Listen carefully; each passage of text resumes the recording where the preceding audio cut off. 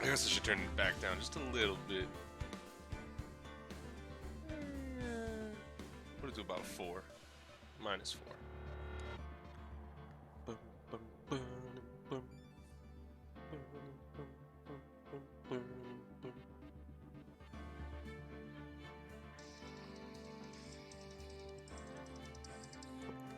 God, that sounds good.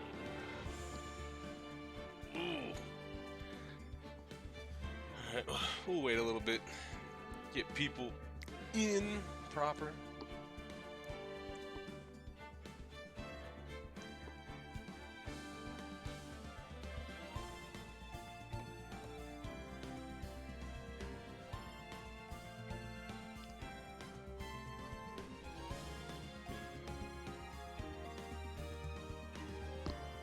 What up, Enrage?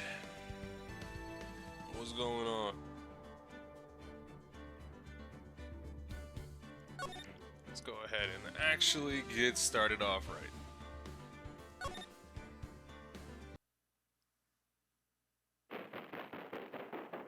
Ooh.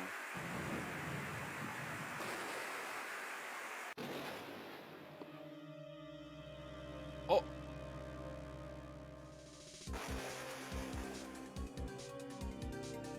Ooh. So we're fancy today, huh?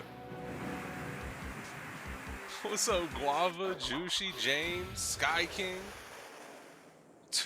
Count 'em, 2 niggas. Or not, maybe not niggas. It's been 2 months since Maya left the office. 2 months without a single trial. I've had offers, but I took none. That is until the day that girl showed up.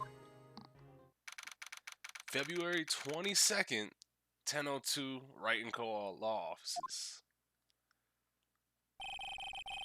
Why do I come here to the office every day? It's not like I want to work. There you are, finally. Where have you been? My sister's trial is tomorrow. And exactly who are you? What up, Exalted? Jalen rating with a party of 10. That's prime time. You came at just the right time. We just started. How about that? Her fit trash? I mean, is that a lab coat? No, nobody knows. Doesn't matter who I am. It only matters who you are. Sosa, Niona, Space Madness. What's going on? The famous defense attorney Mia Fey. Oh, yeah. Who am I? Do I look like Mia Fey? Reshi Jalen? We have no idea who this is. I'm sorry, but Ms. Mia Fey no longer works here. So you are the coffee boy? What did the sign say out front? Did it say coffee boy? Name's Phoenix Wright, the undefeated defense attorney. Right. Wait, you're the Phoenix Wright? My name precedes me. That's exactly who I am. The Phoenix Wright. The Phoenix Wright from the Edgeworth murder case? And a couple others, but yeah. It was the Edgeworth case. We defended that one. Tell me how her fit is good and she's blind. I never said her fit is good. I just said it's not that bad. The jacket is the thing that makes the least amount of sense. I rock with the fucking, the clout goggles. She's actually just wearing clout goggles for no reason. Sorry, I'm afraid I'm not taking cases right now. But you are Phoenix Wright, right? The undefeated. Undefeated. There it is. Reputation precedes me. That's exactly who I am. 5-0.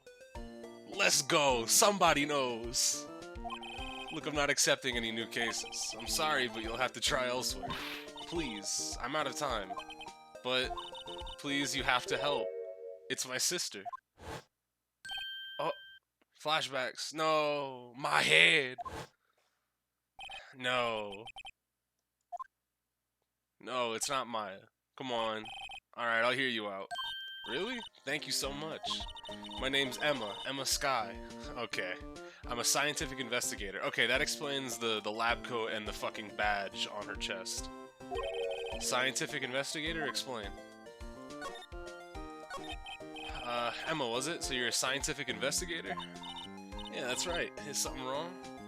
Phoenix got PTSD when he hears sister. Bro, if you walk into your fucking work and you see your boss on the ground and her sister is crying over her dead body, it's just gonna be a bad time for everyone involved.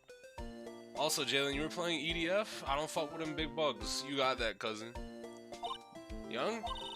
I'll be 16 years old this year. 16? Take that lab coat off. Go to fucking school. What are you doing here? Oh, I see. Wait, only 16? I'm set to be formally assigned to forensics in 3 more years. My work is becoming quite well known at my age, no less. So what exactly is your current position? Well, legally speaking, I guess you can call me an 11th grader. But I'm ready to do my job, at my age, no less. Great, another future professional in training. Alright, tell me about this case. You said the trial's tomorrow? My sister didn't do it. She wouldn't stab someone with a knife. She wouldn't. So, it's a murder case. I don't care if there's a witness who saw her do it. She didn't do it. Well, I mean, if somebody saw her do it, I mean, it's kind of conclusive. That would be the one piece of evidence where I'm just like, alright, maybe. They have to, like if they're in the room and they watch her do it, and they're like, alright, sick, she stabbed her, I'm out. Then she did it. That's what we have to believe. Nobody saw Edgeworth do it. Not even a camera didn't even record Edgeworth doing it. I know she didn't do it. It's a scientific fact. And there's a witness. Just talk to her. You have to talk to her. Niggas can't even have a good time blowing shit up anymore. I mean, you can blow shit up in different games. You don't have to blow up bugs. That's bugs. I promised her I'd bring Mia Fey, but that's interesting. How would she know Mia? So, scientific investigator? Excuse me? I'm not a child, I'll have you know. You're 16. You are, by definition, a child. Still, it's good to have a goal, albeit a very unusual one. I believe investigation should be done scientifically. Don't you? Yeah. Sure can't fault her for lack of enthusiasm. If this case is handled scientifically, I'm sure my sister's name will be cleared. Your sister? I've been doing research, you know. I'm developing a new scientific method of case investigation. It ain't gonna work. I'll show you when I'm done. I'm looking forward to it. Guess I should get down to the detention center and talk to her sister. Alright, now, how do you know about Mia? This Mia Fey person was a few years below her in school, so they went to the same school. She always told me to go to Mia if I ever needed a defense attorney. And, well, I need one. Incidentally, Mia is a woman. Now that you mention it, I guess it is more of a woman's name than a man's. So you're a scientist and you're stupid. That's amazing. Well, it's nice of you to help your sister out at a time like this. You must be close. Oh, she's estranged, isn't she? Well, how long has it been? Actually, when she gets like she is now, I kind of hate her. Oh. Well. But she's on my only family. Your only family? What about your parents? They're gone. They died in a car accident when I was little. Oh, my bad. Alright, so let me go talk to your sister. February 22nd, detention center, visitor's room. I wonder what's wrong with Emma. She got quiet all of a sudden as soon as we arrived. Guard, I thought I told you I didn't want any visitors. Sorry, ma'am, it's just your sister. No excuses. Or did you not want to raise this here, Understood, ma'am. What was that all about? Oh. Hi, Lana. Funny. I seem to remember specifically telling you not to come here. Perhaps my memory is failing. Look, I didn't want to come here either, okay? But your trial's tomorrow and you still don't have a defense attorney. I'll be the one in court tomorrow. This has nothing to do with you, Emma. Isn't that right, Mr. Wright? Damn right. Hey, how do you know me? Mia mentioned you. I've heard quite a bit. Or I'm sorry. What exactly is it that you do? My name's Lana Sky. I'm chief prosecutor for the district. Ooh, chief prosecutor. Okay, that's why you have seniority over the guard. 2 sisters. One's a lawyer. Or 2 sisters, 1 a lawyer. Could this be a coincidence? Emma, Lana, I mean, they're just like... Oh, okay, I get it. Don't flash... Okay, I thought they were gonna flash fucking Mia's picture. Is something wrong, Mr. Wright? Nope, I'm right. Tell me about the case. There's something you should know from the start. Which is... the suspect in this case has confessed to the crime. Huh? So, did you confess, or... wait, but the suspect is you. Me? I did it. Well, Mr. Wright? Well, why don't you begin by telling me exactly what happened? What's with these niggas' fits? Okay, some people have clean fits, some just have really weird fits. This is a fine one. This one's okay. Crime took place yesterday, February 21st, at 5:15 p.m. That's quite specific. It was in the witness's deposition. A witness clearly saw me committing the crime. That was a bit of bad luck, wasn't it? Crime took place in the underground parking lot at the prosecutor's office. The body was found in the trunk of my subordinate's car. The prosecutor's office, huh? In your subordinate's car trunk? Classy. I was arrested on the spot, caught red-handed, as it were. Well, that's just great. Who's the victim? An investigator with the police department. I suppose the correct term is No! It's not Gumshoe. Death was due to a loss of blood. He was stabbed once in the stomach. By you. Death wasn't immediate, but the wound was fatal. I see. Allow me to repeat myself, Mr. Wright. The victim was a detective. You know what that means, don't you? Uh-oh. What, Mr. Wright? What does it mean? Well, it means the police department will consider a matter of pride and to have me found guilty. They will use any means at their disposal to do so. This case gets worse and worse every time with everything I learn. Yeah, this fit is better than her sister's. Her sister's has just got a lot of stuff going on, but you can say, oh, 16-year-old that's also in the science lab all the time. I can see that. The fit makes sense, at least for her. So you're the chief prosecutor. That is correct. I am responsible for overseeing every trial handled by the prosecutors in this district. I make sure the prosecutors have what they need to do the job and manage every aspect. Those are my responsibilities in a nutshell. That's an awfully large nutshell. Still, I'm a little surprised. I would think you'd recognize the district's chief prosecutor, Mr. Wright. I've never seen you before. Why would the two niggas I've seen, one is Edgeworth, the other's in jail. That's my fault, by the way. He's in jail because of me, by the way. In fact, it seems impossible. You wouldn't. Lana? What happened to your hand? Oh, this? I cut myself by accident. When I stabbed him, that is. Huh?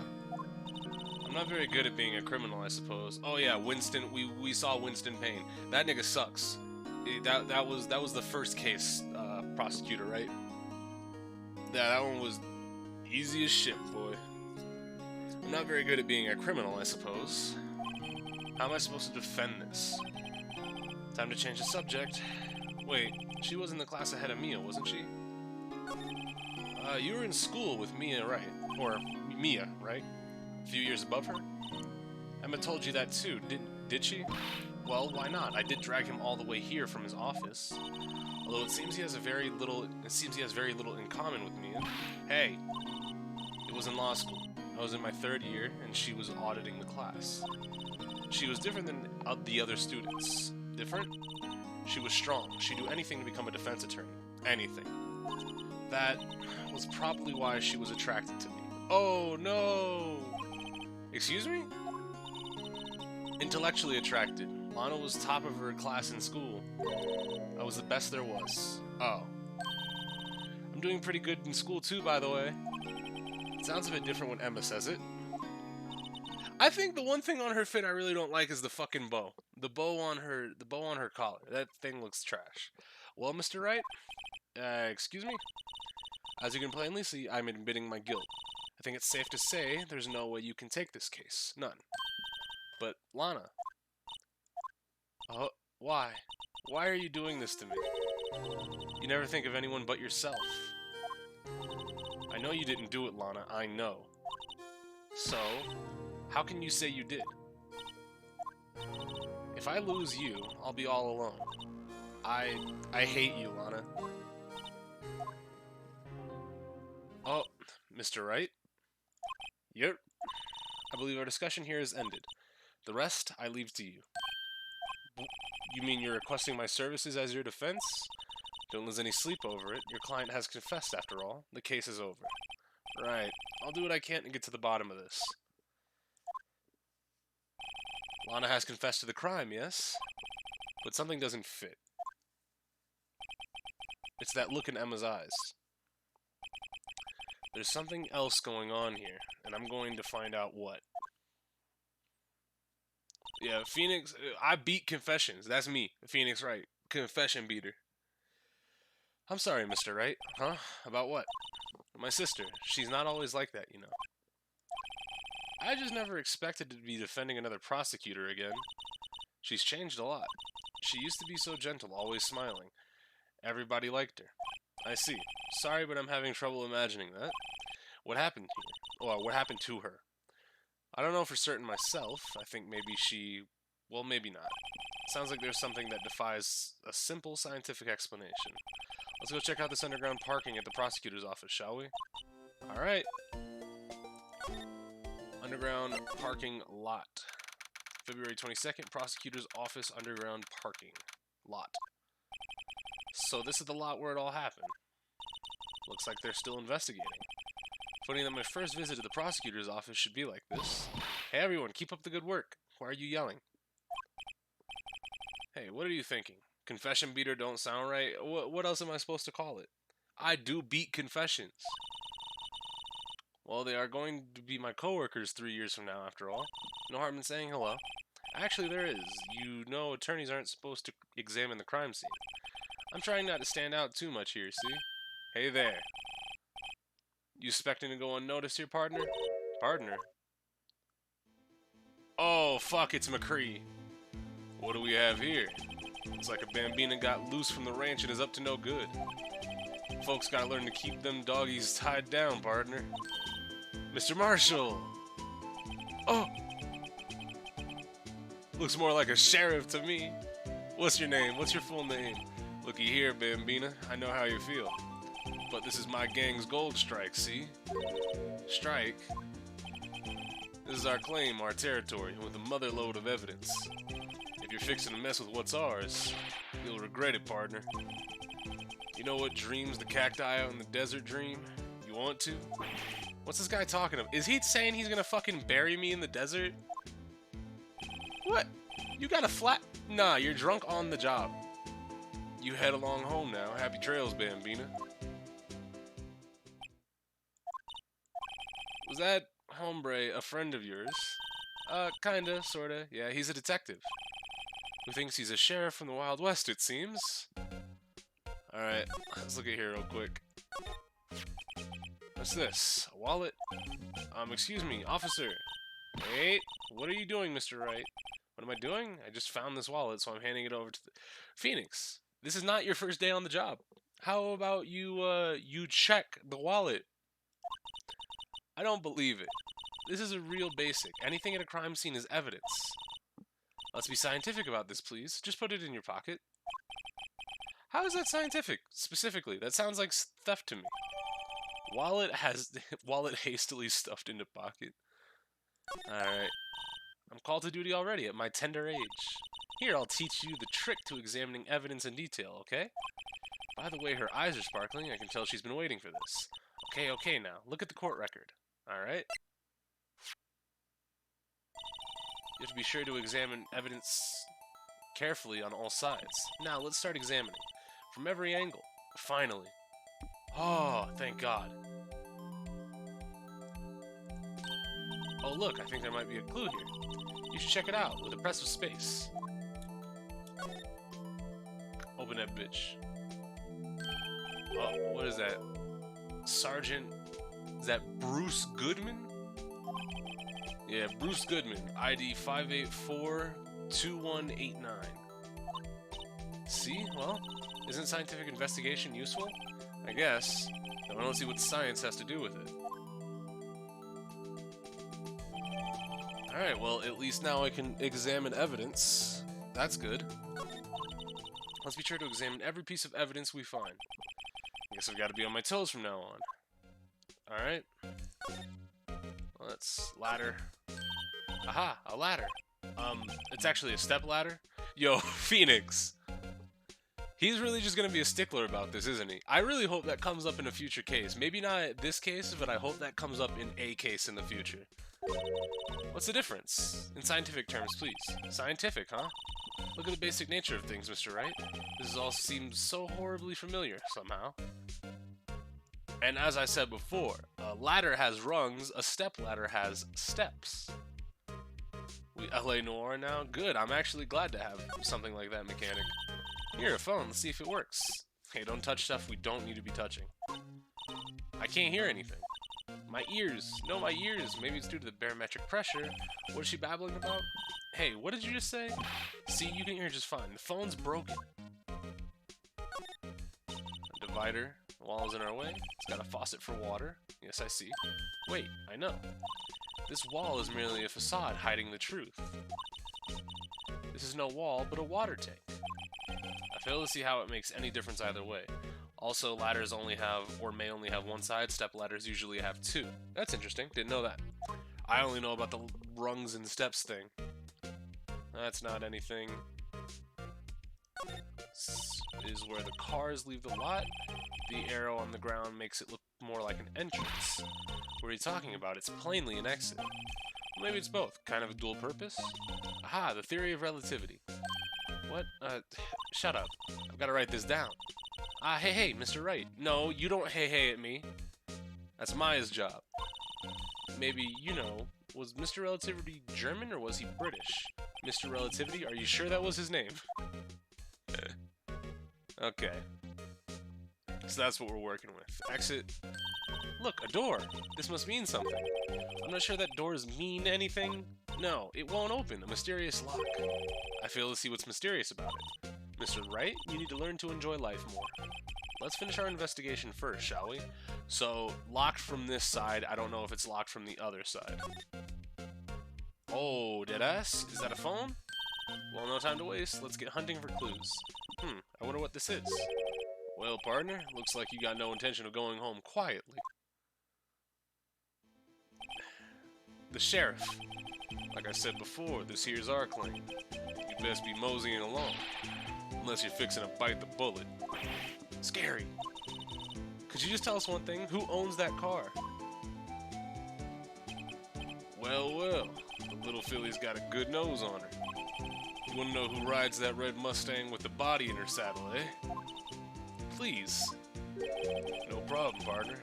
About time for vittles anyway. Get yourself to the saloon up on the 12th floor of the Prospector?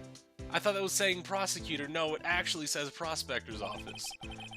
Might just find you a cerveza you like. Prospector's office? Where does this guy think he is? And when, for that matter?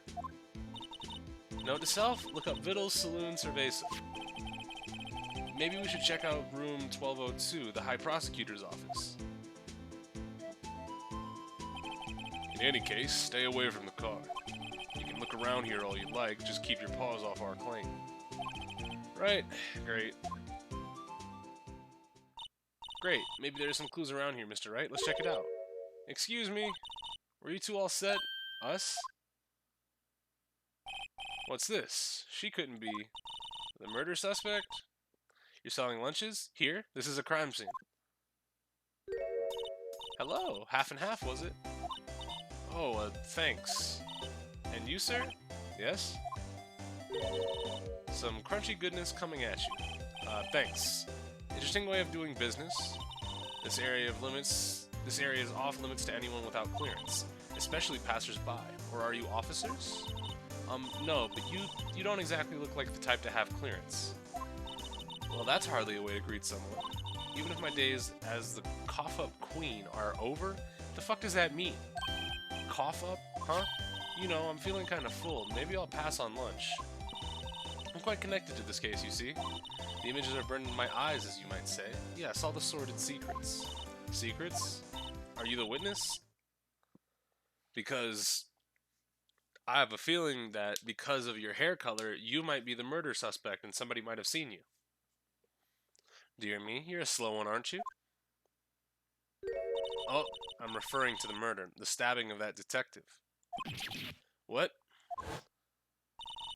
A witness clearly saw me committing the crime. You mean you're the witness my sister was talking about? Please, cough up, Queen. Tell us what happened. The name is Angel Star. Don't you go forgetting it. Or before you know it, I'll have you whimpering at my heels. Yeah, you're definitely the murder suspect. Fuck off. Yes, ma'am. Yep, she means it. Alright, yeah, no, the fucking onigiri hat and the octo dog choker is just whatever. I get it, you make food. Tell me about the case. Somehow I knew.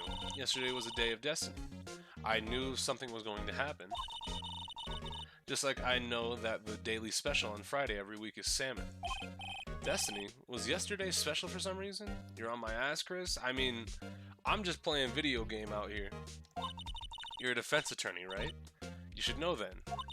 You should know the foul misdeeds of evil ones who haunt this den of inequity. Excuse me. Evil ones. Prosecutors. They have no qualms about blackening the names of innocents. The blackened.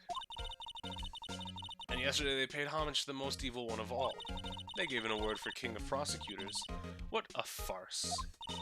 So, she's saying there was some sort of prosecutors' convention yesterday? And I was almost compelled to lace their lunches with something foul. Do you have a personal grievance against prosecutors or something? Was there some kind of scientific evidence of this, evil? Young miss, mock me at your own risk. You'll soon find out why they call me the cough-up queen. Ew. The most heinous of all the evil ones, the one they awarded yesterday. It was in his car they found the body. Proof that he devours the evilest lunches of all. Really? Really what? I'm totally confused here. One thing is clear, this lunch lady has a thing against prosecutors. So is that fucking... that can't be Edgeworth's car, right? Is it? We don't know. Because Lana said that the car belonged to her subordinate, right? And I guess technically any prosecutor is up on the docket for that.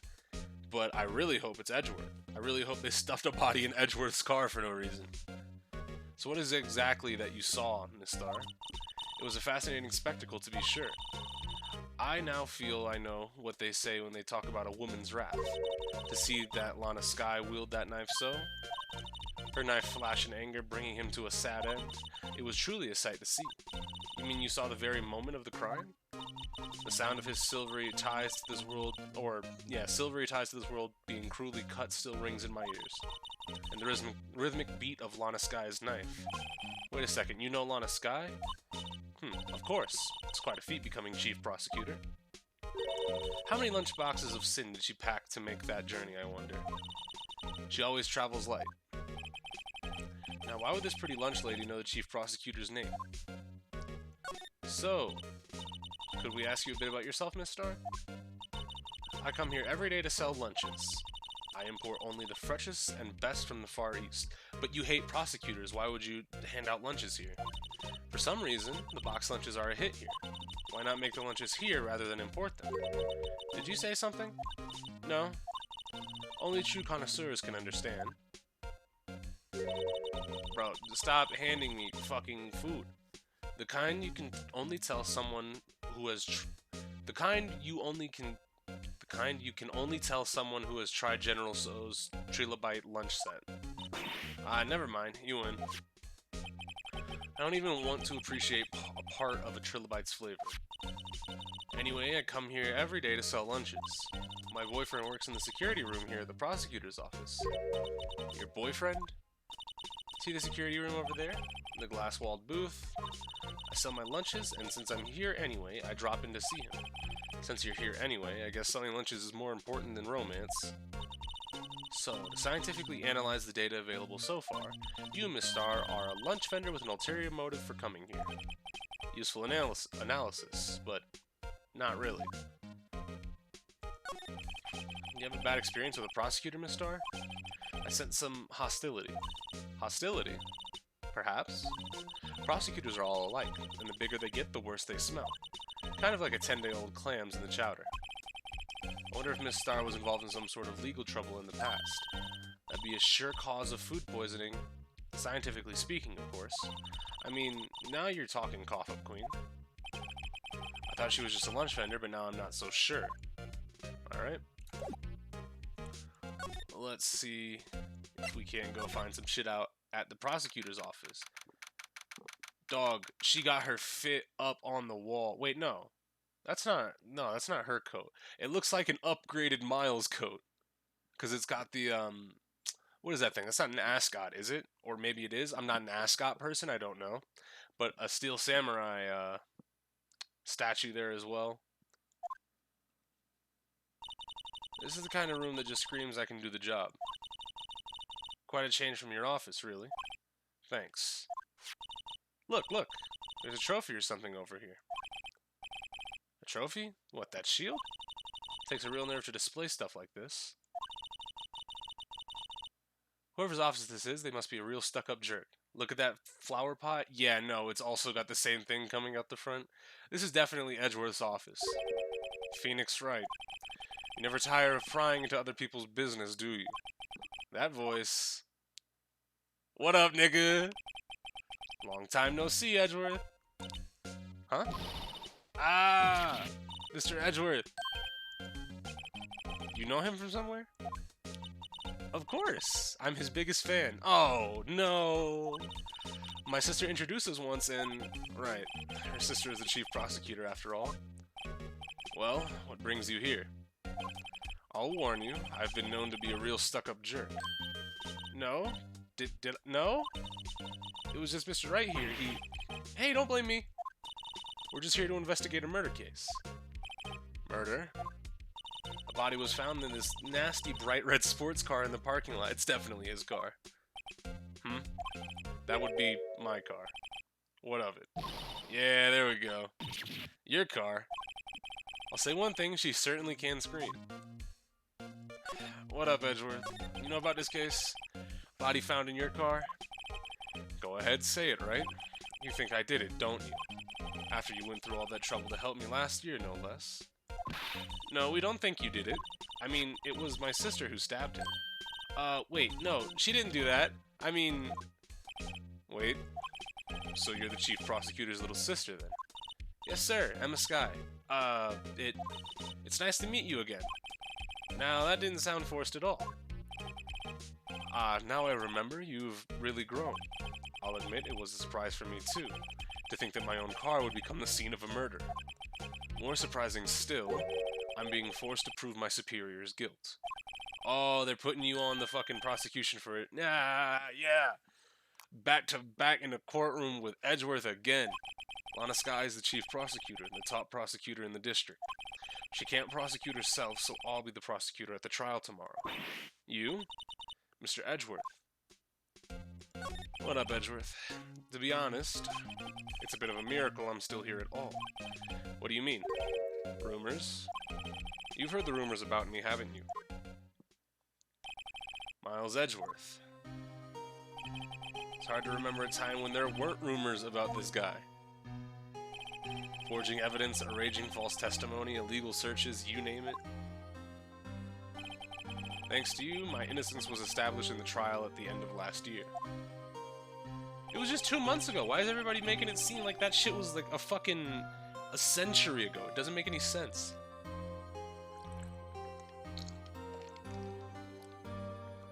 However, there are some who say I'm the one responsible for the current incident. What? It was last year, but it's like saying like stuff that happened, because it happened like it was after Christmas that we finished that trial. We finished it on the 28th. It wasn't even 2 months ago. Like, what are we talking about? That's crazy. Some people need very little excuse to think ill of others. It's a fact of life, impossible to stop. But some of them even go so far as to present me with toys like this. They think it's funny.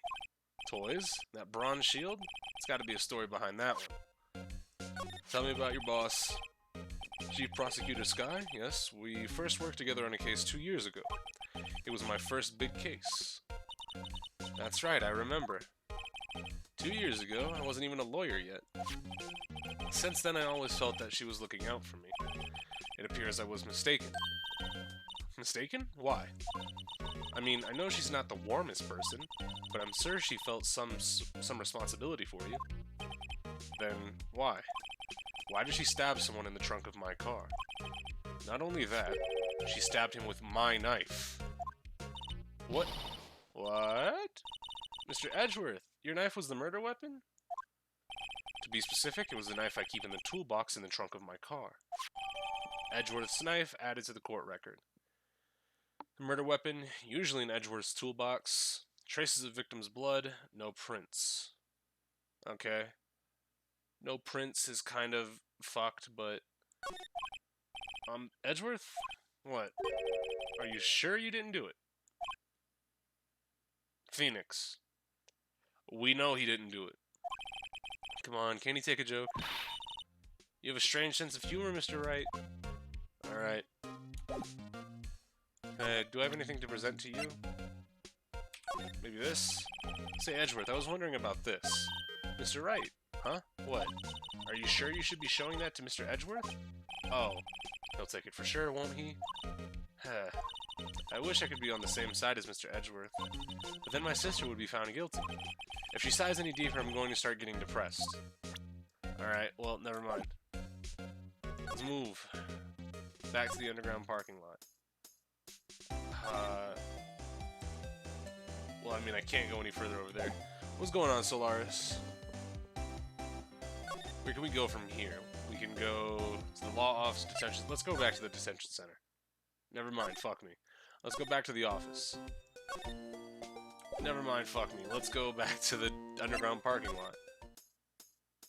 We didn't examine Edgeworth's office, did we? I've been wondering, what the heck is this? It has a big K on it. Prosecutors. Huh? What's that?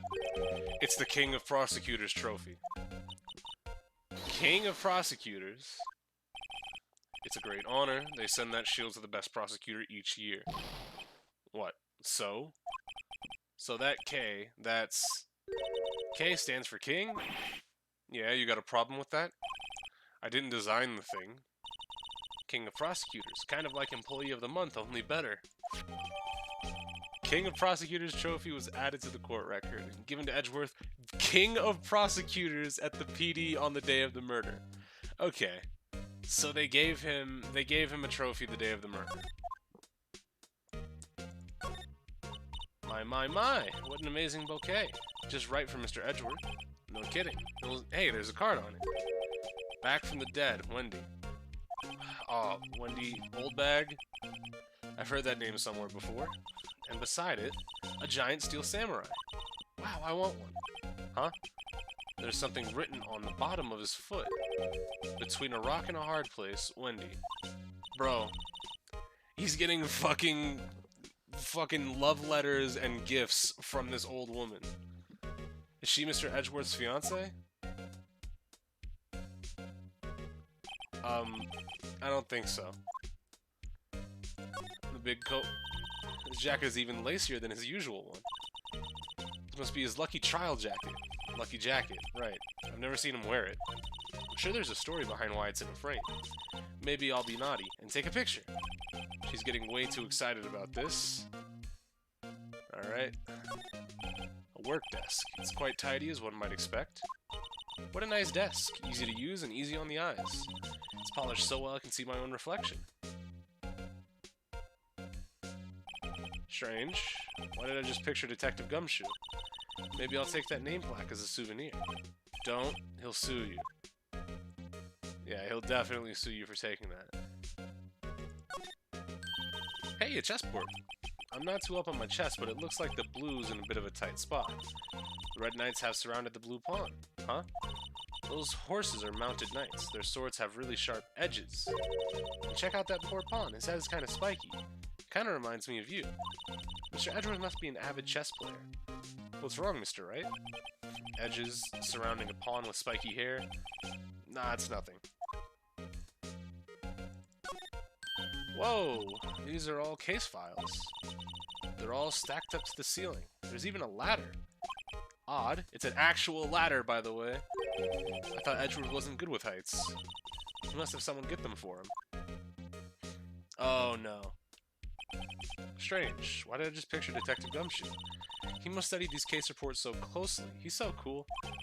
You wouldn't say that if you saw him sweating bullets up on that ladder. Ooh, cute. What a pretty tea set. I go more for the instant tea bags myself.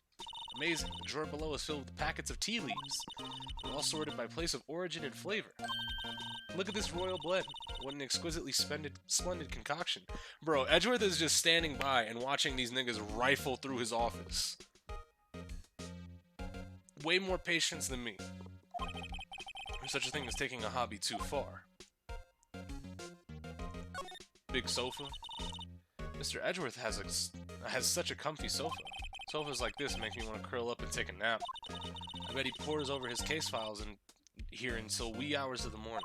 Then he takes off his jacket, rolls up his sleeves, and goes to sleep using his arms as a pillow. I don't believe it. She's actually daydreaming about Edgeworth working. I bet in the morning he has sofa hair and little creases on in his cheek from the seams. He's so cool. Sofa hair is cool. Alright, I think that's everything though. Oh, window. Whoa! What a view! It must be nice to have an office on the 12th floor. I guess you would feel important? Incidentally, were you to jump out this window, the time until impact with the ground would be... Got it. Approximately 3.23 seconds. Is that correct? Well, depending on how high up the 12th floor actually is. If it's the 12th floor, like, is it, like, European 12th? Is it, like, US 12th, where the first floor is the ground floor? Or is it ground and then first, second, you know, like... It's probably right, though. That's handy to know. Alright. That looks like everything, though. Anything new? Nope. Yeah, Japan, America. I don't know exactly what the fuck type of, what the type of specifics would be. Wouldn't it also depend on your weight? Nope. If you remember, or maybe you don't, but the famous scientist Galileo did an experiment where he dropped two things of varying weights from the top of the Leaning Tower of Pisa, and they reached the ground at the exact same time. It depends on how well your air resistance would be. Like, for example, if you were to drop like a feather and a book, the book would hit the ground before the feather. However, if you were to drop a bowl and a book, the book weighing a bit more, they'd reach the ground at the exact same time from the exact same height. Acceleration due to gravity is the exact same. We got nothing with you.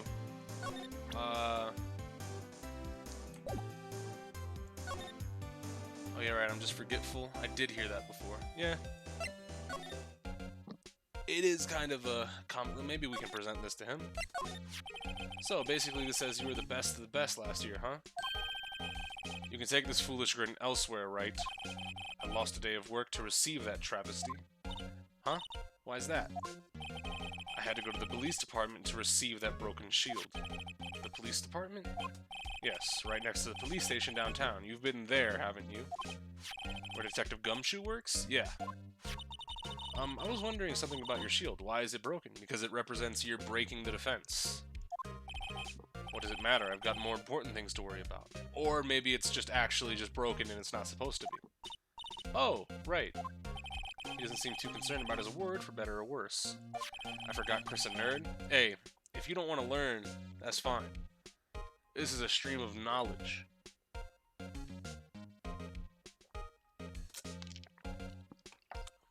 This is also a stream of me realizing that I have a beard hair stuck at the bottom of my cup. So that's amazing. Yesterday was a very busy day at the prosecutor's office. Maybe we should ask him more about yesterday.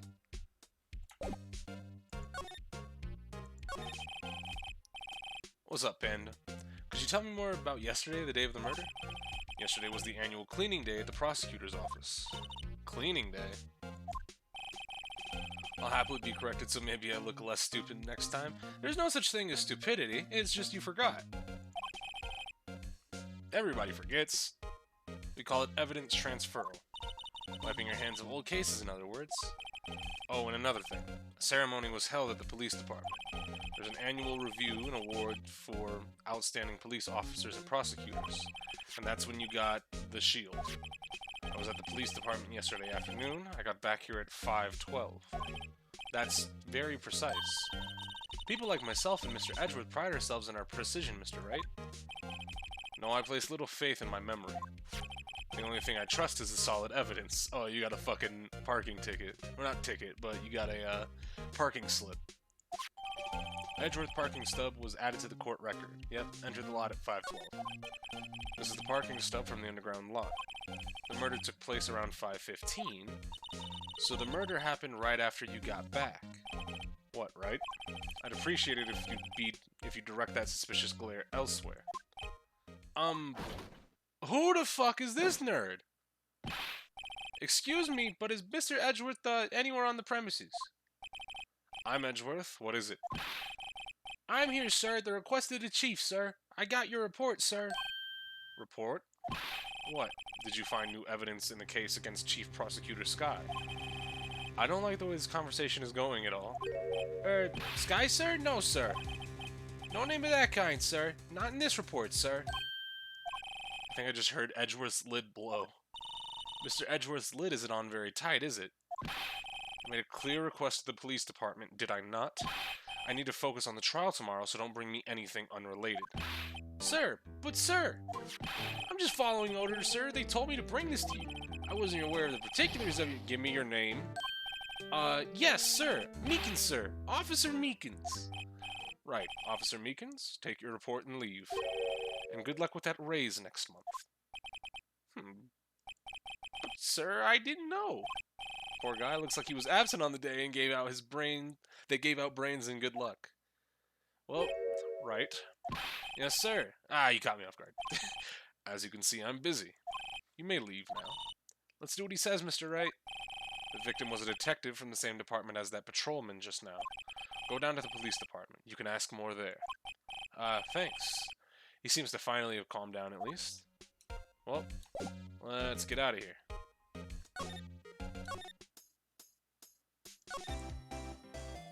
Police department entrance. Who the fuck is that guy? What is that mascot? Whew, we're finally here. Why would they put the police department so far away from the prosecutor's office? Beats me, it took almost 30 minutes by taxi, and traffic wasn't even that bad. The police department, huh? I've only ever been to the criminal affairs next door. What's that? Disturbing. Why does it undulate like that? Oh, wait, I know. This is the blue badger. That's a badger? Well, fuck you, that's a badger. Shut up. Wow, Mr. Wright, you sure know a lot about the police. Still, he does seem familiar somehow. Forget the blue badger. What's that next to him? Or who's that next to him? Someone appears to be dancing with the blue badger. Uh-oh, he noticed me. He sure is running over here fast. Hey, pal, what do you think you're doing here? That's my line, Detective Gumshoe. Specifically, why were you dancing over there? What? Well, at least he doesn't seem busy. This is our chance to get information. Hey, I'll have you know I'm a very busy man, pal. Alright, what you know about this case? Blue police badge, I hate it. I don't like it, and I wish it wasn't existing. I'll give you one word of advice, pal. You better not agree to defend the suspect in this case. Why not? Huh? Well, it's just that the chief prosecutor has confessed to the crime. She says she summoned the detective to the prosecutor's office and killed him. What if she's not telling the truth? Yes, well, no. Come on, pal. There's plenty of evidence against her. What if the evidence was faked? Hey, pal, can I speak to you for a second? Huh? Me? Why is this little girl so peeved at me? She's a relative of the suspect. She's Lana Sky's sister. Whoa, the chief prosecutor's little sister. Please investigate this case carefully, okay? Scientifically. Yes, sir. Oh, by the way, you might want to keep your voices down. You don't want to be overheard by using words like faked. Huh? It's a sensitive issue with us these days. Alright, tell us about the investigation. Yeah, that's the only thing I can think of because it's not a badger. Of course. Police badge, but it's still it's stupid. You're right, and it's stupid. So, what are you doing here, Detective Gumshoe? Me? Oh, well, nothing, really. He kicked me out of criminal affairs. Detective Gumshoe, what'd you do? What do you mean, this time? Then what happened? I know things are busy right now. I mean, with my sister's case and all. It's true, we've never had a chief prosecutor murder anyone before. Only the highest-ranking people are being let into criminal affairs now. The lowest-ranking guy in there is our chief of detectives. They're not letting any of us rank-and-file detectives in at all. None of you? I know this is an important trial, but isn't that a little odd? Correct. So anyway, I thought I'd spend the day getting the Badger dance down pat. Isn't there anything else you could be doing? The chief of police himself is directing this investigation, pal. An Officer Marshall was assigned to the underground parking lot. Officer Marshall. To think about it, Emma did seem to know that Marshall guy. Patrolman in charge of a crime scene. It's unheard of, pal. Alright, well, let's...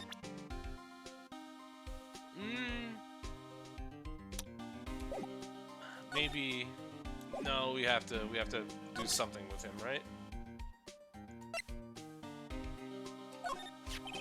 Detective Gumshoe, what can you tell me about this? Huh? Hey, pal, this is a detective's ID card. You just can't keep that. You have to turn it into the police. It's people like you that get me into so much trouble all the time. Meaning Detective Gumshoe must drop his card a lot. Let's see. Bruce Goodman. Goodman. Sounds familiar. Nah, my mistake. But, now I remember. Bruce Goodman. He's the victim. That's what I thought. Can you tell us more, Detective Gumshoe? Also, hold on, let me... We can now check everything. I forgot about this. Oh, well, shit.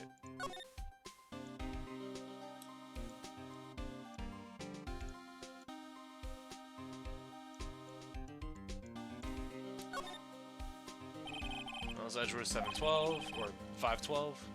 This is date of the day of the crime. Murder took place 3 minutes after Edgeworth parked his car. If only he was held up at a couple extra red lights, he wouldn't have been caught up in this whole affair. Perhaps. It just goes to show you never know what'll happen when you run a yellow light.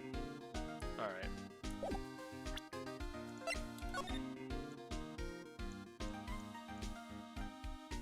Oh.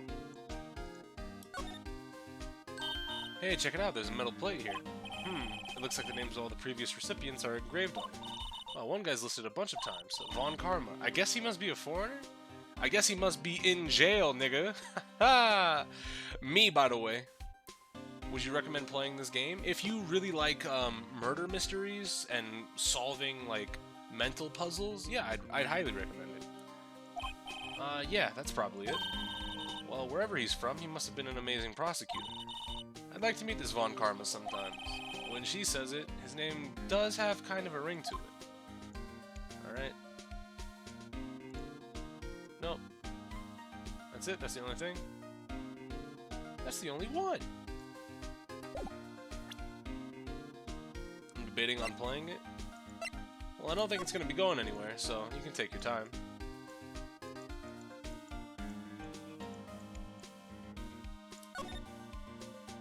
Name and ID number are written here. Sergeant Bruce Goodman. Yeah, I wonder why they only use numbers for IDs. What else would they use? Letters, silly. There's a reason why we have a written language in the first place. True? Sergeant Bruce Goodman. Yabba dab. Adieu. Doesn't take much to amuse her. I never got to look at my attorney badge. So this is what the back of the badge looks like. And I always thought it had a safety pin. Each badge has a number carved into it. That way you can tell which attorney it belongs to. You mean you couldn't lend your badge to anyone? No, I'd be found out right away. Well, that's no fun. What is that? Oh, I'm just gonna get the same shit. Never mind.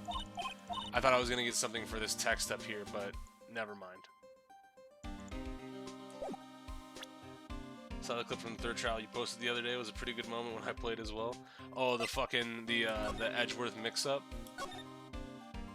It's must be the victim's blood, right? Either that or Edgeworth cut himself peeling an apple. What's Edgeworth doing with a knife like this anyways? Hey, maybe he spends his weekends roughing it in the wild. Edgeworth in the wild? I think my fruit peeling theory is more likely. Are you kidding? I always pictured him as an outdoorsman. Now there's a scary thought. So this blood could either be the victim's or it could be from the wound on Lana's right hand. We don't know. I was trying to come up with something. Yeah, trying to come up with something while objecting. It's pretty good. Well, no, I wanted to present. Hey, that's it. That's the King of Prosecutors Award that they awarded Mr. Edgeworth. You at the award ceremony, Detective Gumshoe? Of course, pal. I got an award for diligence myself. Ah, congrats. I was wondering, why is the award a shield? And why is it broken? Oh, there's a reason.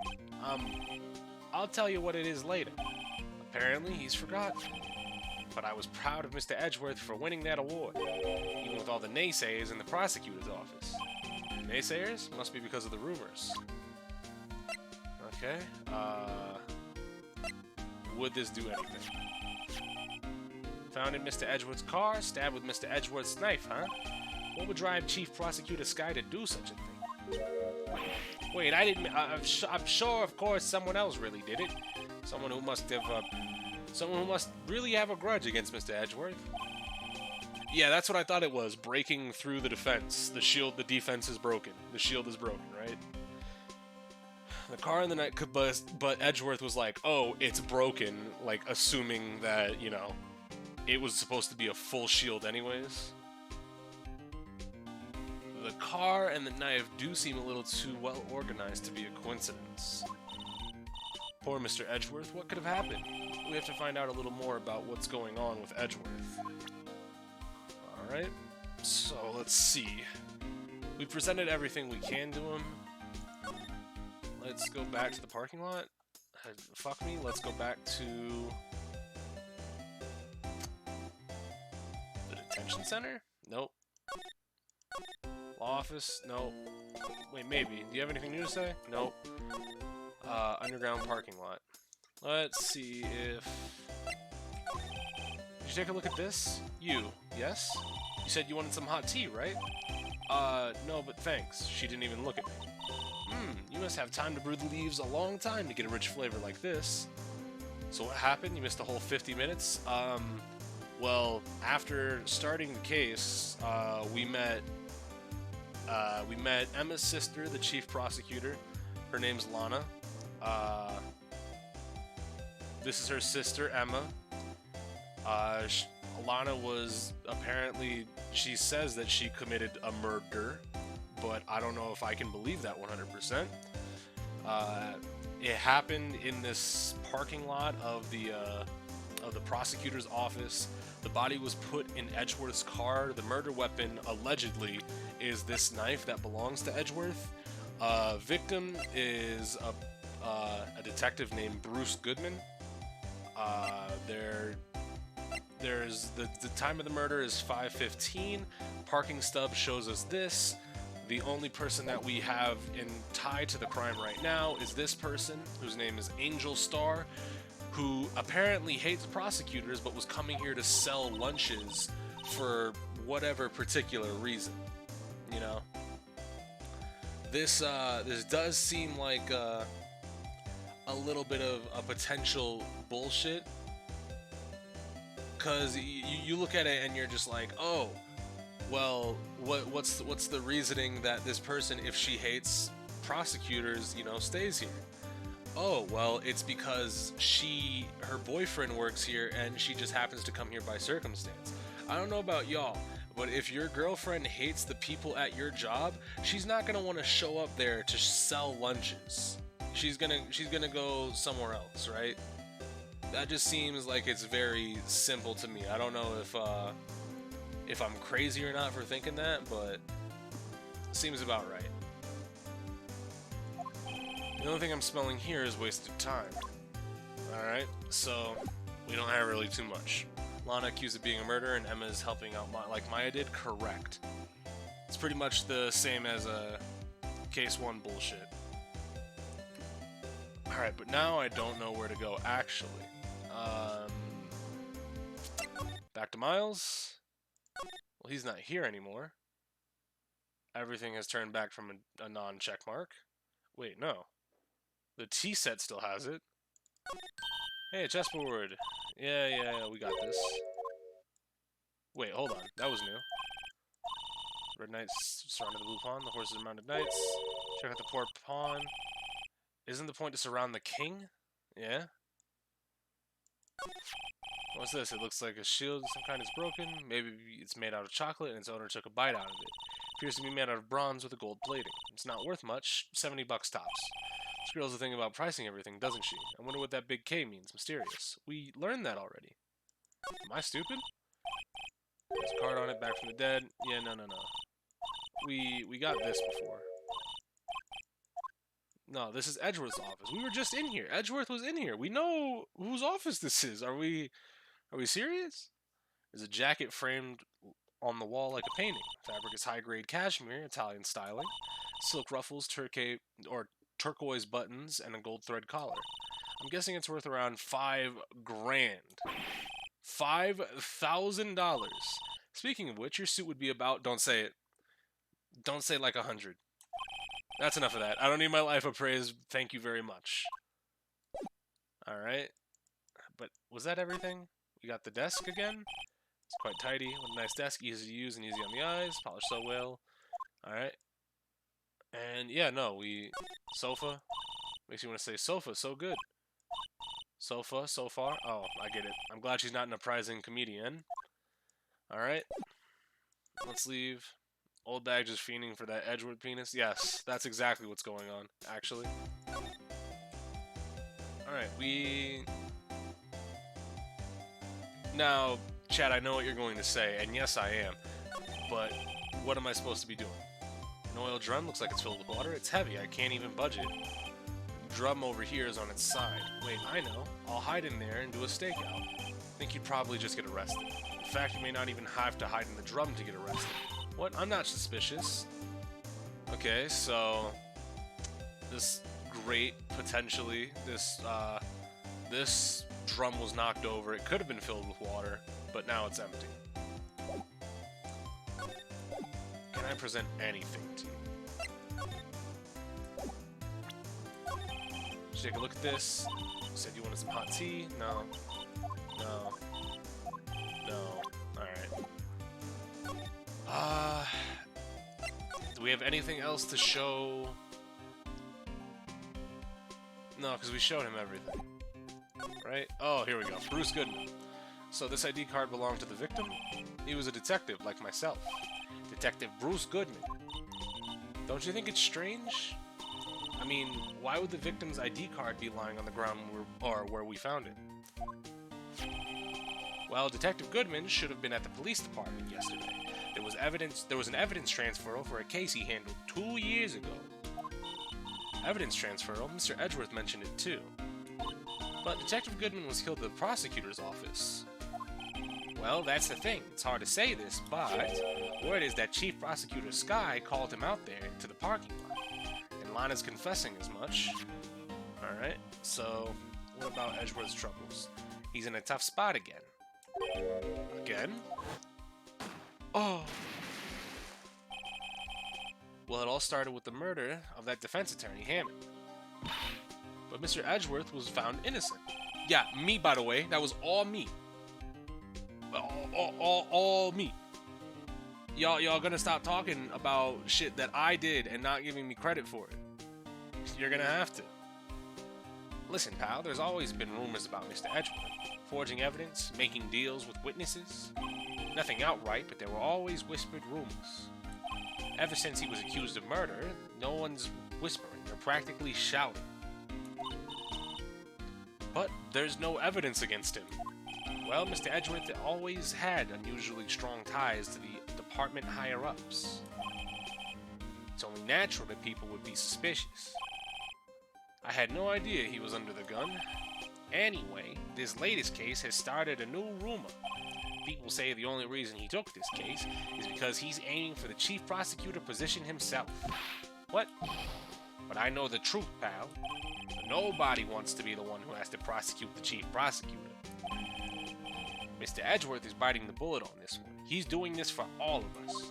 Alright, well... Shit, okay. Whoops. Hit escape instead of left shift. We can move... Where the fuck are we... What are we supposed to do now? Present? Do we have anything new? No? Move?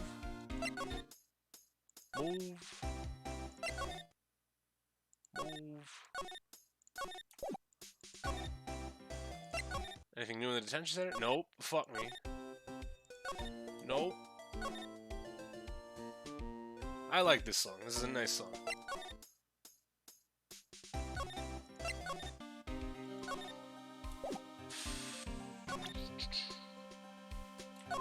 Do you know I'm a detective? You show this to me every time we meet, pal.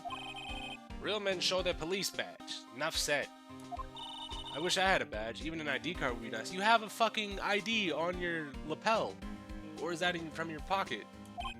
Wait, speaking of ID cards, I found the detective's card, didn't I? Yeah, I already showed it to him. The ID card belongs to the defect. Yeah, we got this. I forget my secret number 2 a lot. It's scary. But I'm me, after all. And what could be wrong with that? I think I'll stay out of this conversation. Okay. So we have to present this to... Oh. Double-clicked it. About this card. Lunchland vendors only accept cash, no cards. Especially not a card belonging to someone else. No, this isn't a credit card, it's an ID card. It belongs to a detective. And you're showing this to me, the lunch lady. Why? That's like showing a fine honeyed ham to a detective. Why do I always feel like I'm being mocked? Well, I mean, if you saw what happened, you should recognize the victim, right? I don't know, maybe I'm not smart enough to wrap my big brain around that, but... Maybe I'm just stupid. Anything new? No. Anything new? No. Maybe I can present the evidence to you. Fuck! I keep double-clicking. Here, see this? Most of the defense attorneys have a tendency to want to show people things. What is this, behavioral study of lawyers? Here, see this? Oh, well, I guess nothing? Fuck. Alright. Actually, what to do now?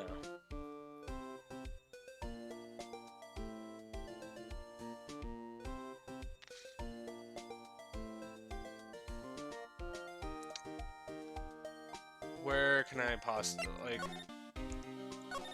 There's nothing here. I don't have anybody else to present shit to. Unless I need to present something else to... Because I presented the knife, I presented this, fuck. Hey, that's it, yeah. Got this. Yes. Presented this. Yes.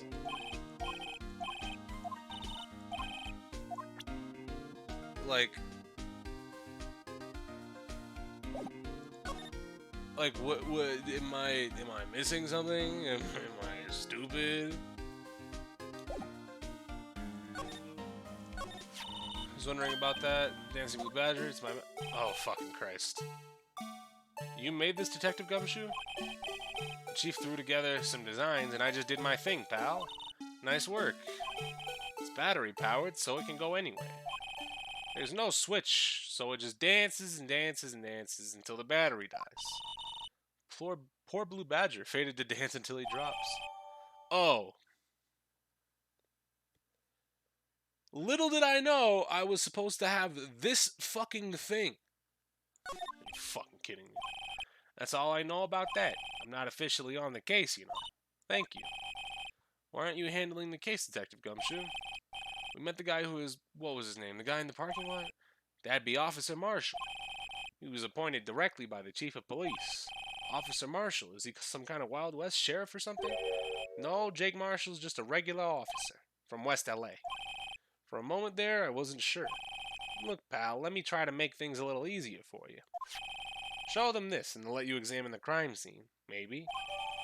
Detective Gumshoe's letter of introduction. Jesus Christ. I'll be surprised if this gets us anywhere. Just act like you're supposed to be there and nobody will look twice at you, pal. Son of a bitch. February 22nd, prosecutor's office, underground parking lot. Looks like the investigation is still going. I have to be getting back to the shop. Sorry, looks I'll be stuck in this pit till the sun sleeps. I'll see you tonight in my dreams then, baby. Oh, still here? Ah, hello. Why the surprised looks? Didn't I mention I've got a boyfriend in criminal affairs too? What happened to the security guard? What's wrong, Bambina? You're looking like a doggy that's lost its herd. Jake Marshall. Strange guy to put in charge of a crime scene. Alright. Will you tell me anything before I present? Seems a crime, a cold grave for men who's lost their dreams. And me, I watch over them as they sleep, dreaming of the desert's harsh judgment. He's asleep. Well, should we show this hopeless case something to catch his in? Oh, that's Phoenix, not him. Yeah, so is he gonna say anything about himself? Scene of the crime. Cool. Yeah, we gotta present. Fuck off.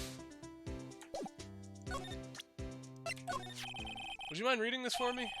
What's this? I warn you, fan letters to me go right in the spittoon. It's a letter of introduction from Detective Gumshoe. May we investigate? Gumshoe? Ah, that old cow dog. You holding a birthday party or something? Huh? Look, where it should say introduction, it says invitation. Ah, I think he just miswrote it. Wait, why am I getting all defensive here? No worries, this proves it's from Detective Gumshoe, better than a blood test. Guess I'd better let you in then. Thank you, Officer Marshall. Oh, that's right, he's a patrolman, not a detective. Which reminds me. Hey, wait a sec. Isn't a crime scene supposed to be handled by a detective or higher? Well, folks, clues are calling. Welcome to our gold strike. Be like the settler. Strike out for lands unknown. Manifest destiny. Let's have a hootenanny. Why a hootenanny? Did the fucking writing staff just want to put in hootenanny for reasons? Note to self, police investigations are like settling land. Well, Mr. Wright, what do you say? I say I won't be needing this anymore. Detective Gumshoe's letter of introduction crumpled and discarded. We could have possibly used it later. Alright, let's slide and examine. Phone. Scientific analysis would suggest this belonged to the victim. I can't think of anyone else it belonged to. What's so scientific about that? Should we check it out? Yes, check it out. What the fuck? Oh, well.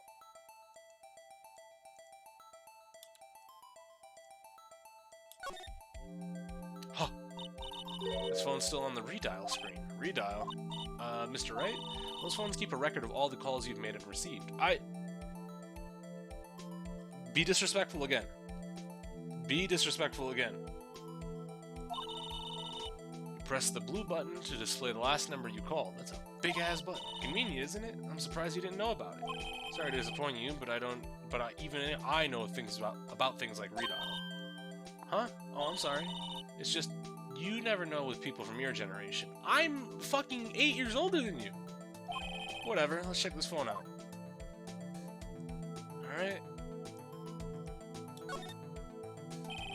Now to see who's the owner of this phone line called last. Note to self, a defense attorney doesn't think first and he just pushes the button.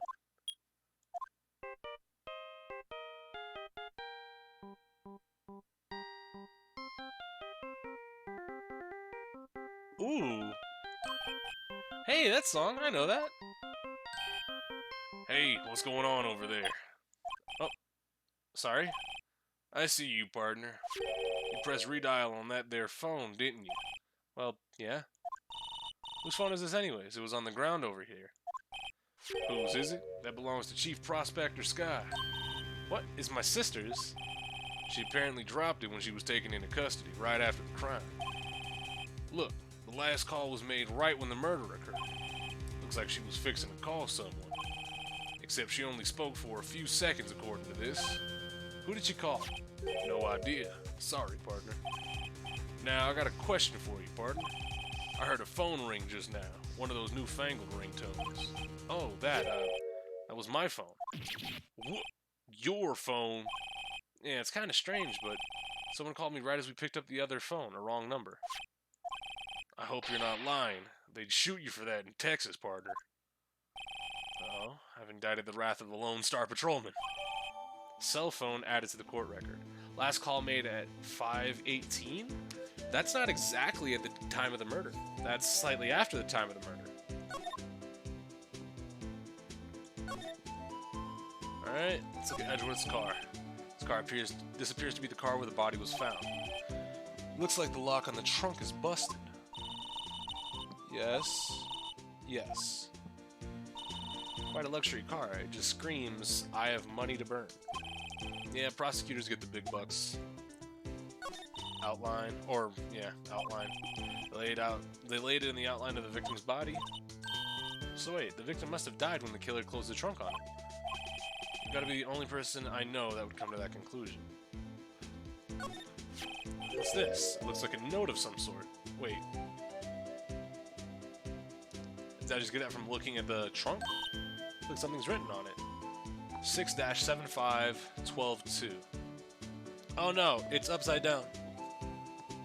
Because that's supposed to be 221. SL9? I'm trying to fucking turn my head. SL9 maybe? So it's not 675 and 12 or 12/2. It's 212 SL9. You're right, let's see. 76S 12-2. There's a name printed on the paper above. Good. Maybe it fell out of his pocket as he was killed. Well, so what does it mean, Mr. Wright? How am I supposed to know? Note to self, for deductive reasoning, go to Edgeworth, not Wright. Sir Edgeworth wouldn't know what this means either. Goodman's note added to the court record. Perfect. So, let's look at the court record. What?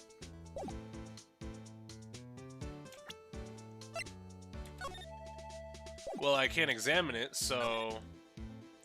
Yeah, it's definitely fucking... 221 SL9. Whatever SL9 is. Alright. B block is through here, that's where the visitors park. See the Lunchland car from over there, far in the distance. Hey, you're right, I like the cute design on the door. You can see a cartoon cow just munching down on a juicy looking steak.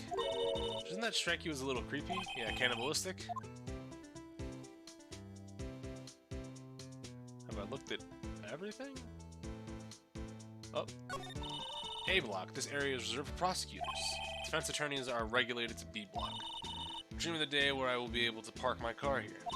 I'll go over to B block and buy my hamburgers from you, Mr. Wright. I'm not planning on giving up my job that soon.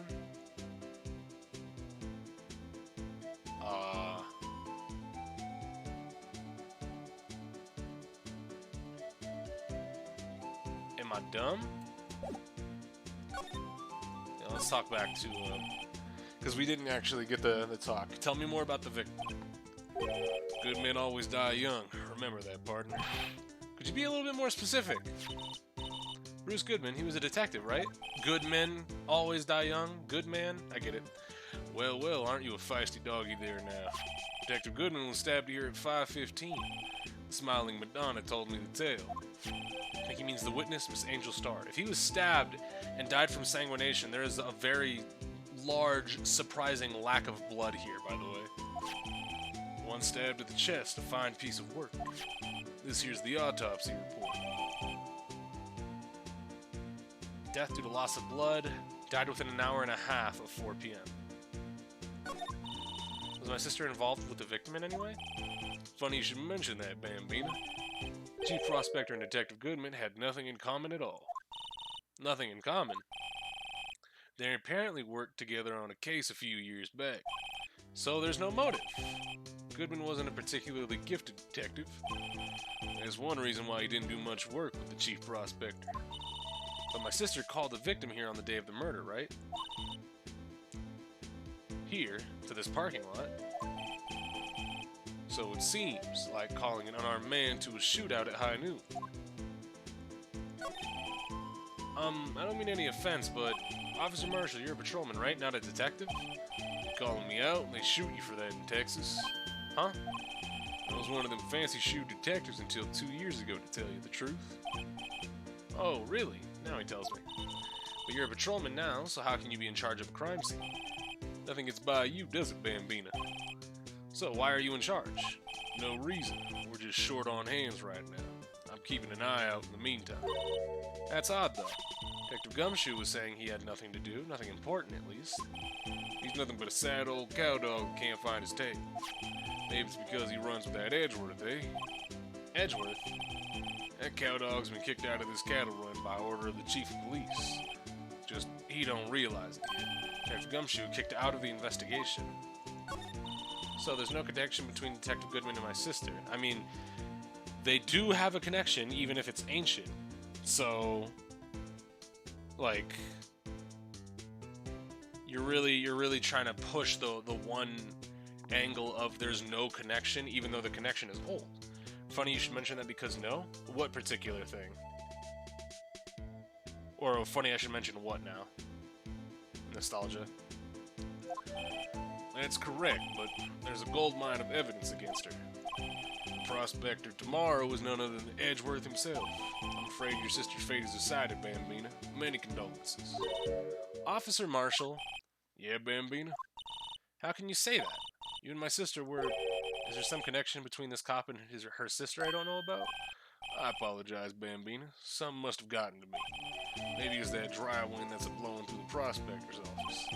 Dry wind or ill will, someone's up to something here, but who?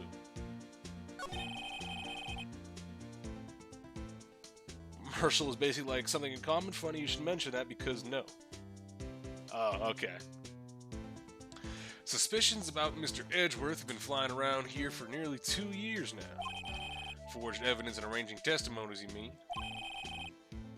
He was unbeatable because he did whatever it took to win. Unbeatable, that is, until he met you. But rumors are just rumors, aren't they? These are prosecutors we're talking about. Evidence is everything to them. If you follow the rumors about Edgeworth to their source, you find one person. But they're off limits. Untouchable, you might say. One person? Who? Hate to say this, but it's your little sister, or it's your sister, Bambina. Chief Prosecutor Lana Sky. My sister? Edgeworth couldn't rustle all those cattle by himself. Some people load their guns with bullets. Some people load them with deals. Marshall is... okay. And then he added that on later with the old case. Yeah, like, oh, they don't have anything in common except this one particular thing they have in common. But nothing. Nothing in common at all. Why would you think they have anything in common? Nothing. Where there's gunshots, there's bound to be bullets. That's the old-timers say. There's a big old secret hidden around here somewhere. Everyone knows it. Is that why Detective Gumshoe was taken off the case? They targeted him because he was closest to Edgeworth? So, how are we doing, Mr. Wright? I guess we've got some clues. We have an autopsy report, a note from the victim, and a cell phone. So, you think we'll be okay? Well, the only thing that's still bothering me is that Lana's confessing to the crime. She says she did it. No problem. I can guarantee that she's not the criminal. Oh, by the way, Emma? Yeah? I know that song your phone plays when it rings. What? It's the Steel Samurai theme song, isn't it? That popular TV show for kids? The phone that rang earlier wasn't mine. It was yours. At 5:18, just after the murder took place, your sister called you, didn't she, Emma? I'm sorry. Can you tell me what you talked about? She hung up right away. I see. Cell phone updated in the court record. Good cover, Phoenix, by the way. I was actually really fast on your foot thinking. What's up, CJ? The detective is murdered, and the suspect is at the top the top prosecutor in the district. Got a bad feeling about this, like maybe I still don't know everything that went on here. Ooh. We're going to a trial already? Hell yeah, save. Let's see, are we? Yep. Trial former?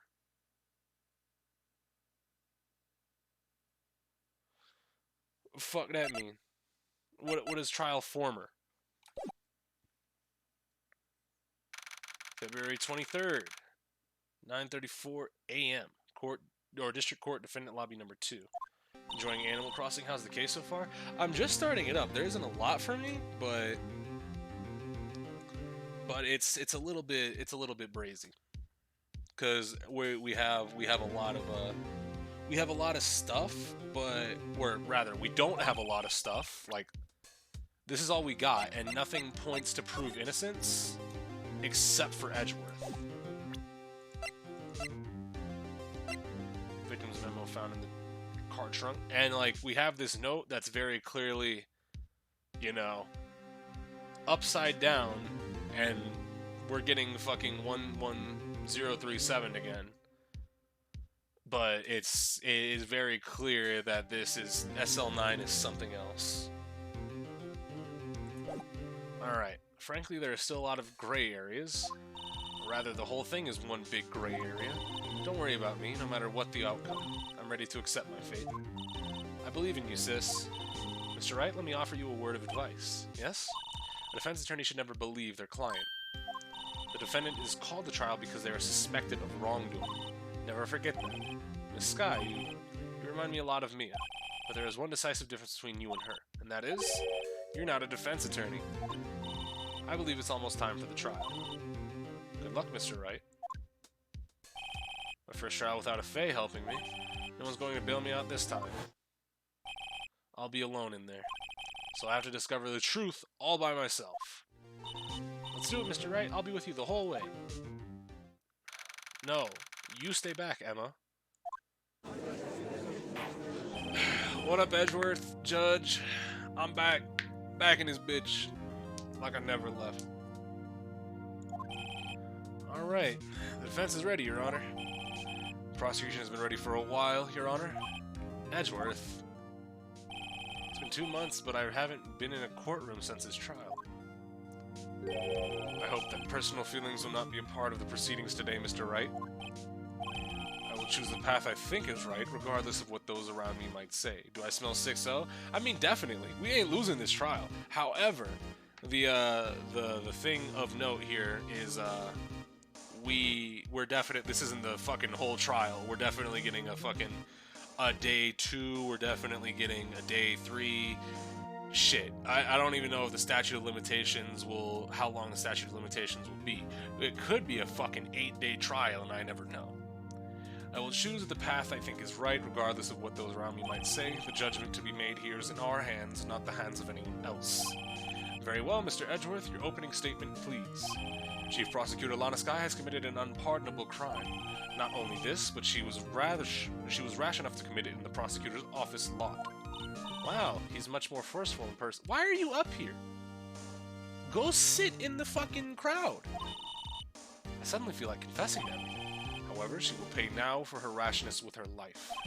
There was a witness to her crime. A professional witness. Well then, call your first witness, Mr. Edgeworth. The prosecution calls its first witness, Miss Angel Starr, to the stand. The cough-up queen?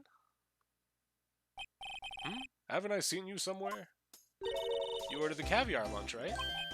Oh, caviar! I've never eaten caviar before. The judge is really wolfing it down. And for you, I have a Fiesta Bowl. Thanks. Will the witness state her name and profession? And you, sir, did you order the fingerprint lunchbox? It is too early for lunch. Your name and profession, please. Well, Your Honor, how does it taste? So this is why everyone raves about caviar. It's so tasty it hurts. I always thought caviar would taste like pickled tapioca. What the heck does pickled tapioca taste like? Name, profession, now. Me? The name's Angel Starr. Don't go forgetting it. I find myself running Lunchland these days. Is that what you wanted me to say, Mr. Edgeworth? Very well, witness. Please describe the incident to us. Edgeworth never gets a name and profession first try, poor guy. Bro, literally everyone just comes into court. Edgeworth is like, alright, tell us who you are. Alright, first things first. No. The prosecution will wait. I'm not finished eating. Hurry it up. Very well, Mr. Edgeworth. As you know, we usually call on the police to provide a description of the crime. Your Honor, as Mr. Edgeworth has said to the court, I am a professional. Huh? What exactly does that mean? So 2 years ago, Miss Angel Starr was a special investigator with the police. She was a first-rate homicide detective. What? Ex-detective? I know who you are. Cough up? Cough up Queen Angel Starr, Your Honor. Long time no see. Very well, you may continue with your description, Miss Starr. Just who is this lady? And if I might have the court's attention over here. The parking lot of the prosecutor's office is divided into 2 blocks. A block is for the prosecutor's office personnel. B block is for visitors and clients. A chain divider separates the 2 blocks. I suppose that's to keep visitors from taking up the prosecutor's spaces, yes? The crime took place by a car in the back of A block in the car's trunk. The killer stabbed the victim with this knife and went to drive the body out. Unfortunately for her, there was a witness and an arrest was made on the spot. And who was this valiant witness? Why, it was me, Your Honor. Parking lot floor plans added. Alright. Witness, did you see the very moment of the crime? Of course, Your Honor. Immediately after that, I apprehended the chief prosecutor. Seems rather cut and dry, doesn't it? Well, Mr. Wright, I can't agree on principle, Your Honor. Seems that some poor losers are unwilling to accept the truth, Your Honor. Shall I proceed to crush what little hope they have remaining? If you can, then give them your worst, Miss Starr. Wait, are they talking about me? Are you talking about Krillin? Witness's account. Somehow I always knew a day like... You always knew a day like this would come. Yeah, you're very clearly biased. I was on my way to deliver a lunchbox to my boyfriend when I sent something. Perhaps it was my finely honed detective's intuition at work. Through the wire fence, I saw the chief prosecutor standing next to a garish car. The chief prosecutor was holding a knife in her right hand. Wait, no, if you saw it through the wire fence, you couldn't have... Yeah, she has a couple boyfriends, actually. She thrust the pointy tip of the knife into Detective Goodman's chest. Bringing a lunchbox to your boyfriend, how touching. As you can see, there is no room for doubt. The key point of your testimony seems to be nothing other than the point of the knife which you saw being stabbed into Detective Goodman. You really like doing your fucking puns, don't you, Judge? So, how does it feel to be so utterly crushed? I'm still thinking about that. It's merely a flesh wound, Mr. Wright. Very well, Mr. Wright, you may cross-examine the witness. Alright. You always knew a day like this would happen. Explain yourself. How did you know? I respect the prosecutor's basic abhorrence of crime. Yet their methods are ugly and twisted. Twisted methods always lead to tragedy.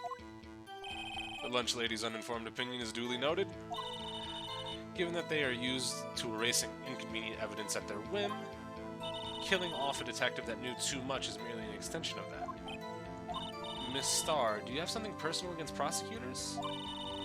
I felt that I had found my dream job when I became an investigator. Did Emma just make a Monty Python reference? 100%, but we're gonna keep it moving. I felt that I had found my dream job when I became an investigator, and if I hadn't been laid off by those prosecutors over there, I'd still be one. Laid off? She was fired. To me, prosecutors are nothing more than worms. That said, I am a pro. As you know, my testimony is unbiased and flawless. Very well, you may continue, Miss Starr. It's on my way to deliver a lunchbox to my boyfriend. So, you were there to sell lunches, right? He's the detective. Not that boyfriend, the security guard. That boyfriend? You have several? Yes, this boyfriend, that boyfriend, and the other boyfriend. Care to join? The yet another boyfriend position is still open for applicants. I'll stick with the lunches, thanks.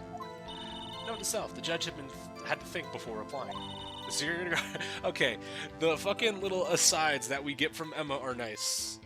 They're cute little haha moments. They're okay. Security guard room is in the lot in A block. So, if you were going to deliver it, then how did you see it through the fence, you moron? Incidentally, did you bring your lunchboxes by car?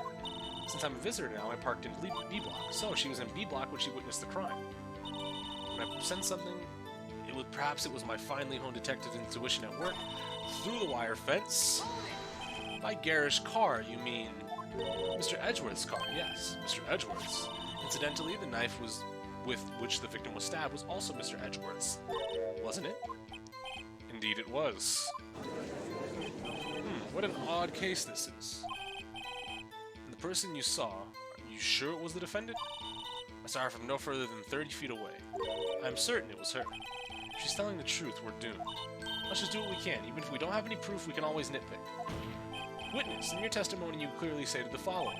Prosecutors are nothing more than worms. Ergo, you are a biased witness. You don't want to keep those silly opinions to yourself in the future, rookie. Huh? Rookie? Batting 1,000, by the way. Still undefeated. You ain't gonna beat me. Maybe somebody should let her know. If you want to fuck around and find out, Phoenix Wright is here to play. Unless you're willing to take the risk of consequences of doubting me. I'll fry you like a fritter, crispy on the outside, chewy on the inside. That was inspiring. I believe I've heard that tagline elsewhere. Could you cry plagiarism? I may be relegated to the lowly post of lunch lady, but my instincts are honed. Photograph? You took this? The moment I witnessed the crime, my reflexes took over and snapped. I took a picture. In fact, one of my lunchboxes is rigged with a camera. I suppose it's more exciting than just hanging it around your neck. What's going on, Sealed? Witness. Why am I only seeing this photograph just now? You think I'd show it to you? A prosecutor? Think again. My boyfriend works in the photography division of criminal affairs. Well, this most certainly is the defendant.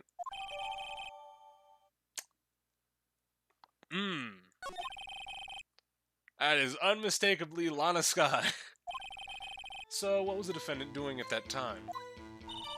The prosecutor was holding a knife in her right hand. Wait.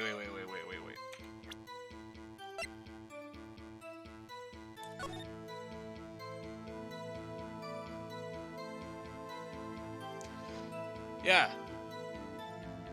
It certainly looks like she's holding that knife, right?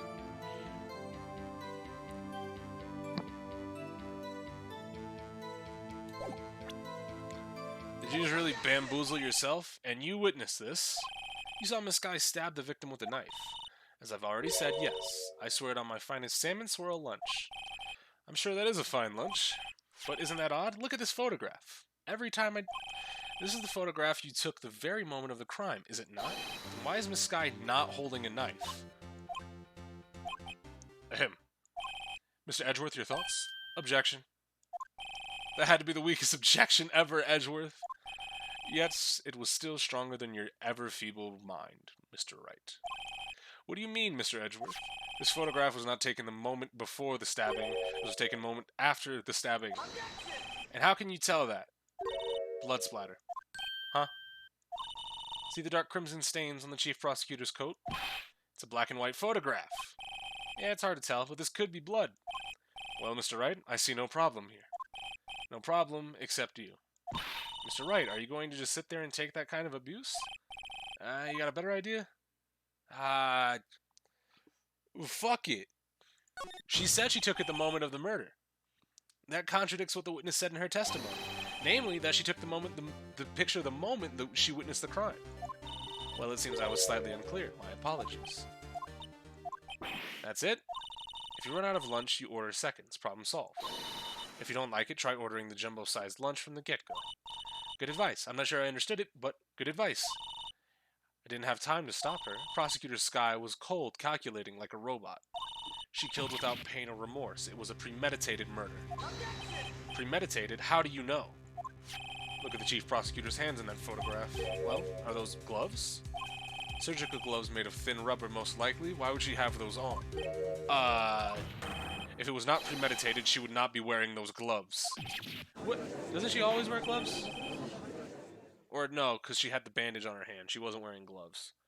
Those gloves do seem like a tell a tale of premeditation. Premeditated murder, a serious offense.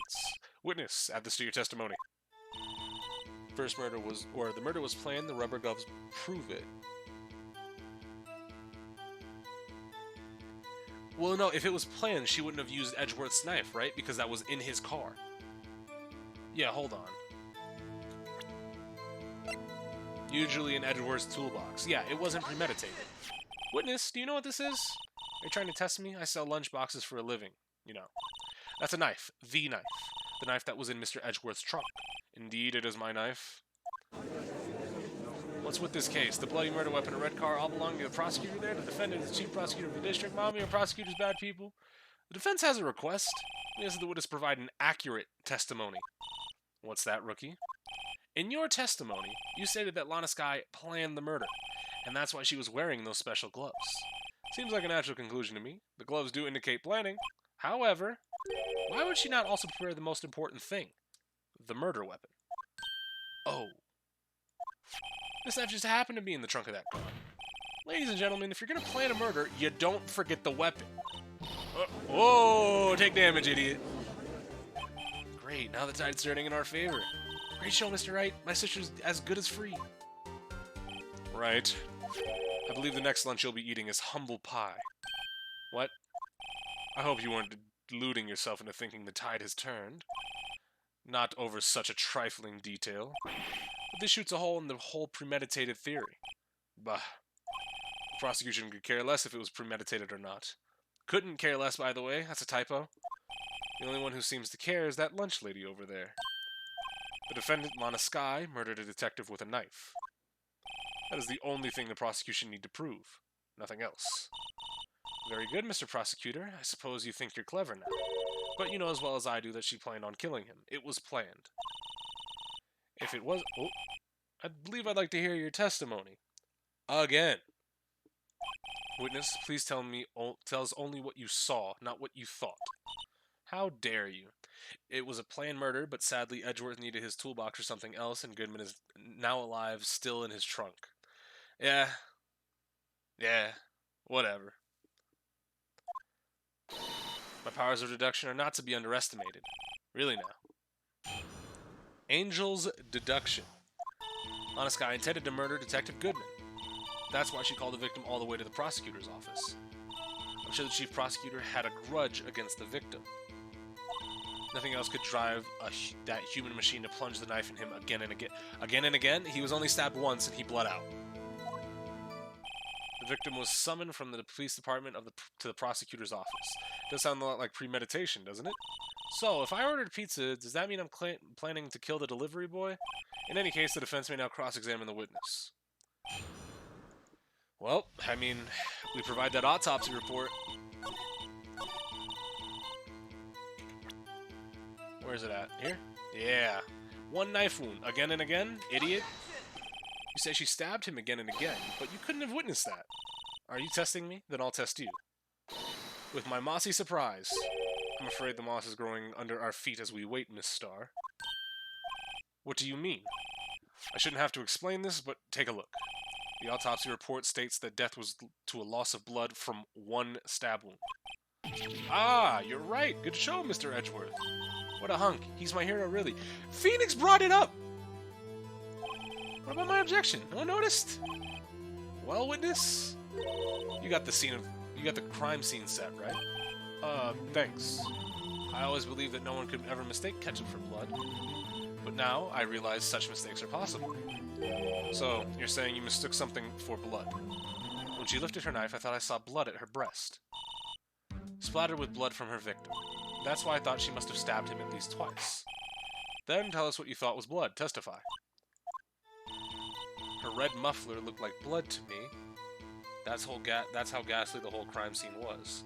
It didn't really look super fucking ghastly, you know, according to your fucking photo. I mean, the only thing that was red was the fucking, allegedly, the blood on her jacket, but, let me... What muffler is she wearing, by the way? Yeah, you fucked yourself. Miss Starr, I demand an explanation. The witness is clearly not suited for detective work. What?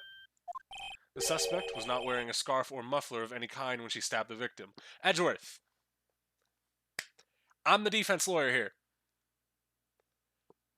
You're offsides. 15-yard penalty. Repeat third down. How about you fucking stop? And you proved it yourself with this photograph. Huh? But that only a professional lunch lady could be so utterly clueless. Congratulations. Perhaps you found your true calling in life. Harsh words, but good. In the end, Mr. Edgeworth prevails. What was my objection? Chopped liver? But it was there. A scarf. No, not that. Really? But something red. Really? Well, now, where were we? The witness has given us an entertaining interlude, but back to business. What? Very well. Witness, Continue your testimony. You saw the crime and apprehended the suspect. Tell us about that. Very well. I do remember some things accurately, at least. You kind of been shaky the whole time. I don't know about accurate. Ultimately, we couldn't shake the most important part of her testimony. The most important part? The part where your sister stabs the victim? This next testimony just might be the moment of truth.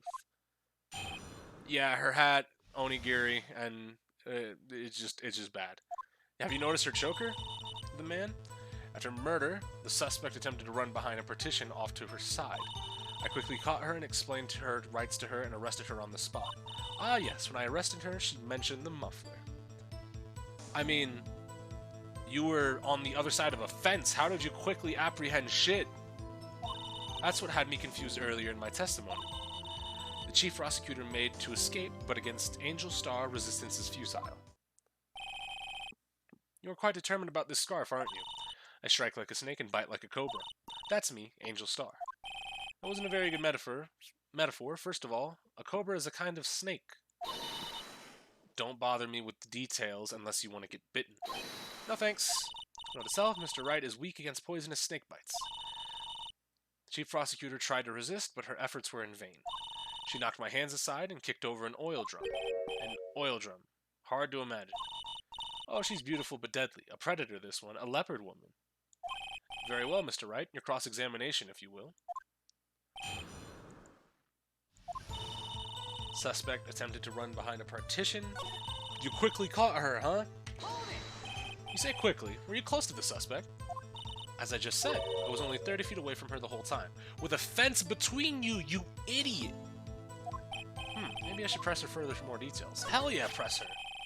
I like to see this on the floor plans, just to be safe. The lunch lane car was... She was a visitor, thus she was parked in B block. So, you witnessed the murder from here. That would just make it about 30 feet from the car, yes? Is that correct, Miss Starr? Yes, that's right. But there was a chain link fence in front of you. I went over it, of course. Amazing, the cough-up queen lunch lady athlete indeed.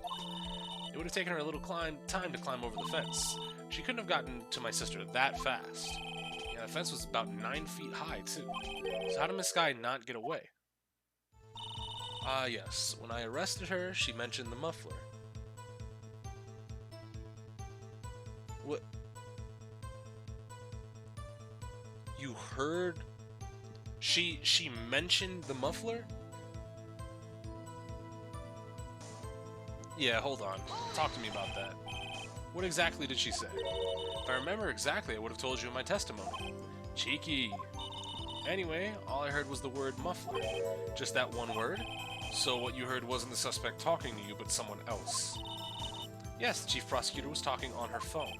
Her phone, she can't mean. Ask further. By phone, do you mean this cell phone discovered at the crime scene? Yes, ultimately. Ultimately? My memory?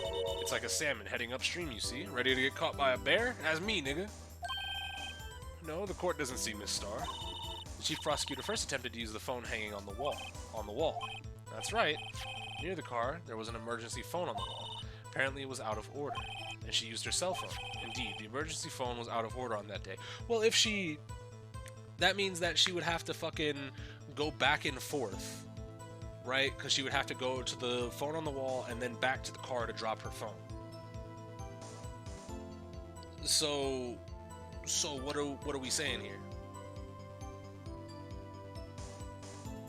It seems like you're lying, right?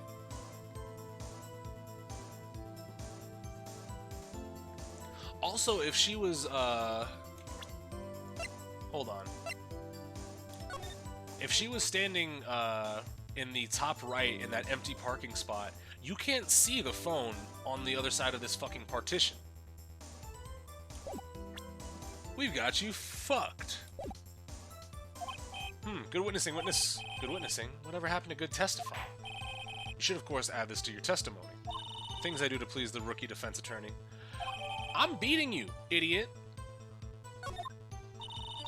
I saw it all, how she tried to use the phone on the wall, but used her cell instead. Hey! How about shut up? How about you just shut up? Miss Starr, I have to conclude that you have a personal grudge against Miss Lana Sky. The witness is a former detective. Her testimony is unmarred by personal bias. Well, who would have thought you would be my knight in shining armor, prosecutor? You, who together with the chief prosecutor, kicked me out 2 years ago. Well, Miss Starr, this is a fatal contradiction with your testimony. How do you explain this? I don't know what you're talking about. Mess with me and I'll make you cough it all up. Let's look at the floor plans. You said you witnessed the crime from this point. However, if that's true, you couldn't have possibly seen Miss Sky making that phone call. Yeah. I believe you see what I'm getting at. That emergency phone was on the backside of this partition. If indeed you were in B block, you couldn't have seen it. Oh, take damage. Order, order. What's the meaning of this? It's simple, Your Honor. She's not coughing up lunch, coughing up lies. That's quite a claim, Mr. Wright. Perhaps you will allow me a question. Tell us exactly what lie this witness has told the court. Well, here's where the counterattack begins. I can't afford to get this wrong. Witness lied about where she saw it.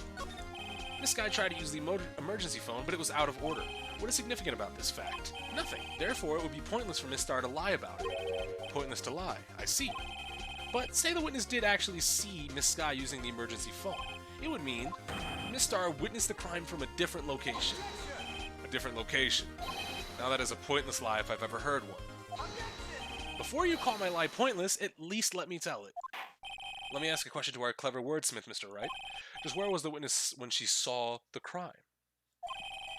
All the testimony we've heard until now points to one direction. The place from where Miss Starr witnessed the crime had to be the security room she was trying to deliver lunch. This is the only place where she could have been. The security guard room? Indeed, the security room in the underground parking lot is well positioned. It's built on the second floor, so you can see the whole lot. She would have been able to see the emergency phone from there. But why there? There are many other places where she could have seen the phone. Did you forget the whole 3 boyfriends thing, Judge? Did you forget? I didn't forget. Not in this case, Your Honor. The witness, not being part of the prosecutor's office, couldn't park in A block. The only place where she could have seen the crime and the back of the partition is here. I remember in your testimony, you said you brought a lunch to your boyfriend in the security guard room, yes? Well, Miss Starr, how many years have I been getting the better of men? To think that the tables could be turned. What's up, Alex? Today a man has got the better of Angel Starr. Order, order. Witness. What have you done? You used to be a detective. You should know better. I'm not turning back. The guilty will be punished, and I'll do what I must to make sure justice prevails. The guilty? Is she talking about Miss Sky? Mr. Wright, doesn't this strike you as odd? Why did Miss Starr lie? It doesn't make sense. Huh? She could have just said she saw the crime from the security guard station. It wouldn't change anything. Exactly. This photograph tells all. It was the defendant who stabbed the victim. It means there's 2 people. Somebody else took this photo. Let's go! Fuck women, let's go! That fucking tweet about, what was it? The Scarlet, or, the Black Widow movie being postponed? Let's go! Fuck women! That fucking tweet is hilarious.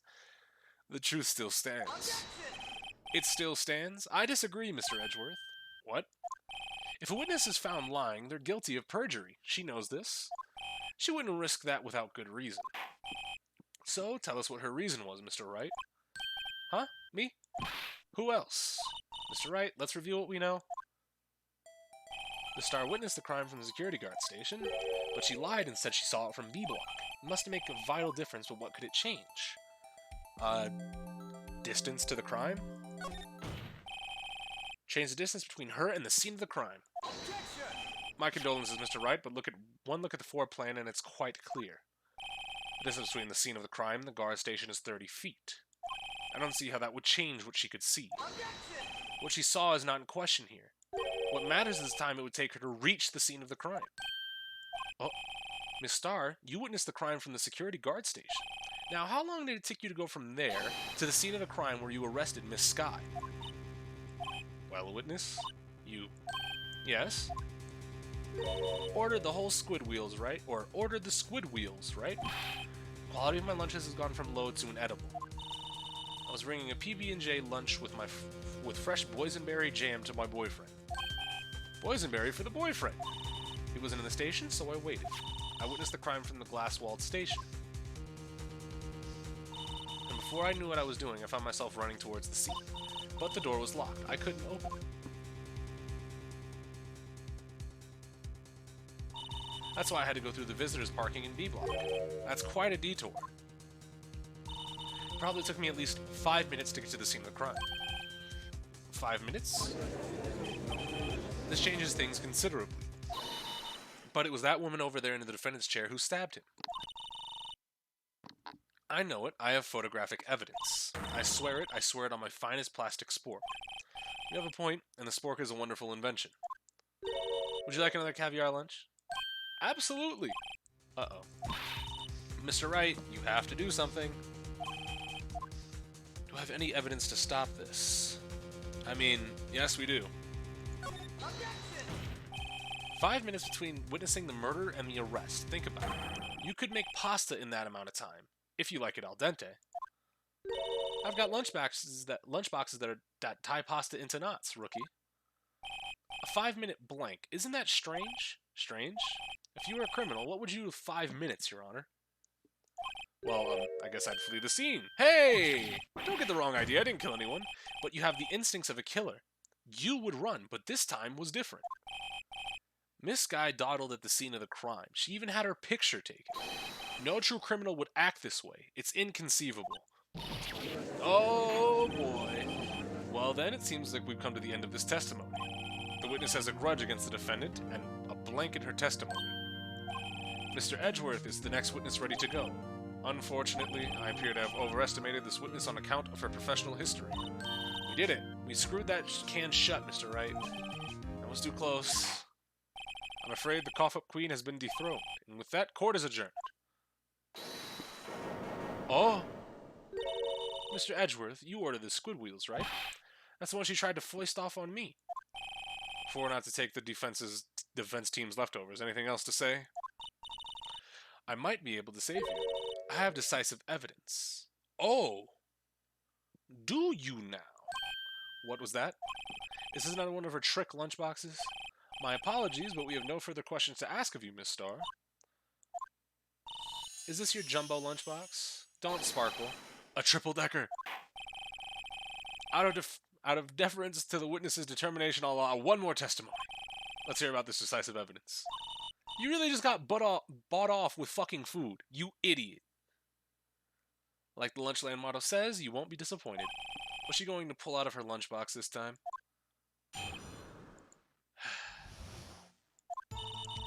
I should have mentioned those 5 minutes when I wasn't looking at the crime scene. And now, the matter of the victim's shoe. Did I not bring this up? 2 types of blood were found on this shoe.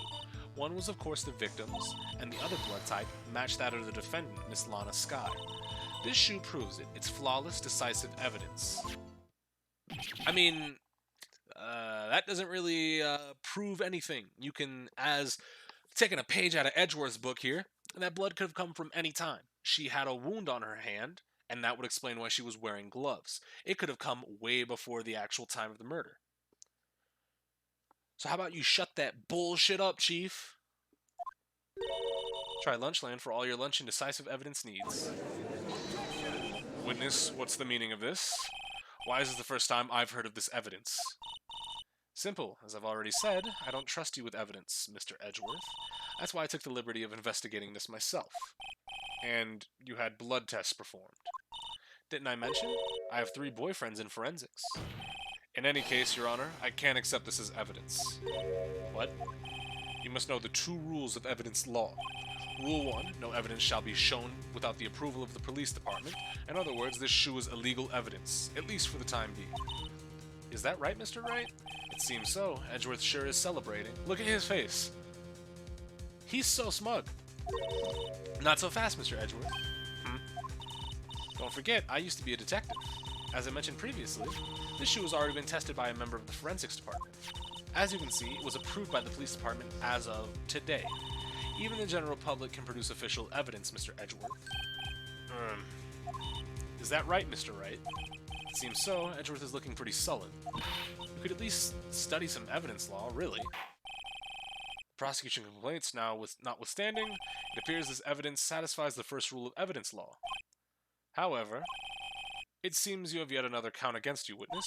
Anything to ensure that the guilty are properly judged. Victim shoe has been added. Well, I mean... Very well, Mr. Wright, you may cross-examine the witness. Alright, should have mentioned those 5 minutes when I wasn't looking at the crime scene. Victim shoe... 2 types of blood, right? Yeah, right? Exactly, okay. Blood type match the defendant. Shoe proves it. It's flawless, decisive evidence. Is it flawless? I can't let this evidence go through without a fight.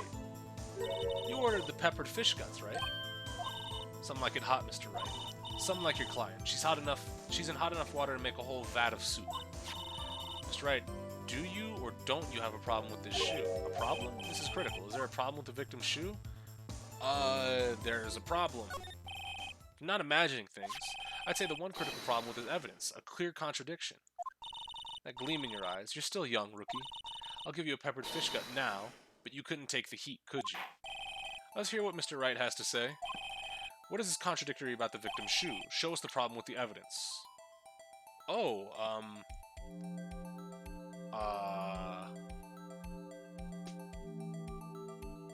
Oh, hey. Take that! I wonder if you noticed there's blood on the bottom of this shoe. Don't mess with me, rookie. Or it'll be your blood on the bottom of my shoe. Indeed, there's quite a bit of blood on the bottom of the shoe. It makes sense, the victim was stabbed with a knife. Edgeworth! If they were in such close proximity, there wouldn't be blood on the bottom of the shoe. What could possibly be contradictory about the blood on the bottom of his shoe? I mean...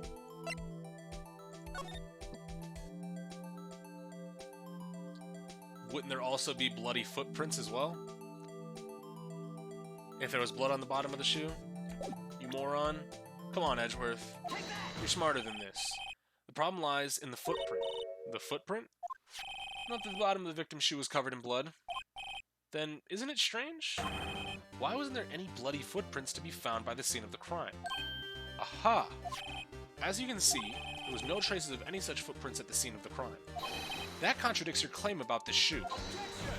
This picture only shows part of the floor, so there could have been bloody footprints. Then where are they, Mr. Edgeworth? Because we checked the scene and we found nothing of the sort. Order, order, order. Well, witness? Well, I mean, they're not Lana's shoes. They belong to the victim. Right? White enamel shoes. Oh, it doesn't really... Yeah, victim's shoe. They belong to Goodman. These aren't Lana's shoes. We're going, Mr. Wright, but it's true that the lack of a footprint is a contradiction, but then we have to ask why there wasn't a footprint. Oh, that's true. There has to be a reason why there wasn't a footprint. Think, Mr. Wright, think. Hey, I don't know why it's not there. I'm just good at finding contradictions. What? I see. Now I get it. Get what? Our witness is more devious than I give her credit for. We were hoodwinked to the very end. But she slipped. There is one vital hint to the truth in her testimony. What are you talking about? Think back to when she told us about apprehending the suspect. She knocked my hands aside, kicked over an oil drum. No, don't say the water washed it away. My fuck! I thought that was a strange thing for a normally cool-headed chief to do. No kidding. Now, witness, allow me to ask a very simple question. This oil drum, was it empty? Oh, that. I'm not sure I like your attitude, Mr. Edgeworth, though apparently you're not the slowest conveyor belt in Lunchbox Factory. Witness, well, was the oil drum empty? The oil drum kicked over by the chief prosecutor was brimming with water. Water? What does that mean? Still don't get it, Mr. Wright? Do you want to know the reason why she knocked it over? The real reason? You don't mean... Yes, the suspect knocked over that oil drum for one reason and one reason alone. To erase the bloodstains that would become evidence against her. Fuck.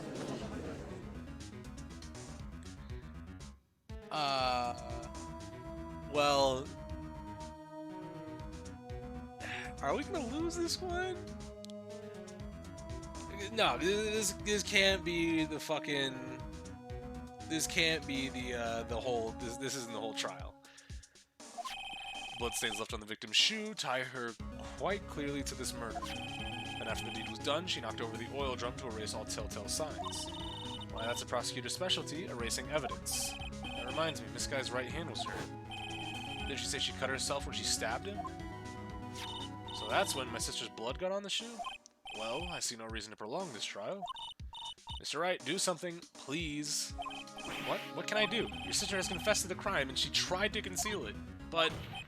enough. There is no need to further debate the verdict, Your Honor. Very well. But Angel Star is on the prosecution side. She could have been lying about the water. This court finds the defendant, Miss Lana Skye.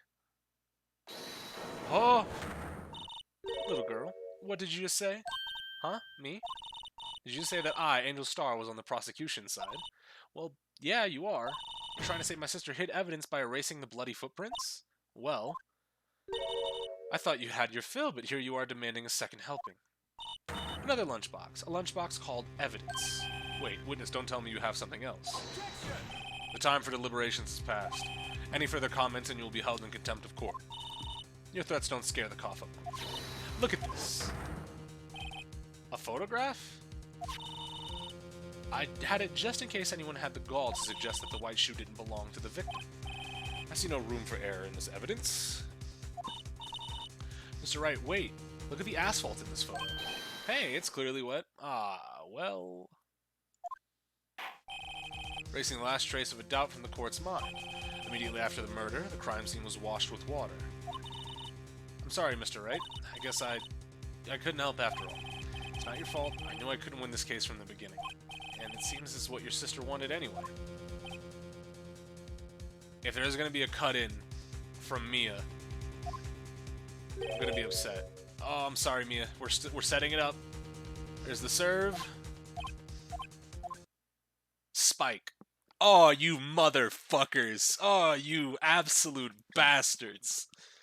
Right, what or not, don't be so quick to throw in the towel. Huh? Get yourself off the asphalt and get another good look. Don't give up, not till the bitter end. This is the last piece of evidence. Very well, this time I'd like to declare a verdict for good. Oh, that's me. Your Honor, wait. What is it with you people? Can I hand up my verdicts in peace anymore? Whatever it is, can it wait? No, it can't, then it will be too late. Look at this photograph. Every time, the last one submitted. This trial isn't over until we give each piece of evidence a proper consideration. So, right? Are you saying there's a problem with this latest piece of evidence? Yeah, I'll think later. Yeah, there's a problem. Right or wrong, I gotta go ahead with this. I suppose since we've come this far, we should give every claim a fair shake. Very well, Mr. Wright. Show the court the problem in this photograph.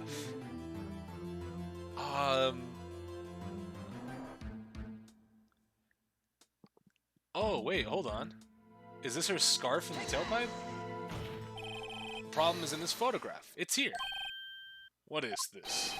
There's something poking out of the car's muffler. Wait just a moment, Mr. Edgeworth. Your Honor. You just said muffler. However, I see no trace of a muffler or scarf in any kind in the photograph.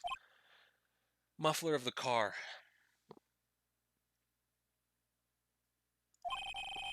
Muffler is also part of a car or motorcycle, Your Honor. Just think of it as it is. Just think of it as part of the exhaust system, a pipe. I see, and I see. What's that suspicious-looking cloth sticking out of the car's muffler? So what if there is something sticking out of the muffler? What does that have to do with the case? Nothing. Absolutely nothing. Sorry, Miss Star, but it's not going to be that easy. In fact, you've already told us why this is important to the case. You said as much as in your testimony. What? Let's hear what Mr. Wright has on his mind. Tell us why you think this piece of cloth is related to this case. Well, I mean, the word muffler was said. Miss Star, recall your testimony for this court. Yes, when I arrested her, she mentioned the muffler. That's why it had me confused in my earlier testimony. You were just confused from jump, idiot. Muffler. Yarg. Could it be that the muffler you heard mentioned was actually this exhaust pipe? If so, that means this piece of cloth is vital evidence. Oh. Take damage. Well, it seems we'll have to suspend the proceedings. Suspend? I find myself wondering about that piece of cloth. If we leave any question unanswered here, we do a disservice to the law. Have the car at the crime scene inspected at once and bring me that cloth. The verdict will wait until after we've seen all the evidence. Agreed? I suppose so. Whew, that was close. But we made it, at least for now. This court will adjourn for a 30-minute recess. It's lunchtime after all. He's still hungry. To be continued. Neat. So we got trial former out of the... Oh, trial ladder. So the trials are broken up into 2 parts for this? So that's like basically our intermission as far as like stuff that I know about from other murder mystery trials. 1156, District Court Defendant Lobby number 2. Mr. Wright? What? Are trials always like this with you? Like you swimming up from the bottom of the lake about to reach the surface, but no matter how hard you paddle, you never seem to get there? Pretty much. Except today we're swimming in quicksand. So what happened to your sister anyway? Apparently she got called off to the judge's chambers. Probably something to do with that piece of cloth. So this is where we turn the trial around, right? Our only weapon, a tiny insignificant piece of cloth? I'm the only one who's starting to feel tiny and insignificant to tell the truth. Hola, partner. They say you show a red cloth to a bull, it'll fire up its temper. That's what they told me when I was a youngin' at least. Officer Marshall! Thought I'd come to take a look, see how the trial's going. Looks like I'm late. They got the home ranch locked down tighter than a fort in enemy territory. That hard to slip out, huh? What is going on over there, anyway? All the police I've seen the last 2 days have really been on edge. Don't you got enough on your plate to worry about other people, compadre? You could be worrying about the chief prosecutor's taste in mufflers, for example. Officer Marshall? The whole muffler thing didn't have anything to do with scarves. She wasn't even wearing a scarf. You don't say. Now, don't that just beat all? I've seen the red breeze blow at her slender neck many a time. I saw it that day, too. She was wearing a red muffler. What? At the award ceremony that afternoon, Edgeworth seen it too, I reckon. What does that mean? In the photograph taken at the crime scene, she wasn't wearing a scarf. So Miss Starr wasn't mistaken. Well, it's about time. Remember, partner, sometimes you gotta grab the bull by the horns. Sometimes you just gotta let that bull go where it will. Time will tell. I have a bad feeling about this. Bro is drinking in the courthouse. It's okay. As if he provides testimony, I'm gonna be upset. If it's steak sauce, I can hook you up with some fine ribs. Ooh-wee. February 23rd, 1232, District Court, courtroom number 9. Mambo 5. I'd like to resume? What's up? The judge keeps looking over at the prosecution. Is something wrong, Mr. Edgeworth? Your face is blue, your lips are purple, you're sweating bullets. That furrowed brow, those grinding teeth, those watery eyes. What's more, your eyes are unfocused, you're doubled over, It can't be. This can't happen. I wonder what happened to Mr. Edgeworth. Well then, I believe it's time we continued on with this trial. During our recess, I had requested that This is unacceptable. Seems the prosecutor is quite beside himself. Excuse me. Knock knock. Who's there? Who is this nigga? What's with this guy? Strange, stuffy aura seems to be filling the courtroom. Who the temperature rose 5.7 degrees when that man came in. This nigga's hot. Who is this man? Dog. This nigga's got sauce. Hold on. Look at him. Bro. Pink glasses. He's got a fucking green Rinnegan type bead on his fucking eyes. Is this a tie or is that just the world's biggest Jesus piece? Ah, it's you. Oh. Sorry I'm late, Udgy.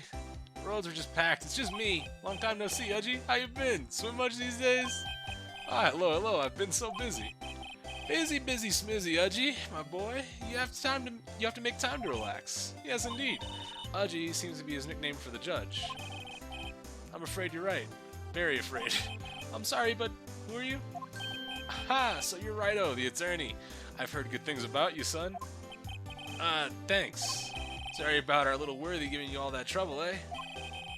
You know, we should all go swimming together sometime. Jolly. Little worthy? Mr. Wright, you don't know the chief... Yo, this is the chief of police? Hold on. That's that man's. Hold on. Chief of police. He's a top-ranking police officer in the entire district. Name's Gant.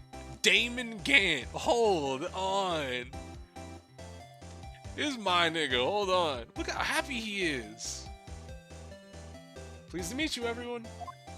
Damon Gant. That's a name. Hold on. That's brazy.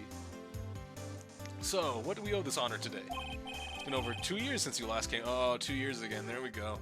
Every time a game makes a referential point to, you know, one point in time, and then that point of time keeps getting repeated, I start becoming upset.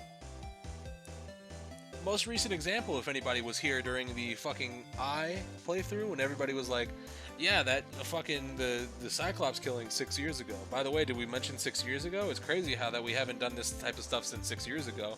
6 years ago, there was a big problem. We can't tell you about what happened 6 years ago. I'm just like, oh, well, what happened 6 years ago is really important then. And now they're doing this 2 years ago bullshit? I hate it. Well, it's worthy here. Look at the poor fella. Just thought I'd help out by bringing this. Hey, that's my sister's muffler. So Miss Star wasn't just seeing things. When the crime occurred, Miss Sky was really was wearing that muffler. But I think it was just stuffed into that exhaust pipe. On Little Worthy's car, no less. What's that? SL9! It's quite embarrassing. It's really quite embarrassing, even for us. What's this? It's what do you call a switchblade knife? Quite perplexing, this. Chief? What kind of outfit are you running? Mr. Edgeworth. How could they miss such a vital piece of evidence? If your investigators are this lax, how do you expect us to do our job? Now, wait a minute, Worthy. I have no desire to hear your I'm telling you to wait.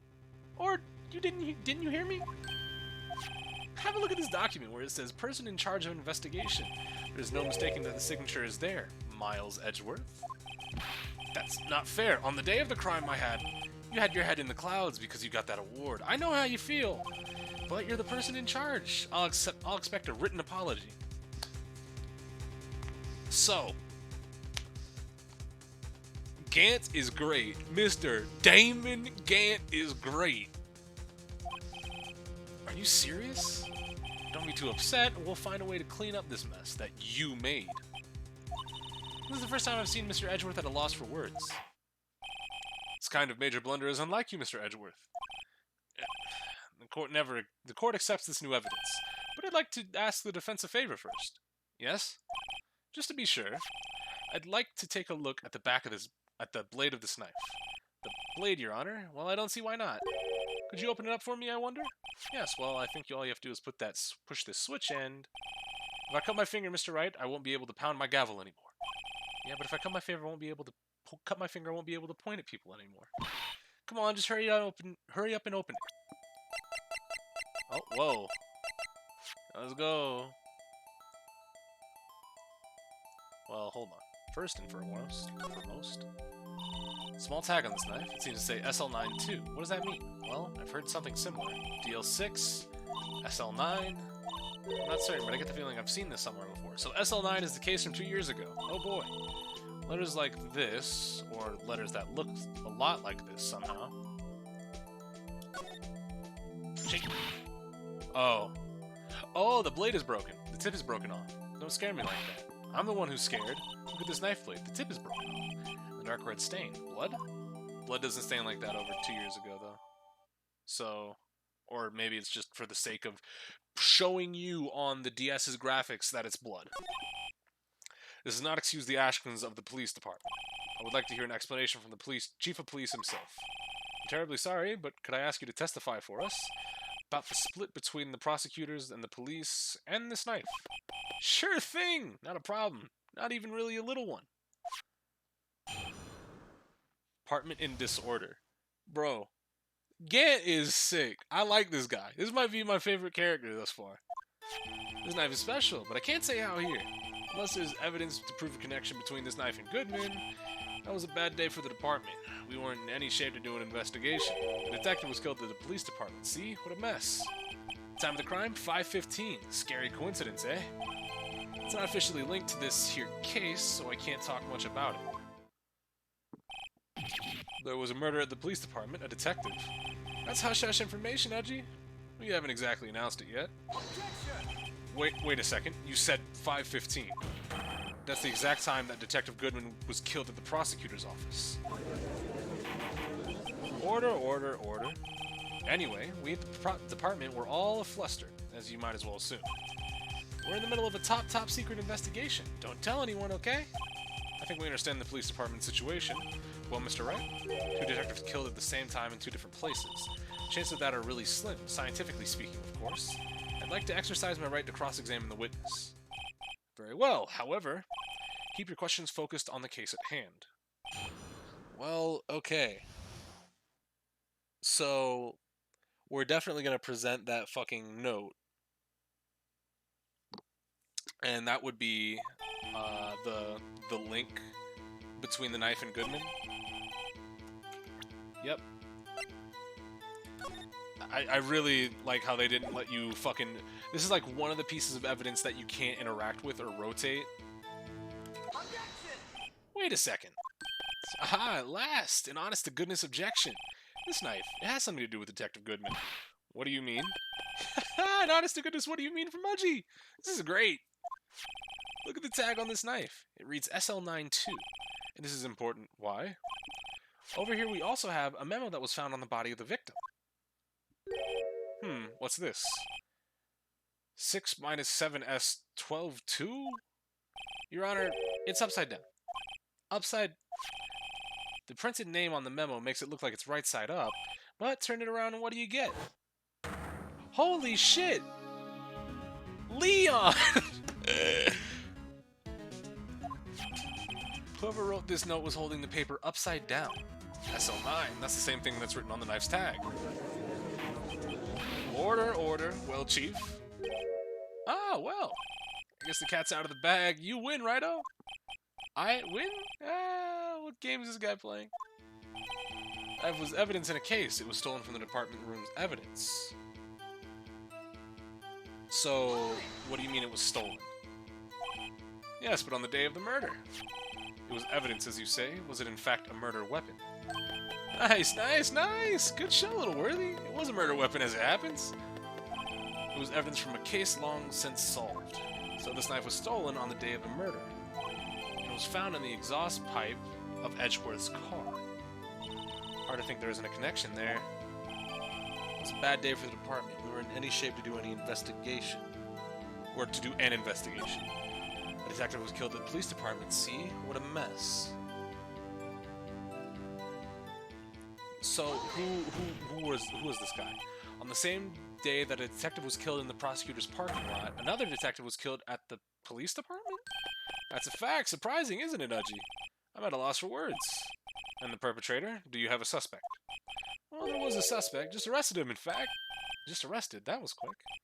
But there's still a lot of unanswered questions. Maybe you could help, Righto. I suppose I could help. If you help me by giving me your data on the case. Oh, good one. This kid's sharp. Okay, here's the deal. I'll tell you one thing and one thing only. How the victim was killed, also stabbed. When the victim died, we have that. Where was the victim? We know all of this. We don't know where in the police department though, so I guess where's the victim found? Well, I can't speak on where the corpse was found, but I can say the crime took place in the evidence room Evidence room. So somebody's trying to cover up SL9. Oh, okay. Or somebody's trying to make it so nobody investigates SL9. Okay. The evidence room? Wait a second. I have heard of that. The evidence room. Didn't he mention that in his testimony just now? Yep. So somebody was trying to steal the knife. And there was a scuffle. There's a connection between the two cases. You seem happy, Mr. Wright. Happy? We just got handed our ticket to go to town on this case. With the link between the two cases established, we finally have some leverage. Now we can get Gant to testify about the details. It's not officially linked to this case, so I can't talk much about it here. Two detectives were killed, one at 5:15, one at the prosecutor's office. Okay, so we know it's linked, though. And that knife, what was it doing there? I better check this knife out. Okay. Yeah, so it is linked. We just talked about how it's linked, Gant. Come on, buddy. Chief, the defense's position is simply this. The connection between these two cases has already been proven. You don't say. Well, out with it, Righto. What's your connection? Yes, out with it, Mr. Wright. The connection is a place mentioned in the testimony we just heard. The knife found in the lot was stolen from the police department's evidence room. Not to mention the victim had on him the case number of the knife's evidence tag. And we also know that the detective murdered at the police department was killed in the very same evidence room. Indeed. There do seem to be too many connections for it to be a coincidence. To make a good pair. Took my men 2 days to find out what you deduced right here. Chief, I request you release your information on the victim at the police department. See, that's the tricky part. It hasn't been announced yet, no? Can we get the information unofficially? Sure, why not? It's unofficial after all. What, really? Who could have guessed? I'll cooperate, but I can't reveal the name of the victim at the department, okay? If you're going to tell us a little, why not tell us everything? Ah, well, case information is sticky stuff. You have to do everything properly. Well, if it's a detective, we can get his ID card. So we have a little bit of something. Oh well, I guess I might just try to get what I can out of him. Yeah, Victor's ID number. Let's go. How about you tell me the victim's ID number? Sure, why not? It's not like you'll be able to tell who it is from that. Of course not. You won't tell me their name after all. We keep a tight lid on ID numbers, so don't go getting your hopes up. The number is 1105. Wait, hold on.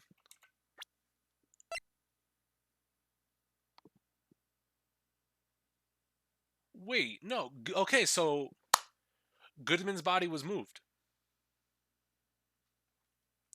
It's also telling to note that nobody has any evidence of Goodman actually dying in the parking lot, right, of the prosecutor's office. So it could be that he was stabbed at the police department, brought to the his body was brought to the prosecutor's office parking lot. The prosecutor opens the trunk and somehow accidentally ends up interacting with the body and tries to hide the evidence. But we need more. We need more. Well, that's quite long. Okay, and we have to remember these. It drives me nuts. 8-2, can't do it. You didn't even get the first number right. You serious? It's fucking 5842189, right? Right? 5842189? Yeah. Well, Mr. Wright, doesn't this tell you anything? Or does this tell you anything? The ID number of the victim at the police department. This tells me something. Actually, it does, Your Honor. It does. I think. Meaning? Has to be what I think it is. But what does this mean? Well, let's hear what the defense has to say. What was the number? That was the ID number of Goodman. That was Goodman's ID number. So Goodman was killed at the, Goodman, air quotes, was killed at the police department in the evidence room. You say the ID number of the detective who was murdered at the police department tells you something. What does it tell you? Well... Witness! What is it, Mr. Wright? You're grinning like a schoolgirl on prom night. No, it's just, I got confused. And this is news. Huh? Just come out with the guns blazing like you always do. Police department, the prosecutor's office, 2 places, 2 detectives murdered at one time. Actually, I happen to have a police ID number here. Oh, is it yours? No, Your Honor, I'm a defense attorney. Remember? This is the ID number of our victim, Detective Goodman. Shame on you, Righto! Personal ID is a top secret! Detective Goodman's ID number is 584-2189. And this means what exactly? Huh? Wait, that ID number we heard from the chief earlier. That started with 82... I've forgotten? You didn't even get the first number right again. The number the chief of police gave us was 584-2189. Wait a second, right? What does this mean? That's what I want to know. Oh. 2 ID numbers are identical. In other words, the detective killed in the police department's room was Bruce Goodman. What does our witness think about that? Oh, sharp as a tack, Righto. Sharp as a tack. But wait, Detective Goodman is our victim. He was killed at 5:15 in the underground parking lot. Yet, a Detective Bruce Goodman was also killed at the police department, in the evidence room at the exact same time. That's impossible. So what we're saying is, the same person was killed at the same time, in a completely different location. Order, order, order. No, what I want to know is, why didn't I hear about this? Yes, it's top secret, fine, but I'm the prosecutor in charge of the case. Now just wait a second, Worthy, no need to get all flustered. Your Honor, the police department has made a grave error in this case. Wait. I said wait. Or didn't you hear me? The oversight? The grave error? Mr. Edgeworth, they're yours! What? How dare... We informed you yesterday. I believe it was our Officer Meekins who brought you the news. Officer Meekins. Mr. Wright, where have we... Oh my god, yo. It's actually Edgeworth's fault. Dickhead. Wait, aha. Excuse me, but this is Mr. Edgeworth. Anywhere on the premises? I'm here, sir, at the request of the chief, sir. I've got to report to you, sir. You don't mean him. According to Meekins, you didn't accept the report. Hard to believe. But your officer, he told me. He said the report had nothing to do with the Lana Sky incident.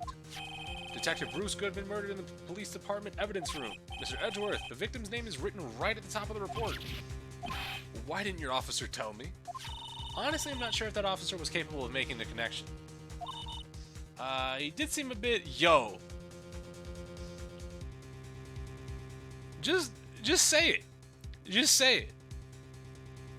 Just drop the R word. Just drop it. Just drop it. You're not gonna stop. In any case, this is a serious error. Gross negligence of duty on your part, Worthy. But sir, you could have submitted that report this morning to the court as evidence. Then Bro, look at him. No such luck this time, Worthy. Or should I say, unworthy? What? That was the second rule of evidence law, Well, Mr. Wright? Oh, well, it's, Rule 2, unregistered evidence presented must be relevant to the case on trial. And how is this rule relevant? Normally, you submit a list of evidence to be used in a court before the trial. This report wasn't on that list, so what does this mean? I couldn't submit this evidence until a connection was proven in court. The connection was just proven by Righto over there. Good job, Righto, my boy. Huh? I was just doing my job. No! It seems we have come to the end of this trial. I know you're going through a tough time, Worthy, with all those rumors. You were even just the defendant's chair this past December. I apologize for this terrible lack of due diligence on my part. Mr. Edgeworth, please just give me one day. I'll get to the bottom of what happened if it's the last thing I do. You better get results this time, really. You have my profound apologies, sir. Poor Mr. Edgeworth. I don't think there's ever been an error this serious in the history of court. Bro. Leave him alone! I will grant one further day as the prosecution has requested. Will that be sufficient, Mr. Edgeworth? Yes, Your Honor. Thank you. Whatever your punishment is for this, I hope for your sake it's not decisive. Very well. Court is adjourned. To be continued. Alright, so I assume now we go into an investigation, right? Yep, another investigation phase. So the trials are broken up into 2 parts. That's actually pretty cool. You have trial former, or maybe it's just for this particular one. Former trial and latter trial. That's pretty cool. February 23rd, 2:15 p.m., Wright & Co. law offices. Mr. Wright, so, what's going on with the case anyways? I'm a little confused. Huh? Well, let's see. What is going on? Victim, Detective Bruce Goodman, was stabbed to death after 5 p.m. on the 21st. He died in the prosecutor's parking lot and the police department's evidence room. See, this is the problem I have with this. It doesn't list the date he died, it just says died within an hour and a half of 4 p.m. Right? That's all it has. That's all I got. Don't say... He is not Dominican. Why is he Dominican? Why does he have to be Dominican? Is it because of the hat? The hat and the goatee? Is that what makes him Dominican? He's wearing all white. Look at that tie. That's a blue tie. What's this and the evidence room part? The prosecutor's office and the police department are 30 minutes apart by car. Well, that's what we were going to find out, or try to at least. Alright, let's do it. Glad she's in good spirits, but I'm not sure this is going to be much help, or I'm not sure she's going to be much help with this. That's his church tie? Yeah, he was going to church, alright. He was going to meet Jesus, alright. Don't be so sure, Mr. Wright. Huh? Look, we're in this together, right? I'll prove that these thick rimmed glasses of mine aren't just for show. They're pink. I can't say shit. The chief of police is kind of clean with his pink glasses. Never mind. I'll allow it. Let's go. Science awaits us. February 23rd, prosecutor's office underground parking lot. You know, I really don't think we should worry about the police department murder. There wasn't even a body found there. Who cares? Are you stupid or something? Are you dumb? Are you stupid? Are you dumb? You can pick one. Yeah, it was our only victim it was only our victim who was killed in their evidence room. No biggie. Besides, my sister would never do such a thing. I know it. That oil drum, was it empty? Yep. Kicked over. My sister erasing evidence at this crime scene? Never. Even though she says they don't really get along, Emma really likes her sister. That's not it at all. It's just, we're both professionals at what we do, and I trust her. Big words for a high school student. Well, there was blood on the floor or not. The water in that oil drum washed it all away. Hey, ignore the strength of my science at your own peril, Mr. Wright. What's that grin for? The situation calls for one thing only, and that is luminol testing fluid. Luminol? Blood is sticky stuff, you know. You can't just wash it away with a little water. Even if you can't see it, it's still there. But wouldn't the police have already done those tests? Never trust anyone's eyes but your own, Mr. Wright. Ooh, let's go. Why do I have to do it? I'm a minor. I can't even drink yet. We're testing bloodstains with the stuff, not drinking it. Here, I'll lend you these glasses. Huh? You had an extra pair of those things. Oh. Press space to spray it on. Let's find us some bloodstains. Let's go!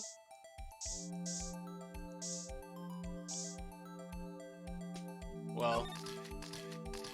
Oh, I can see your eyes shining behind those glasses. So, this is a bloodstain. It's so... Ugh. Emma, you're shaking. It's just, this is my first time seeing real blood. Well, I mean, you're not... It's not really there anymore. Scientific investigation in action. Okay, well, we definitely know that this is a bloodstain. But doesn't something strike you as odd? Scientifically speaking, of course. There would be more blood. Yeah, the amount of blood. Perpetrator Detective Goodman fought here, right? Don't you think there'd be a little bit more blood? It almost looks like there's only enough blood for her hand to have been cut. I definitely think so.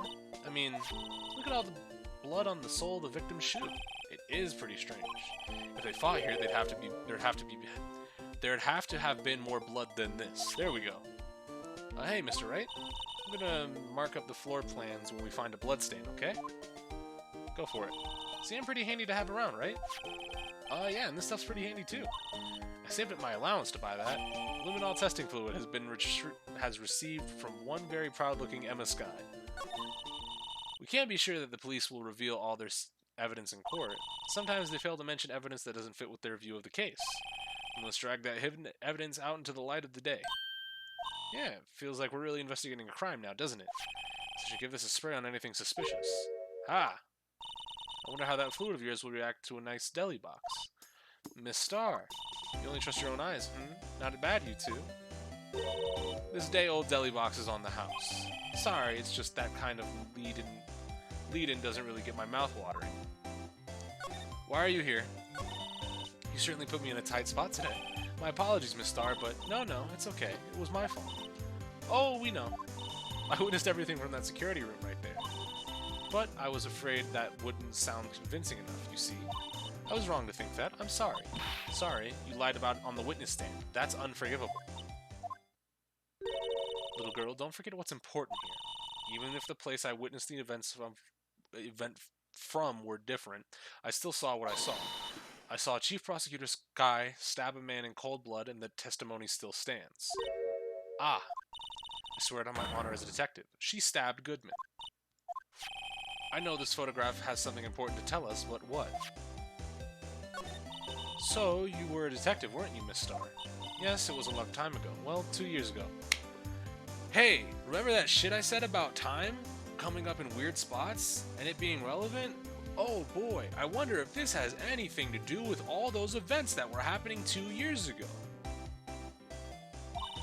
No matter how hardened the criminal, when they face me, they coughed it up. Coughed it up. They confessed. They babbled like babies. You know, I may seem like a demon sometimes, but I can be an angel too. I wouldn't doubt it. Every day I dragged the dirt out of the mouths of suspect after suspect, and before long they called me the Cough-Up Queen. There is some smut to be written here. And here I thought someone had gotten food poisoning from your lunches. And you were let go, or fired? Yep. It's all because of that case. The SL... I'm gonna go get some food real quick. I'll be right back.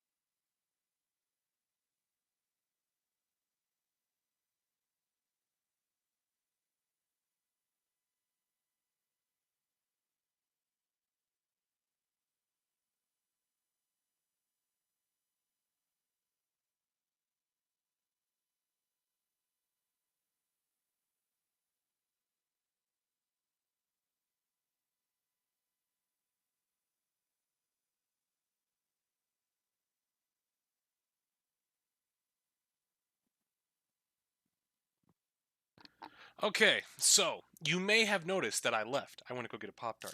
But, like, this is what I'm talking about. Like, it's very clear that this is all tied together from the outset, but now you're just being annoying. Right? Like, it's just getting on my nerves. SL9? Wait, she doesn't mean... Like, I get it. It's connected. You don't have to hide it. Like... I understand. So, do we present anything? It's written on that knife and on that note. Goodman. Goodman was the head detective on that case, you know? Really? Of course. That knife was evidence from that case, the murder one. It was due to transfer that very day Goodman was killed. As I suspected. SL9 isn't over, not yet. Do you think you could tell us more about the SL9 incident? Okay, let's back out of here. No, of course not. Why would she ever? Can we present anything else? Can we present anything? If you think about it, I could have taken that picture from the guard room. No, you couldn't have. But even I get flustered sometimes. So you went straight to the scene of the crime. Rushed toward the chain link fence in order to stop the murder. That's when I took this photo, yes. In other words, 5 minutes after the crime. Those 5 minutes are the whole problem. The hole in my testimony, as it were. The 5 minutes weren't the problem, Miss Starr. You lying was the problem. So the question is now, when Lana gave the call to Emma, was she telling her that there's going to be something important left in the muffler? Because that's where the knife was. She hid it in the muffler,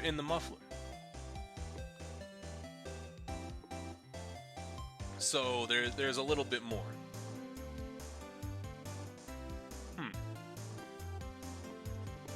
Alright. Listen, little girl, I've had my testimony disregarded before, and I wasn't going to have it disregarded again. Just like that time. That time 2 years ago, the SL9 incident. Right? Yeah, there we go. That incident really opened up my eyes to the truth. We're nothing to them. Disposable. Disposable? To who? 2 years ago, it was the biggest case I'd ever handled. Bro. Look at the niggas in this picture. You got Goodman on the right. You got Marshall in the middle. Hold on, it's kind of bars. And you obviously have, what's her name? Angel off to the left. Whoever this other cowboy is at the bottom, you got me beat on that one. I don't know that one, but this lineup is sick. The police and prosecutors were desperate for decisive evidence, so they didn't solve it. On the contrary, it was solved quite cleanly. The criminal was caught and executed. Executed! The criminal got what was coming to him. It doesn't get any cleaner than that. The only problem was they never did find decisive evidence. Not a shred.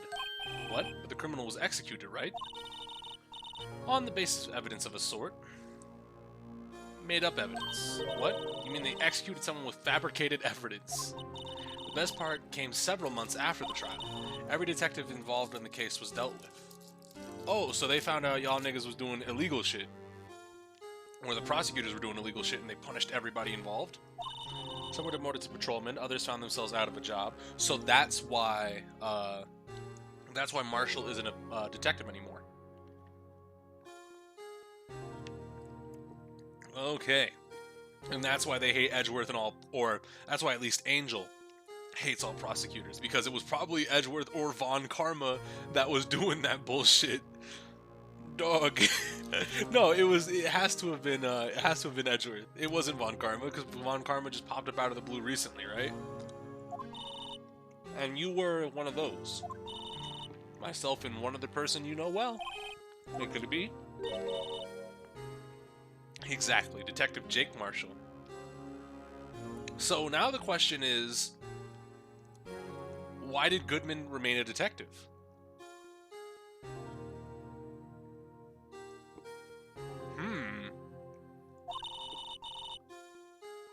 Oops. I mean, Police Department Security Detail Officer Jake Marshall. As professional detectives, we investigated that case from every angle. Jake was particularly determined, and then it was over. He was demoted. However, he hasn't forgotten, and neither have I. You haven't forgotten SL9? There was another side to that case, a hidden side. That's what we're after now. And no one up in their fancy offices can stop us. Wait, those lunches you sell. There's only one reason I come to sell lunches in this accursed office. I come here to meet old friends, boyfriends that can help me investigate. Miss Starr's old boyfriends, how many does she have anyways? Just when all the detectives on SL9 have disappeared, we find new evidence. There has to be a connection. So, Rookie, you're gonna stop calling me Rookie, okay? I've been at it for a full year, and I'm doing great. I'm doing it. Is me. Phoenix, nigga, is me. 5-0. About to be 6-0. You want to fuck around and find out who I am? What? Seems like you're serious about investigating this case. Yes. Then you should take this. A Salisbury steak lunch. I know a certain guy who might help you with it. Help you if you tempt him with this treat. Steak. Oh, we're gonna give it to Marshall. Oh boy. Take another bite of Pop-Tart. Oh.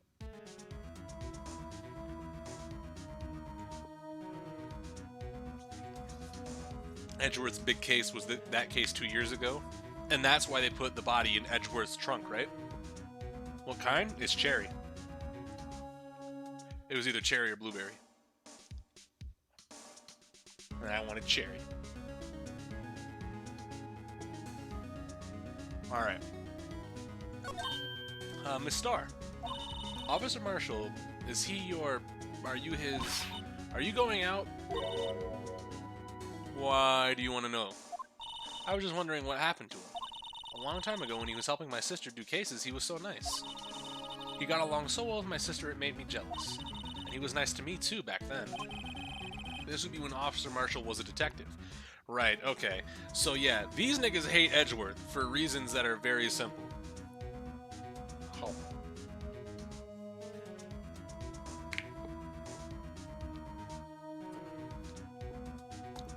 I see the truth. I just need to know I know the why, at least. I need to figure out the who and the how.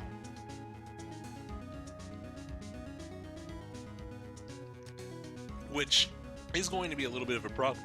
Excuse me. Which is going to be a little bit of a problem, considering there's a lot of people implicated in this now. And the evidence points to, like, it would point to Angel, right? Because, oh, she's the only one that actually lost her job. They kept Marshall, they kept Goodman, but but Angel was the only one to be let off. And so she could be holding a grudge for that. I am not past using personal grudge as a motive now, especially considering fucking Von Karma's hyper petty ass. Jake and I are merely cooperating on this investigation. We're putting the past to rest, as it were, nothing more than that. I see. Thank you. Officer Jake Marshall, So, where is he now? Where would he be? Would he be at the police department? February 23rd, entrance. It's even busier here today than it was yesterday. Texts are running around so fast they're blurring. I suppose it makes sense. A detective did get killed here after all.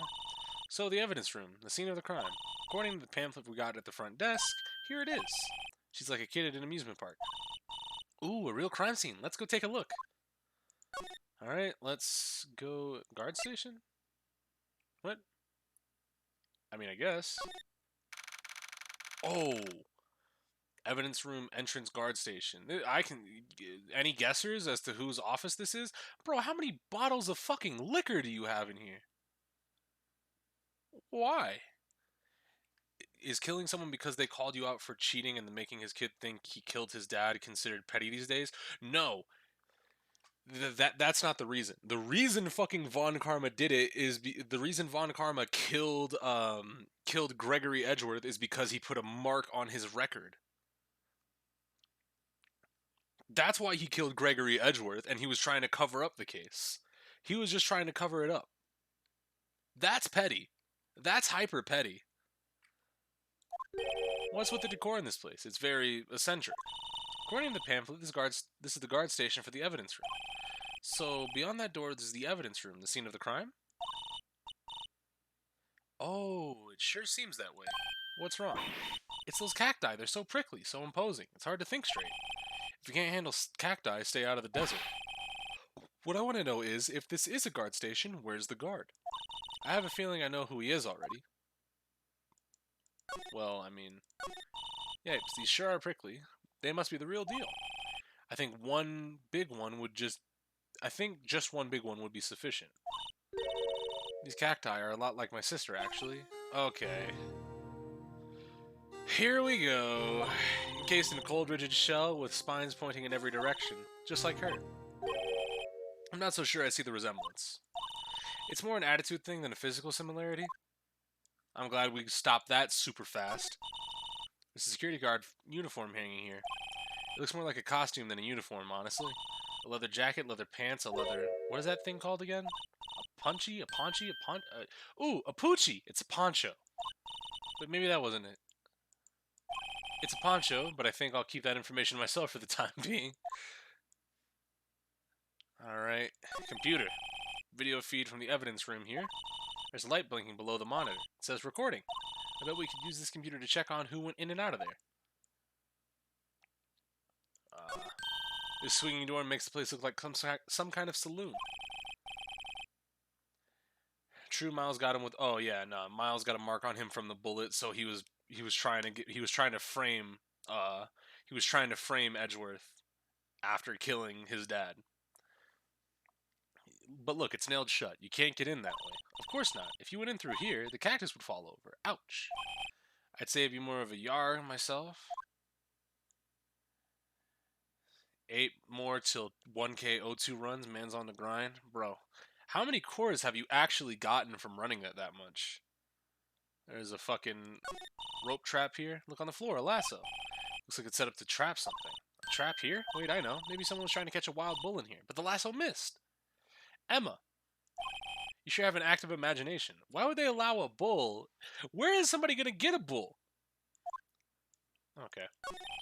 Evidence room is beyond that door. Let's just walk in. It won't open. You thought it'd be open. I think we need someone's permission to go in there first. Okay. So, let's... You got 9... Oh, is that how many you're at right now, or is that how many you've got from it?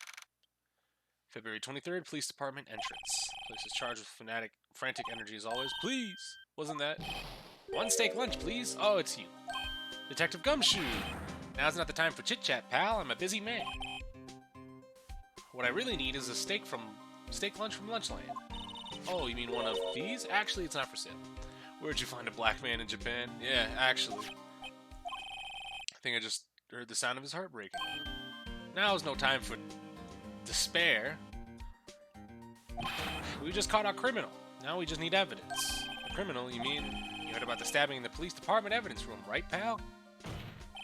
Yeah, I was in the courtroom, Gumshoe. We talked to your boss. I'll say both, because your boy burned a good bit. Fair enough. It's the biggest scandal to hit the station in ages. Everything's topsy-turvy. But Detective Gumshoe, who was it? Listen, pal, all I know is I need me a steak lunch pronto. Standing out here talking isn't going to fill my belly. Wait, don't leave.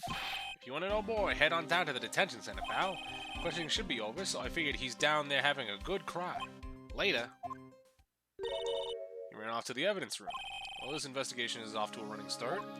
Well, let's go to the detention center. Or not. Hey, there we go. February 23rd, detention center visitors room. Still, I do feel better about things, a little. I mean, they caught the person who stabbed Detective Goodman, didn't they? Yeah, I guess they did. Best to not go too far down that road right now. Things will just get confusing. Ow? What was that? Sir, that's what I'm saying. Me, a perpetrator? I'd say I was perpetrated against, sir. That's what I'd say. Meekins, no! Nah, not Meekins. Greetings, sir. Wait, I know who you are. Yeah. Officer Meekins. So you're a guard here at the detention center? No, sir. I'm not, sir. I'm just a little lost patrolman. I'm like a little lost lamb, sir. Oh, I get it. You're here to deliver a report. No, sir. How should I say this? Wait, he isn't. Is he? You, Officer Meekins. You didn't, did you? Yo, just stop. Perpetrator Officer Meekins reporting, sir. What? What? Now this is an unexpected turn of events. So, hey! Put your fucking megaphone down. Sir, I'm a patrolman with General Affairs. Sir! Sir! Ow. I can hear you fine, Officer Meekins. I had some business that day, sir, so I went to the evidence room, sir. The guard station was in front of the room was empty, sir. So normally there's a guard at the evidence room. That's right, sir, because the evidence is kept in the evidence room, sir. Now, the security officer was none other than Officer Marshall. Marshall? Then, sir, I happened to glance at the security room monitor. That's when I saw him, sir. A suspicious person in the evidence room. A suspicious person, sir. A suspicious person. Ah, don't hurt your hand. What the heck is this guy doing? So what happened then? After that, sir, everything went white. I saw red, I blacked out. And when I came to, I was here, at the detention center. How long were you out? Days? Might I ask, what happened to your hand? Sir, there was no one to bandage me, sir.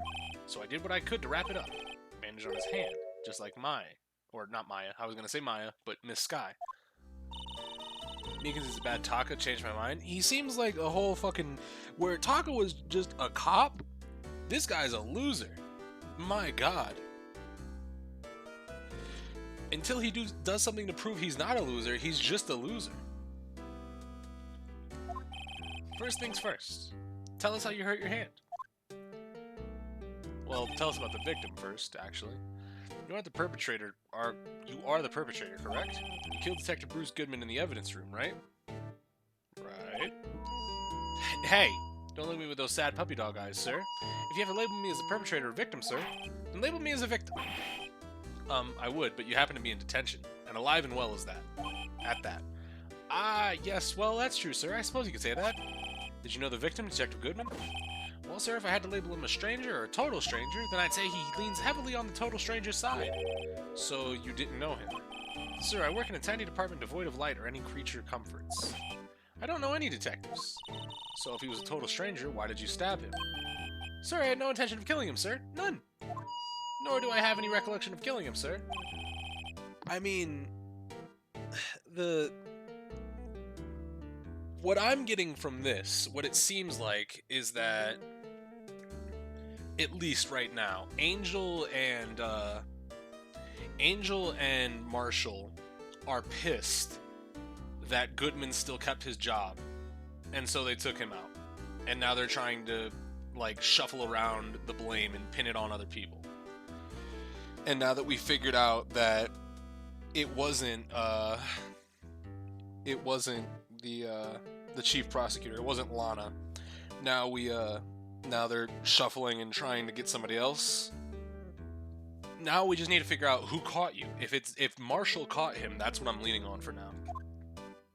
Bandaged hand? About your hand. Did that happen during the course of the crime? Well, you see, sir, don't you think you should just confess? But sir, there was nothing I could do. Nothing you could do? Sir, to tell the truth, when it happened, when the detective pointed that knife at me, I just hollered, sir. And the next thing I knew, I was unconscious. Next thing I knew, you were... Huh? Then when I opened my eyes, I was alone in the evidence room, sir. All alone. All alone because Detective Goodman had disappeared. What? Then when I looked down, I was gushing blood from my hand, sir. Oh, the shock. Oh, the sorrow, sir. Can you imagine how I felt? The victim's body disappeared. That's some story. Okay, so... You wouldn't happen to know anything, would you? Well, hold on, maybe we present Goodman's ID? I think you take a look at this. Hey! That's it, sir, that's it! What? My head was a blank until this very moment. But now, sir, I remember. I remember, sir. You remember what happened? Correct, that card. That card was the cause of it all. This ID card. Exactly, sir, that's exactly it. Nothing could be more exact, sir, nothing. I better pry into this one a little deeper. Crime details. Tell me what you do remember? Well, sir, you might say I'm a lost little patrolman, a lost little lamb, if you will. I didn't know Detective Good... Yo, look at this Columbo-ass outfit. That nigga was saucing. Bruce Goodman was saucing. Hold on. I didn't know Mr. Detective Goodman was... I didn't know Mr. Detective Goodman who was in the evidence room. And that's why you thought he looked suspicious. Sir, I entered the evidence room and asked the man to show me his ID card. Well, that sounds pretty much by the book so far. That's right, sir. That's what I've been trying to tell you. So you asked Detective Goodman to show his ID card. What did he do? That's the thing. Suddenly he pointed a knife at me. What? Sir, I assure you I was as flustered as you are right now. So I whooped and leapt at him. Detective Goodman pointed a knife at him. Do unto others before they do unto you. My father's own words. What happened then? Well, my eyes, sir. Everything went white. When I awoke, I was here. Polka dot tie. Yeah, polka dot tie, all white, fucking detective suit. Man was out here saucing. He's not Dominican. No, stop. This Japan-American man was not Dominican. We're not doing that. Alright, reason for the arrest. So, Officer Meekins, why was it that they arrested you? What do you mean, Emma? Let's look at what we know. Now, Officer Meekins didn't know Detective Goodman, and the victim whom he met at the scene of the crime didn't show his ID card. In other words, we have no reason of knowing, no way of knowing if the victim was really the victim. And if this body just disappeared from the evidence room, we don't even know if anyone actually died. That's it, sir. That's all I wanted to say. That is, I did say something along those lines. Huh? But you still ended up in here. They told me that it had to be him, sir. On that day, at that time, Detective Goodman was definitely in the evidence room. That's what they said. But you don't remember the events clearly. No, but the videotape is quite clear. Huh? Videotape? Yep, from the security camera. The crime, my crime, the crime I swore to stamp out. It's there. It's me on. It's on tape. If the niggas is pointy, bro, don't refer to his shoes and say, if them niggas is pointy, he's Dominican. And you waited until now to tell us this. I'm sorry, sir. Really sorry, sir. I'll hand over my badge. I don't deserve it. No thanks. I have my own. Well, I guess we'd better go check out the crime scene. Well, later, Meekins. Oh, fuck, I thought I was going to the police station. Is Gumshoe here? Hey, Mr. Wright, look who's standing at the chief detective's desk. It's Police Chief Gant. What's up, man? And you're sure this is all, You know what it means if there's anything missing. Sir, I'm sure it's most likely totally perfect. We checked all of his drawers, lockers, garbage cans, bags, coat pockets, under his seat cushion, behind his computer monitor, inside his personal coffee machine. I see. Well, if anything does turn up, you'd call me right away, deal? Yes, sir. We'll scour the place again, sir. The chief of detectives looked a little flustered. Ha! Right on, my boy. How you been? Swim much? Oh, ho, ho, Chief Gant, reporting for duty, sir.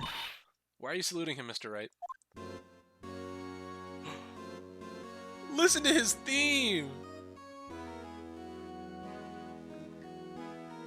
Yeah, no, Damon Gant is my nigga. Hold on. I fuck with this character. Talk to me about Edgeworth. Is Edgeworth going to be okay? Oh, Worthy? You know, they're doing a little inquiry committee with them. Sounds like an inquisition. Yep, well, they've had no end of trouble with the boys since last year.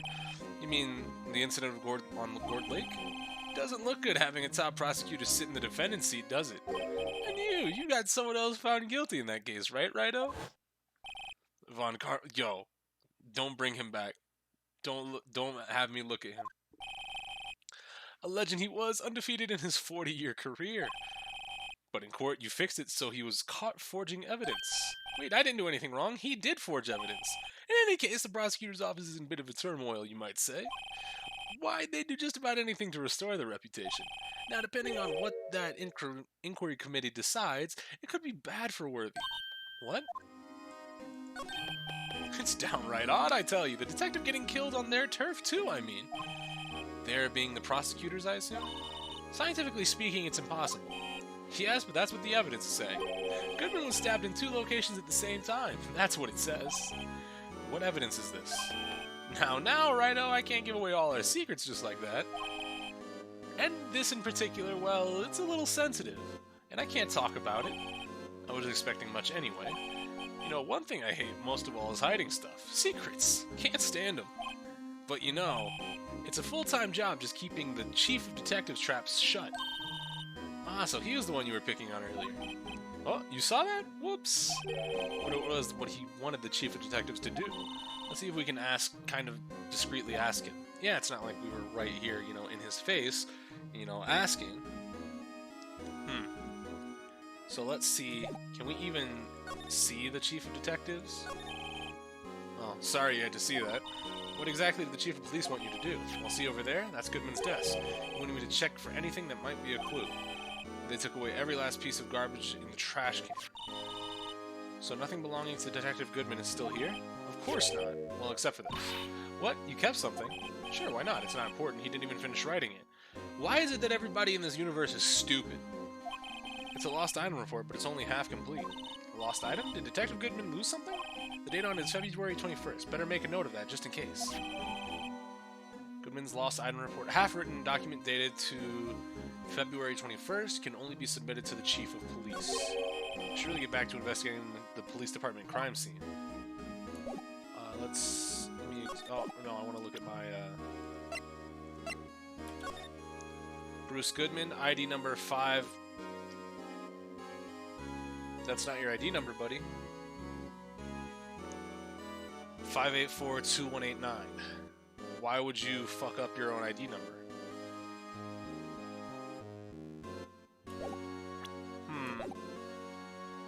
Well, let's see if we can go into the scene of a crime. Guard station.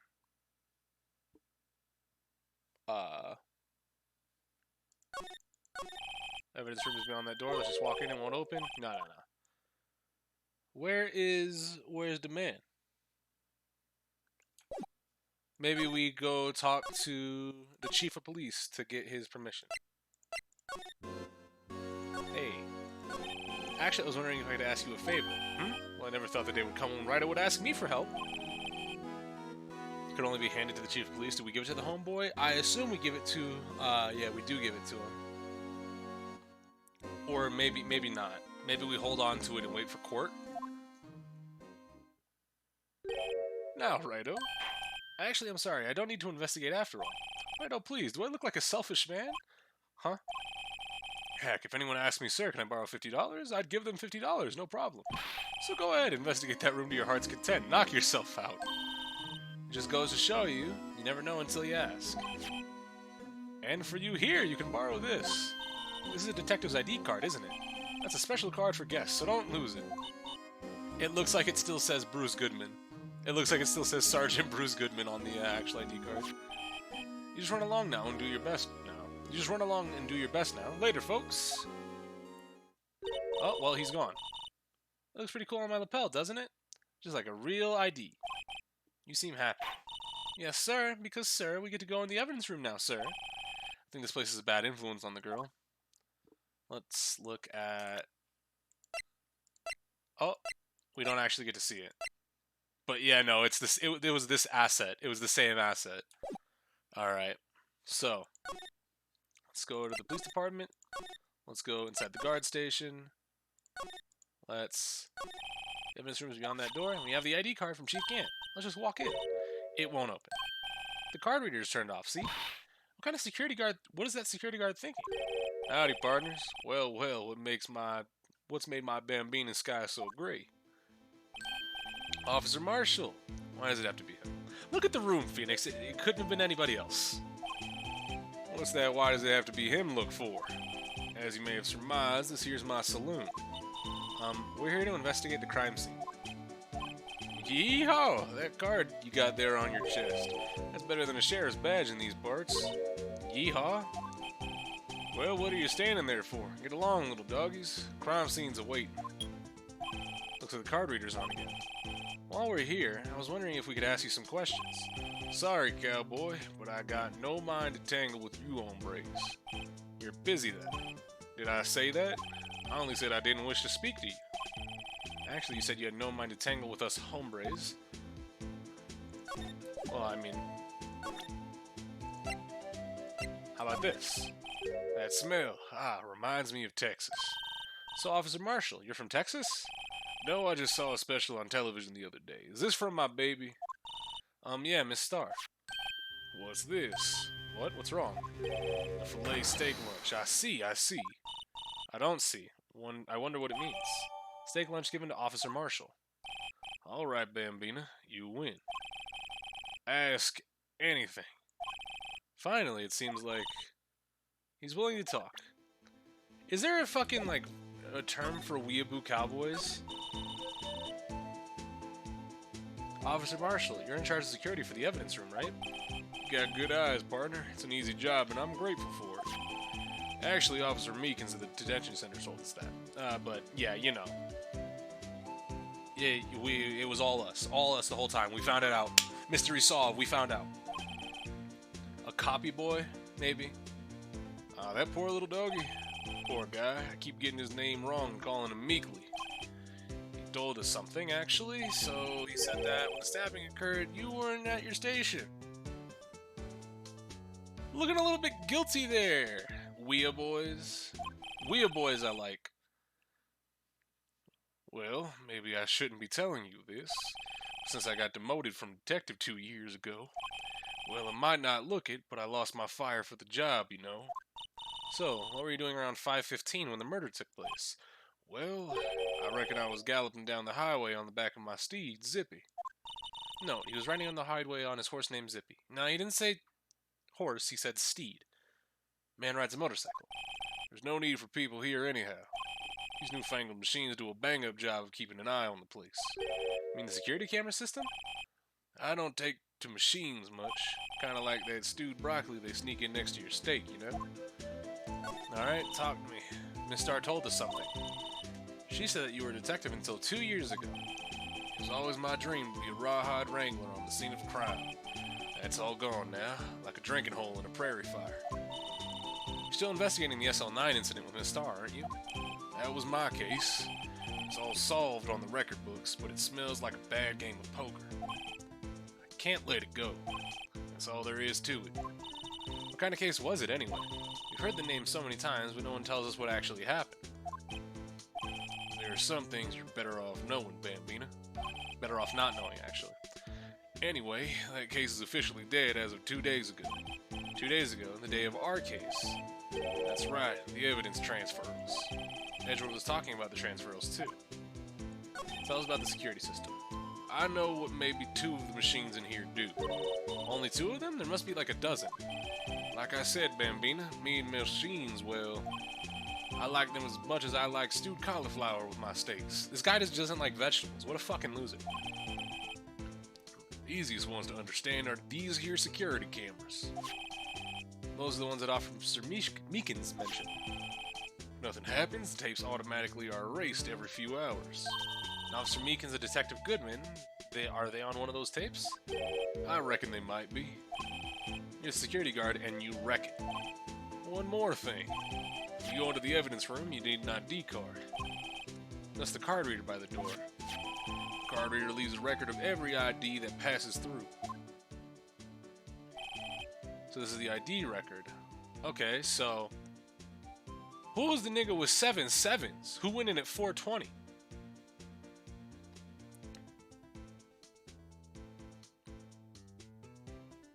So unfortunately it doesn't track checkout time. That's the bad thing. It just keeps a log of who went in. And sure enough, there's 484-2189. So, or 584-2189. Yeah, so he went in a minute before he was murdered. And somebody went in with him. Or less than a minute after him.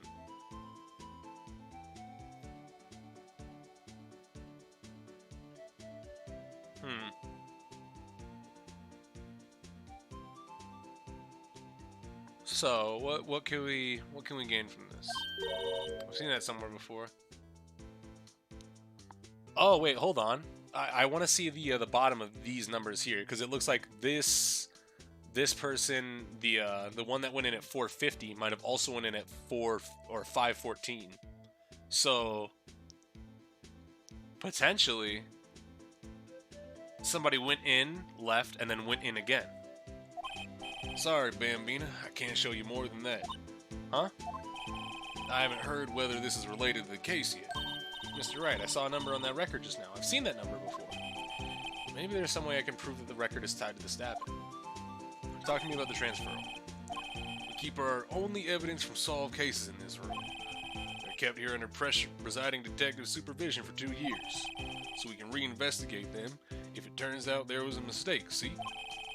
So what happens to the evidence after 2 years? It goes to sleep forever in that underground vault at the county sheriff's department. That's what we call transfer. We do it every February. I see now. Transferal is like a funeral for old cases. 2 years after a case is solved, it's closed forever. Dead. Never to be reopened again, never to be reinvestigated. That happened to the SL9 2 days ago. Interesting. So that means that definitely, because the case was solved, they're just trying to get a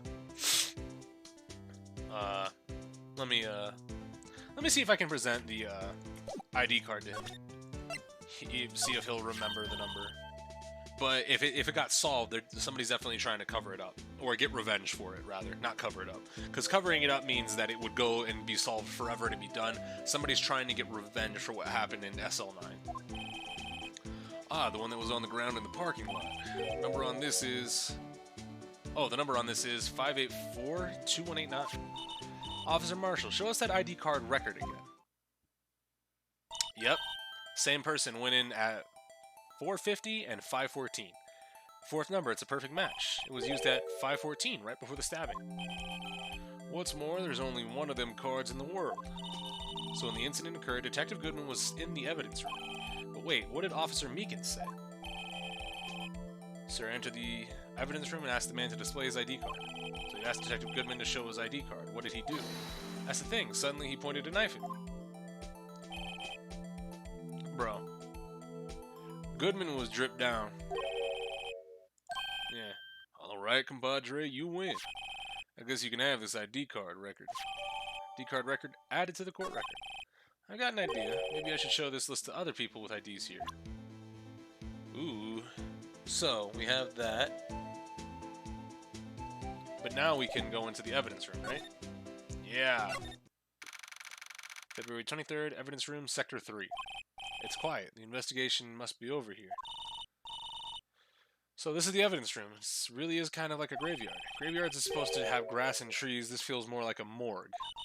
Nice try, Mr. Wright. You can't scare me. Eat, whoa! Sorry, I thought you were a ghost. I wouldn't recommend going around here smacking ghosts on the head, pal. Yeah, we got the metal detector. We've got the fishing pole. That's pretty neat. Where's Missile? If his card was at the parking lot, how could he get in? Well, no. What I'm saying is he got in. He was murdered here. Then somebody came in, took his body, and brought him to the parking lot of the prosecutor's office. That's what I'm thinking happened. Because that only makes sense. Righto, please. Do I look like a selfish man? Yeah. Yeah, it's true. So, Chief of Police Gang. Loan anyone $50, even me. Oh, so that's what you were talking about. Actually, I was put in charge of the investigation for today. Just for today? Boss for a day. But guess what? You get permission from the chief, so now you're boss for a day. But the killings happened at the same time. The killings happened at the same time, but not necessarily the same date. Right? It could have taken place on 2 separate days. All that we got from the autopsy is that he died within an hour and a half of 4 p.m. Doesn't say anything about what specific day. All it says is... Oh, no, never mind. It does. I need to look at it in depth. Huh. I'm glad I actually looked at this. Date and time, February 21st, between 4 and 5:30 p.m. So, interestingly enough,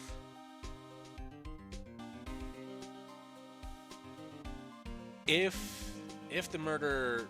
So, this could just mean that Lana is trying to cover up for somebody as well. There could be some blackmail or extortion going on with Lana that's preventing her from actually cooperating with the case as she would, right? Interesting. Okay. First of all, you'll want to have this. Evidence room floor plans has been added. All right. Boss for a day. That's right, it's an honor. After all, the murder took place right here in the police department. But if you're a boss, why are you all alone? Where are your underlings?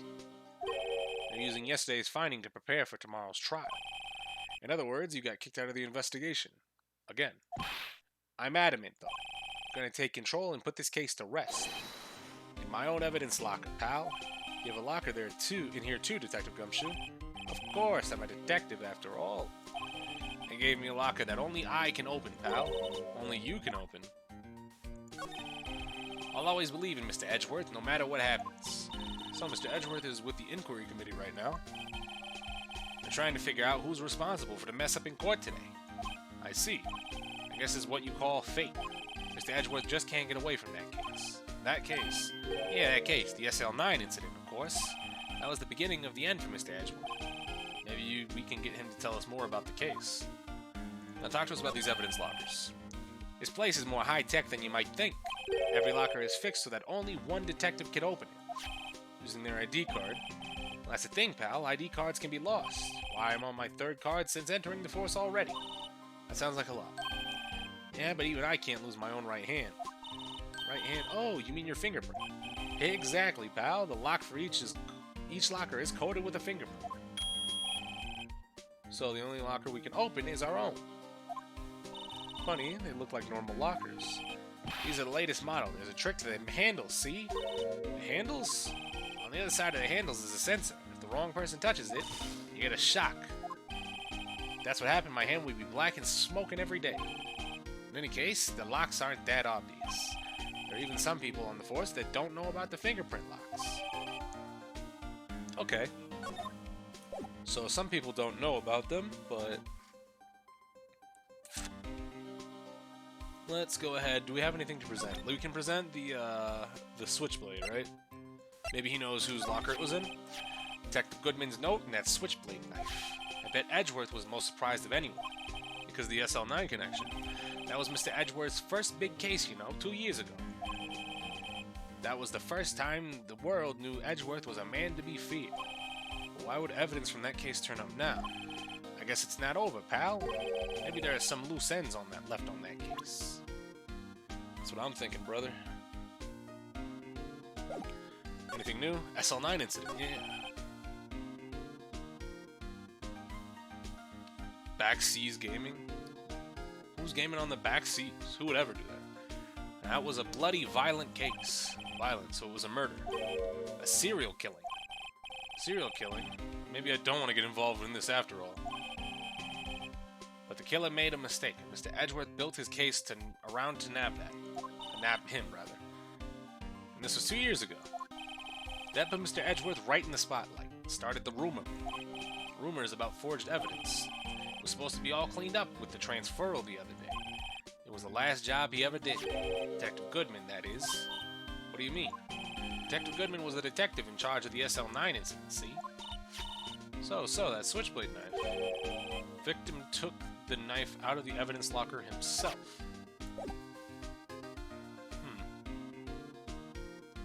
Shout out to the door in the background with the handcuffs. Yeah, I was about to actually, when I investigated or examined, look at that.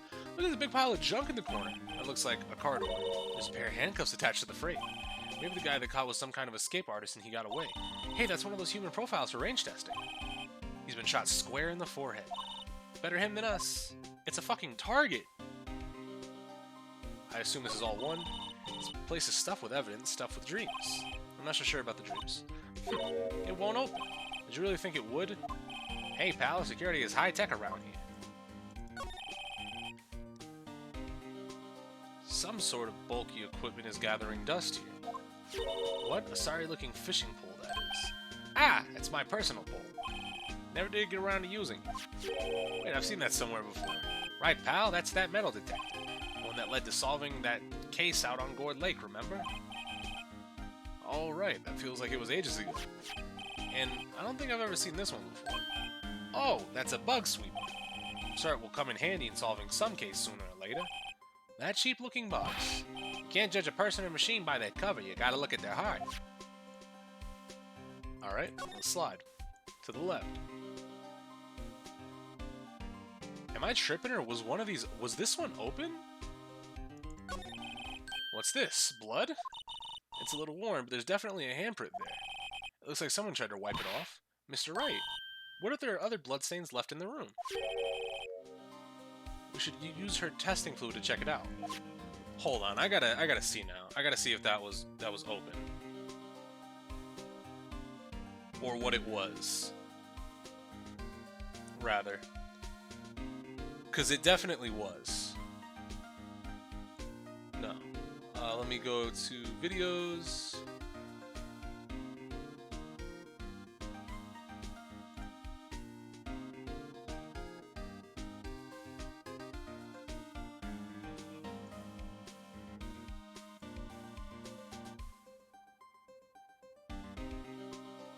Please, I'm just trying to see this one particular thing.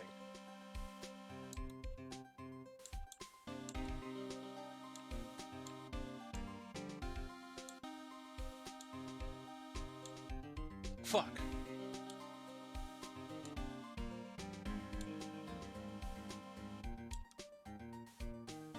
It's not important. I'm sure I'll see it later. Fuck it. Never mind.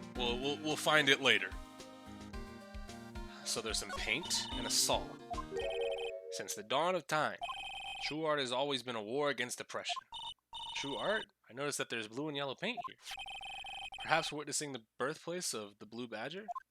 Well, you might say this is my studio. Here, in the evidence room. Had a woman's picture in it. I couldn't really tell what it was, but I remember seeing one of them open. That was my point. Glove? Someone left a glove here, but only one. Detective Gumshoe, maybe? There you go, pal, making me out to be some kind of absent-minded detective here. That's evidence from the case, you know. You mean SL9? It does have a tag on it. Rubber glove added to the court record. Ah, someone must have broken something big to make all these pieces. Detective Gumshoe, perhaps? There you go, pal, making me out to be some kind of hooligan. That's apparently from the case. The case? SL9 incident, pal. See the sticker on one of those pieces there. Another piece of SL9 evidence. Take a closer look at it. I wonder what shape these pieces were in before it was broke. You want to try to put it back together? Ha! Good luck, pal. That's no job for amateurs. Why, I spent a good 3 hours on that before I had to give up. That's why I always carry around a tube of glue. Well, it looks like this piece looks like the bottom. Let's try putting the rest in place. Puzzles!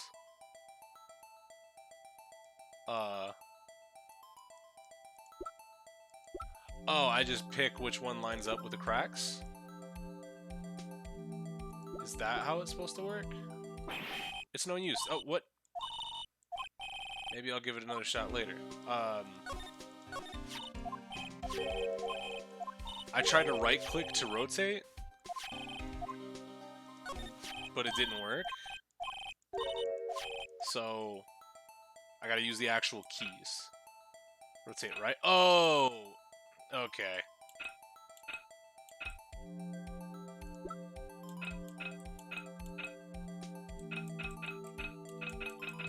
Alright, so they rotate the exact same way.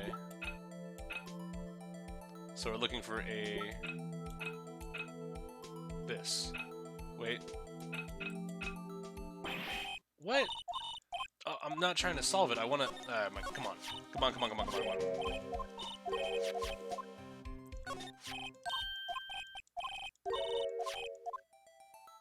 Alright. It's this one. E. Now I need to figure out this one. Which...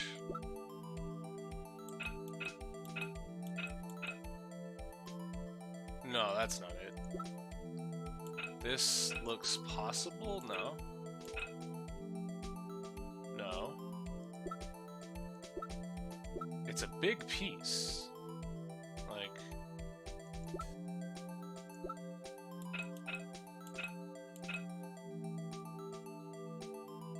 This isn't it, is it?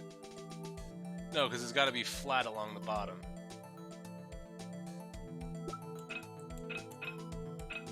It's definitely a vase, I can see that much. I just got to figure out how it's supposed to align, right?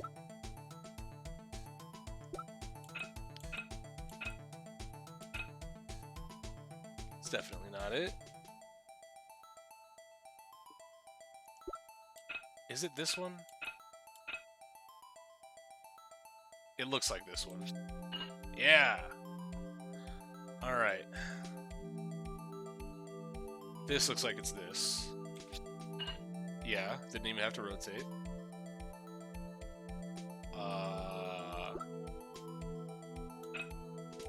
No. Yep. There we go. Just at the very top here. Oh! Hit E instead of R. Now everyone's gonna laugh at me. This one.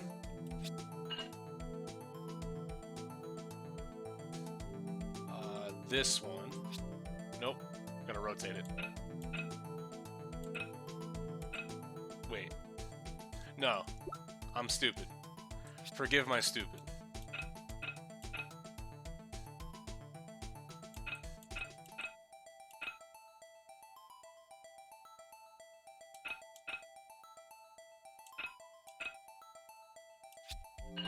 Right, okay. It didn't look like it would fit from that angle. Ta-da! Huh? Well, I think we did it, but some of the pieces are still missing. Yeah, I got that far too in 2 minutes myself. The problem is finishing it. Were some pieces stolen? But they were missing to begin with. Still, doesn't look like the most stable kind of jar. I understand how it got broken. Unstable jar has been added to the court record. Neat. Alright, let's examine... Does this give me anything else? 2 things that bother me. 1, why are some of the pieces missing? 2, why doesn't it seem a little unstable? No wonder it broke. I'll make sure to remember that next time I make a jar.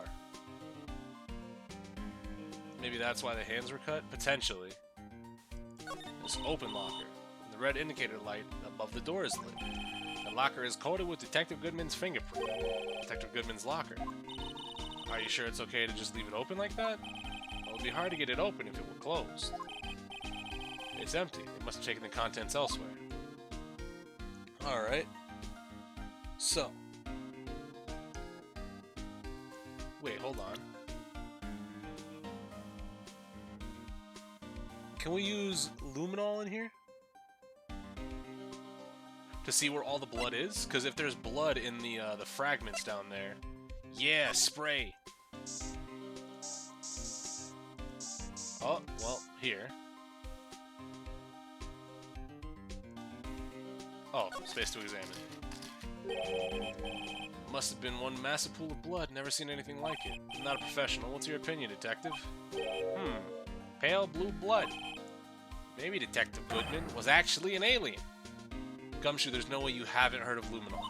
This proves something really happened in front of this locker. I'll make a note of it in the floor plans. Hey, if you didn't want my opinion, you shouldn't have asked. Well, you're an idiot. I mean, we saw the blood there. I knew it. This is someone's right handprint. What? What's the matter, Detective? This locker, it's mine. It's yours? Please, you have to help me when they come to take me away. Promise you'll testify I wouldn't harm a fly. You'll do that for me, won't you, pals? This is an important clue. I'll jot it down on the floor plans. I'm counting on you guys. Believe me, you can trust the police. Nah, but... Good, okay. But, you're a detective. Yeah.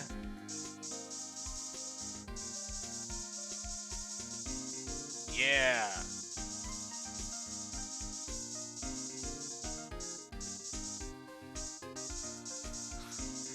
I like how it goes from here to here. I'm moving it over the paint cans, but it just doesn't go. Fuck, I missed a lot. Stars, man.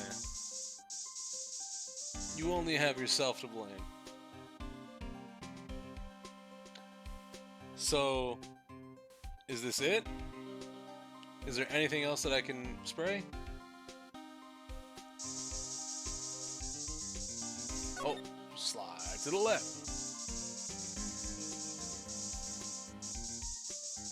Let me guess, this is the second investigation? I believe it is.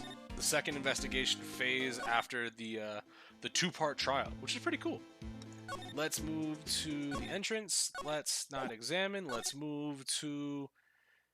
Is Edgeworth out of his inquiry? Let's go find out.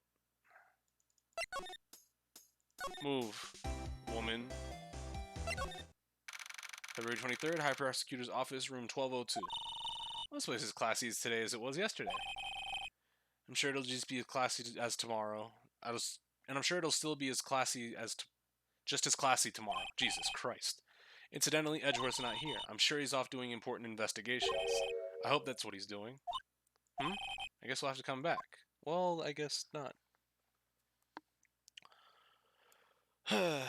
So... Are we not done in the evidence room?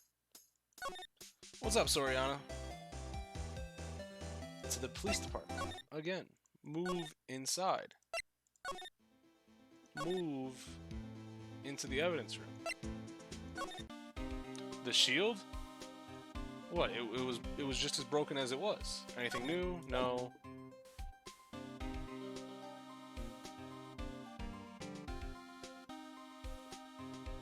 Spray the shield?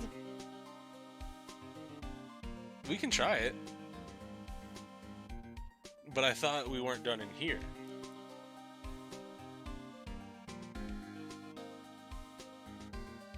Let's examine. But this locker has a fucking shirt sticking out. Wonder if Detective Gumshoe did this here. There you go, pal, making me out to be some kind of slob. I'm not responsible for that evidence here. That said, I bet that evidence locker was open recently. How do you know? If you leave things hanging out like that, the evidence gets dirty or ripped. Guard checks on that kind of stuff and notifies the detective responsible. How many times have I had him breathing down my neck about some silly evidence? Sounds like Detective Gumshoe leaves evidence hanging out a lot, but he doesn't tuck it in his shirt under the trench coat either. Or he doesn't tuck in his shirt under that trench coat either. If you're gonna talk behind someone's back, don't do it right in front of them, pal. You're not denying it. So, let's see if... Oh, no. Gotta remember, tab. If it was open recently... Oh! I got you. Why am I getting a reaction here? There's no reason for the murderer to touch this spot if he fled out the door. This might be something significant. Hey, that's some pretty amazing stuff you got there, pal. What's this? It's called luminol testing fluid. Where'd you get your hands on it? Huh? I'd like to get some too. I'll just borrow 50 bucks from the chief. Where do you get this, Emma? I always buy it by mail order. Well, I better jot this down on the floor plans. Interesting. So, we have that locker. We have the other locker. Do we have anything else that looks slightly interesting? Maybe the glove? I thought I clicked on the glove. Maybe I didn't?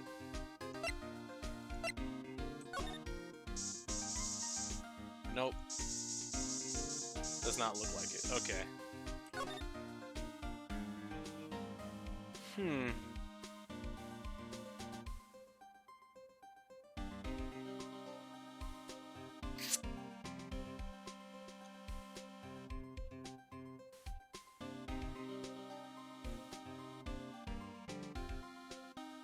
What else? Can I spray anything else? Am I stupid? Am I dumb?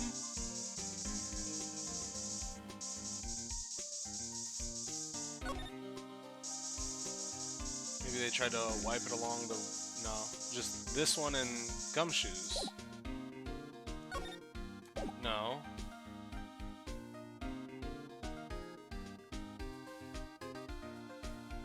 Can I present anything to... maybe the floor plans? See if she's evidence I know nothing about? I say nothing. Okay. It's not even mixing, it's just I don't know what's supposed to be happening.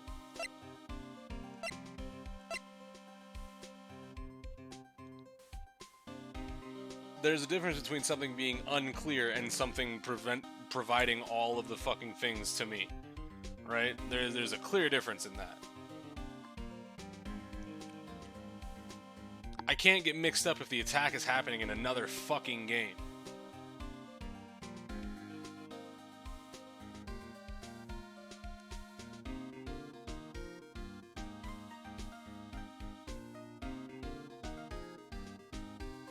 Maybe I present this?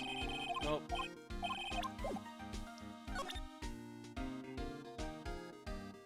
I looked at the VOD a bit, so any theories so far? The only theory that I have, like, a given for right now is that the SL9 incident is deeply involved, meaning I think that both Marshall and Angel are implicated, right? they're trying to get revenge for the SL9 incident. We don't even know what's going on right now. So,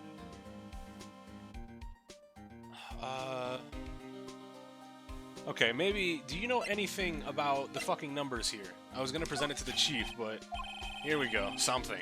This is the ID card record of the people who came in here the day of the stabbing. I heard the rumors, so it was good. Oh, whoa! What is it? That second number. It's not your ID number, is it, Detective Gumshoe? Mr. Edgeworth. What? The second number on this list, it belongs to Mr. Edgeworth.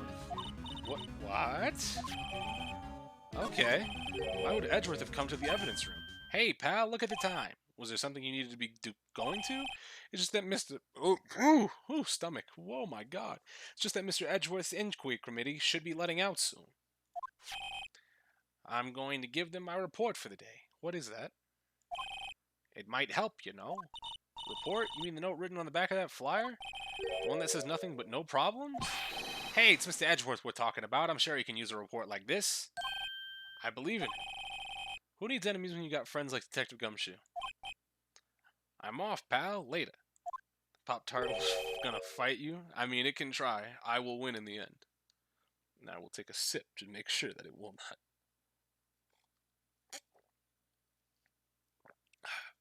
I should probably see what Edgeworth has to say, too. So he's out. Let's go. Move, cowboy.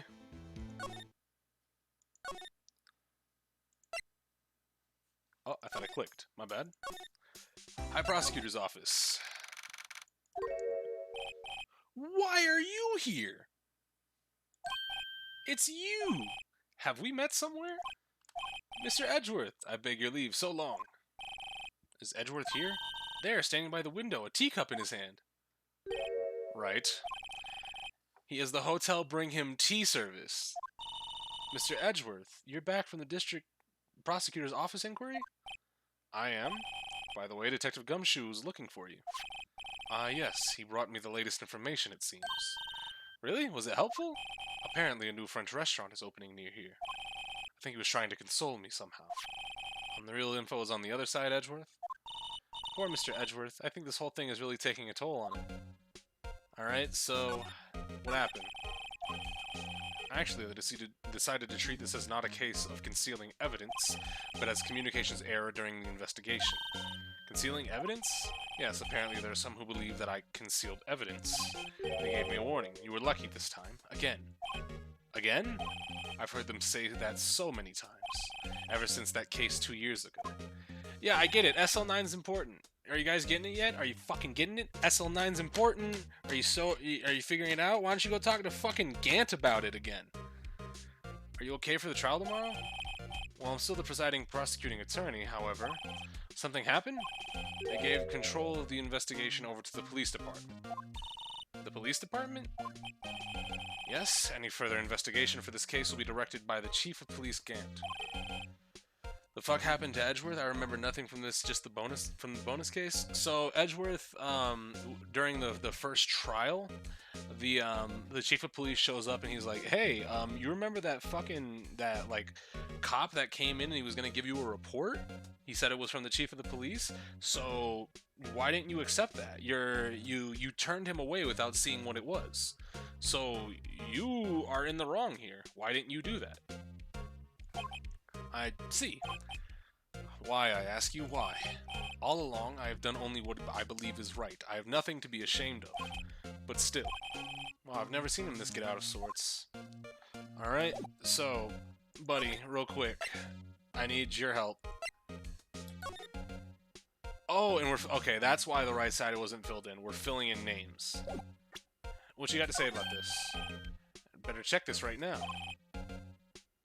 As I was saying, what's this? A record of ID card usage? Edgeworth, you went into the evidence room that day, didn't you? Just before the incident occurred, no less. Yes, that's true. Why, Mr. Edgeworth? Please don't look at me like that. I was asked to go by Chief Gant, no less. The Chief of Police? He wanted evidence for a case that wrapped up half a year ago. Ah. For the murder of Mia. He told me he wanted to keep it here in the prosecutor's office. Or is this for Mia? Because this could be the screwdriver that opened up the phone in the office to install the wiretap, the one that was in the hotel drawer. But it was solved, right? It would have to be if the evidence was already filed. Chief is never one to explain himself. In any case, on the day of the stabbings, I brought this back here. Can I ask what kind of case it was? I can't say. It really has nothing to do with the current case. Now I'm only curious about this other case. I better make a note of it. Unrelated evidence. Screwdriver added to the court record. Stubborn as always, I told you this has nothing to do with the current case. Okay. So, maybe we can show him Goodman's note, because I don't think we ever got to show him that. I know you. You probably got a hold of some information already, right? Has to do with that case you were on, the SL9 incident. Some dark suspicion you were wrapped up in. You're the man who revived the worst memory of my life. I figured I'd be telling you about this sooner or later. You must be talking about his father's murder in that elevator. Okay, Edgeworth. Why don't you tell me about it? Tell me the truth. Do we have it? Yeah. Allegations of forgery? The SL9 incident was a heinous serial killing case. The head of this investigation was the deputy chief of police at the time, Damon Gant. That wacky old coup was involved in the case 2 years ago then, too. He was a top officer, and it was my first time working with him. I was nervous. Wow, you get nervous too, Mr. Edgeworth? I want to know why I was a deputy chief of police on the investigation. In truth, I used slightly more extreme methods than normal. We were dealing with a vicious murderer. If I let him go, the blood would be on my hands. We won our guilty verdict, and the killer was executed. Wait, you didn't... Of course not. I didn't touch the evidence. Yes, I will do anything in my power to win a trial. However, I do have a code, and I follow it faithfully. By the way, Emma, the chief prosecutor wanted to know something. My sister? What? If you were still studying for forensic science. Yes, of course. Why, just today, Mr. Wright and I were using this. Luminol testing fluid, Well then, you might have use for... Is it time to dust for prints? Aluminum powder for taking fingerprints. It's been chemically treated for better adhesion. For me? Are you sure? We are the enemy, you know. I have no say in today's investigation. Do as you will. Edgeworth, I'm really... No need to thank me. Here, take your powder and these fingerprint files for everyone involved. Thanks. How about giving these to Detective Gumshoe as well? Alright, let's get going. One last investigation. Right. I do seem to remember a suspicious handprint somewhere. Wherever could it be? Do you guys remember where it is? Show me where the handprint was. Any guessers? Anybody want to guess? Our investigation turned up a suspicious handprint. Here, in this blood in the detective evidence locker. Let's use the secret weapon we just borrowed. Choose a finger. A finger? Each finger leaves behind a slightly different imprint. So let's choose the finger we'll have left behind the clearest print. I really can't tell the difference at a glance. Phoenix. Quit procrastinating and choose a finger. Okay, now it's time to check for prints. Let me show you how it's done. I'm starting to get that sparkle in her eyes. First, we sprinkled aluminum powder around. Huh? How do you do that? With space, see? It looks like that did the trick. That aluminum powder adheres completely to the print. Once the powder is well spread, just blow it away the excess. Huh? How do I do that? With E. Exciting, I know. Imagine you're blowing out the candles on a birthday cake. So did this actually use the fucking, the microphone on the DS? Because that's pretty cool. Wow, that looks like fun. Might take some getting used to, though. It's fine. It won't go up your nose or anything. You pour the powder on thick and blow away the extra. Those are the basics of fingerprinting, Mr. Wright. I guess I better give it a try.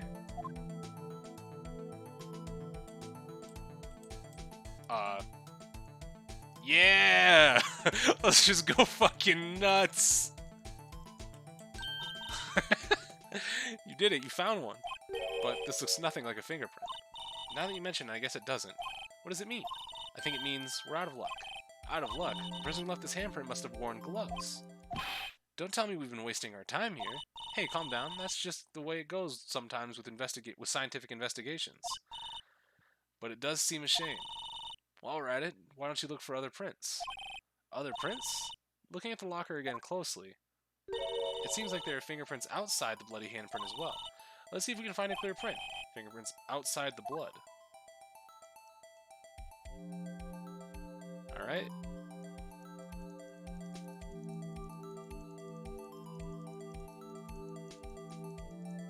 Anybody got a 20?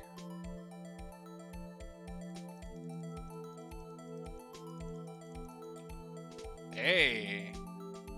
There we go. Wait, is that not... That's a fucking very clear print. Come on. What?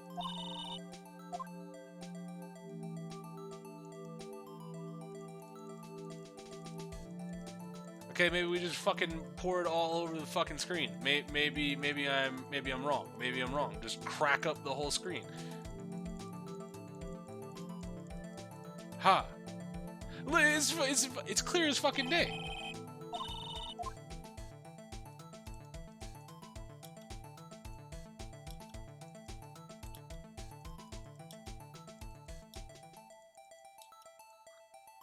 Am I stupid? Am I wrong?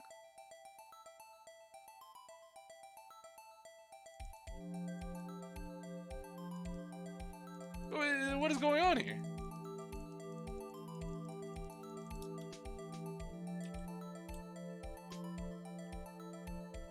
That's it. This is the print.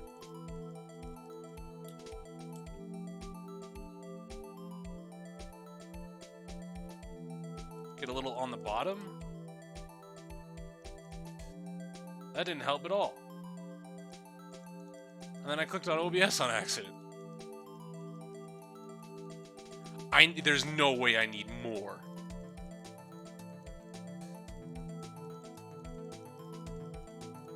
You know what, fuck it, we might as well go all out.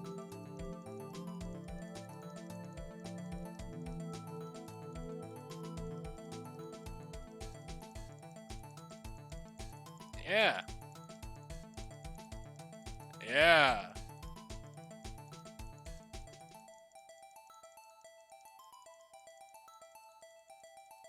Is this what you wanted? Is this what we're supposed to be doing, video game? I don't know. Because you won't fucking tell me. I can clearly see a fingerprint and you're just saying no.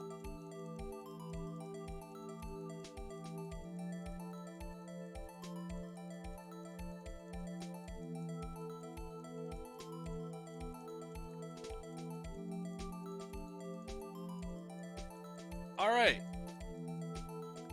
I almost put on a fucking macro to click.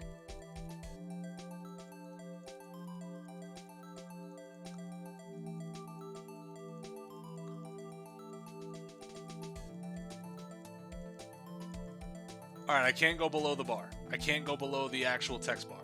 So. Are you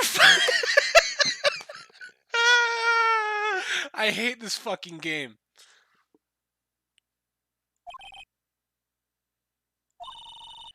Anyway, this print took a lot of effort to find. Yeah, no, it took way too much. Oh my fucking god. We gotta find out the owner. I guess she's right. Look at the fingerprint data we got from Mr. Edgeworth. And point out the one person you think left these prints. Huh? How am I supposed to know who it was? I can make a pretty good guess. Bloody handprint and the fingerprint are in different places, right? That means the prints probably don't have anything to do with our case. So whose fingerprints were we most likely to find on this evidence locker? Well...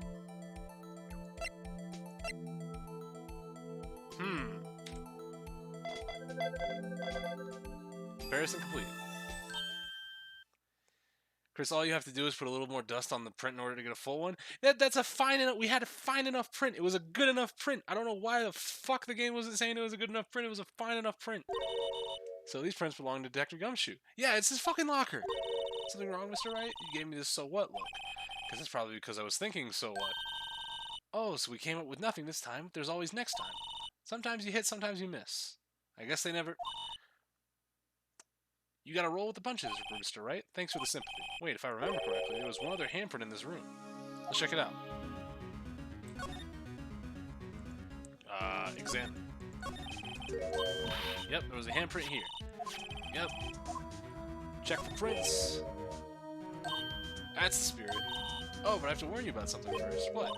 The area with blood was wiped away, right? You only ended up finding it using chemical means. Any prints in the area have been wiped away too. Oh, right. So that means no prints. Would you say the probability of your hypothesis is high? Don't ask me. Anyway, let's try to find prints that weren't wiped away. Prints other than the ones left by the bloody hand. Okay. That weren't left by the bloody hand? Well, seeing as the screen is fucking red, right? I can't really see where the print is. Oh, what? Oh, it gives me yellow. Never mind. Here we go. Here we go. Here we go. Here we go. Here we go. You ready? You ready? You ready? You ready? You ready? You ready? How is that not a full fucking fingerprint?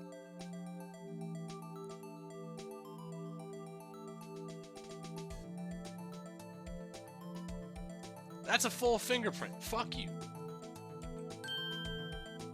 Of course I gotta do it again. Alright, now we gotta check. Not Meekins. Hey, hold on.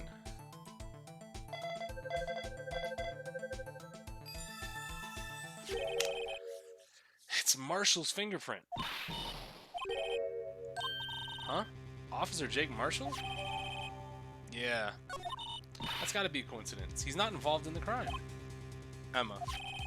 This is decidedly different from Detective Gumshoe's prints. Luminol reaction. The blood and the fingerprints are in the same place. Oh. So we have Jake Marshall's fingerprints on a white bloodstain. But why would Officer Marshall... Looks like our investigation is finally turning up some results. This is what you call decisive evidence. I don't believe it. Well, I mean, believe it. To be continued. It's trial time, nigga. You going to jail, cowboy. Is it trial time? It's trial time, nigga.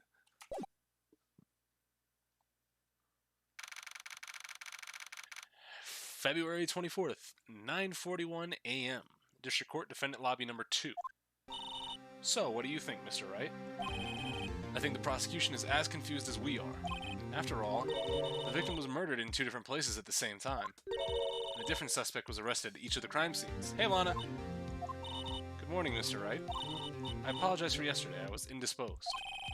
I hope they didn't hold you for too long for questioning. We just finished, actually. I'm used to all-nighters, though. So how'd it go? It's as Mr. Wright suspects. The police are clueless. I figured as much, so I struck a plea bargain. Why did you fucking cop your plea bargain? My god. We agreed that if I told them the truth behind this simultaneous murder, they wouldn't seek capital punishment. That's what I mean, Emma. But Lana, don't tell me you... Much to my regret, I'm as much in the dark about this as they are. Miss Skye, we found trace evidence of a certain person in the police department's evidence room. It belonged to Officer Jake Marshall. What kind of trace evidence? Bloodstained fingerprints, to be exact. That's the trump card I have up my sleeve today. You do understand what this means, don't you? In order to defend my sister, you're going to accuse Mr. Marshall? We have to play the cards we're dealt, isn't that right, Miss Skye? Do what you have to do, Mr. Wright. Courtroom number 9. What up, Miles? Court is now in session for the trial of Ms. Lana Skye. The defense is ready, Your Honor. The prosecution is... I'm afraid you'll have to clarify. It takes 30 minutes by car to reach the police department from the prosecutor's office. The victim, Bruce Goodman, was slain at both places at the same time. You're starting off already. Yo, hold on. But it's not physically possible, is it? What's more, I hear the victim from the evidence room just disappeared. Yeah, and the body eventually reappeared in the trunk of Mr. Edgeworth's car. Wow, this is one messed up trial. One of my duties as prosecutor is to present impartial evidence. Today I will present evidence relating to the murder at the police department. In doing so, I believe the way in which we should proceed will reveal itself. And that's what set Mr. Edgeworth apart. He sounds so on top of things, even though he doesn't know what's going on himself. And that's supposed to be an admirable trait? This specific trial is really cool. I'm having fun thus far. Very well, let the trial resume. On the day of the trial, or the day of the crime, what exactly transpired at the police department? Well, Mr. Edgeworth, you may call your first witness of the day to the stand. For its first witness, the prosecution calls the suspect of the murder that occurred at the police department. Suspect? You mean the so-called murderer? Oh boy, things are getting wild from the get-go. Oh boy. Will the witness please state his name and occupation? Yes, sir. I am Officer Mike Meekins, sir. My occupation is, that would be the murderer, sir. Are you serious? Meekins. So you're telling us you're a professional killer? Sir, it was me, sir. I'm the one who did it. I'll never kill anyone again, sir. You gotta believe me, sir. Actually, what... Sir, I'm what you'd like to call the younger part of the younger generation, sir. A person whose actions adults can't possibly comprehend. Please, Mr. Edgeworth, sir, help me, sir. Officer Meekins. Yes, sir. Give us your report of the crime. Consider that an order. Yes, sir, as you wish. After all, I'm a part of the generation that must be told what to do, sir. Also, check it out! Miles got somebody's name and occupation. Offer it. Well, not occupation, but he got his name. He didn't have to do anything. Let's go! You can't fault him for a lack of enthusiasm. Crime report, sir. Though it's not my normal duty, I was assigned to guard the evidence room that day. I spotted a suspicious man in the security screen and rushed into the room. I was only doing what I was trained to do, sir. I was suddenly attacked. I fought for my life, then I did it. After that I passed out until another officer smacked me awake. That's,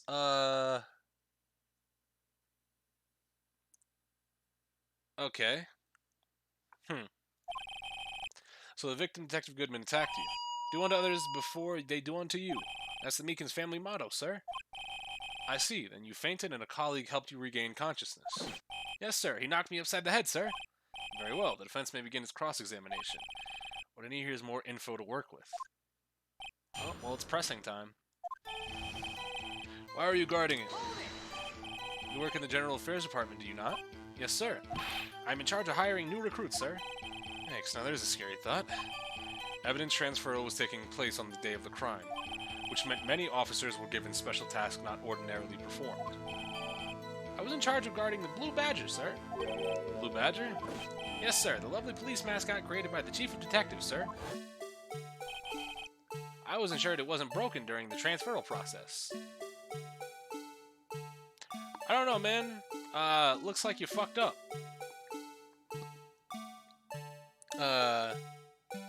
Just a little bit. I don't know if, you know, but you're dumb. That was my sole mission for the day, sir. Sounds like a very, important mission. After the award ceremony that day, there was so many people running around that I relocated the Blue Badger to the evidence room. Oh, so that's why you went to the evidence room. Tell us, what did you see when you got there? I spotted a suspicious man on the security screen and ran into the room. Alright, press... In order to enter the evidence room, you need an ID card, am I correct? Where's yours? I have one right here around my neck. What's your number? Yeah. Oh, there it is, I found it! Hey, this is the one right here. Could you read us the number? Yes, sir. It's... Oh, that's the one that repeats. So after he was knocked out, somebody took his badge. I see, huh? But the number 4989596 was being shown used twice. So somebody entered the room, or whoever's the quad sevens could have just been lying in wait for almost a whole hour. But Edgeworth might have seen them, unless Edgeworth didn't have to go that far in. But somebody definitely took his badge while he was knocked out. Please explain, witness. It's no real mystery, sir. The first time was when I relocated the Blue Badger to the evidence room. The second time was when I went to go get him after everything settled down. I see.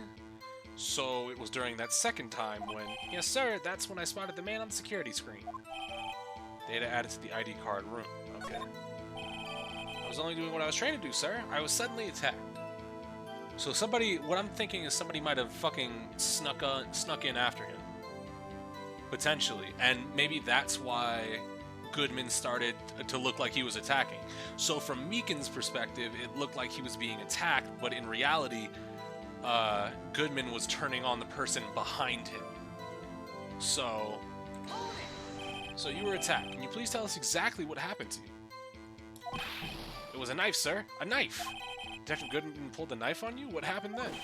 Well, with me charging in on him like that, he looked as surprised as I was. You weren't exactly the type of person who would want to run into you, or someone would want to run into. There we go. That's when I reacted, sir. I swung my arms like an octopus, struggling to detain him. That's how I got this gash on my right hand. If you just kept your cool, your hand wouldn't be... When I saw the blood trickling down my arm, I panicked. I grabbed the man by his collar. I fought for my life. Then, I did it.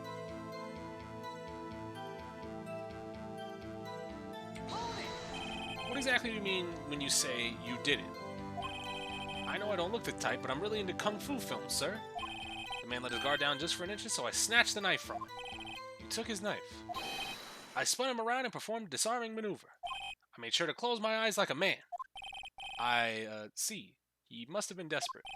Next thing I knew, his white coat was drenched in a sea of my blood, and then the next thing I knew, yes, he punched me right in my face, sir. After that, I passed out until another officer smacked me awake. Is what he was telling us yesterday. Well, we would need to try to skim for more details from him. From starters, what was an officer from the General Affairs Department doing in there in the first place? Work is kicking your ass? Well, at least you're here now, Gallus. You're relaxing now. Right, let's press him for all he's worth. Fuck it. I don't even care what that says. Mr. Meekins, you work in the General Affairs Department, do you not? Yes, sir. I am in charge of hiring new recruits, sir. Yikes. Now there's a scary thought. Evidence transferal was taking place on the day of the crime, which means many officers were given special tasks not ordinarily performed. Oh, wait, what? Did we cycle? We cycled. Okay. Okay. Yeah. Right. Spot a suspicious man. I was only doing what I was trained to do, sir. I suddenly felt attacked. Then you did it. After that, I passed out until another officer smacked me awake. Who was that?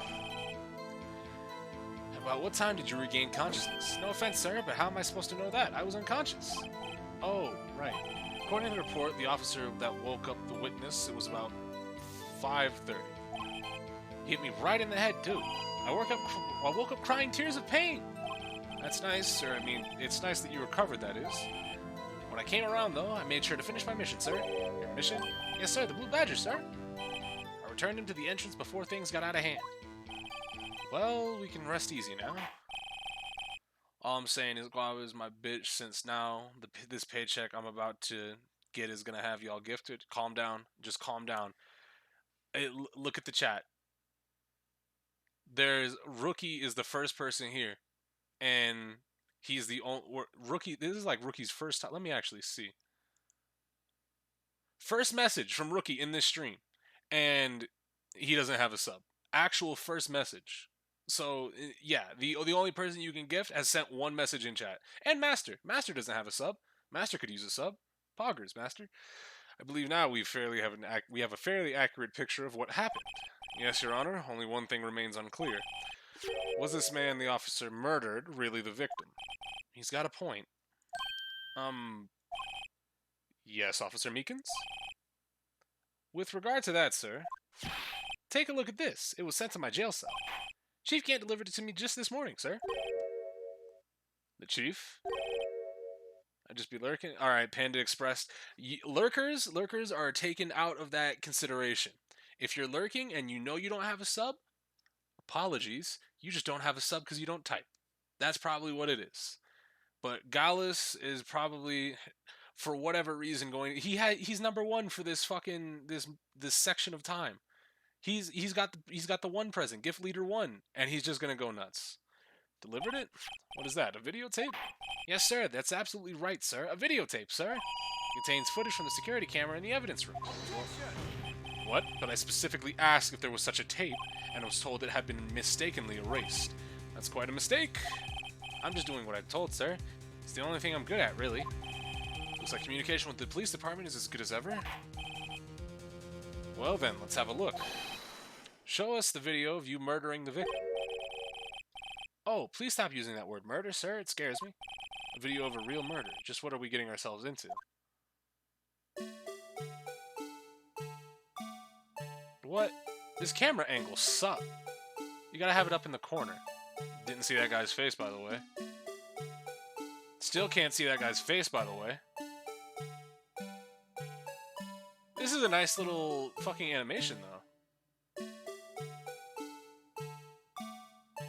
Ooh.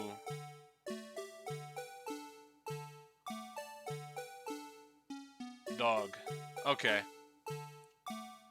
So, there wasn't 2 murders. Here's how it went down. In the evidence room, the person that was posing as Goodman, technically, I would say, has to be Marshall, but the person posing as Goodman had to get into the evidence locker with his outfit on. He went in and Meekin saw him and followed after him. Obviously, it wasn't Goodman because he attacked him. So I'm gonna write that the person that followed him in was definitely not the case. It didn't happen like that. The person that was using Goodman's ID and his clothes got into the evidence room, and they're trying to retrieve the evidence from SL9. They got the evidence. Meekins follows them in there. They attack Meekins and knock him out and leave. This video really just proves nothing about, huh? No, it proves a lot, actually. I thought that was a Fortnite meme you put in until I realized what it was. What you talking about, Willis? Well, I believe we're all thinking the same thing. How can we deal with these unsettling feelings stirring within us? Well, that we didn't already know, I guess. Yeah, there's a lot of stuff that like it clears up, but it definitely provides no new information. It just makes a little bit more it gives a little bit more clarity to what we do know, right? And so at the same time, the actual Goodman was being set up in the parking garage. What the hell was that wiggling piece of plywood?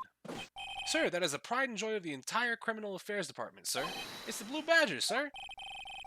Why am I not surprised this isn't going smoothly? Video from security camera placed in the evidence room. Yes, well anyway, this tape seems to prove that the witness did indeed encounter someone. In the evidence room, Your Honor, instead of relying clearly on incomplete footage, the witness's testimony will suffice. What the video showed in the corner of my eye, the scuffle looked like that. Yeah, it was very obscured. They made very, very good tries to hide Goodman, quote-unquote's face. Is that alright with you, Officer Meekins? Yes, sir, as you wish, sir. Mystery Man. Alright, so.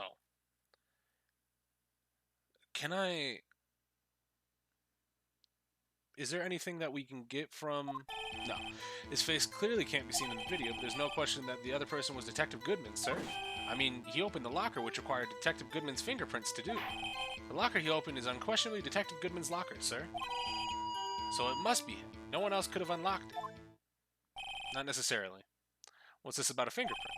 Each detective has been given a locker equipped with a fingerprint-activated lock. These locks ensure that each locker can only be opened by the detective it belongs to. Not necessarily. It can be opened if you have their fingerprints. So, intriguing. That would mean the victim at the crime scene would have to have been Detective Goodman. To be honest, unless you stream for like 2 or 3 more hours, I won't make it home in time to drop the gift, so it'll have to be next stream. I mean, either way, we're probably going to be going for a while, but don't stress it too much. We're definitely going to be going because we're 4 hours deep, and I don't think the truth has been explicitly shown to Phoenix yet. I don't know where this cross-examination will lead, but everything has to begin with contradictions. That's where I have to start. Alright, so no one else could have unlocked it, right? That's where I think his face can't be seen clearly in the video. There's no question that the other person was Detective Goodman. But you don't know that for sure, do you? You never actually saw Detective Goodman's face. Yeah, you closed your eyes. Yeah. Since his face can't be identified in the video, only you can verify it. Why is everyone looking at me? If I had to label your stares as disturbing or Meekins, having been shown a questionable video at best, we are not in the best of moods. Now please be more certain when you testify. Yes, sir.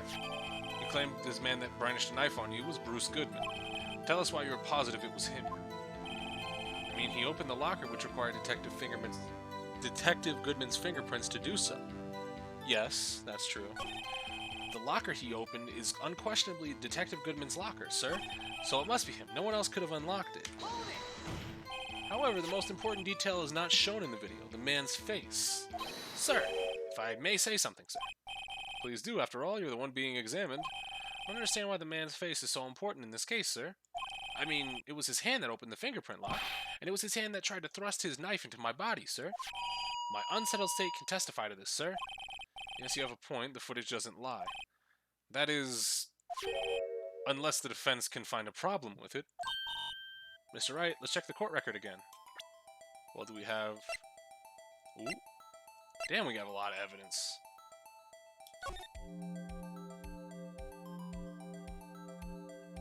Oh, it's our... Here, let's start from the top. Red light on. Yup, okay. It was already open. Idiot. Is there a problem with the security tape? There is a problem. Regarding the video contained on this tape, there is one thing in particular that seems rather strange. Strange? This contradiction leads to the possibility that the man may not have been Detective Goodman. What? This video contains such a contradiction? Interesting.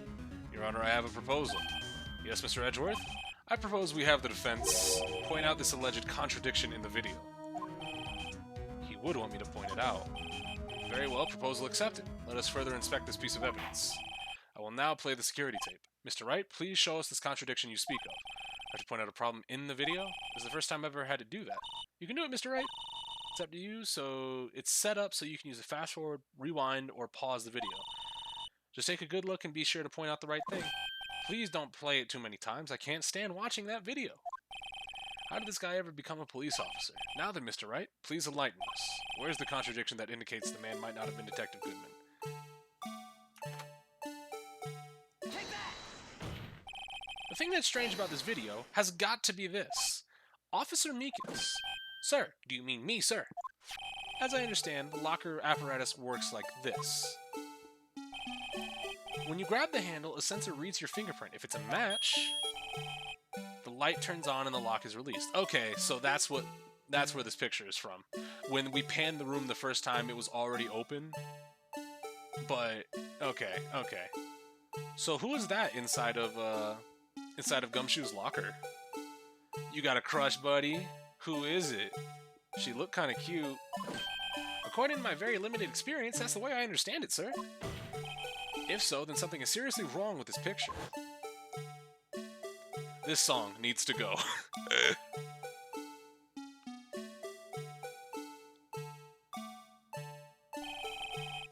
When the victim reaches for their handle to open the locker, let's rewind it to a little earlier. What if they're not a she? Well, they're still cute. I don't know what do you want from me? Notice the light? What's this? It's already lit. Precisely my point, Your Honor. The locker was already open before the victim grabbed the handle. Order. What's the meaning of this? It's very simple, Your Honor. The locker wasn't locked on the day of the crime. But the locker locks are controlled by an electronic system. When a door is shut, a sensor is triggered, and the locker is automatically locked. Oh, I know, it must have broken down. Of course, I'm not an expert in this. That's not likely, Your Honor. The sensor would detect and report any malfunction. Oh well, goes to show that novices should keep their mouth shut. So then, Mr. Wright, do you have an explanation? Me, Your Honor? Yeah, why wasn't the locker locked? Me, Your Honor. Yes, well, you see, this isn't exactly my field. What do you think, Miss Scientific Investigator? Huh? Oh, maybe something like jam the system sensor? Something jam the system sensor, say... There's something else that seems out of place in this video. Yeah, I thought so too. Wait, what? There's got to be another clue somewhere in this footage. Let's inspect this video once more. The locker wasn't locked. Mr. Wright, please point out... Oh, fuck.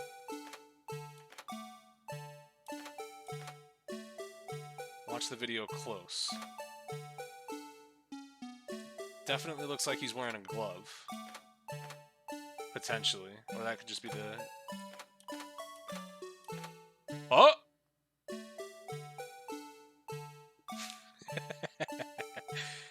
Speaking of gloves, hey bud. Please watch closely. This is the continuation of the part I showed you earlier.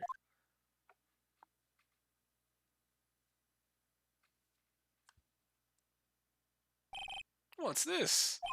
Something white fell out of the locker.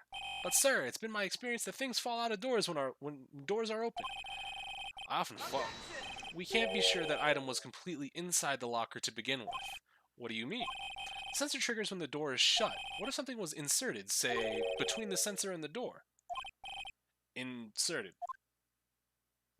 Yeah, okay.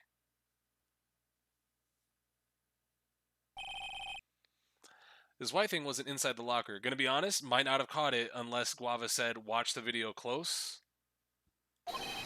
It was stuck between the door and the sensor. Oh, I understand now, sir. It's just like my tie. 2 out of 3 times it gets stuck in the door when I open my patrol vehicle. Or I get out of my patrol vehicle, sir. Instead of the door... But the object would have had to been extremely thin to fit in the door. Not only that, it would have to block electrical currents. It would need to be an insulator. But at the crime scene, there just might have been something that fits the description. But sir, by insulator you don't mean... I think I finally got this figured out. Very well, the defense... Will the defense please present the relevant evidence? What was the insulator that was stuck? I don't know, maybe a fucking rubber glove. I found this near the locker, a thin rubber glove. But we can't be sure that was in the victim's locker. It has a tag that says SL9 incident. The victim seems to depict the victim opening the locker. Video seems to depict the victim opening the locker, but that isn't the case. The lit lamp attests to this. On the day of the crime, even I could have opened that locker. Is this not so, Officer Meekins? It would appear so, sir. Order, order, order. So, we are to believe then that the victim, whom this witness stabbed in the evidence room, was not Detective Goodman? Do not be misled, Your Honor. What do you mean, Mr. Edgeworth? The defense merely has demonstrated that possibility and nothing more. The victim in the video was indeed Bruce Goodman. The prosecution will offer one more testimony to prove this. Officer Meekins, please testify about this. You might have already mentioned this, but I love that Edgeworth is basically helping you now as long as it's sound and logic, or sound logic and evidence. Yeah, he doesn't care. He just wants to put people away, and I'm glad that he's kind of transformed into that. Sir? Me, sir? I'm not sure what you're referring to, sir. Oh, you mean that, sir? Of course, sir. Is this a joke? Very well, begin your testimony. There's one other thing that proves the man was Detective Goodman, sir. To enter the evidence room, one must use their ID card. When the ID card is used, there's a record of it. At the time of the crime, the detective had used his card. Well, I mean... Shut up.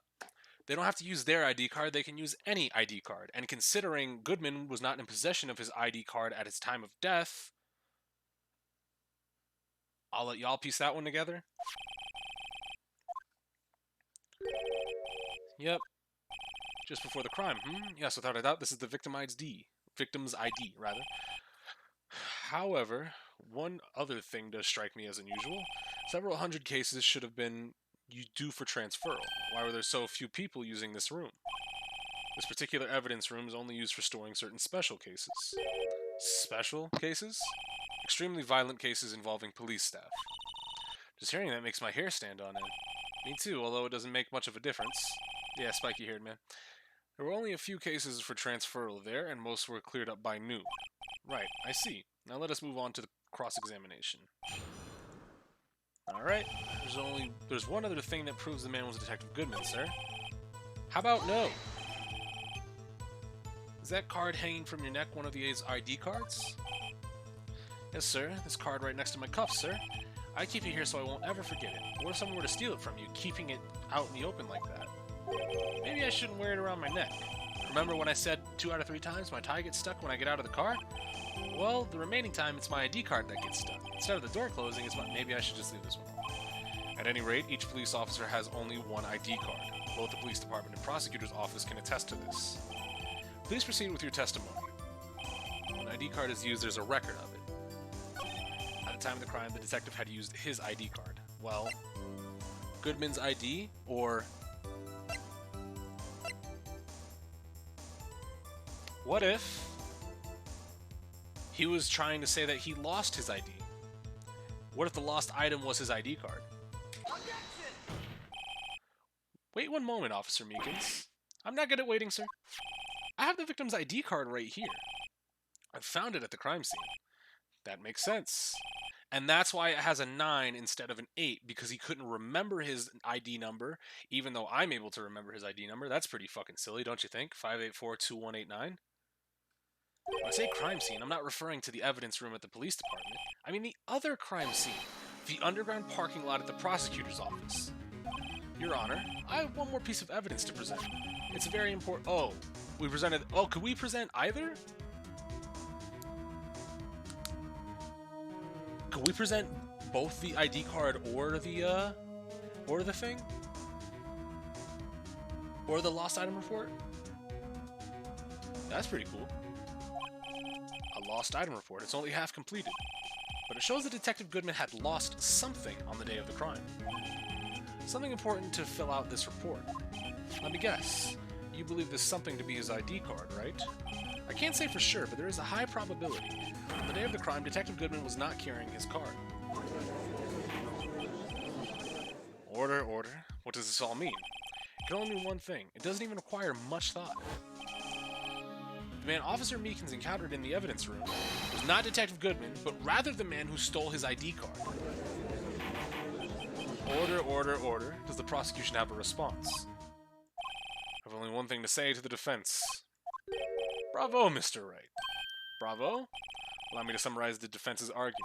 At 5:15 on the day of the crime, the man in the evidence room Officer Meekins encounters was not Detective Goodman.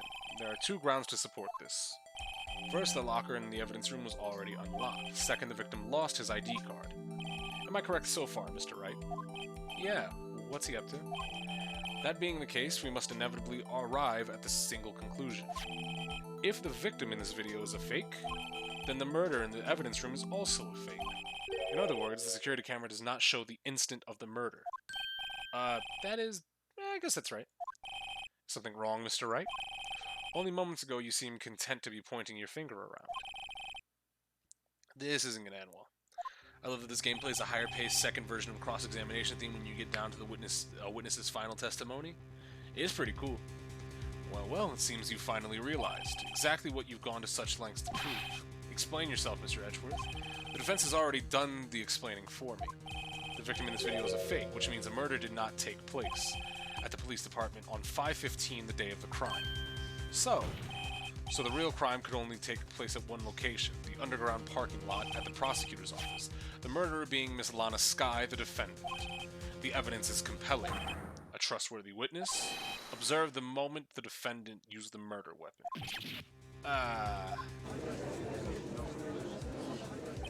I knew that testimony was too shabby. It was all a trap from the beginning. The activity in the evidence room still leaves many questions unanswered.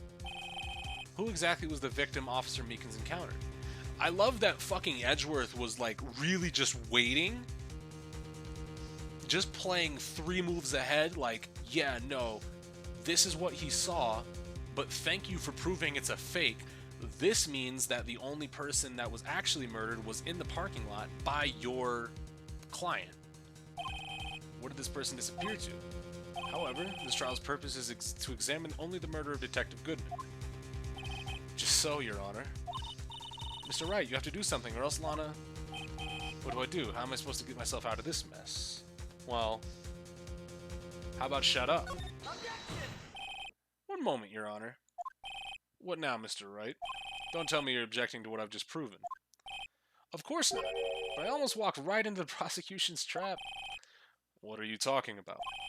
This cross-examination has proven one thing and one thing only. The security video did not show the actual murder.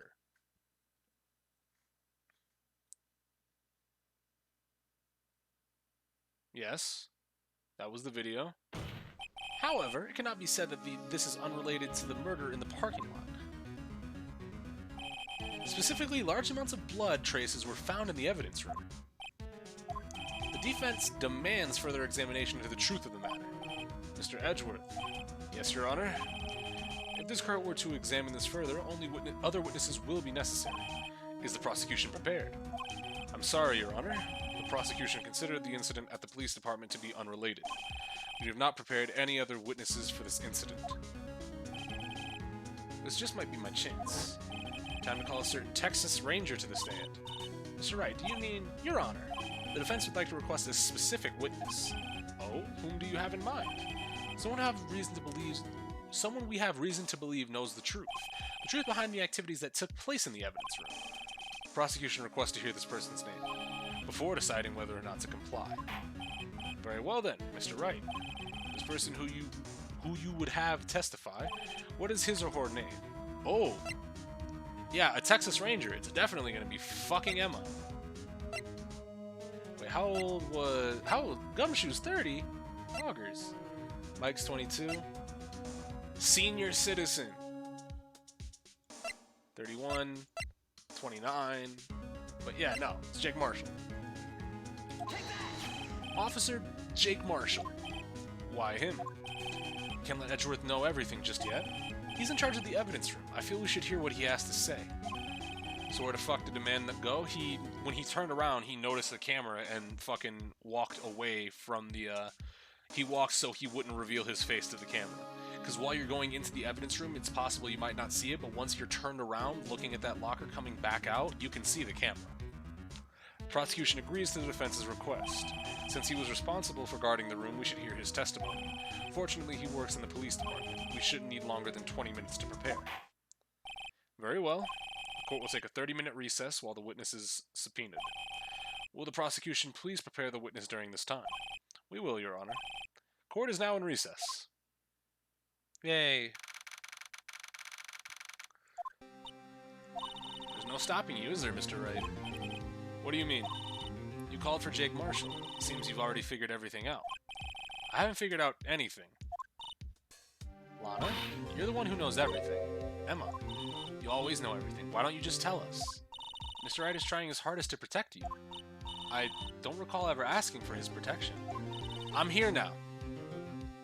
You know who I am, right? Don't you trust us? Don't you trust me? First time we called a witness? I don't know about that. You seem to be forgetting one certain talkative parrot that might have been called to the stand in the last trial. Because we've definitely called a witness before. Wonder how expensive these trials cost? Wait, what? Do you wonder how much a trial costs? Like, to get everybody, like, around and involved? Because it's not that much. Hope not interrupting anything, pals. Oh, guess I am. I'll come back later. Wait, Detective Gumshoe, what is it? You got a lot of nerve, pal, making a detective run all around while on duty. And to top it off, you call me here. I've seen happier people at funerals. Sorry, detective. You better be, pal. Hey, hey, hey! I didn't see you there, Chief Prosecutor Sky. That's okay. So, have you brought what I asked? Oh ho ho! You mean this, right? My apologies, detective. Due to my present circumstances, I was forced to use Mr. Wright's name when making my request. My name? Never in a million years would I thought it was you who'd ask me. Could I bother you to bring me the SL9 incident files? I'll need them by noon. Talk about crazy. The SL9 incident? But Lana, that's... I thought Mr. Wright might need them, so I had them brought here. Here, you might do well to read them. I can't believe you, the chief prosecutor, was a witness in that case. Miss Sky was a witness? Files for the Joe Dark killings, solved 2 years ago. Take it from me, you don't want anything to do with serial murderers. Oh, what? Now that I've brought you your stuff, you're just gonna ignore me. Emma, but why? Why is your name in here? What? My name's in there? I don't know, unless... No, it couldn't be. Lana, this is the SL9 incident. Is that... That's the classification under number of the people filed it under. 2 years ago, the rest of the world knew it as the Joe Dark killings. The Joe... No. She ran away. You know what? I just remembered. I gotta be somewhere. Sorry, pal, but I'm out of here. Jake Marshall, Angel Starr, Damon Gant, Miles Edgeworth, not to mention Lana and Emma. Everyone involved with this case is connected to those killings 2 years ago. This just can't be a coincidence. Knowing you, you just might be able to figure it out. Time to get back into the trial, Mr. Wright. Best of luck. Wow, could anybody have imagined? Did anyone ever see these things fucking coming together?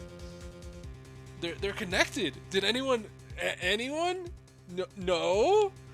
Oh. Better take a good look at this file. To be continued. Bink. Now for trial ladder. Yay. February 24th, 1214, District Court, courtroom number 9. Court will now reconvene with the trial for the further trial of Miss Lana Sky. Emma didn't come back. Allow me to call my next witness to the stand, the officer in charge of guarding the evidence room on the day of the crime. Oh! Don't drink in court! Just don't! Witness, state your name and occupation. Me, partner? Oh, I'm just a man, same as you, wandering the trails of civilization. Occasionally helping the elderly cross intersections when needed. Yes, we get it. Oh, I know, you're a patrolman. As for my name, if you listen hard enough, you can hear the howling wind call it out. To be exact, it's Jake Marshall, Your Honor. Howling wind? I've never heard Edgeworth described that way before. Now, Mr. Marshall, let me ask you something. You were in charge of guarding the evidence room on the day the crime took place. Is this correct? According to the papers, partner. What do you mean? Desperado's soul is as boundless as desert sands. No paper can sum it up. Maybe it's best we get it on with this quickly. Please share with us your testimony of the day of the crime. In plain old English. Day of the crime. Is he gonna drop it? No, he's not. My job was to keep a wary eye on that bone orchard. They say I was supposed to make rounds 3 times a day, but that ain't my style. Besides, the room's protected by 2 security systems anyways. If I remember right, I was at the street side saloon at the time when it went down. I'm just an innocent traveling man, so if you're out of ammo, it's time I hit the trail. So, you don't have an alibi anybody can confirm? It's not looking great for you, cousin. So, I can't say I care for your beard, but you don't see me complaining. Wait a minute. What do you mean by 2 security systems? I mean the security cameras and the ID card reader. I reckon even a cowpoke like you knows about those. Yes, well, what about the fingerprint-activated locks on the evidence lockers? Fingerprint-activated locks? What kind of newfangled doohickey are those? He's not being very helpful. He's not that good with machines or following orders. Everyone's got their weakness now, don't they, Mr. Prosecutor? This one seems like trouble. Okay, Mr. Wright, he's all yours. Here we go. So, you were at the street side saloon? Then why do we find your fucking fingerprints?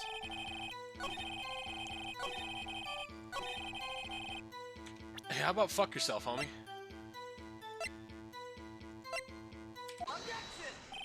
Officer Marshall, doesn't it strike you as odd? That is, you being called in to testify like this? After all, you weren't in the security room at the time of the crime. And yet you dragged me down here. Explain yourself, partner. It's quite simple. You left behind a very large trail at the scene. Or to be exact, a handprint. Listen real good, partner. Like I said, I'm the caretaker of that crypt. I pay my respects, that is, make my rounds about once a month. It's only natural my fingerprints will be in there. I only wish it were, officer. But, you see, your fingerprints were covered in blood. Witness, what's the meaning for this? Your blood-stained fingerprints were at the crime scene? Blood was wiped away, however, a luminol test clearly revealed this. Well, Officer Marshall? It seems to me there ain't a person in this room with a head on his shoulders. I take it you have an explanation then, Officer Marshall, about the blood-stained fingerprints? Very well. well, you may begin your testimony about the fingerprints found at the scene of the crime. Well, Gumshoe did say some people don't know about the scanner. Yeah, of course, which is, and if he didn't know about the scanner, it would make sense why the door just fucking opened automatically. He just thought the door would open. Like I said, it's only natural for my fingerprints to be in that evidence room. One of them just happened to be at the same place with the bloodstained handprint. I mean, yeah, it's natural for them to be in the room, but it's not natural for them to be bloody, moron. There's a big difference between the two. Murderer touched the locker where my fingerprint was by chance. Bloodstain and the fingerprint are completely unrelated. Or didn't you know the murderer was wearing gloves? See, I had nothing to do with it. The witness's explanation appears valid, although there's room for doubt. Life wouldn't be fun without any doubt, partner. The defense may now cross-examine the witness. This guy's hiding something, I can feel it. Now's my chance to prove it. So, there's two things I want to press. The fact that he said that he knows the murderer was wearing gloves, and that it's natural for his fingerprints to be in the evidence room. That's because, how did you put it? Pay your respects once a month? Yeah, that's right. That and one more thing. The locker happens to be mine. What? What do you mean? I mean what I said. That's the locker I used when I was a detective. The locker I still use. All that's in there now is a heap of broken dreams. I see. It would be strange if my prints weren't all over that locker. Apparently his fingerprint data was never removed from that locker's programming. So that means he could open it.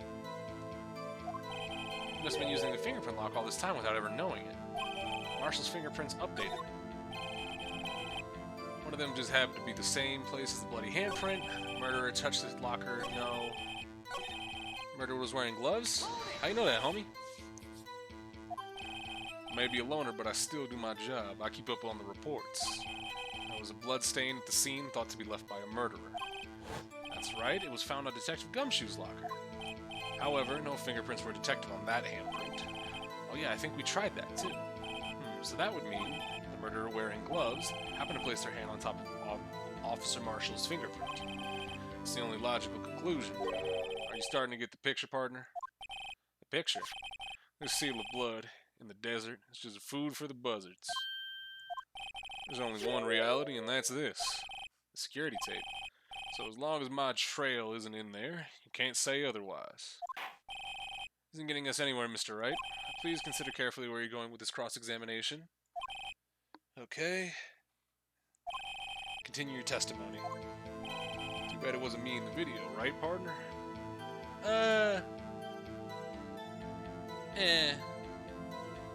So, I mean... We can, technically. Let's press. What do you mean by that? You want me to tie this? You want to tie me to this crime, right? Isn't that right, partner? If so, that video is the only direct evidence you have. But that video is next to useless. It's full of blind spots. Blind spots? Places you can't see. The camera's panning back and forth. The floor isn't shown. If someone was familiar with the camera's position, they could leave the room without being caught on tape. We don't have time for your speculations, Mr. Wright. Well, Mr. Wright, if you can show us in this video that shows evidence in this video that indicates Officer Marshall was present, please do so now. Let's show evidence. Very well. Allow me to point out your mistake, Officer Marshall. Tread carefully now, Mr. Wright, or you'll wind up being the one making the mistake. Now then, let's have another look at the video. Shows this incriminating... Oh. Fuck. So what I want to see is if when it pans back to the left... Look what isn't sticking out. Right over here. So when it gets back to that, when it cuts back to the left-hand side after the scuffle happens and the cloth is there, then we got him.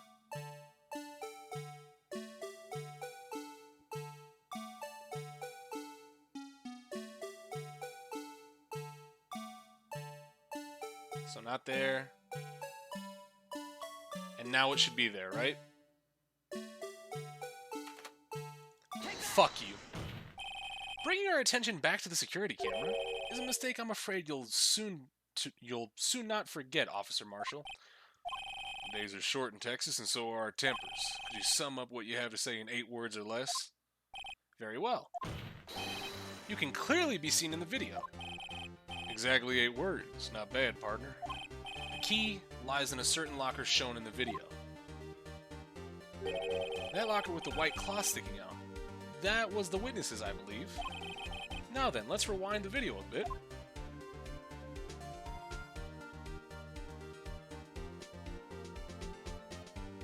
Way to go. What's the meaning of this, Officer Marshall? When the crime took place, the white cloth wasn't there. Then it suddenly appeared. There's only one explanation. Officer Marshall, you were in the evidence room at the time of the crime. What's more, you opened your locker when the camera was turned away. Order, order. Hold your horses. Sorry, partner. You got the wrong man. So what if my locker was open? That doesn't mean I'm the one who opened it. The murderer needed to hide something, so he opened a locker and stuck it in. It's not my fault he happened to choose mine. Why is everyone staring at me like I'm a wanted man? This guy just isn't playing dumb. He really doesn't know. He really is dumb. I hate to rain on your parade, but you're the only person that can open that particular locker. Oh yeah? I call your bluff. Say open that locker, now prove it. I mean,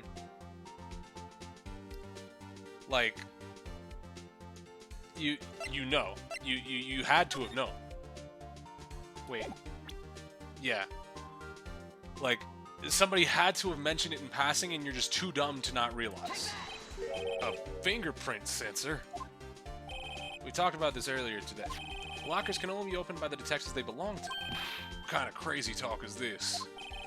Well, Detective Gumshoe did mention something about this. Not everybody would know about it. Yeah. But you would think the one guy that's in charge of guarding the fucking security room would know that. Or the evidence room would know that. So, Sheriff, what do you have to say in 8 words or less? Bro, I love Phoenix Bants. I only got one word for you, partner. No! Order, order, order. Witness, explain yourself. This is a joke. This is the worst I've ever heard. I assure you this is no joke, Officer Marshall. Now then, please tell us what you were doing in the evidence room at the time of the crime. Olay, please answer the question. What is he now, a bullfighter? That's alright, Officer Marshall. I believe we can figure out the rest from here. We can? Have a look at these floor plans.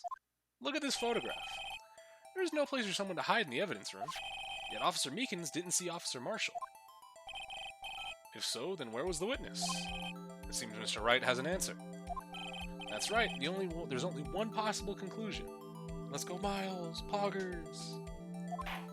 Well then, let's hear it. Where's Officer Marshall at the time of the crime? Well, here. He was in front of the locker. Officer Marshall was standing right here. There, but that's where the victim, Detective Goodman, was. Correct, unless the man wasn't Detective Goodman. I believe the victim in this video is Officer Marshall. It was you, dressed up like Detective Goodman. But that's preposterous. Officer Meekins witnessed the detective at the scene of the crime. Once he saw the man's face, he'd know it for sure. May I point out that Officer Meekins did not know Detective Goodman? He also testified about the man's reaction when confronted. Yep. Something about the officer's story puzzled me. If the man had his ID card, why didn't he just show it? Yes, he would not have needed it to enter. He would have needed to enter the evidence room, so he must have been carrying it. But his picture didn't match up. The answer is simple: he couldn't show it. As you can see, Detective Goodman's picture is on his ID card. Oh, I get it. If he showed that, his cover would have been blown. Officer Meekins would have realized the man wasn't Detective Goodman. Do you have anything to say to this, Officer Marshall? You got quite an imagination, partner. We got a term for that. It's called circumstantial evidence. Circumstantial evidence? You're still denying it. You're gonna have to do better than that to break a detective. Unless you have hard evidence proving I was dressed up as the victim. I can't say I particularly care for your uncooperative disposition. I can't say I care for your beard, but you don't see me complaining. Well, Mr. Wright, do you have any evidence proving beyond a shadow of a doubt? Well, I mean, the fucking stab wound in his shoulder. If we ask him to show his right shoulder, it would very clearly. It's quite literally, hey, is the bullet in your shoulder? Type beat again. Well, who am I kidding? I don't have anything like that. Phoenix. I can see the fear in your eyes, partner. Seems you're the only one who couldn't take the desert heat. This can't be happening. It's so obvious he's the one. What can I do? Looks like your lack of experience has finally been exposed. I'll pass on to you what someone told me when I was just starting out. When you run into a wall with no places to go, return to the basics. The basics? For me, that would be what Mia used to tell me. Try thinking outside the box. I shouldn't look for proof that Officer Marshall was in disguise, but rather I should look for evidence that came about because he was in disguise. Why do you think this locker was open in the first place? What do you mean? There's no reason for Officer Marshall to open his locker at the time of the crime. Yet he did, despite the chance it might have been discovered later, as it has been. Which means he didn't originally plan to open his locker. According to the defense's argument, Jake Marshall dressed up as Detective Goodman at the time of the crime. Then after the crime was committed, he opened his own locker for some unknown reason, and put the clothes inside because he was fucking stabbed and he had a fucking giant bloody wound. You stupid? The fact that a white cloth is sticking out of the locker seems to indicate that he opened it in order to put the cloth inside. So just what exactly is this piece of cloth? Perhaps the video is key to all of our unanswered questions. I don't have any evidence, so this video is my only shot. Very well, let's take yet another look at the security tape. After committing the crime, the witness opened the locker to put away the white cloth. Please show us why the witness did that. Alright, well, let's go ahead and fast forward a little bit. Sneaking.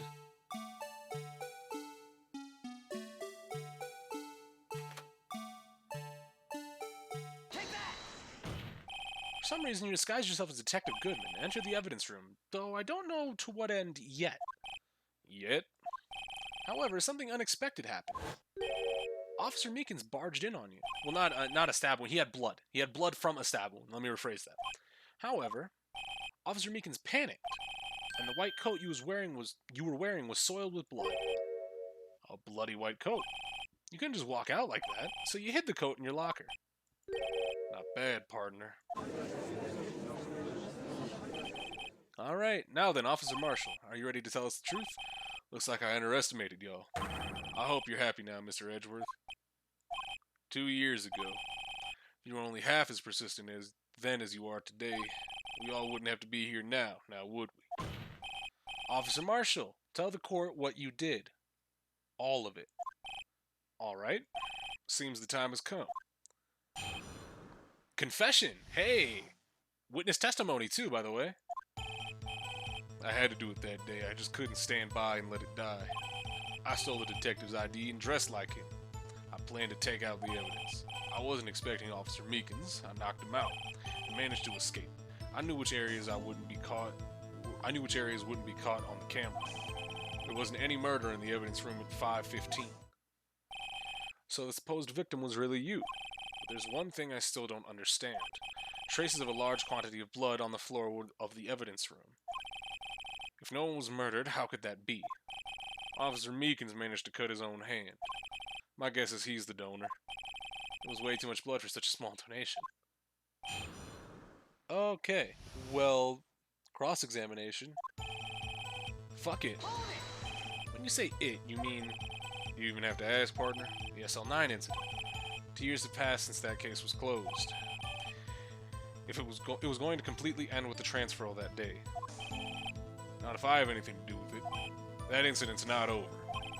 What did you hope to accomplish by sneaking into the evidence room? When the case is closed, only that case's lead detective can look through the evidence.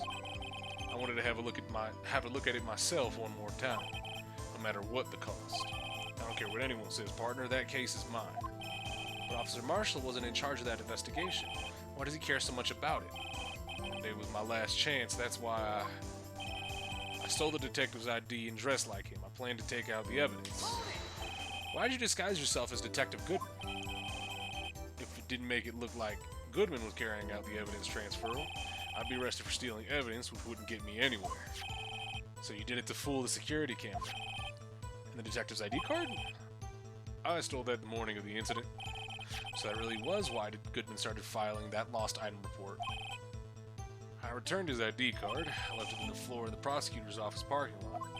The ID card was left there by Marshall. So essentially, you managed to succeed despite your lack of foresight. What do you mean, partner? I mean the fingerprint-activated lock, of course. No matter how well you disguise yourself, you can't change your fingerprints. Under normal circumstances, you wouldn't have been able to open that locker yourself. But you could because a rubber glove just happened to get stuck in the door. That means Detective Goodman must have opened the locker before Marshall. Wasn't expecting Meekins. Yeah.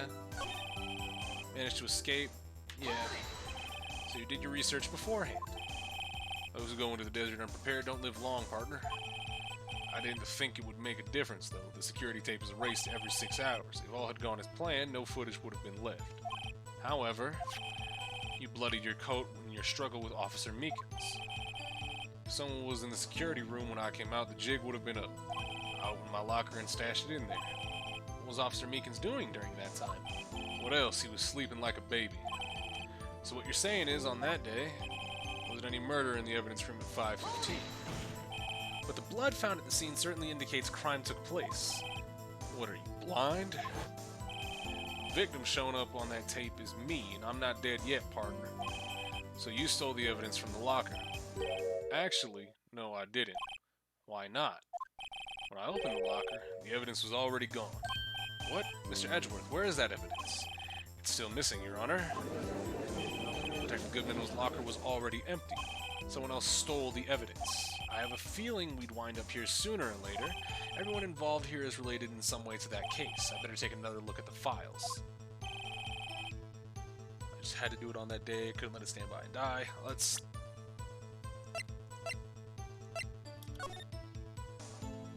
Perpetrator Joe Dark, crime serial murder, sentence death. Victims Edward Jones, Edith Kirby, Jeb Bates, Neil Marshall. Ooh. That's why you were heated. That's why. Rachel Moss, Jason Knight, head prosecutor Miles Edgeworth, witnesses Lana Skye, Emma Skye. Executive investigators Damon Gant, Lana Skye, head investigator Bruce Goodman, investigators Jake Marshall, Angel Starr. Right, okay. So, we didn't press this, did we? You pulled a knife on Officer Meekins and tried to drive him off? Let's just say I was a little surprised. I only planned on being in the evidence room no more than 5 minutes. I don't think anyone would actually come in during that short time. Officer Meekins certainly is one in a million type person. Mistaking a detective for an intruder and demanding to be shown his ID? I'll have to think a little more about his raise next year. I mean, Edgeworth gets so much influence. Anyway, he threw himself at me and I ended up cutting him slightly. I'm sorry I had to turn out that way, with me knocking him out and everything. By the way, what happened to your knife? Oh, you mean this one? I don't know what to say. So you knocked Officer Meekins out and... Officer Marshall, may I ask you one thing? Fire away, partner. It's a free country. Just remember, I'm also free to decide whether to answer or not. Why did you do this? Stealing a detective's ID, injuring a police officer? This is no small offense. Moreover, you're an officer yourself. This will have serious consequences. You can't just be forgiven with a simple cut in salary. Not that salary cuts are ever a valid solution. Like I said, this isn't your case. This one's mine. And I'll do anything it takes to get an answer I'll do anything it takes to get an answer I'm satisfied with. The witness has an unusual amount of zeal. Let's hear more. I just can't forget the SL9 incident. You know why? Well, I mean, let's go ahead and prove it. Somebody close to you is involved. I think I know why you care so much about the SL9 incident. Sounds like you've been sipping too much cactus juice, partner. I have the SL9 incident file right here. The name Marshall is mentioned here. In a list of murder victims. Neil Marshall. Are you related to this man? Neil Marshall. Yeah, I'm sure you've heard the name. 2 years ago, he received the same lousy prosecutor award you got. What? A prosecutor? You must be talking about the King of Prosecutors award. Now I remember. Prosecutor Neil Marshall. He handled the SL9 case before I did. That's right. He was killed. And the case fell into your hands. What's his relation to you? He was my brother. He was investigating the murders with Damon Gant, then deputy chief of... Oh, so this is with the picture of them in like the fucking war room going over the case file. The other person with a cowboy hat was Neil. That was his brother. Okay. Right. Yep, that's him in the bottom left. That's Neil. The group of detectives I was part of worked under them. We were desperate to prosecute the killer, Joe Dark. My brother fought with Dark and was killed. That was the first time Dark had left behind any evidence. That was all we needed. He was arraigned and incarcerated. The case finally closed, at least according to public records. What do you mean? My brother couldn't have been killed by Joe Dark. I knew my brother better than anyone. No one could have beaten him in a fight.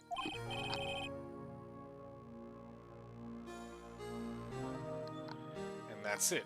Your reason for your insane actions? There's more to my brother's death than what the record says. No matter how much you try to hide it, you can't fool me. Well, at least one thing's for certain. Now we know what happened at the police department on the day of the crime. That was the day the SL9 case could be reopened. That was the last day the SL9 case could be reopened. I really hope Damon has nothing else to do with this. I think he's literally just implicated for no reason. I think he's actually providing clues, and he's not trying to do anything shady, right? There's no way they're making Damon implicated in this. He's innocent. Damon's innocent. Disguising himself as Detective Goodman, he entered the evidence room. Officer Meekins confronted him, so he rendered him unconscious and fled. Yes, this mystery has been finally cleared up. No murder took place at the police department on that day. The things that happened by chance never cease to amaze. At exactly the same time as the murder at the prosecutor's office, this fake murder was going on at the police department. Chance? It's gotta be more than just that. So if no one was murdered at the police department on the day of the crime, that means the murder in the prosecutor's office parking lot was the real one. Which in turn means only one person could have committed the crime, Chief Prosecutor Lana Scott. But wait, a verdict wasn't reached in yesterday's trial. Which is why we examined the incident at the police department today. But there's only one reason the defendant was not convicted yesterday. There yet remained the mystery of the simultaneous murder at the police department. Seems to me this boy's got the draw on you, partner. All the mysteries at the police department could have been resolved, no doubt about it. Our sole murder took place at the prosecutor's office. The only suspect is Lana Sky, and the testimony of Miss Angel Star is completely incontestable. If you have a response, make it a single word of or less. Oh, please let it just be objection. Please let the thing just be objection. Please, please, please. I rest my case. It seems this trial has reached its conclusion. There's no room for doubt. Well done, Mr. Wright. Thanks to you, I didn't need to waste my time disproving the alleged murder at the police department. There's no doubt what I proved today is true. The apparent murder on the security camera's tape really was fake. But I didn't realize that would end up proving Lana guilty. Now then, the time for the verdict has arrived. The court finds the defendant... Hold it! Oh, Emma, no! Defense has an objection, a scientific objection, right? What do you mean, right? Mr. Wright, are you this girl's guardian? Your Honor, in a sense, please, Your Honor. All I'm asking for is a minute of your time. Please hear me out. What is this video, stars? No, I'm not. We're gonna watch that later. That just seems like it's gonna be fucking trouble for me to not laugh at. Mr. Edgeworth, please. I don't want to leave any loose ends. You want a minute? I'll give you 3. I was kind of in shock. I mean, finding out the SL9 incident referred to the Joe Dart killings. Now that she mentions it, the names of both Sky sisters were in that file. And that's when I figured it out. I mean, what Officer Marshall was trying to do that day? So I knew his fingerprint had nothing to do with the crime. That left only one thing, the other handprint. I mean, the traces of blood found on Detective Gumshoe's locker. But no fingerprints were found on it, right? No, but I figured if I examined it scientifically, I'd be sure to find a clue. So I ran over there again and looked at it again. So, did you find something? No. Huh? Sorry, I guess I'm not much of a scientific investigator after all. I know this is going to be... It's going to lead to us doing something good. However, I hate this fucking lead-in of I didn't find out anything and Phoenix does it. Is that all? Please don't be mad, I'm just a high school student. And I'm just an attorney. But Mr. Wright, those traces of blood are the only clue we have. If we can't find something wrong with them, please, Mr. Wright, you're a professional. If anyone can save Lana, it's you. Me? Oh boy. Time's up. Now then, Mr. Wright. With regard to the incident at the police department, does any reasonable doubt remain? It appears the defense is troubled by the other blood mark. Looking at the floor plans, a handprint was discovered around here. Is there a problem with this? Mr. Wright, I'm sorry I can't be of more use, but still, if you can find anything wrong with that blood mark, Lana will... If you can't find anything wrong with that blood mark, Lana will be... Please answer my question, Mr. Wright. We don't have all day. Yes, Your Honor. If I ever needed to concentrate, it's now. What could be wrong with that handprint on Detective Gumshoe's locker?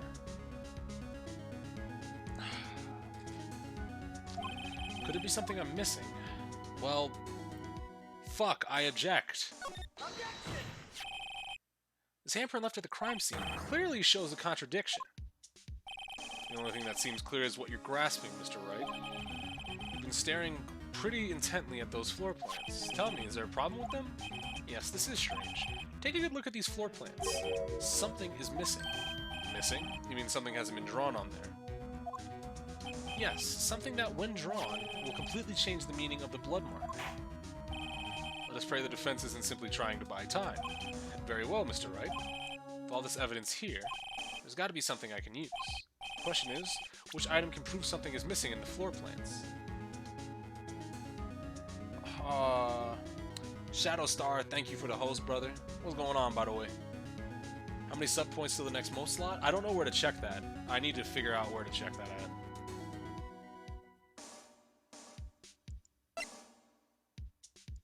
Oh, wait, no, because this thing was in front of that locker. Yeah, let's go.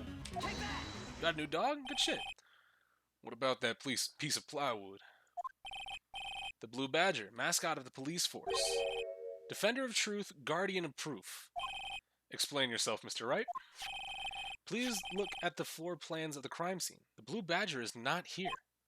So watch what happens next when we put him in.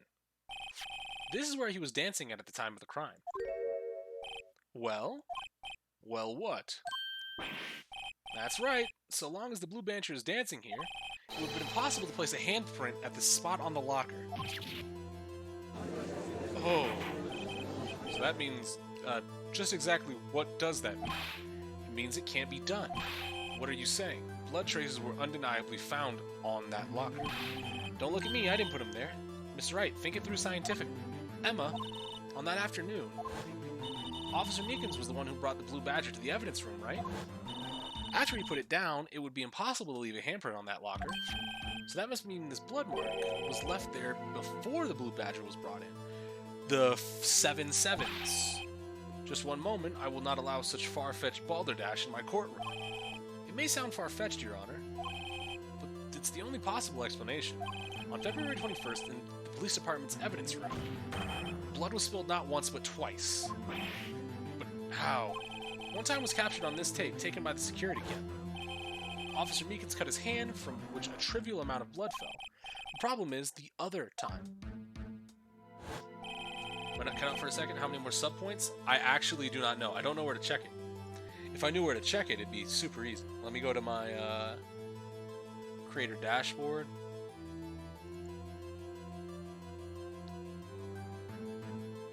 Not the stream manager.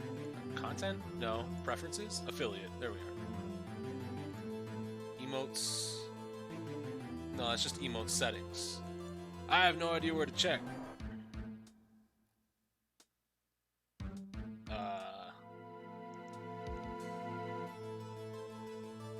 There's no way Gant's the fucking 7 sevens. Someone bled prior to the struggle shown on this tape. It had to have been Detective Goodman when he was really murdered. That's ridiculous. I refuse to accept your absurd claim. The murder portrayed in the security tape has been proven to be a fake. However, that does not explain the blood mark found on the locker. So then, assuming this murder you purport really happened, when did it take place? I demand you show evidence when it occurred.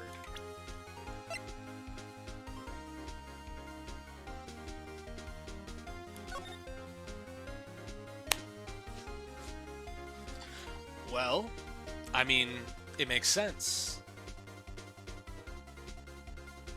He was actually killed here, stuffed into Edgeworth's trunk,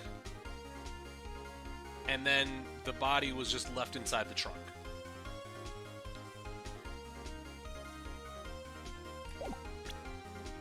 Simple enough. When did the first incident occur?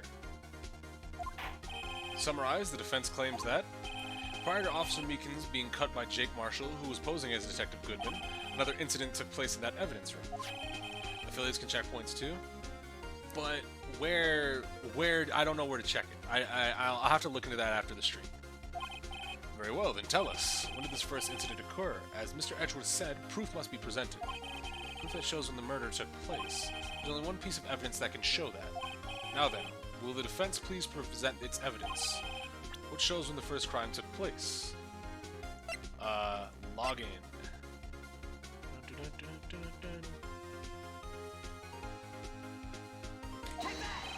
If the crime took place inside the evidence room, then the killer would have had to have entered it.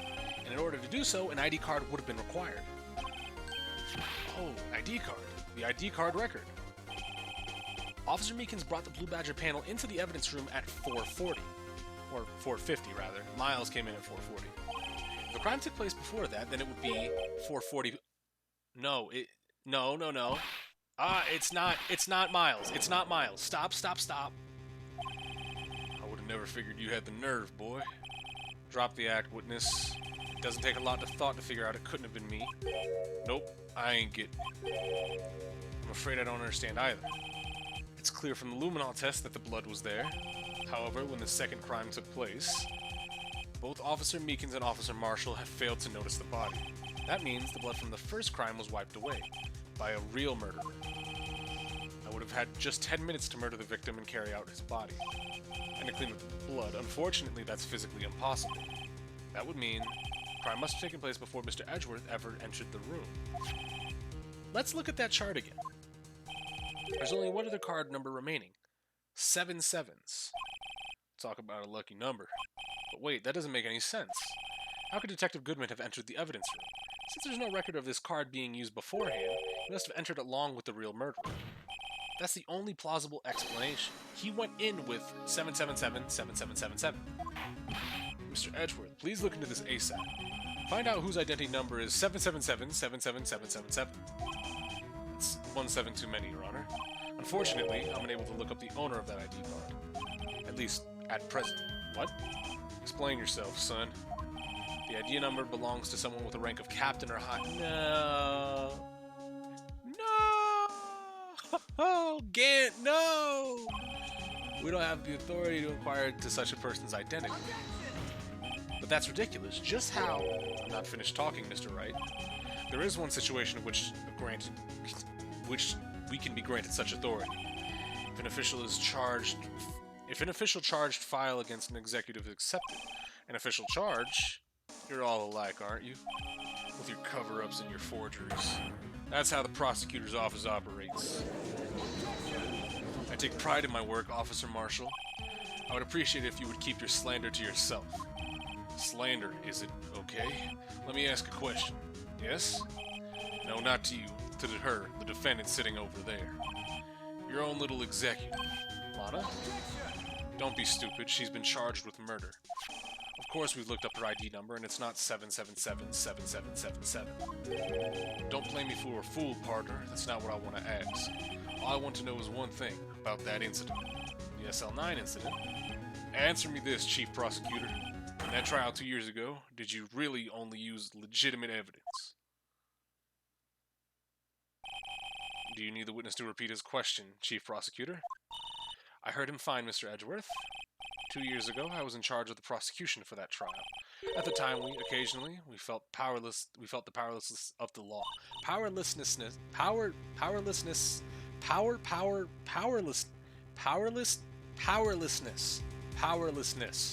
That's the word. At least I did.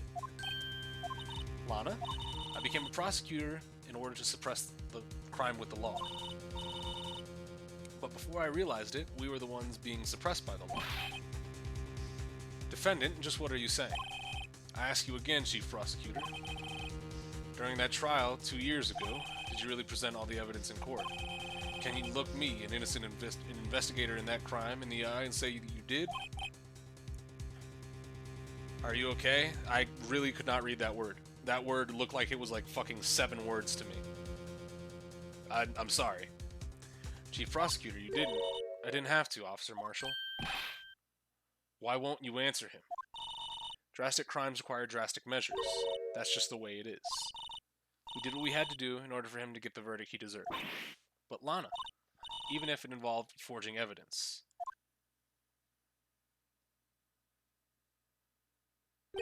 See? That's what I'm talking about. No. Lana's remarks caused such a stir the chaos in the courtroom could not be quelled. The conclusion of the trial would have to wait until the following day? Holy shit.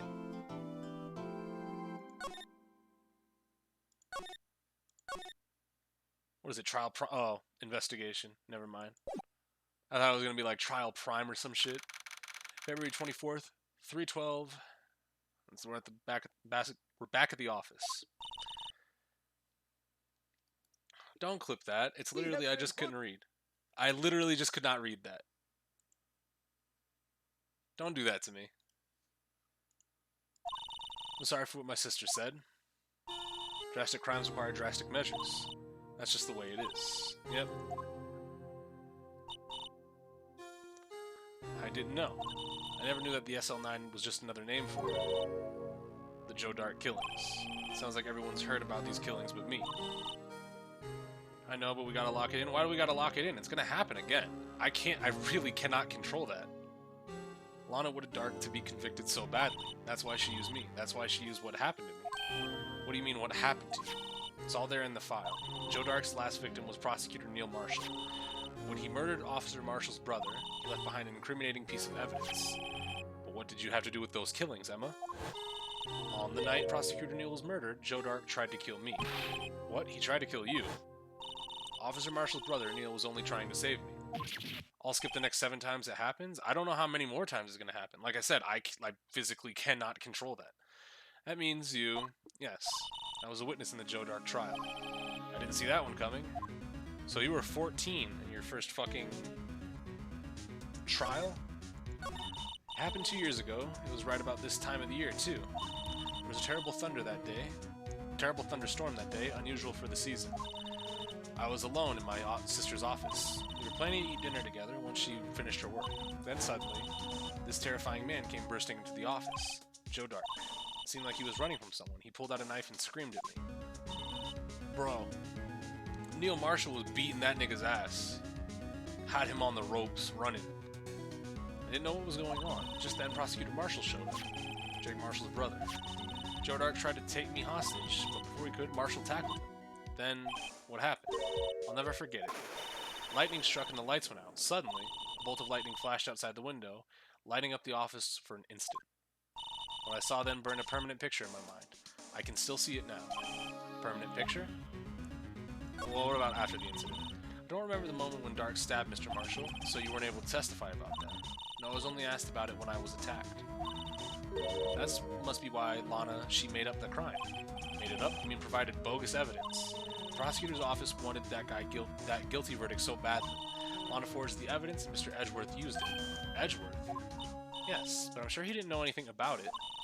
He couldn't have known he was being given false evidence. Even so, that's when it all started. The rumors about Mr. Edgeworth, it's all my fault. If I could have just testified properly, none of this would have happened. So it's true, even though he may not have known it. Edgeworth really was involved in falsifying evidence. After that case ended, Lana was never the same. She became cold like she is today. She must have not been able to face up to what she did, especially not to Emma.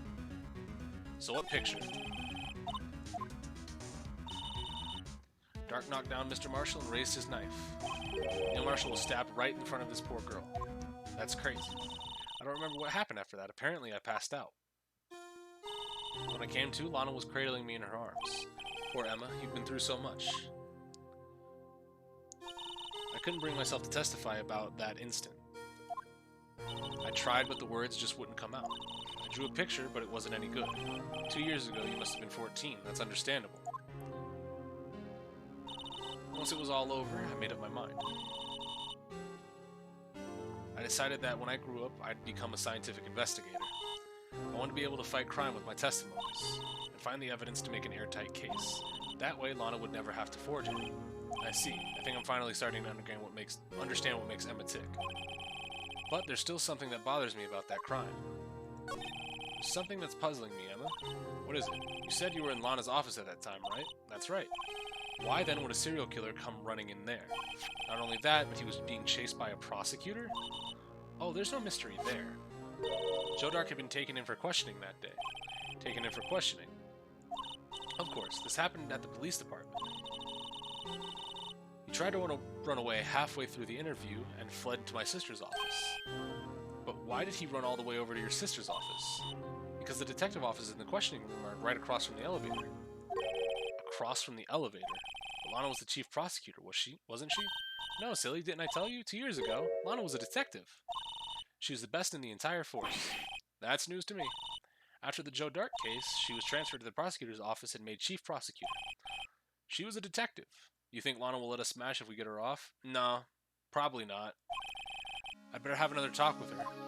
Let's go down to the detention center. What's up, Chucklefuck? Lana. Mr. Wright. It seems I keep causing you trouble. Falsifying evidence. I didn't think you were the type. Criminals don't mind playing foul, why should we? But Lana, if you're wrong, an innocent person might be found guilty. Believe me, I understand the risks. Lana? Emma told me about you. Oh? About how you were a detective 2 years ago, and how the SL9 incident was the reason for your transfer to the prosecutor's office. That's right. Could you fill me in on the details, especially about that unusual change of jobs? I suppose you have a right to know, Mr. Wright. So about the trial today, a lot of revelations were uncovered, not the least of which was the fact that this case is largely connected to another one 2 years ago. Evidence from that case was stolen as well. I thought I expected as much. Though I expected as much. I know how obsessive Officer Marshall can be. That trial wasn't really fair, was it? I believed in you, Lana. I believed that no matter what happened, you'd always stick to the truth. It couldn't be helped, Emma. At that trial 2 years ago, I sold my soul. Excuse me. Well, all drama aside, the fact of the matter is, at 5:15, there was no murder at the police department. Tell me it's not true, Lana. What the witness, Miss Starr, said about you stabbing Mr. Goodman with a knife. Lana, I don't understand. Why won't you tell us? Emma, this just doesn't involve me. Or this doesn't involve just me. I don't think I've ever seen Lana look so phased before. So, detective, you were a member of the police force 2 years ago. She was amazing. Oh, shit. That's the tag team right there. Hold on. Look at them go. That's who you don't want to fuck with. Look at him. Chief Gant? He was a deputy chief of police back then, but he still worked the crime scenes. Damon Gant. He was everything I aspired to be. They were the best team ever. They solved crimes before the reports could even be filed. Emma really idolizes her big sister. And now you're chief prosecutor. What happened? I always planned on becoming a prosecutor. The reason I became a detective was to gain experience investigating crime scenes so that you could use that experience in court, right? Now the duo is Edgeworth and Gumshoe? Nah. Gant don't got shit on Gumshoe? Are you serious? That nigga speaks and everybody listens. He commands respect. Gumshoe is being ping-ponged around by Gant. You're not going to disrespect Gant. Not in this house. Gant's help in the SL9 case was crucial to its resolution. After that, he became chief of police and arranged my transfer to the prosecutor's office. Maybe I should ask more about this investigation of theirs 2 years ago. 2 years ago, I was the second in command of the detectives investigating Dark. Second in command, that means the investigation lead was Damon Gant, right? Yes. Deputy Chief Gant and I shared the same office and the same investigations. We even had the same office. We led a team of the best detectives on the force. Detective Goodman, whose case it was, Jake Marshall and Angel Starr. It was the first time Marshall worked with his brother. He was quite gung-ho. Without a doubt, Joe Dark was the serial killer. We asked him to come in for questioning. We were desperate for evidence. That was when his final murder took place, when he tried to murder Emma. Prosecutor Marshall was trying to save me from Dark. You see, the first person who happened upon the crime scene was me. Now you tell us. Damon Gant and Neil Marshall were the ones questioning Dark that day. The investigation was in its final stages, and Dark must have suddenly panicked. So he waited until Gant and Marshall let the guards down and then fled the room. Bro, he just literally just fucking booked it. He literally just fucking stiff-armed them and ran out the room.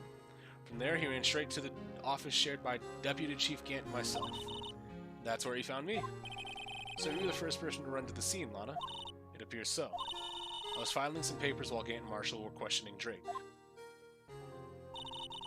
When I returned to my office, I saw 3 bodies on the floor and smelled blood. 3 bodies? Prosecutor Marshall, the victim, Emma, who had passed out.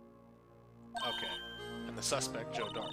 During the struggle, it seems Mr. Marshall struck a final blow before he died. Joe Dark had incurred a minor concussion and laid unconscious? Bro. Unarmed, gave that man a concussion. What did you do? To be honest, I panicked. I picked up Emma, carried her out of the room, and just held her. Can't blame her, after all her sister must have gone through.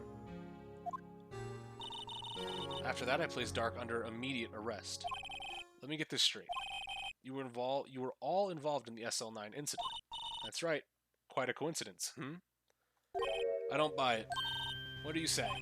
There's no way everyone involved in this trial wasn't also involved in that incident, just by chance. But that case was solved 2 years ago. At least one person went to extremes because they didn't believe it was truly solved. Officer Marshall. Yes, his actions came to a surprise as me as well. Ever since his brother died, he's changed completely. I guess he wasn't convinced with the ruling against Joe Dark. Life doesn't end with the closing of a case. Everyone has to live the rest of their lives with the memories. That case just might not be over yet. Emma was assaulted by Dark in the police department, right? Yes, in the office that Damon Gant and I shared. The office that Mr. Gant occupies by himself, the Chief's office. Maybe we should take a look at the Chief's office, the site of the final SL9 murder. Don't tell me fucking Gant was the original killer. Because if so, that's crazy. Let me get out of here. What? What? But where? Do I present anything? I can present the SL9 case files, right? Showing evidence outside of court? Okay, it's taboo, especially when the interests of both parties are involved. She really means it. Lana. Okay, well, I guess not then. Excuse me. Let's go to the police department then.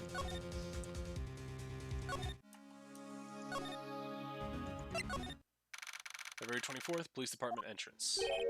Howdy, Bambina. Oh, Mr. Marshall.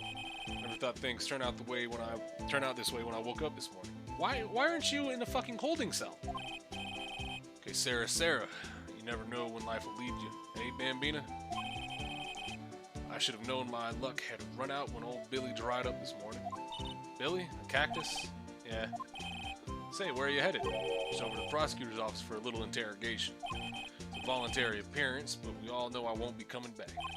Sorry, but you can't go into the evidence room today, partner. Mr. Marshall, why did you do it? Why do prospectors head west? If ever there was a case I needed to know the truth about, it was that one. Before you turn yourself in, Mr. Marshall, would you mind telling us exactly what happened? Looks like I won't be getting any steak lunch today.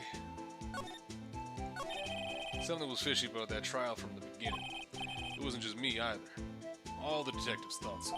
What do you mean fishy? Some of the facts reported were inconsistent with the evidence we found. For example, the murder weapon. The murder weapon? You mean that switchblade knife with a broken tip? That was Joe Dark's, all right. But in the initial autopsy report, a question was raised.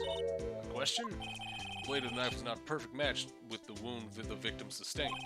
What does that mean? It means there's a good chance that knife is not the murder weapon. However, in the report that was finally submitted, that possibility had been erased.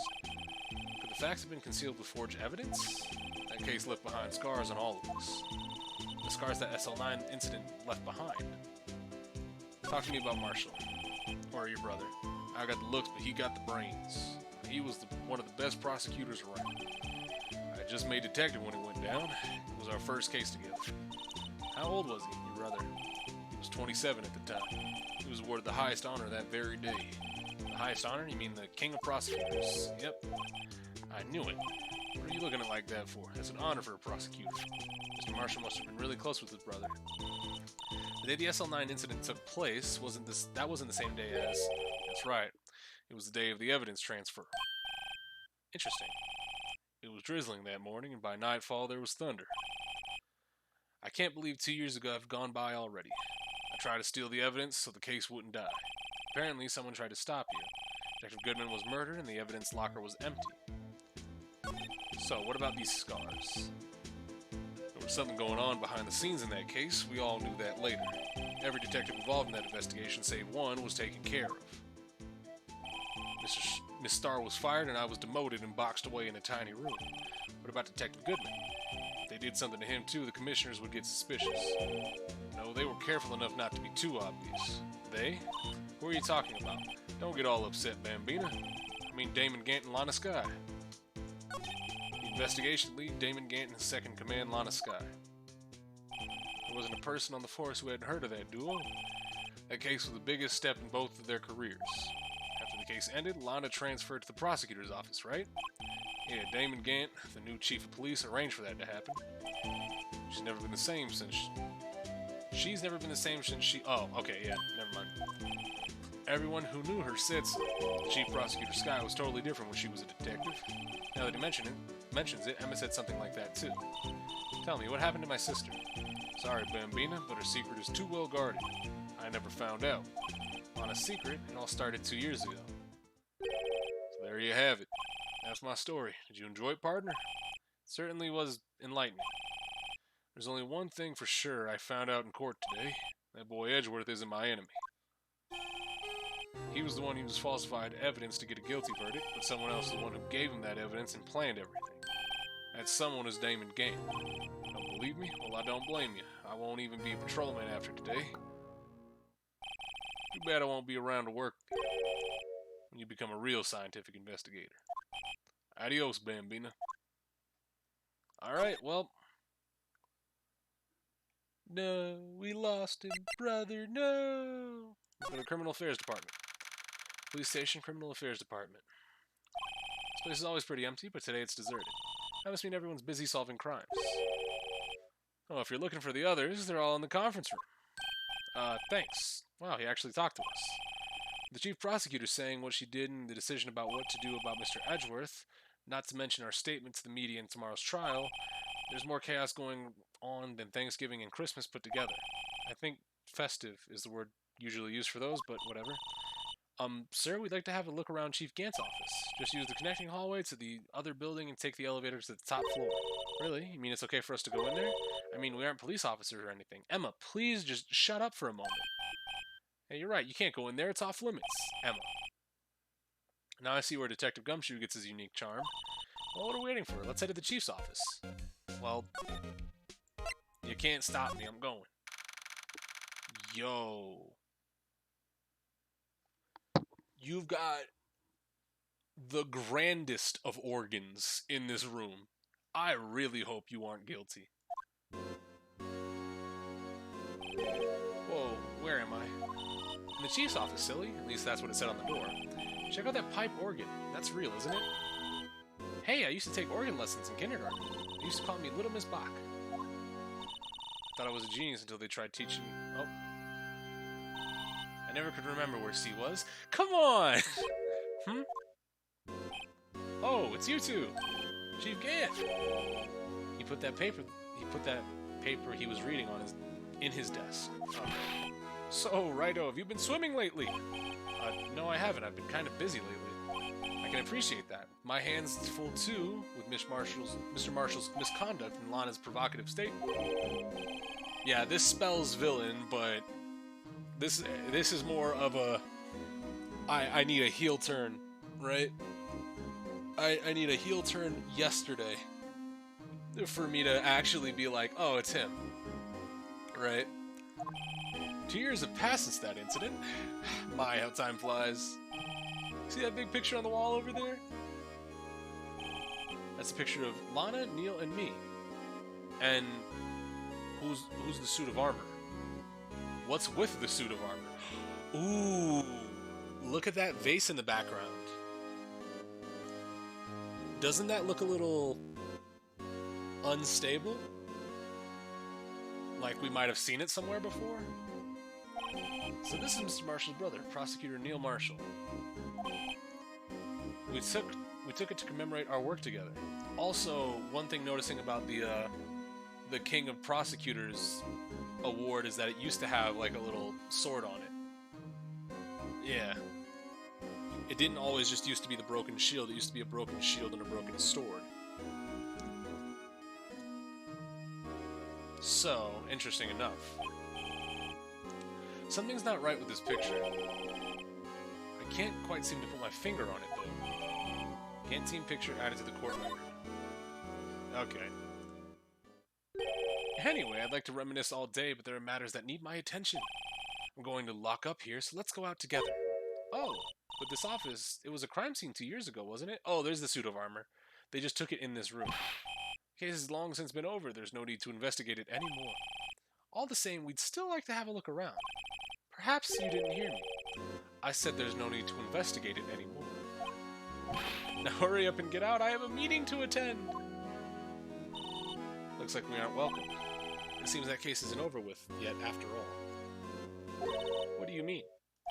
Chief Gant denied our request to search the crime scene. That must mean there must be a reason he doesn't want us looking around in there. You mean like a clue? There's got to be a way to get inside. We can get inside the chief's office. Well, so let's go and see if we can talk to anybody here. Hey, pal. Oh, hey. What's up, Gumshoe? Aren't you supposed to be in a meeting? I'm just taking a breather. My feet hurt. From sitting so long? Actually, from serving everyone coffee. Bro, they stop bitching my mans. Sounds like Detective Gumshoe's still out of the loop. Say, have either of you seen Mr. Edgeworth? Edgeworth? No. Why do you ask? He's under fire from both the police department and the prosecutor's office. It's almost like the battle's between you two in court. That sounds pretty serious. It's because of what my sister said? That's basically what it all boils down to. They falsified evidence 2 years ago. Now Mr. Edgeworth has the whole world after his blood. Yikes. Alright. But why would Edgeworth be blamed? It's not like he knew the evidence was forged. Lana Skye is the guilty party here, isn't she? Regardless, the prosecutor is responsible for the evidence they present in court. Not only that, but as you know, there have been a lot of rumors going around about Mr. Edgeworth. You have to. So, maybe you might not have been here, but fucking the first couple lines from Gumshoe, like, I was like, oh, this is a fucking 1930s. It has to be deeper. It can't go deeper. That's how deep it goes. But now with this, he's literally a fucking film noir detective. In our world, only those with talent rise to the top. Mr. Edgeworth has not only that, but he's young. There's no better recipe I know of for making enemies. Hey Dick, keep up the good work. Yes, sir. Let's go out for lunch again sometime. My treat. Yes, sir. You gotta take me back to my joint. You gotta take me back to that joint sometime, okay, Dick? Yes, sir. It seems you don't have any problem with enemies. Yeah, well, I'm careful not to stick out. Anyway, I'm a bit worried about it. Under all this pressure, I'm afraid Mr. Edgeworth just might crack. Actually, I took a look at the file earlier while the coffee was brewing. He seems genuinely concerned for Edgeworth. Well, did you find out anything? The only evidence Dark left behind was during his final attack. His final attack? You mean when he killed Prosecutor Marshall, who was trying to protect some girl? Me. It seems Detective Gumshoe never realized that Emma was the girl. That's when he left the most incriminating evidence of all. Well, what was it? Oh, let's see. I think it had something to do with the murder weapon. Oh, I forget. Look, it's all written somewhere in here, okay? His powers of recollection never fail to impress. Maybe we should show him the murder weapon. It might jog his memory. Alright, well, first let's talk about Dark's crimes. Joe Dark was 42 at the time of the crime. He was just the run-of-the-mill businessman. Businessman? What made him take the serial killer? One day on his way home from work, he hit someone with his car. So it was an accident. An accident, yes, but it transformed him into an animal. An animal. Kill the man that witnessed the... Oh, fuck. Hey, so he just killed a lot of people. Seems to be a fairly careless animal. Of course, this is all conjecture. There wasn't a single shred of evidence. So he turned himself in. Yes, but in the middle of questioning, he fled and murdered his final victim, Prosecutor Marshall. That crime was witnessed by someone too, but luckily Dark was arrested on the spot. It's a good thing that witness wasn't killed. That last witness, aka Emma. Alright, well, let's show him the Moida weapon. About this. Hey, is that? There's a tag attached to it with the label SL9 incident on it. I believe this would be the broken murder weapon you were speaking of? What are you doing with that? Ever since that case was closed, that knife's been locked away in a locker. On the day Detective Goodman was murdered, this suddenly disappeared from the locker. It was found in Mr. Edgeworth's car muffler. That's it. Now I remember what that incriminating piece of evidence was. When you showed me that knife, it all came back to me. What is it, Detective? Quick, before you forget again. Well, fuck. Let me just go back into the talk menu. This knife, it was Joe Dark's, wasn't it? That's right. He traced it back to the store he bought it at, plus it had his fingerprints on it, too.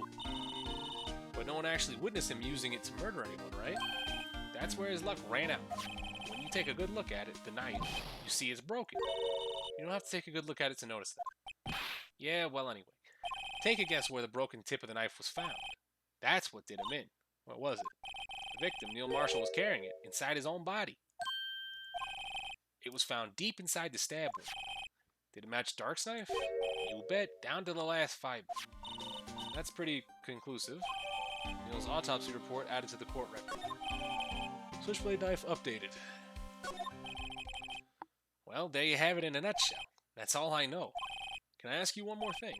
What is it? If it's money you need, you should ask Chief Gant. It's not money, but it does concern the chief.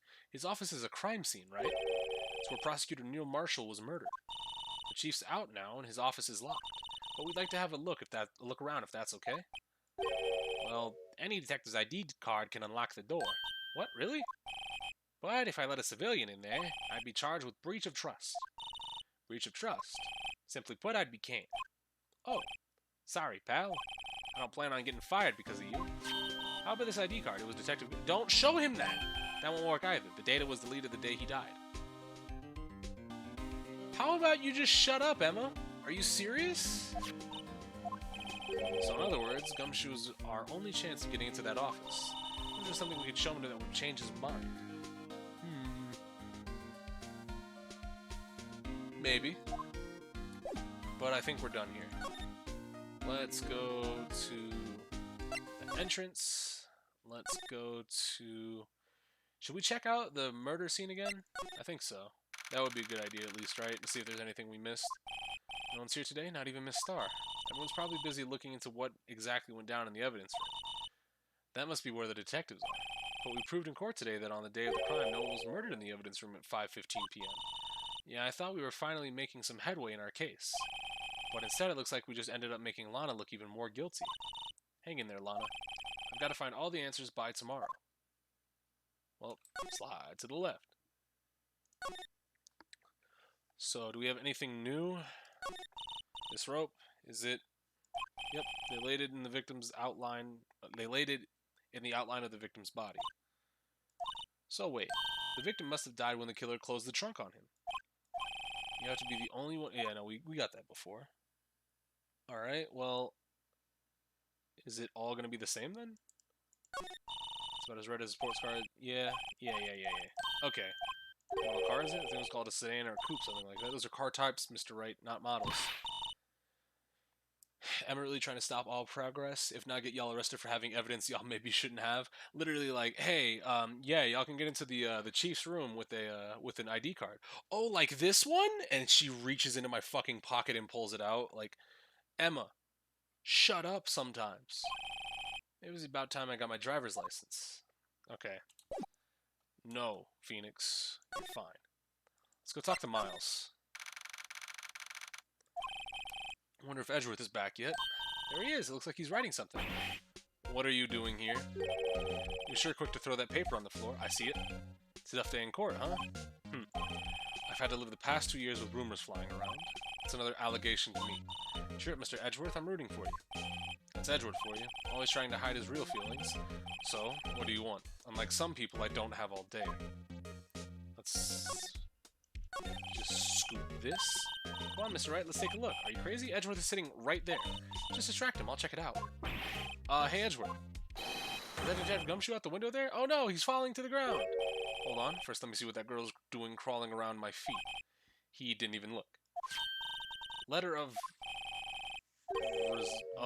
resignation. Yeah. I thought I was gonna say retirement, but yeah, resignation. Damn. Sorry, man. You really thinking about it? You don't mean I'm tired, right? I feel as if something inside me has died. But Mr. Edgeworth, none of it is your fault. I know the path I've walked, you don't need to tell me. The path I've walked hasn't been a just one. I can't forgive myself for what I've done. No one else should forgive me either. Uh-oh, I think he's serious. Mr. Wright, please, you have to do something. This letter of resignation, I wonder if I can use it for anything. Well, Edgeworth's discarded letter of resignation. He's serious. Well, tits. Hey, bud. So, about this forged evidence. There's no excuse for what I've done. 2 years ago, I used false evidence to obtain a guilty verdict. That's what it all breaks down to, nothing I do can erase that fact. But you didn't know, did you? I mean, that evidence was falsified. The police department and the prosecutor's office share a bond of trust. If that bond is broken, we stand to lose everything. The police department's error is my error, my responsibility as the prosecutor in charge. That fact remains the same no matter what excuses I might have. Mr. Edgeworth, I take pride in my work, so tell me why. Why has it all come to this? Even Edgeworth can't keep up this emotion bottled. Can't keep this kind of emotion bottled up. So about tomorrow's trial. First last year's trial, and now this one. It seems all you have to do is worry about me. To be honest, you're getting on my nerves. But Mr. Edgeworth, you can't just walk out on the trial. Tomorrow is the last day. It's too late to change prosecutors. I'll bet that's what my superiors are banking on. I never even thought the case would come back to haunt me like this. What do you mean? The list of evidence seems too short. Most lists run twice as long. It's only half as long as most lists? That is odd. After Neil Marshall was murdered, I became prosecutor for that case. I may not have been part of the investigation, but I do know what I had to do. Use the evidence I was given to prove the suspect guilty. That was really the only thing on my mind at the time. Say, we just saw a picture taken around that time. That picture, something seems strange about it. I mean, yeah, we can show him the Gantine picture in a minute. Could you tell us again about what happened that day? The day Detective Goodman was murdered. You were participating at in a ceremony over at the station, right? I never cared for ceremonies, but I had to attend that one. Because you were awarded this. Yeah, it doesn't have a sword on it anymore. Those receiving awards can't exactly skip out on the ceremony. That's where you're wrong. Ding dong, you can do that, Miles. I finished up at the office in the morning, then drove over to the police department. We finished up at the office. Yes, just odds and ends, clerical stuff. I didn't plan on returning to the office that day. That is, until I was asked to take something back. Take something back? This. Oh yeah, Chief Gant asked you to hold on to that, didn't he? Yes, it was a piece of evidence in a case that was closed half a year ago. He's asked me to bring it back to the prosecutor's office. That's the story we heard yesterday. So you came back to the prosecutor's office because the chief asked you to? That's right. Oh no, it really is Gant, isn't it? Fuck. Ah.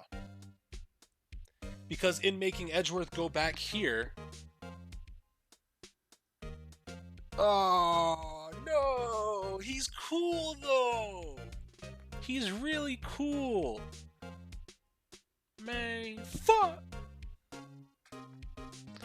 Well, hey, well, what you got to think about this right here? This picture was hanging on the wall in Chief Gant's office.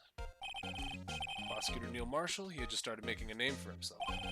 So it was taken when he received the King of Prosecutors trophy. Speaking of that, there's something that bothers me. Yes? The trophy that Mr. Marshall is holding. It's a little different than yours. Yes, you're right. Oh, I remember now. Remember what? That was what the official prosecutor's trophy looked like until 2 years ago. There's a story behind its design. A story? Sounds interesting. Would you mind telling it to us? It's simple, really. Contradiction. That's what the award's based on. Well, how about you tell me a little bit more about it? What up, Jushi? This award originates from an ancient Chinese tale. In Chinese, the word contradiction is written with two characters, the first meaning halberd and the second meaning shield. Have you...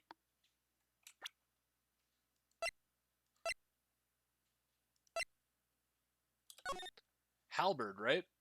Like a spear type object?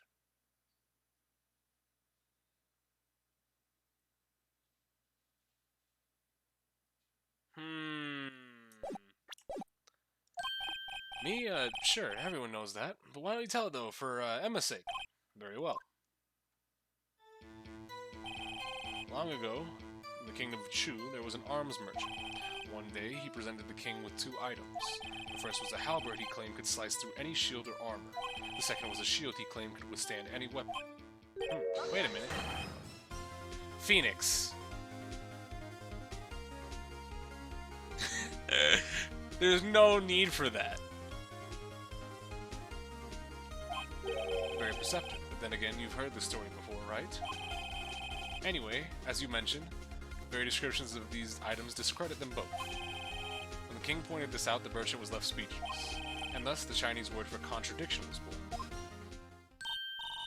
Oh, I see, so the chipped shield and the bronze knife are symbolized precisely so. They symbolize the merchant's items.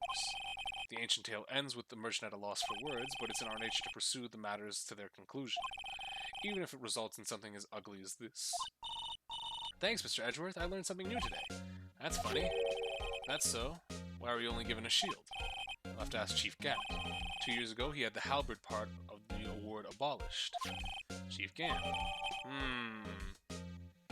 Yeah, no.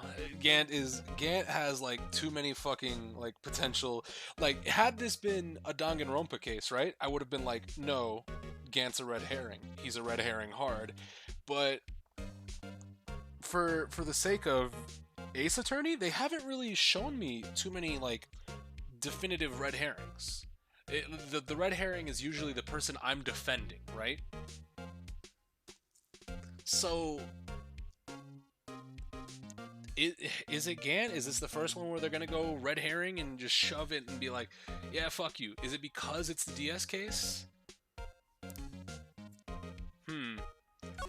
Thoughts for later. So, well, now we have everything. Let's leave. February 24th, underground parking lot. Excuse me. You're back. Would either of you care for a quarter pound of roast beef? For what fucking purpose are you walking around with a quarter pound of roast beef? Miss Star, I guess she's out of lunches. You certainly are the curious sort, aren't you? Kind of like the first person who sucked a cow's nipple to discover milk. Still, I never thought you'd go digging up that case from 2 years ago. Everyone in this trial was involved in the SL9 incident. Not only that, the murder occurred on the very day the evidence from that case was due for transfer. This can't be all attributed to mere coincidence. Aren't you forgetting something? You know that little scene I happened to witness? The instant Lana stabbed Detective Goodman with a knife? No matter how much of the past you dig up, it won't change what I saw. Roast beef is meant to be savored when eaten. Miss Star's hatred toward Lana, it all dates back to 2 years ago. So, what you got for me? Joe Dark, that's a name I'll not soon forget. We trailed him for half a year. Oh, the pressure. Still, I don't think I was ever more alive than I was then. Those days were steamier than a hot bowl of gravy. Poor old Jake Marshall, though, he must have been going through hell. You mean because of his brother's death? They were close, the two. After Neil died, something took over Jake. He became obsessed. Seeing Jake like that made her all the more desperate. Her? Lana Scott. My sister? The best of the best were put on that SL9 case. Of course they were led by that legendary duo. Gant and Sky. Great. After the case closed, the legendary pair was the reason we were able to keep up our investigation. That's why we were so shocked at how it turned out. You mean with the forging of evidence? Don't get me wrong, Joe Dark got what he deserved. Still, it was obvious the evidence procured in court was being manipulated. Items our team never found would suddenly appear, while others items were kept in secret. But you don't have any proof that anything illegal was done. I'm proof enough of what happened. After that case, all of us save Goodman were relieved of our duties. and without even so much as an explanation. Then Lana Skye transferred to the prosecutor's office and became chief prosecutor. Lana always wanted to be a prosecutor. Nothing's quite as simple as it appears. Huh? Lana Skye was merely being used as a pawn. That's my take on the matter. She was being used. Damon Gant and Lana Skye. Gant led the investigation, Lana second in command. That's why they were the best. Or they were the best, rather. They solved all kinds of cases together, didn't they? Damon Gant's magnetism in particular was almost unreal. His magnetism? By that I mean his ability to attract evidence. He produced the most incredible evidence in the cases he handled. Incredible evidence? You mean... Oh yes, there were rumors about him even back then. No one dared confront him, though. I take it she's talking about forged evidence. Back then, everyone looked up to Lana. All the detectives wanted to be like her. Really? Oh yes, myself included. I was a fool, really. She hated anything crooked and always watched out for other detectives. That's why she was so concerned for Jake.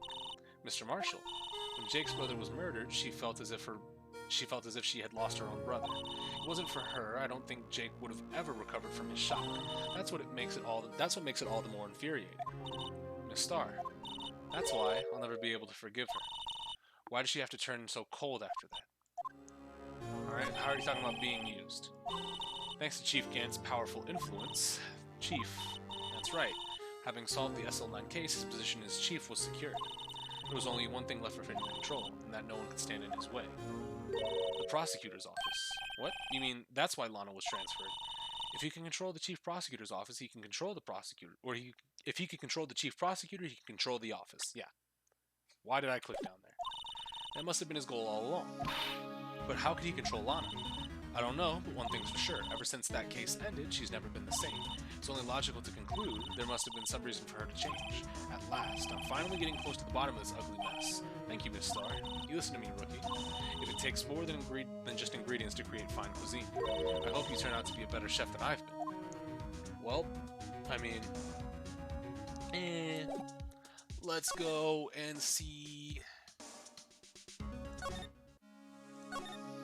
the, police department? Wait, we need to go to the criminal affairs department. Oh, you're back. You're still here? I gotta make 150 copies of these files. Brewing copying files, I'm being turned into a regular DJ. You're a DJ as well? If I'm not mistaken, I think it means desk jockey. Oh, that DJ. I gotta admire your persistency, but my answer's still no. I'm not letting you into the chief's office, period. It'd be my neck on the line. That office is the last crime scene in the SL9 incident. I have to take a look in there.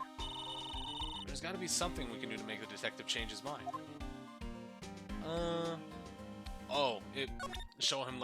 Show him Edgeworth's letter. This is what we're going up against. What's this crumpled up piece of paper? No way, Mr. Edgeworth can't be serious. Is he ever not serious? I can't believe they pushed him this far. Mr. Edgeworth really feels responsible. When I first met him, I thought he was cold as ice, too. But I know different now. He trusted us detectives to provide him with sound evidence, but we betrayed him. Detective. That's it, I've made up my mind. But, here, take my ID card. It's the same asset. It literally just says Sergeant Bruce Goodman. We can't do that. If someone found out, they wouldn't let you off the hook with another lost item report. Look at me. It's no secret I'm already out of the loop. After all, I'm friends with Mr. Edgeworth. Depending on how this case turns out, I may already be as good as terminated. What? So at least let me do this, for Mr. Edgeworth's sake. Alright, detective. Thank you. Gumshoe's ID tucked swiftly into pocket. Okay, he's only that nigga because we damn near forced him to be.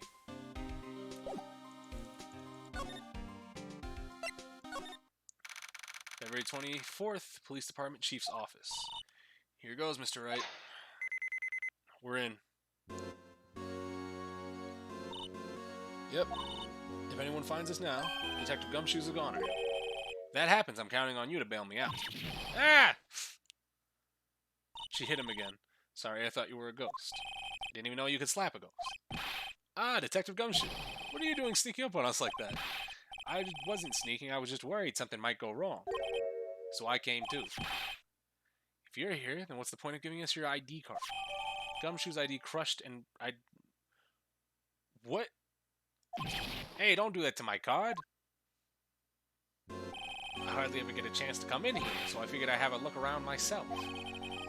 Besides, we're all in this together now. High School Musical. You really do want to get fired, do you?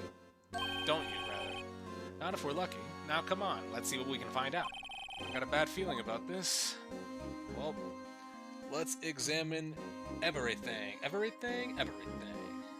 So, well, let's examine... This is a safe, isn't it?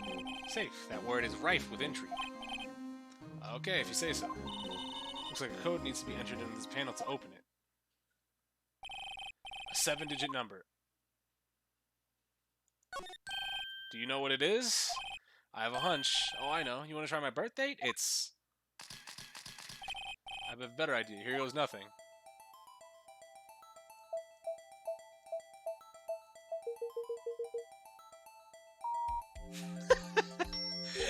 Fuck you.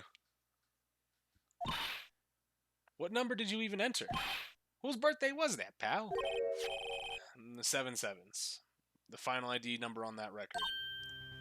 What? The number of the mysterious executive officer who entered that room that day. You mean 777777777? That ID number? I think you're 17 shy this time. That can only mean one thing. That's Chief Gant's ID number. Say, anyone care to look inside? Is there any money in there? How much does he have stashed away? Look, it's a shard from a broken cup.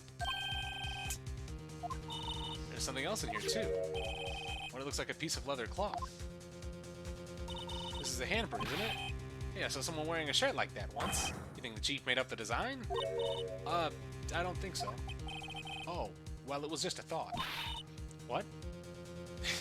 Is that it? That's all that was in this safe? Apparently so. It's empty now.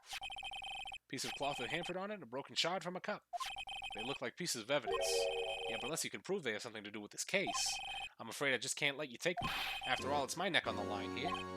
Great, now I have to prove the relevancy to get them. How are these two items related to the SL9 incident? Come on, there's gotta be something we can show the detective. Present. Have you seen this vase? Detective Gumshoe, do you have another look at this jar? I remember when the three of us put it back together. Ah, those were the days. It's kind of early to be nostalgic.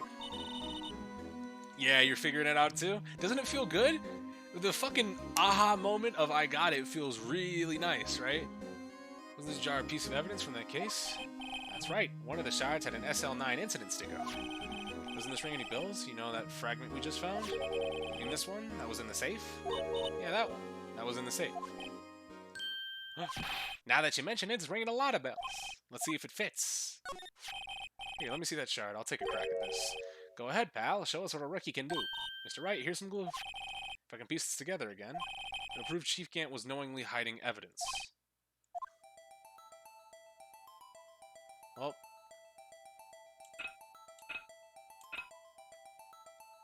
And slide that bitch in.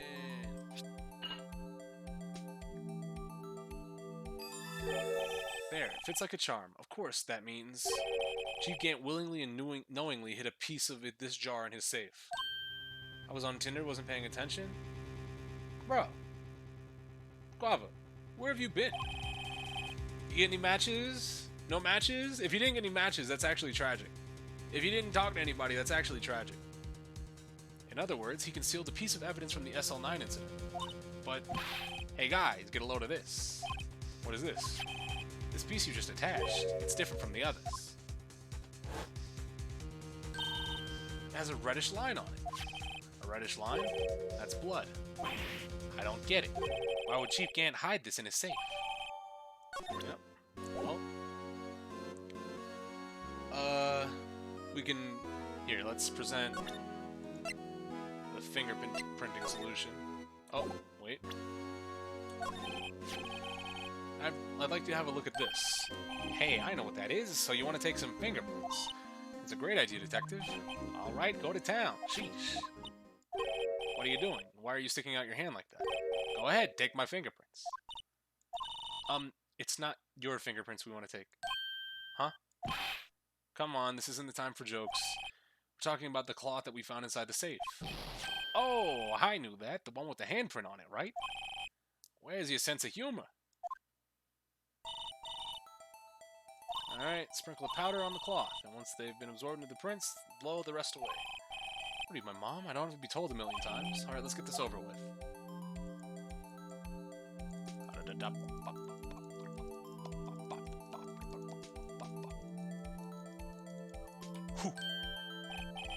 I gave it my best shot.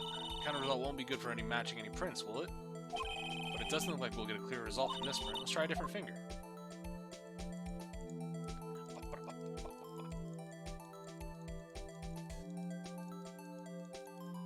Coke niggas. There we go. Oh, what do you want from me here? What do you mean? What do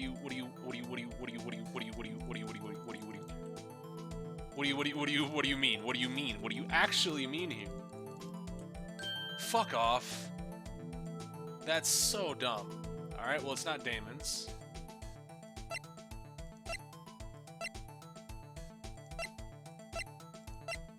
Oh, Emma's. Yep. No, how can this be? What are Emma's fingerprints doing here? Hey, you found a match? Whose fingerprints were they? Oh, it seems the prints are too old.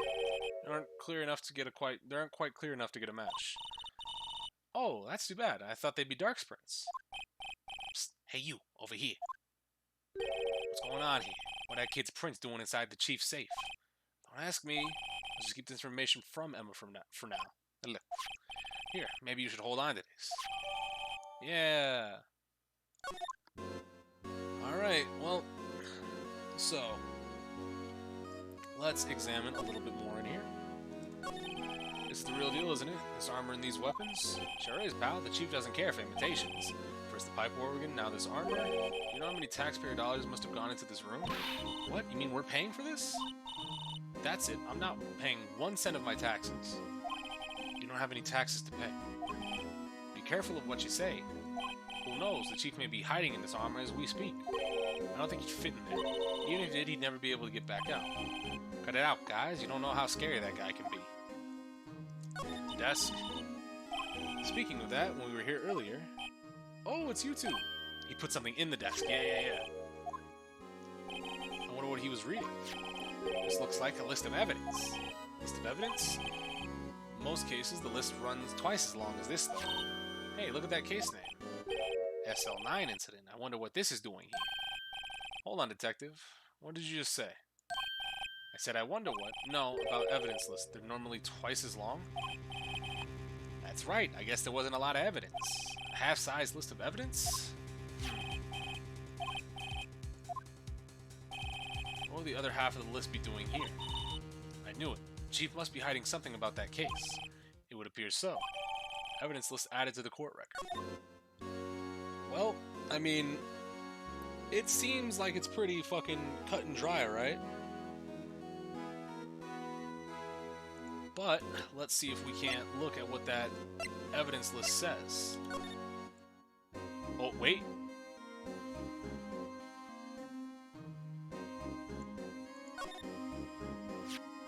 Hey, looks like someone drew kind of a sketch here.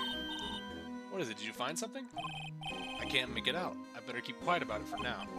Oh, no, it's nothing. Why are your eyes moving around like that, Mr. Wright?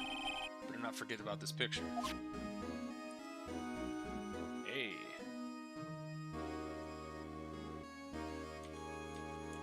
I never noticed the zoom in button. Why does J zoom out? It's all the way across the fucking keyboard. Can we inspect this? No, we can't do anything with that. We can't really... Oh.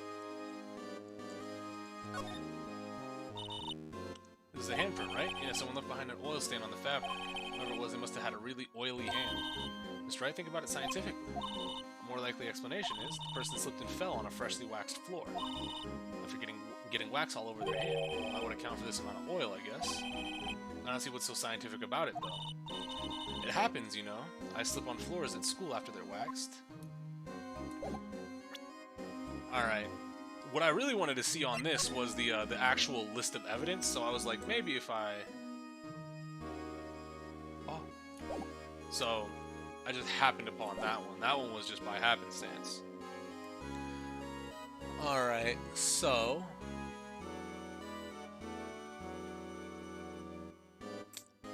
What are we checking here now? We slide to the other side, check his computer. This is Lana's desk. It sure is tidy. Oh, yeah, they split the office, that's right. There's not even any dust on it. Looks like someone's still keeping it clean. Has Lana ever come back here? No. Chief Gant must still keep it clean in memory of their partnership. They were the stuffed legends that made it. Does he keep it in memory of her, or does he keep it in memory of the crime? Shelves are mostly empty. Lana must have cleaned them out when she transferred over to the prosecutor's office. There's a small picture frame left on the shelf. Hey, this is when Lana and I went to that theme park. Why of all things would Lana leave behind the picture of her and her sister? Look at that giant window. Makes you want to crash through and jump outside. This is the 15th floor. I know, I was just saying. Saying what? Ever since making Detective, I dreamed about doing something like, yo, Gumshoe, you okay? You want to talk about anything, bud? Note to self, Detective Gumshoe has a lot of dreams. So long as he doesn't go crashing through that window when he gets fired. Don't say that. Alright, well, we've looked at about everything. Yeah. We did look at the list. This window? You see pretty far from 15 stories up. If you were to drop that... At first, the chief wanted us to use stained glass for this window. Really? Why didn't he? He said he changed his mind because he wouldn't be able to see the view. Oh, stained glass or not, it's a huge window. Alright, well... Yeah, we can talk.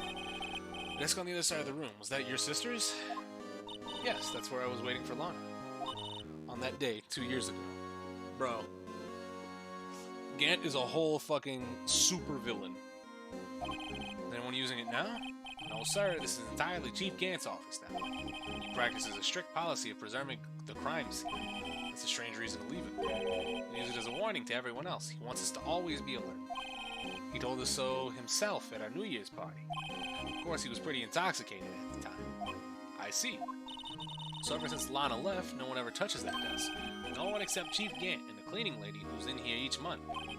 Still 2 years have passed since that incident. There can't possibly be any clues remaining. Talk to me about Gant. Can I ask you something? Sure. You only came here to look around, right? Because it's one of the SL9 crime scenes. I mean, that's your only reason for coming here, isn't it? Why do you ask? You don't think... Nah, you wouldn't be. No. No, there's no way. Never mind, don't worry about it. Okay, now then, let's look around a bit more. Hey, hold on, not so fast, buddy. Huh? What is it? When someone tells you don't worry about it, it's supposed to start bothering you, pal. You don't just let it go at that. Sorry, this guy's starting to get on my nerves. Okay, so what's bothering you? You two don't think Chief Gant might be a suspect, do you? What? He's right, Mr. Wright. What do we think of him? Chief Gant, so it's finally come to this. What do I think of him? Perhaps it's best if I don't divulge my feelings, yet. There you go, ignoring me again. Well, was I any help? Of course. Thanks to your ID card, we were able to get some hard evidence. Now that's not very kind of you. Not so very kind, is it? Oh, he's back. In other words, if it wasn't for his ID card, he would have been useless. Isn't that right, you in the coat? Chief Gant! We didn't think you'd be back so soon. Fortunately, I'm a man who believes in science. As I was walking to my meeting, I happened to look out a window and saw a stray dog run right into a pole. Just then, I thought of a certain detective. Do you mean me, sir? Now then, I'm afraid I'm going to have to ask you all to leave. Yes, sir. Sorry. Oh, you in the coat. Me, sir? Drop off your ID on the way out. You won't be needing it anymore. But, sir... Now get out. Yes, sir. We'll be on our way out too, then. Wait, you. The one without the spiky hair. Don't go yet. Me, sir? I'd like a word with you. But, sir, I'm not a licensed scientist. You with the spiky hair, you're free to go. Mr. Wright. Look, pal, I've told you once, I've told you 1,000 times. Chief's office is off limits. But no, you just had to go sneaking in there like that, didn't you? I thought you said you didn't care if you were fired. Yeah, but I knew if I knew it'd be like this, I would have never said it. And I've seen the evidence Chief Gant was hiding in his office. I think I'm finally starting to get the picture. But why has she kept eerily silent about it all this time? Anyway, you listening to me? I'm gonna try to smooth things over with the chief again. Later, pal. After that, I heard from Emma. She said the police wanted to ask her some questions. So she'll be busy for the rest of the day. February 24th, detention center visitor's room. I see, so the chief asked Emma to come in for questioning. It's no use thinking about it. Tomorrow's the final day in court. I'm committed to doing everything I can to defend you, which is why I'm here.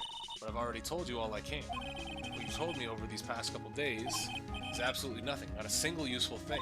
Really? I believe I did mention quite something important. Something I told you right at the beginning. I said that I was the one who stabbed Detective Gordon. You know, I think I finally figured out. I know who it is that's lurking behind your words. You did a good job mentoring you. I'm rather jealous. It seems Edgeworth was right. Edgeworth? Once you're convinced you know something, no one else can persuade you otherwise. Thick-headed is the term I believe he used. Now's my chance to get her to tell me the rest of the story. I have to admit, I was a little more than a little perplexed at first. You insisted you did it, yet there was no incriminating evidence. That's when it hit. It's not that you're unwilling to tell the truth, it's that you're incapable of doing so because of a certain individual. What an intriguing notion. A certain individual, you say?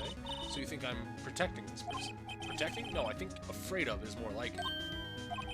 If I'm not mistaken, the person in question may have persuaded you to silence. For argument's sake, Mr. Wright, who, may I ask, is this person you're speaking of? The one I'm supposed to be frightened of? What is this person's name? Well, I mean, it's pretty obvious. Well, Miss Skye? Mr. Wright, you are addressing the chief prosecutor. Do not forget your place. I take it she's still not ready to spill the beans. My apologies. Would you please tell me a bit more about what you think you know? We were partners until 2 years ago. I respected him as a detective. Assuming he is respectable, then tell me something. Why would he try to hide his crimes? His crimes? Both you and Edgeworth will be brought before a board of inquiry for what you did, specifically hiding and forging evidence. Of course, these are serious offenses. Why is it, though, that Chief Gant's name is never mentioned? Chief Gant? Edgeworth didn't know the truth behind the forgery. The only party who could have possibly tampered with the evidence was me. I had access because I was second in command of that investigation. Yes, but also one other, Damon Gant. If you intend to accuse Chief Gant, you'll need more than just words. Show me the proof that Chief Gant falsified evidence in that case. Well, I mean, do you want hard proof? Do you want some proof? Do you want a little bit of proof? I just found this in a safe in the chief's office. This jar piece and this piece of cloth. Do you know what these are? They're pieces of evidence from the SL9 incident. The person concealing evidence was none other than Chief Gant himself. Now tell me, why are you taking all the blame for it? Touché, Mr. Wright. And as you surmised, I cannot disobey the chief's orders, even if it means being found guilty for murder. Why not? Come now, Mr. Wright, you can't possibly expect me to be able to tell you that. 3 days ago, I had no choice but to cooperate in the murder of Detective Goodman. Or perhaps I should say follow orders. Yes, that's more accurate than cooperate. Although I can't tell you the details, I can say that I was given an order that day. I need you to dispose of Bruce Goodman's body. You'll find it inside the trunk of Miles Edgeworth's car. Looks like we're right. Just as I suspected. Despite what everyone believes, you were not the one who murdered Detective Goodman. Correct. I was just trying to take the body out of Edgeworth's car. The trunk's lock was broken, and I discovered that the murder weapon while inspecting the body. The murder weapon? You mean Edgeworth's knife? No. When I found the body, this was the knife stuck in it. The knife from the SL9 incident, the serial killer Joe Dark's knife. I just couldn't leave that knife in him, so I took it out and stabbed him with another knife. Would that be Edgeworth's knife? That's right. Even though he was already dead, my hands were shaking at the thought of stabbing him. And that's why I ended up cutting my hand. And that is the reason of the bandage on your right hand? Yes, it seems that I got blood on the victim's shoes as well. And then, she saw me just as I plunged the knife in. Miss Starr, huh? Why did you need to hide Dark's knife so badly? It took a lot of work to finally close the case on the Dark case 2 years ago. It was over with. I didn't ever want it to be opened again. My intent was to prevent that by whatever means possible. So, you hid Dark's knife.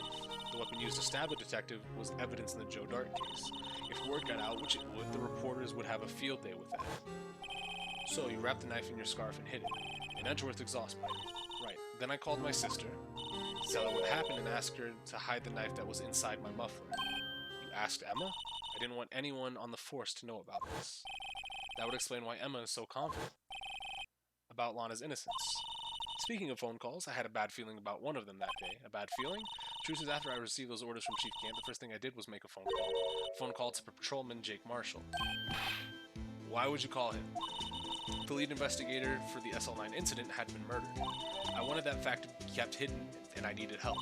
He was the only person I could trust, or at least I thought I could trust him at the time. However, it seems that after I spoke to him, he went off on an escapade of his own. Oh, you mean, not wanting the case to die, he decided to take things into his own hands.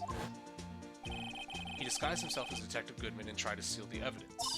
He'd already stolen the ID card, but it seems he hadn't made up his mind to break into the evidence room. After my phone call, any remaining doubts he had must have disappeared. So your phone call caused the incident in the evidence room? I'm afraid that's all I can tell you. But Lana, you've earned my respect, Mr. Wright, both as a defense attorney and an investigator. Now please, don't pursue this any further in court tomorrow. Tomorrow's trial, there's only one way to drive off Lana's demons. I've got to get to the bottom of everything.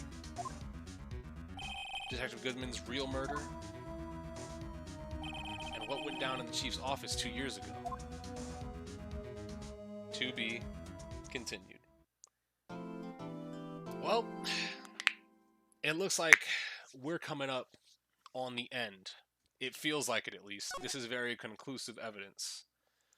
Although, I don't know how I feel about the fifth case following the beat pattern of somebody doing to cover up something in the past of a past case, right? Like this, it was a theme that was presented strong in case 4, and I was like, that's pretty cool. That makes sense. But now doing it again, it kind of just leaves like a bad taste. Also, final day trial former, nice. But like, it still has good beats to it. Like the story is still good. I just kind of wish a different direction was taken. You know, like not so much I'm trying to cover up my dirt. I wish it was more. I kind of wish that it had been Marshall or Star, right? I actually wish that that would have been the case, because then it would have been really, and not because I like Gant as a character, I like his character design or his actual personality, but the fact that they're going for the same thing again. It feels like you're going up to bat with the same fucking swing that you went with a second ago. Either way, it's still pretty cool. It's just something that I would have liked. And maybe they didn't have that in mind when they were making this case. You know, maybe because it was the DS case, they were like, let's create an interesting case without keeping in mind anything that prior happened before, right? This is the defendant lobby, all right, but there's no defendant. I've been trying to reach Lana all morning. Where could she be? And where's Emma, for that matter? It almost seems as if something's been happening behind the scenes. Edgeworth. Knowing you, you've already figured it out. Who the owner of the 777-7777 ID number is, that is. Well, I have a pretty strong hunch. So I'm not the only one who's figured it out. You know, the only reason that this trial yesterday didn't reach a verdict is because there was still room for doubt regarding this ID record. If that number does belong to who you suspect, then no doubt will remain. After all, he hasn't been officially charged with anything. True, not yet. In any event, once all doubt has been removed from that list, that can call for a ruling. Oh, wait, no, but this is going to be sick going into the court, because now it's not me versus Von Karma. It's going to be me and Miles versus Gant, right? This is Edgeworth in full effect. It's going to be fucking Phoenix and Miles literally just fucking tag teaming the shit out of Gant's like statements. Oh, this is gonna be fun. Ooh. 5 minutes, right? And Chief Prosecutor Sky will be found guilty. but she didn't do it. I figured you'd say as much. That's why I came here, to hear what you have to say. This is the first time he's ever done something like this. Lana's hiding something, and we're the only the only way we'll ever know the truth is to draw it out of her. The truth? Everything goes back to the SL9 incident. Don't be stupid. Today's the last day of the trial. We don't have time to reminisce about the past. Yeah, the DS is the English version, so it came out in 05, 07. Like, it's all right. Like, I just wish that it was slightly different, you know. That depends on you. If she's found guilty, you'll lose your only chance to find out what really happened. I'll think about it. See you in court, right? This is it. If I'm ever gonna find out what Chief Gant has on her, it's now. February 10th, 10 a.m., District Court, courtroom number 9. Court is now in session for the trial of Miss Lana Sky. The defense is ready, Your Honor. The prosecution is ready, Your Honor. Normally, this is when the prosecution puts forth its opening statement. But before that, the police chief has a proposal to make. Chief Gant. Morning, folks. How's everyone doing? Hey, Edgy, been back to the pool yet? No, I've been drowning enough as it is in my work. Oh, that's a good one. Don't think I could top that. If you don't mind me asking, Chief, what exactly is this proposal of yours? Lana, that is to say the defendant, has asked me if she could speak directly to the court. She wants to do what? Having heard what she intends to say, I feel she should be granted her request. In the end, it should save everyone a lot of time and trouble. What's all this about, defendant? I'd just like to make one simple request and I'll be finished. Well then, what's your request? Your Honor, I'd like to put an immediate end to this trial. Huh? I confess to all charges against me. On February 21st this year, I murdered Detective Bruce Goodman in the underground parking lot of the prosecutor's office. No! You can't. Your Honor, the defense claim does not change the defense's plea. In that case, Mr. Wright, I no longer require your services. But Lana, Your Honor, I hereby forfeit my right to an attorney. The prosecution may lack direct evidence against me, but it has sufficiently proven that its case through testimony and circumstantial evidence. Wasn't really paying attention to Chris's problem with the case. It feels like it's too much of a repeat of what happened in case 4. That's my problem with it. It's still good, no doubt. Like, in a vacuum, the cases are still really strong.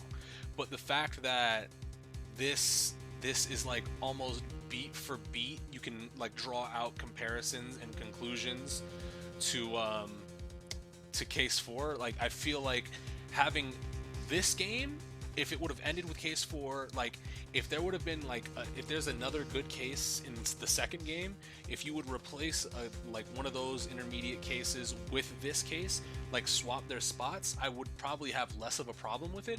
I would still like draw the comparisons, but I would still say, oh, you know, it's fine that I'm getting this now, as opposed to me getting it in the same game, right? Like, connection to a past case being covered up by somebody who's initially involved, and he's trying to get somebody that was initially involved to cover up the dirt for it, to make it so everybody's going away. It's running on the statute of limitations, but it's a different statute of limitations because this case is solved, right? Like, it just feels like it's too similar for me to not, like, point out. I would like you to render your verdict now, if you please. While the defendant certainly has a right to self-representation, the request is legally valid, although this is an unprecedented situation. It indeed appears there's no further need to continue this trial, even Mr. Wright may feel otherwise. This can't be happening. It appears the time for the verdict has arrived. The court finds a defendant. Objection! One moment, Your Honor. Mr. Edgeworth, the prosecution has not yet proven the defendant guilty beyond reasonable doubt.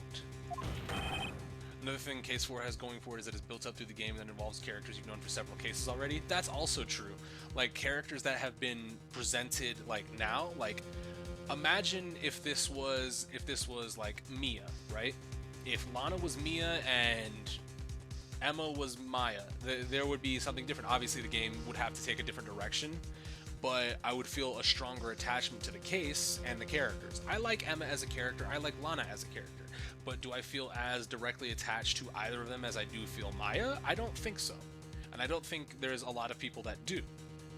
Because, you know, I've been with the character the entire time. Had this been the final case and you would have had a similar play out, it would have been fine. Like, if this was case 5 for game 2, depending on what the case 5 is for game 2, I would say that potentially it would be okay to interchange them.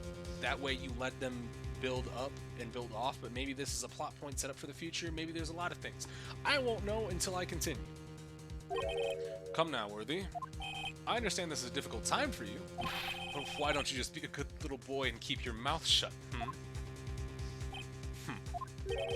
I don't think I care for your tone, Chief Gant. What? Creating another fabrication to cover up your past mistakes? Sorry, but I'm no longer the naive little boy you would have me be. Oh, pop off. Pop off then. With this sudden confession from the defendant, it's obvious to me some kind of deal was struck behind the scenes. Some kind of deal, Not everyone operates as you do, Worthy. I thought so, Your Honor. The prosecution would like to change its first witness. Oh? To whom? As its first witness, the prosecution would like to call Miss Emma Skye. I request the court hears her testimony. Mr. Edgeworth, I am exercising my right to self-representation. I don't think we need to continue. I don't care what you think, Miss Skye. The exposure of the truth sometimes results in tragedy. However, no matter how tragic the truth may be, it would be an even greater tragedy to avert one's eyes from it. Let's go, Miles Edgeworth! Very well, the court shall grant the prosecution's request. That's okay with you, right, Chief Gant? Worthy, you'll live to regret this. Mark my words. Miss Emma Skye, please take the stand. Looks like Edgeworth has decided to take the horse by its reins.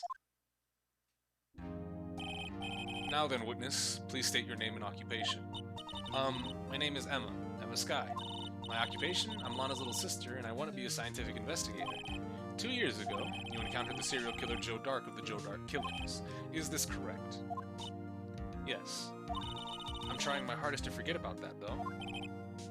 I'm sorry, but I'm afraid I'm going to have to ask you to recall those events one more time.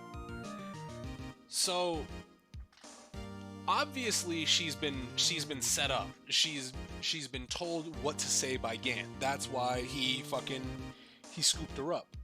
But what's gonna be sick is when fucking Phoenix and Edgeworth start playing fucking tennis with testimonies. This is gonna be sick. Now, this part, like the court section, the trial section is probably, I think, is gonna be better than 4, just from how it's being set up exactly. But there's the story and the overall, like, let me phrase it this way: the chapter and the story of the chapter for case 4 and 5, I'm gonna feel whatever about. However, the actual trial process for case 5, I'll probably be a little bit better than. Why is your stream dying? Wish I could tell you. It looks like we're fine on my end. Mr. Edgeworth, please remember the trial concerns the murder of Detective Goodman. Is an incident really that was resolved 2 years ago really all that relevant? Yes, it most certainly is. Well, okay then. He sure gave in fast. Now, please specify what happened to you 2 years ago. The trip to yesteryear has finally begun. It's bound to lead to the truth behind this trial. The investigation was cool, but, like, introducing new mechanics just for this, obviously, like, with hindsight, obviously, because this is a later made case, had every other case been made with these investigation, like, things in mind, like the luminol, the fingerprint dusting, the piecing together of that vase, the very specific things where you have to go and show people these specific pieces of evidence to get something else to go back to another place, and you can select multiple. Like, the investigation is cool, but I think had you had that in the other cases, they would probably feel on par with each other, right? But yeah, I still think that the trial is going to be the best part of this case for me.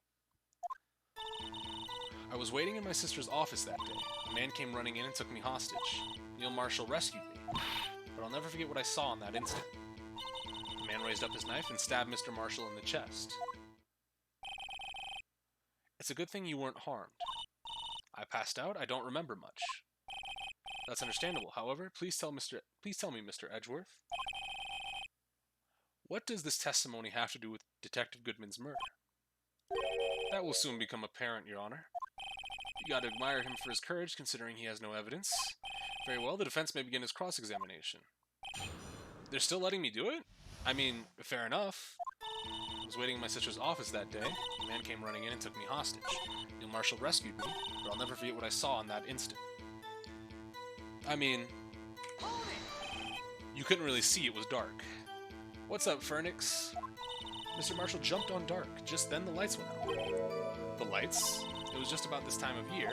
There was a terrible storm going on and lightning struck nearby. So the electricity went out. Wait a minute. If it was pitch dark in that room, you should have been able to see anything, right? Right, but just then the lightning flashed again outside. That sudden flash left an unforgettable image in the scene of my mind. Wow, how is that the game going so fast? I assume it's just because of my version. I've been told that the text is moving really fast, but I don't know how to fix that. I assume it's something in my graphical settings that I haven't changed, and I'm not going to change, as this is the last case. I told the detective about that when I saw them. The detective? Yes, Detective Goodman. He was in charge of the case. Detective Bruce Goodman, the victim. Let's hear a little bit more. So you spoke with Detective Goodman about this 2 years ago? Yes, that's what's so scary about this trial. And you told Detective Goodman about what you saw? Yes, but at the time, the words just wouldn't come out. That's why I drew a picture. A picture? Yes, I think she mentioned that before. Well, Mr. Wright, have you heard enough? Let's ask about that picture. Because we might have something. The animations in text is like they're going 2 times speed. People have said that, but this is just what I've been doing. This is what I've been dealing with. I believe it is very important meaning. But the list of evidence I was given 2 years ago didn't contain a picture. Witness, would you mind if we added the statement to your testimony? Yes, Your Honor. Drew a picture. Yeah. So, let's show that picture to everybody. Probably something with my graphics setting, of course. That's what I said. Mr. Edgeworth. This little girl put all her heart into drawing that picture. And yet you would insist on denying its existence? Hey, I'm not the bad guy. All I'm saying is, as the prosecutor for that case, I wasn't handed such a picture. That may well be. That doesn't mean it doesn't exist. Behold. This is the evidence list from the SL9 incident. Please, turn it over, Your Honor. Turn it over. What's this? Etiquette, they don't have a stop or press option, as if you wouldn't want to continue? Yeah. Hey, that's it. That's the picture I drew. Indeed, 2 men appear to be wrestling here. What's the meaning of this? What are you doing with that list? Me? Only the prosecutor in charge should have access to that list. Huh? These lists, they're different from each other. What? It would appear, Mr. Edgeworth, that the evidence list you were handed 2 years ago was incomplete. These 2 lists fit together to form one. You can see the marks here where they were torn apart from each other. So you see, Mr. Edgeworth, it's quite obvious what happened. 2 years ago. It's more noticeable if you played the game before. Well, I mean, yeah, I would see that, yeah, 100%. Only half of the evidence in that case ever reached you. What? Order. But Miss Skye, why did you draw your picture on the back of such an important list? Because that's what Detective Goodman handed me in the questioning room, Your Honor. Wait a minute. If this list was torn in half, then that means... Your Honor. Are you alright, Mr. Wright? Your eyes are bulging from your head. If the evidence list was torn in half, then there might be more of the drawing on the back of Mr. Edgeworth's list. There's no way Edgeworth did not look at the back of the fucking list. Yes, that's quite conceivable, Mr. Edgeworth. It's possible. Let's see. Edgeworth! Is something wrong? Do you even have to ask? Sorry, Your Honor. There is indeed something drawn on the back of my list. It's that thing. That's that thing. The thing that was dancing in the evidence room. Clearly, this act of vandalism is the work of a certain chief of detectives. Guess who's out of scrap paper? Bro. Like, It's very clearly not. It's not the fucking badger. It's not the fucking blue badger. Come on. Come on. Come on. Will you please testify about this picture you drew 2 years ago? Huh? Oh, yes, sir, Your Honor. What's wrong with Emma? She seemed to be thinking about something when she was looking at the picture. Almost like she's being like pushed into a testimony of sorts. Almost like she was, groomed into her testimony by a certain, I don't know, 65-year-old chief of police that may be considered guilty in the cases of the SL9 incident 2 years ago, considering he was hiding evidence and shit. I don't know. Hey, it's just a thought. Alright, this is the picture I drew 2 years ago. The flash of lightning was so bright all I could see were shadows. After that I must have fainted. This picture shows exactly what I saw in that instant. Oh. Well, I mean,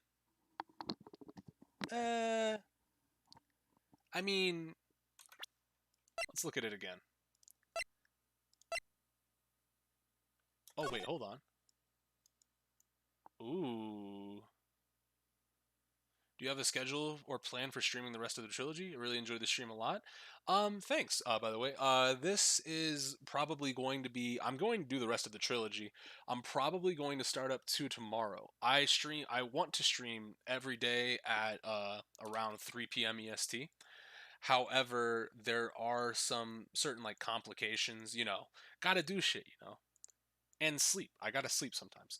But also, I do tweet out whenever I am going to be streaming or when I am not going to be streaming. So if you want, you can follow me on Twitter and find out there. But for the most part, it is going to be on. Usually every day around 3 p.m. All right. So let's. What am I trying to figure out here? I was trying to see what was in this picture. All right. To think a flash of lightning could burn an image in your mind. Thanks to that, though, she was able to show us exactly what she saw. I already follow you on Twitter. That's how I found this one. Just nice to know when to look for it. Most definitely. And if I'm going to be pushing the stream back at all, if there's going to be a delay or I decide not to stream that day, I will tweet it out. So if you're wondering, hey, it's around 1 and Chris isn't streaming, or it's around 3 and Chris isn't streaming, if you're on the East Coast, that is, and you can just go to my Twitter. If you see the tweet with the link saying that I'm live, I'm good. You can pull up. If you happen to go there, there will be a tweet saying, like, I'm going to push it back a couple hours. I'm probably not going to stream today. So just keep that in mind. Thanks to that, though, she was able to show us exactly what she saw. Well, I don't see any contradictions here. This clearly shows Joe Dark is about to murder Prosecutor Neil Marshall. Defense may now begin its cross-examination. This picture I drew 2 years ago. Flash of lightning was so bright, all I could see were shadows. After that, I must have fainted. This picture shows exactly what I saw in that instant. Okay, so they brought it up. Now, it's a little cartoonish, but is the thing in his hand is supposed to be the knife, right? So why isn't it fucking pointy like a knife? That's strange. She claims this is exactly the scene that was imprinted in her mind, and yet there's clearly a contradiction here. Alright, so we'll press that. Sorry for asking so many times, but are you sure you drew exactly what you saw? Of course, this is the exact scene. It wasn't influenced in any way from your talks with the detectives. Are you insinuating we somehow manipulated her memory, Mr. Wright? No, of course not. Better watch out, or he might find some way to cut my salary. I drew this picture before I heard anything from the detectives, so I don't think anyone's story would have influenced me. Mr. Wright, is there something that's been bothering you about this picture? Oh, well, a little bit. That's strange. She claims this is exactly the scene that was imprinted in her mind, and yet there's clearly a contradiction here. Oh, well, let's go ahead and... Can we present? Do we have the tip of the knife? No, we don't. So, can we... Wait, hold on. Stabbed in the back, died from a punctured heart and lung. A knife tip was in the wound. Okay, so we'll present it We'll present the autopsy report. Maybe that'll work. But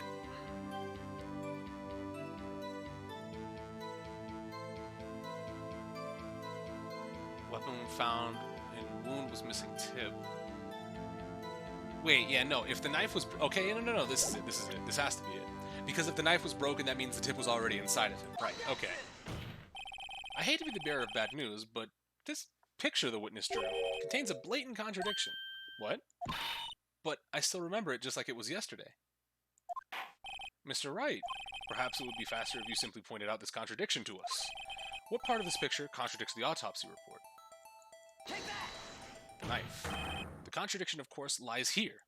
Take a look at the knife the man is holding. If you look closely, you can see the tip is broken. I mean, it's flat, but not broken. Flat, Phoenix, flat, but yes. Even I don't have to look closely to see that, Mr. Wright. But, Mr. Wright, look at the evidence. See the murder weapon? Its tip is broken too. If I recall, the tip of the knife was found broken off in the victim's body.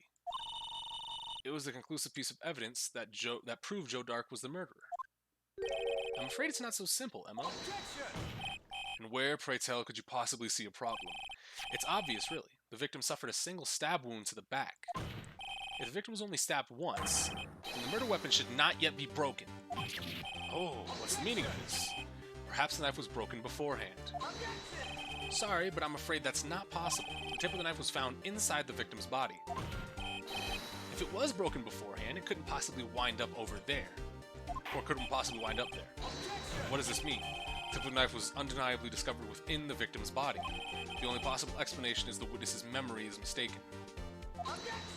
That's why I asked her so many times if she was sure she remembered correctly. I believe you were annoyed at the time, but I'm sure she remembered.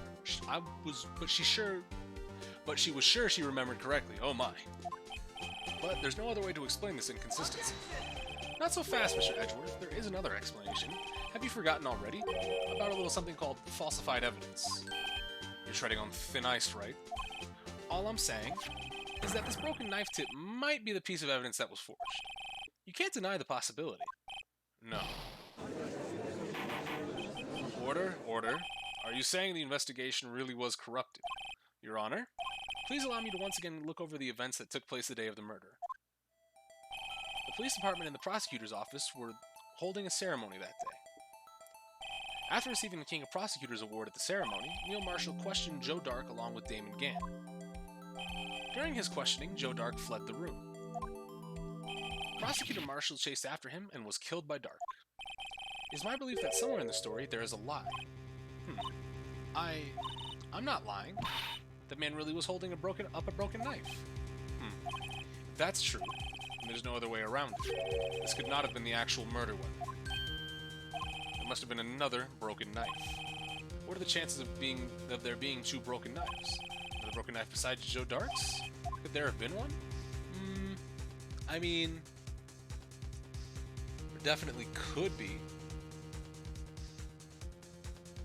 Or Emma could be mistaken. So these choices are actually, yeah, the only one I can think of is the halberd or the spear that the suit of armor is holding. But so there is another murder weapon, or not another knife, but another murder weapon rather. The witness is adamant about the accuracy of what she saw. It can't just be explained away by a simple observational error. Mr. Wright. In that instant, Emma really did see a broken knife. Look at the picture again. What picture? Of the fucking... Chris doesn't know? What do you mean? What do you mean?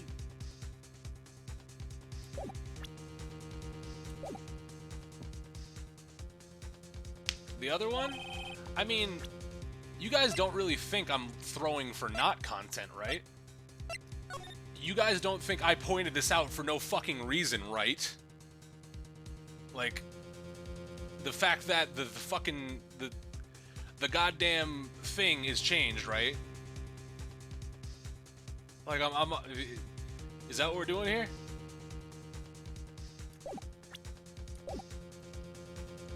The murder weapon was already broken prior to the murder. There's only one way.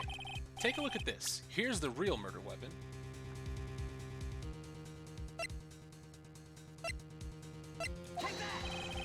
This answer lies in the past, 2 years in the past, right here inside this picture. This is a picture of the awards here. Ah! What is it, Mr. Edgeworth? It's the broken murder weapon. Notice the award Prosecutor Marshall is holding. That's a broken knife. As we earlier concluded, the knife in the drawing was not Joe Dark's knife. That being the case, the knife the witness saw was in all likelihood from this award. Order, order, order. Neil Marshall was awarded the King of Prosecutors Award that day. As an award, he was given a broken shield and a knife. When he chased after Joe Dark, he pulled out this knife. Being a prosecutor, he did not carry a pistol. This broken knife was the only weapon he had in this dangerous situation. But that can't be. And why not, Mr. Edgeworth? Because the King of Prosecutors Award knife was the murder weapon, and the murderer would be the victim and would be reversed. What do you mean? I mean, this man raising a knife would have to be Prosecutor Neil Marshall. Oh! But the prosecutor was actually who died. That's true. What's going on here? It seems Mr. Wright has been a bit too eager to jump to conclusions. Wait, I remember now. I remember everything. Witness, Mr. Edgeworth. What is it? Could you show me your evidence list again, please? His list? The one with that picture scribbled on the back? I knew it. This picture, I'm the one who drew it. What? You drew that. That's right. The list wasn't torn in half at the time I drew this picture. All this time I've been trying so hard to forget. You must have locked this part deep away inside me. Perhaps it would be best if we added this to the witness testimony. Would you please tell us what you've recalled, Miss Skye? Yes, Your Honor. First the knife mix-up and now the blue badger. This should be interesting. When I saw that man raise his knife, I panicked and rushed towards the both of them. I think I knocked away the man with the knife. Just then, there was another flash of lightning, and that's when I saw the blue badger. He wasn't in the room, but I'm sure I saw his shadow. This is certainly most unusual. I mean, it's probably like, you're wrong. I know it's the jar. Can't be anything but the jar. But let's go ahead and play this charade game. Try impossible. The chief of detectives hadn't even designed him until this year. That would mean he didn't even exist 2 years ago. Yes, well, the defense... Stop!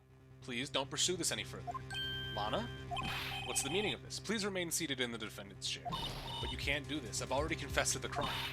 Why can't you just leave it at that? Chief Prosecutor Skye.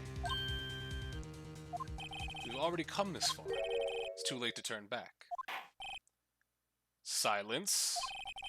The defense will now begin its cross-examination. Well, I mean... Bailiff, please detain the defendant. Seems we're finally getting to the core of the matter. Yeah, I was about to say, with her popping off like that, I mean, at least we're getting a little bit closer to the truth. She knows that we're gonna figure it out. Oh. You saw the blue badger, huh? He was in the room, but you sure you saw his shadow? His shadow.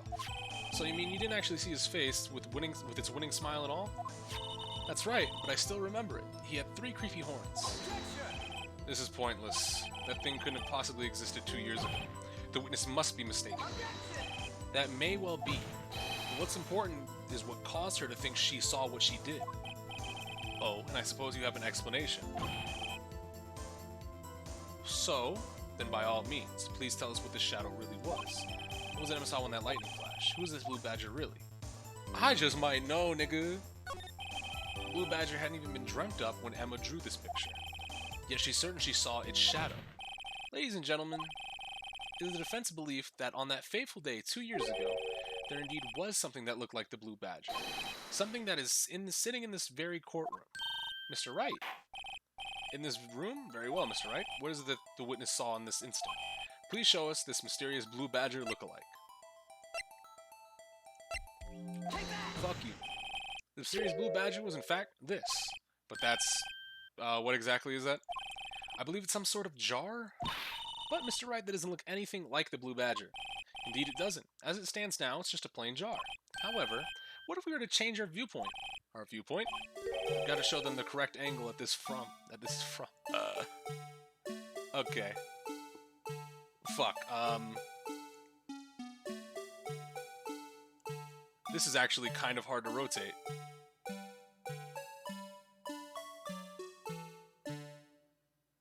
Bro.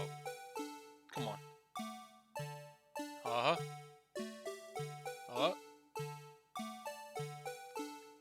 I'm getting really annoyed.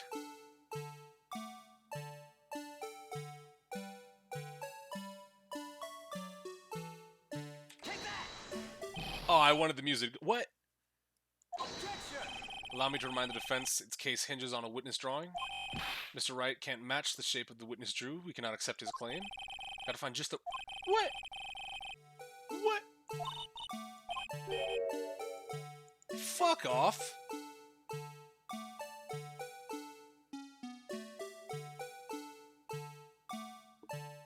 So does it have to be more horizontal? Because I thought this was fine.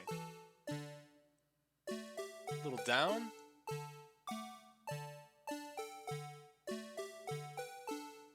Like this? Fuck! Okay. God damn it.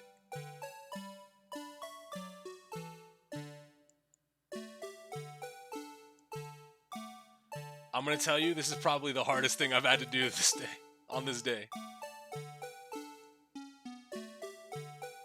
The true Dark Souls begins here.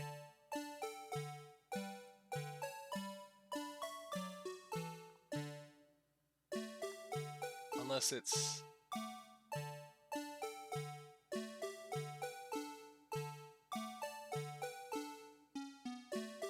This is right, like, fuck off. Fuck! Come on. It's very clear that this is correct. It's very, very fucking clear. Think it's too slanted?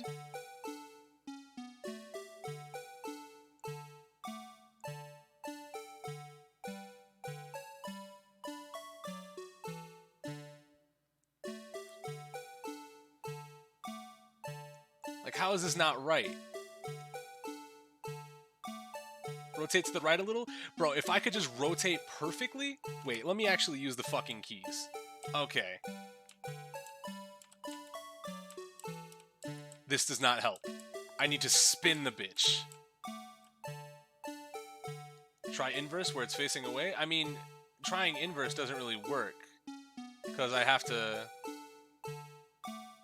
use this, the bottom, as the top part of the little fucking ball. Also, with the song going on, I'm starting to become very upset. Okay, let's try.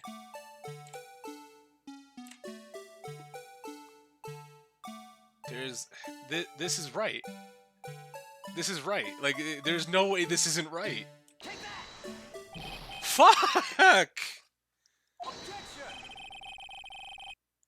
Don't have it leaning down too much. Bro. I'm getting... This is the worst. This is absolutely the fucking worst.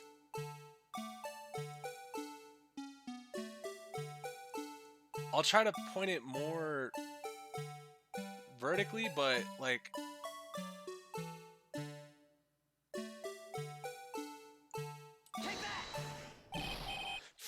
Ooh. We got it. We know.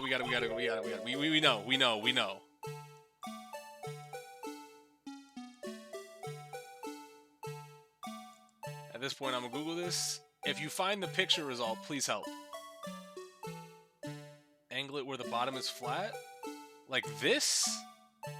No. That's cap.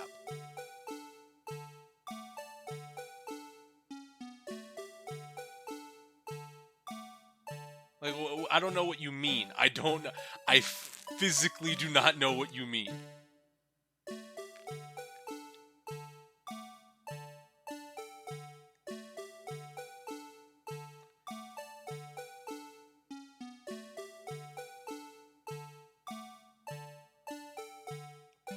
Chris, you're making the center... What? Now it's good, but up more. Alright, so... What do you mean up more? Do you mean put the small end, like, make the small end bigger? Because I don't know what up more means. I don't know what it means. Enrage, please. Is this not what I'm fucking doing?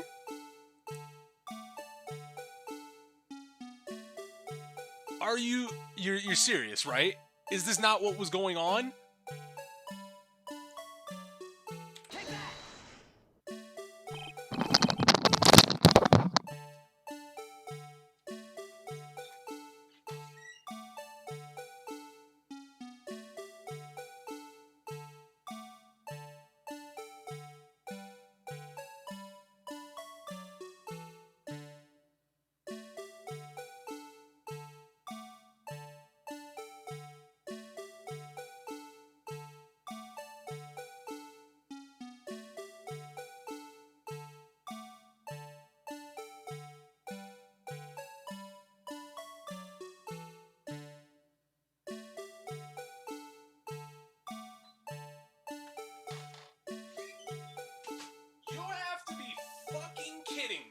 There is no way in hell. No. Shut up. Shut the fuck up. Just shut up. Just shut up right now. Oh my god. Okay.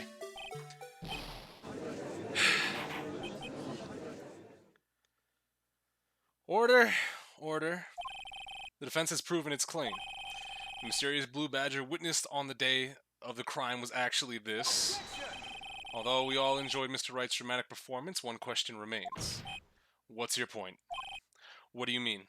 Are you fucking serious? There's no way I did that and fucking Edgeworth does not know what I'm talking about. Oh. So that badger thing was actually just a jar. That doesn't change anything. I'm afraid that's where you're wrong, Mr. Edgeworth. You see, this changes everything. Indeed. Very well. Please, tell us. What's different now that we know the witness saw the jar? Well, I mean... It's fucking... It all changes.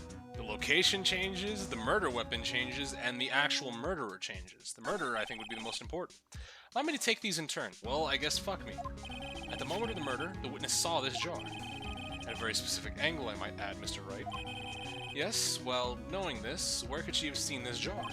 Where? The location of the jar is shown in a picture taken on the day of the crime.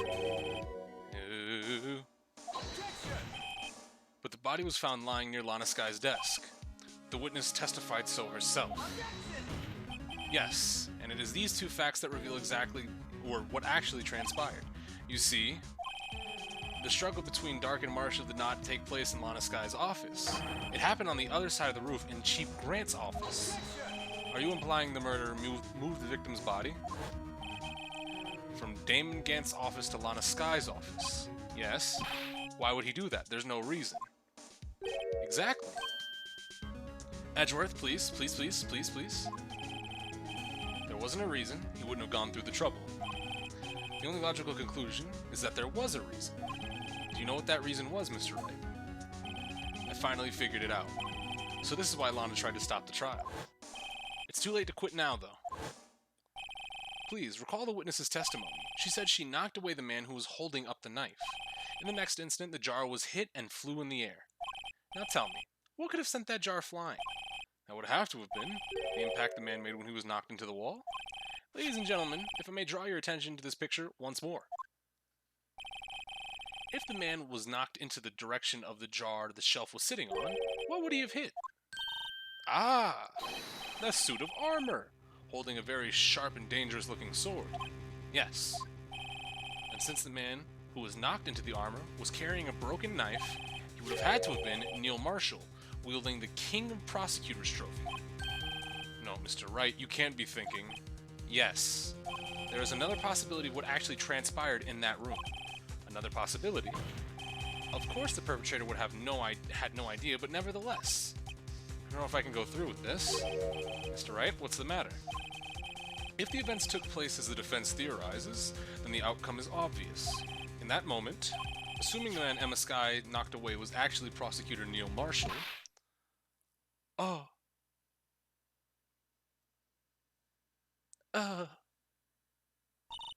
You mean... Mr. Marshall died because of me? No. I never imagined her testimony would lead to this. So it was the witness who took the victim's life, and then proved so with her own testimony. This is unprecedented. Now, what are you saying? I'm sorry, Miss Skye, but given the circumstances, Joe Dark murdered Prosecutor Marshall. How can you think it was Emma? How dare you try to pin the crime on her?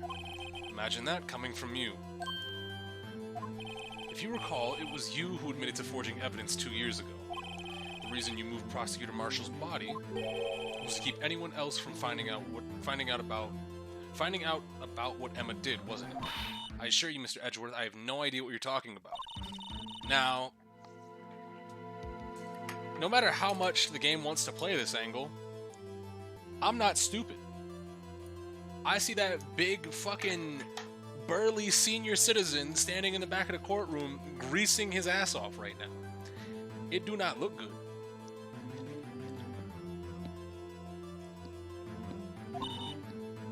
I'm afraid you're going to have proof.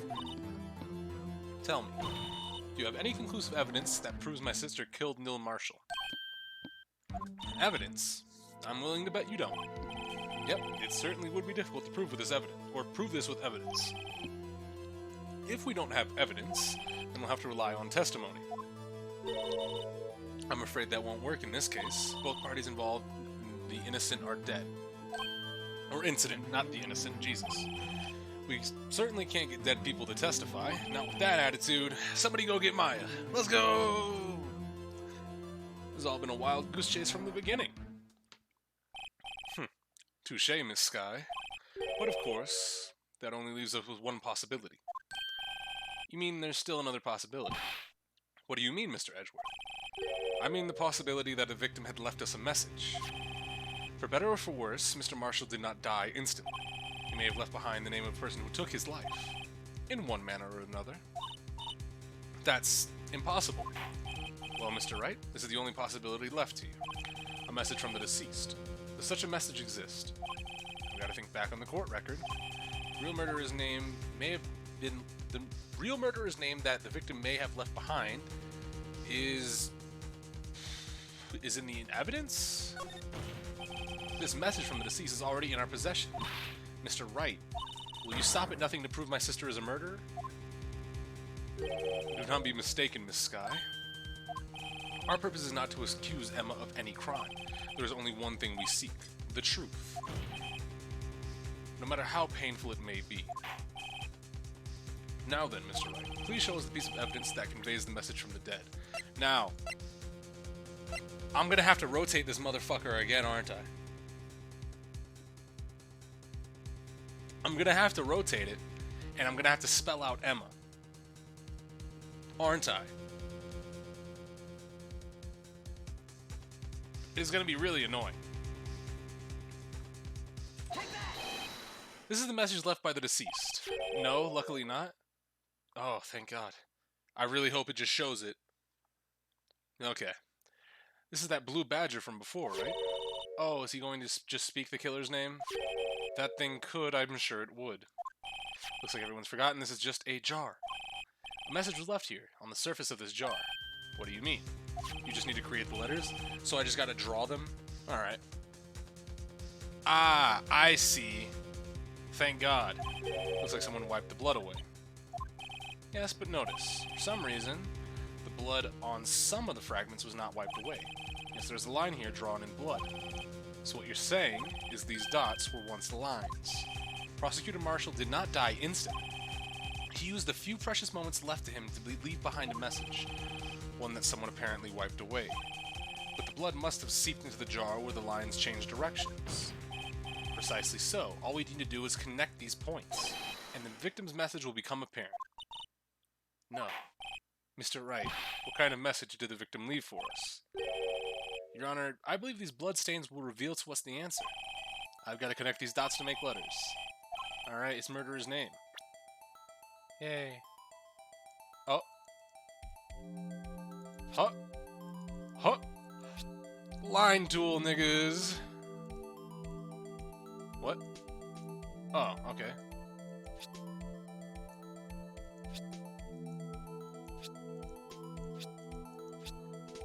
Look how painless that was. It's a defense attorney's duty to prove their client's innocence. That's why all I've been thinking of is about saving Lana. After all my efforts, I never thought it would turn out like this. Emma.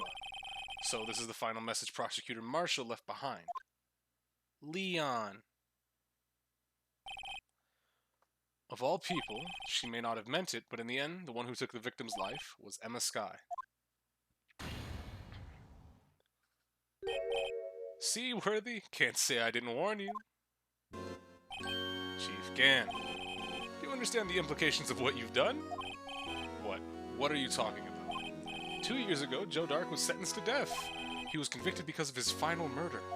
I believe you were the prosecutor in the case, were you not? Yes, Worthy. Because of you, an innocent man was sentenced to death. Not only that, but you used forged evidence to ensure his conviction. But Joe Dark really was a serial murderer. That's undeniable. I'm afraid that's not important. Didn't you know? We aren't defenders of justice. What? We're merely keepers of the law. Sentencing a man to death is no light matter. Even if there wasn't any cover-up or evidence forgery, ultimately the responsibility falls on the prosecutor in charge. Despite what anyone may say, this fact cannot be denied. What's going on at the prosecution's office? Yeah. Yeah, courtroom getting rowdy. The gavel's pounding fell on deaf ears. Unable to settle the crowd, the judge declared a recess. Where this trial is headed, no one knows. To be continued. We're going to the fort, we're going to the ladder. Yeah. Literally walked into the courtroom starting shit. Who in here covering up illegal shit? February 25th, 12:06, District Court, Defendant Lobby 2. Sorry, Edgeworth. I didn't mean to get you in trouble. Don't worry about it. This is my problem, not yours. Hope I'm not interrupting anything, pals. Oh, guess I am. I'll come back later. Wait, Detective Gumshoe, what is it? You got a lot of nerve, pal, making a detective run all around while on duty, and top it off, you call me here? I've seen happier people at funerals. Deja vu, niggas. A ticket Lana's having you run errands again? Let me tell you, this is the last time, pal. Here, she asked me to give you this if there was a break in today's trial. Evidence law. Edgeworth was talking about this just the other day. Bro, don't treat me like I'm a fucking kid, okay? You're not gonna do this. You're not gonna draw a picture of a duck on the fucking front of the book and then treat me like a kid.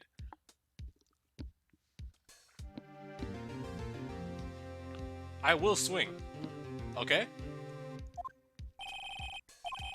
No evidence shall be shown without the approval. And it has to be related to the case. Happy to see you're doing better than Coastward and his 4 IQ did. I mean, it's open and shut. I really don't know if people have been saying like there's been fucking 400 or 300 IQ plays, but it's literally so simple. If you think about it for just moments, it's so simple. A message? She said if you're planning to take him on, you're going to need this book. Him. Guess I'll need to give this book a thorough read.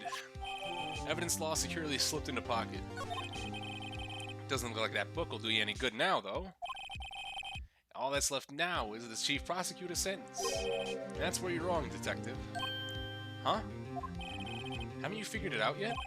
Why I'm still sitting in that prosecutor's seat, despite all these allegations being thrown at me? Mr. Edgeworth, the real trial today hasn't begun yet. Oh. What? Is there any left to do? What else is there left to do, actually? Your credibility's all been ruined with this forged evidence you were unaware of. Emma Skye found out she unwittingly caused a man's death, and now you're telling me you want to do more. Coast soft-locked himself? My God. You gotta be kidding me, pal. You're missing the point, Detective. Lana didn't murder Detective Goodman. She merely stuck a knife into a dead body. It means the real killer is still out there. What? And we're going to expose him, no matter what it takes. This case has hurt too many people. It's time to bring it to an end. I was overthinking a lot in game 1, but since it's been pretty straightforward. Yeah, I mean, like, coming off of some Danganronpa cases, like, some of this stuff is really just like, hey, look at this gun this guy is holding. Oh. Well, I guess he didn't do it. Alright. Court will now reconvene for the trial of Miss Lana Skye. He saved in the middle of a court case and locked himself into an incorrect choice? Ooh.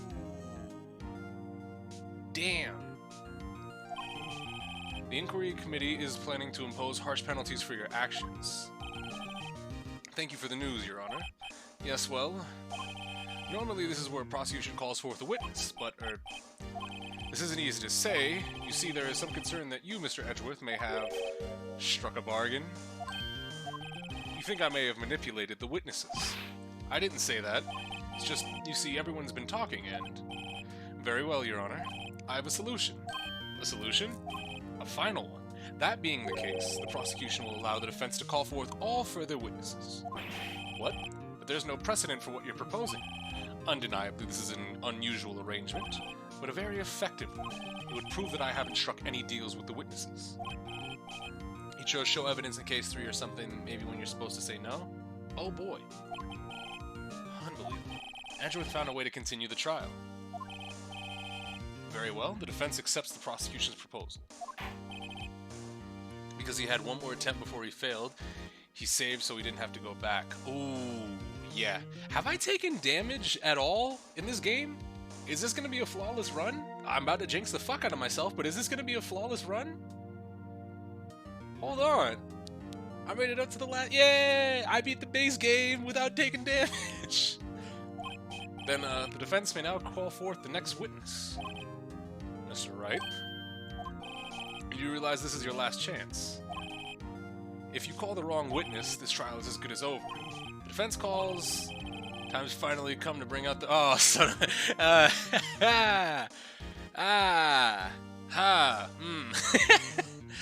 Well... It's time to take damage. Come on out, Gant. Let's go. Let's go. Damon Gant. The defense calls Damon Gant to the stand. Damon Gant? What does he have to do with anything? As the defendant's partner 2 years ago, Mr. Gant has first-hand knowledge of the crime. I feel we should hear what he has to say about it. As luck would have it, he should still be in the courthouse. He would also be the least likely to have been manipulated by me in any way. Wouldn't you agree, Your Honor? True. All right, bailiff. Please escort Mr. Gant to the stand. What up, old man? Witness, state your name and occupation. What is this, some kind of practical joke? I was just on my way to lunch. Your name and occupation, sir. Worthy, are you sure you want to do this? Your name and occupation. So, you want to play hardball, eh? Please, Mr. Gant. Fine. My name is Damon Gant. I'm the acting chief of police. Now then, Chief Gant, the court requests to hear your testimony. Oh, righto, what's with the grim face? First, let's clear up the SL9 incident. Oh, you mean the last time when Lana's sister murdered that prosecutor? Personally, I think it's been made pretty clear already. There are still some things unaccounted for. Oh, like what? Like the role you played in all of this. Son, either you're very brave or very foolish. You are aware, of course, that a police chief has all kinds of weapons at his disposal. Weapons? Bro, if I see a fucking laser sight trained on my fucking chest right now, I'm gonna lose it. Sure, Take my testimony, for example. I don't have to give it if I don't want to. Okay, whew. Is that true? I'm afraid so. The chief of police has the right to refuse to testify. Of course, such an action carries with it certain risk. Don't worry, I'm not here to hinder your trial. Just remember, if this turns out to be a big waste of time, don't say I didn't warn you. Very well, the witness may begin his testimony. The SL9 incident. Here we go. As I recall, Neil and I were questioning him on that day. To make a long story short, we slipped up. That power outage didn't help either. Alright. When I went to my office, I thought that was going to end right there when the screen cut out. I was fucking afraid that I had nothing. When I went to my office, I found Lana there. Apparently, she'd already arranged the crime scene. As you can see, I had nothing to do with the forgery. You had nothing to do with the forgery? Even the shit you were hiding in your office? You know we were in there, right? I was in your office and I was kind of sneaking around, finding some pretty shady shit. Bro, him just slumped over like that.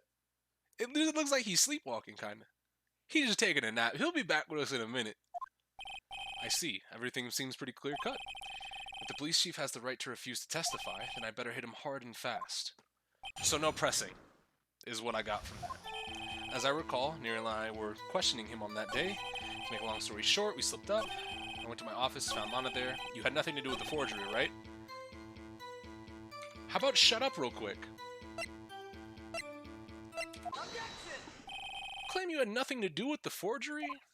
But I'm afraid that is a claim you can't back up. Explain yourself. Several pieces of evidence were found in your office. Take this jar, for example. That's the blue badger you showed us earlier. Judge, please God, shut up. A piece of this jar was discovered in your safe.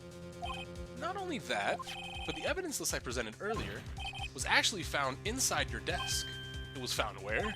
You see, Chief Gant, these articles of evidence uncovered in your office are both concrete proof that you also played a part in the illegal investigation. Chief Gant, what's the meaning for this? Oh, here's a defense attorney who may even rival Worthy. So you admit to it then, that you were involved in forgery? Who, me? Or do you mean you? Me? Why would I have anything to do with that? Well, you were the one who snuck into my office when you found this evidence. I had 2 other people with me. You know how this works, right? They can corroborate this. Like, I've got you, bitch. Prosecutors aren't the only ones capable of forging evidence, you know? Defense attorneys can do so too. Isn't that right, Righto? However, Detective Gumshoe was present during the investigation. Talk to him! Talk to him, Miles! Worthy, my boy. Not even detectives are exempt from the law. Rest assured Dick will receive his due punishment. What? If Detective Gumshoe's salary drops any further, he'll end up paying to work. Yes, well, in light of the detective's presence, please give us your testimony regarding these pieces of evidence found in your office. And the relation to the forgery that took place at the crime scene. We've beaten Edgeworth on several occasions. Yeah, he's still... Rival doesn't mean they have to be equal to you. They're just aspiring to a similar goal. Everybody, I don't know why you think rival means they have to be on your level. Pokemon rivals I've been beating the dog shit out of for years. They suck. Oh, they're rivals? No, they suck. It just means they have the same goal as you. My. Kids these days no longer know how to put 2 and 2 together. Oh, don't insult me. 2 and 2 has been together, bitch. Let's see, what was it now? A jar fragment and a list. For all I know, you could have planted them in my office. Anyway, you can't prove when those pieces of evidence were discovered. If they were found after Drake was convicted, then they're worthless. There is no reason I'd participate in a forgery. Rearranging the crime scene wouldn't help me out in any way. Well... Yes, Your Honor. When investigating the crime scene, you should have been more careful to observe protocol. You do understand that I am the chief of police, right? There will be consequences. Indeed, I believe I will press charges, so you won't make the same mistake again. My apologies, Chief, but would you mind waiting until tomorrow for that? Today is, well, you know. All right, Udgy. In return, though, I know, that place, right? Huh? What are these guys, telepathic? Evidence and forgery. So, we don't have anything to prove or disprove anything he said. We don't really have any strong contradictions. So, do we actually have to press? Was I wrong in thinking maybe it was just for that particular testimony that I had to not press? So, let's go ahead and see what we can press. I would say or rearranging the crime scene not helping him is cap, because then it would be on his side, right? Yeah, hold on. Really, Chief Gant? At the very least, there is one large benefit you reap from all this. Oh, I wasn't aware. What is the benefit? That would, of course, be the position you have. Chief of Police? Oh. The resolution of the SL9 incident secured your promotion to Chief. That in itself is sufficient motive. Oh, that's a good one. Huh? Do you really think I'm that incompetent? What do you mean? Even without that case, I was already next in line to become the next chief. The resolution of SL9 merely sped up the inevitable a little. Is that true, Edgeworth? Yes, he was going to be made chief anyway. Be careful when pointing that finger, or you might wind up being the one pointed at. So that means there's only one possible motivation for you to commit forgery. If you didn't do it for yourself, then you did it for someone else. Don't be silly, Worthy. You know me better than that. There are only 3 people I look out for. Me, myself, and I. There, it's out in the open now. Udgy, would you mind if I change my testimony a little? Okay, so good. We do have progress off this. By all means, please do. I wouldn't be anyone's accomplice if there was nothing in it for me. Well, I mean, you would have a chokehold on the prosecutor's office. Nothing in it for you. Sorry, but the person I only care about is yours truly. That girl, Lana's little sister, was it? If you think I felt sorry for her, you'd do better to think again. You're right. You don't feel sorry for anyone. Be tough on crime and tough on people. That's how I was raised. You seem to be lax enough on yourself, though. Oh, that's a good one, Worthy. Could there have been something in it for him? Yes? Yes? Given his selfishness, would he have helped somebody out? Yes. True, you might not help out anyone for their sake. But if it would benefit you, then you might decide to assist someone. Mr. Wright, it appears you're positively determined to portray the Chief as a nice man who likes to lend people a hand. That's not what I mean. Very well then. Who is this person you believe Chief Gant may have helped forge evidence? Well, Chief Prosecutor, the one who was kind of trying to jump the gun and get herself a guilty verdict. Chief Prosecutor Lana Skye, the defendant. I believe it's quite obvious in light of the circumstances. Emma Skye fell victim to an unfortunate series of events. Who would want to help her more than her own sister Lana? And as for Chief Gant, he would have also had a reason to help Lana if she asked him to.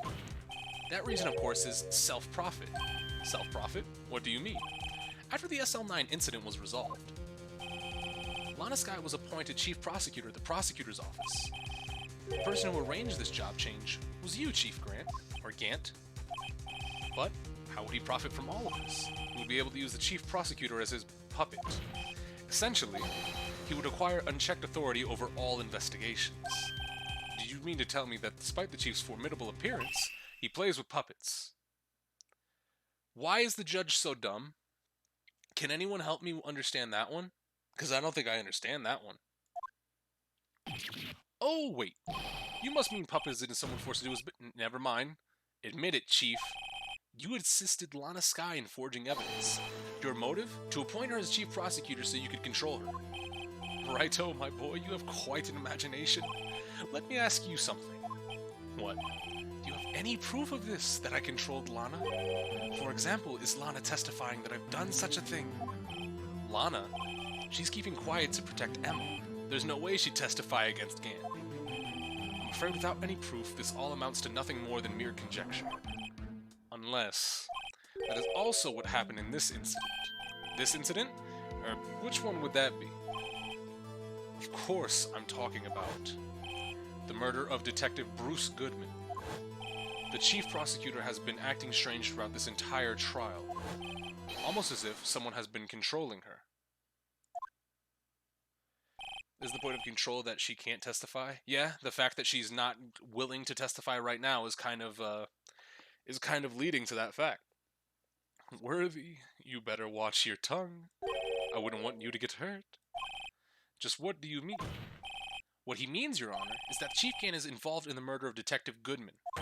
Not only that, but the Chief is now making Lana take the rap to cover up his involvement. What? Order, I said order. Mr. Wright, you can't be serious. Huh? This is an affront to the highest-ranking officer in our law enforcement agency. To accuse the Chief of Police of blackmail and murder? That is impossible.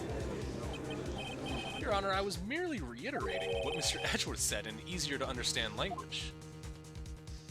It's too late, Mr. Wright. There's no turning back for us now. It looks like he's the one who decided to go through with this. Can you prove this, Mr. Wright? That the chief, a high-ranking officer of the law, is involved in this murder?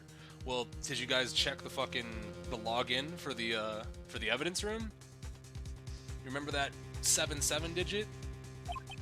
Good question. Regardless of his rank or title, Chief Gann is just a man. The question is he a criminal? I believe the evidence will tell. I see. Alright then. Let's see what Mr. Wright's got, and it's better be good. Show us this evidence that ties Chief Gann to the murder of Detective Goodman. Well, there it goes. It's super simple. You can see it there. Also, this is the most evidence we've had going into a trial. 3 full pages. Holy shit. Alright. This is the ID card list. Yes, the one that shows who entered the evidence room on the day of the crime. There was one ID on the list that we couldn't determine the owner of yesterday. 777-7777. Sorry, but there's no way that you can prove that that's my card number. It's your number. What? How do you know that? The safe in Chief Gann's office requires a code to open. A 7-digit code. 7 digits? You don't mean... Fun fact, this is the most evidence you'll have for a trial in the whole series. Oh, shit. They really pulled out all the fucking stops for it, didn't they? The code was 777-7777. Same as the remaining ID on the ID card number on that list. Chief Gann, you enter... Oh! What's up, pussy?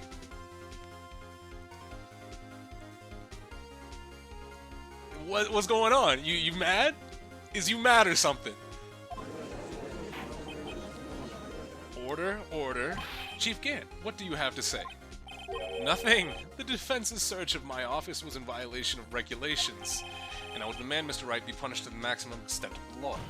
But right now, this court demands an explanation from you about the use of this ID card. Oh, literally alley-oop to Edgeworth. Let's go. Chief Gann, so you admit it. You entered the evidence room on the day of the crime. What about it? I'm the chief of police.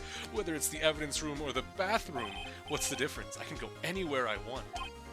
Tell me, when you entered the room, were you alone?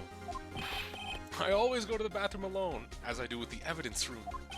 Detective Goodman wouldn't happen to be with you on that day, would he? Of course not. Why would he be? I hadn't seen him in days. You hadn't seen him in days? Chief Gann, I'm afraid you just undone yourself. On that day, you've had to have met with Detective Goodman. What do you mean? This trial's purpose is to determine Lana Sky's guilt. No, it isn't, Your Honor. This trial's purpose is to determine the truth. If Chief Gann met with the victim on the day of the crime, then we need to determine one thing. What transpired during that meeting? Yeah, no, the way the Braun alley-oop pick is definitely going to be edited with fucking Phoenix and Miles. That's the tag team of the century. Hold on. Show us the proof that the victim met with... Oh, are you serious? Did you... Like, the chief is... Like... Why is everybody so absent-minded? Does everybody just fucking go home and like they have like this little helmet that they put on and then it just wipes their brain of everything they saw that day? Like, is there some magical Phoenix Wright device? Like, is just that just a thing in the universe? Everybody except for Phoenix and Miles, when they go home and their head hits the pillow, they just forget every fucking thing that happened that day. Is that what goes on? Detective Goodman lost his ID card on the day of the crime. Or to be more accurate, Jake Marshall stole it. So Detective Goodman filed out a lost item report. He would have had to give that report to the Chief of Police. Yet you are in possession of that report, which means you can't be sure he filed it. He filed it. How do I know, you ask? Because he needed to enter the evidence room on that day. He needed to? Yes, to transfer the evidence out.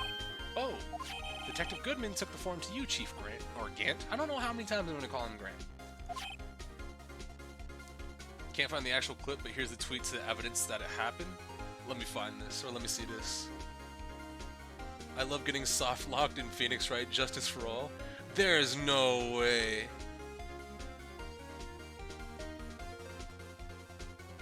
Bro, cause it's not even like the soft lock was the game's fault. It's your fault. You took a lot of damage and you wanted to save.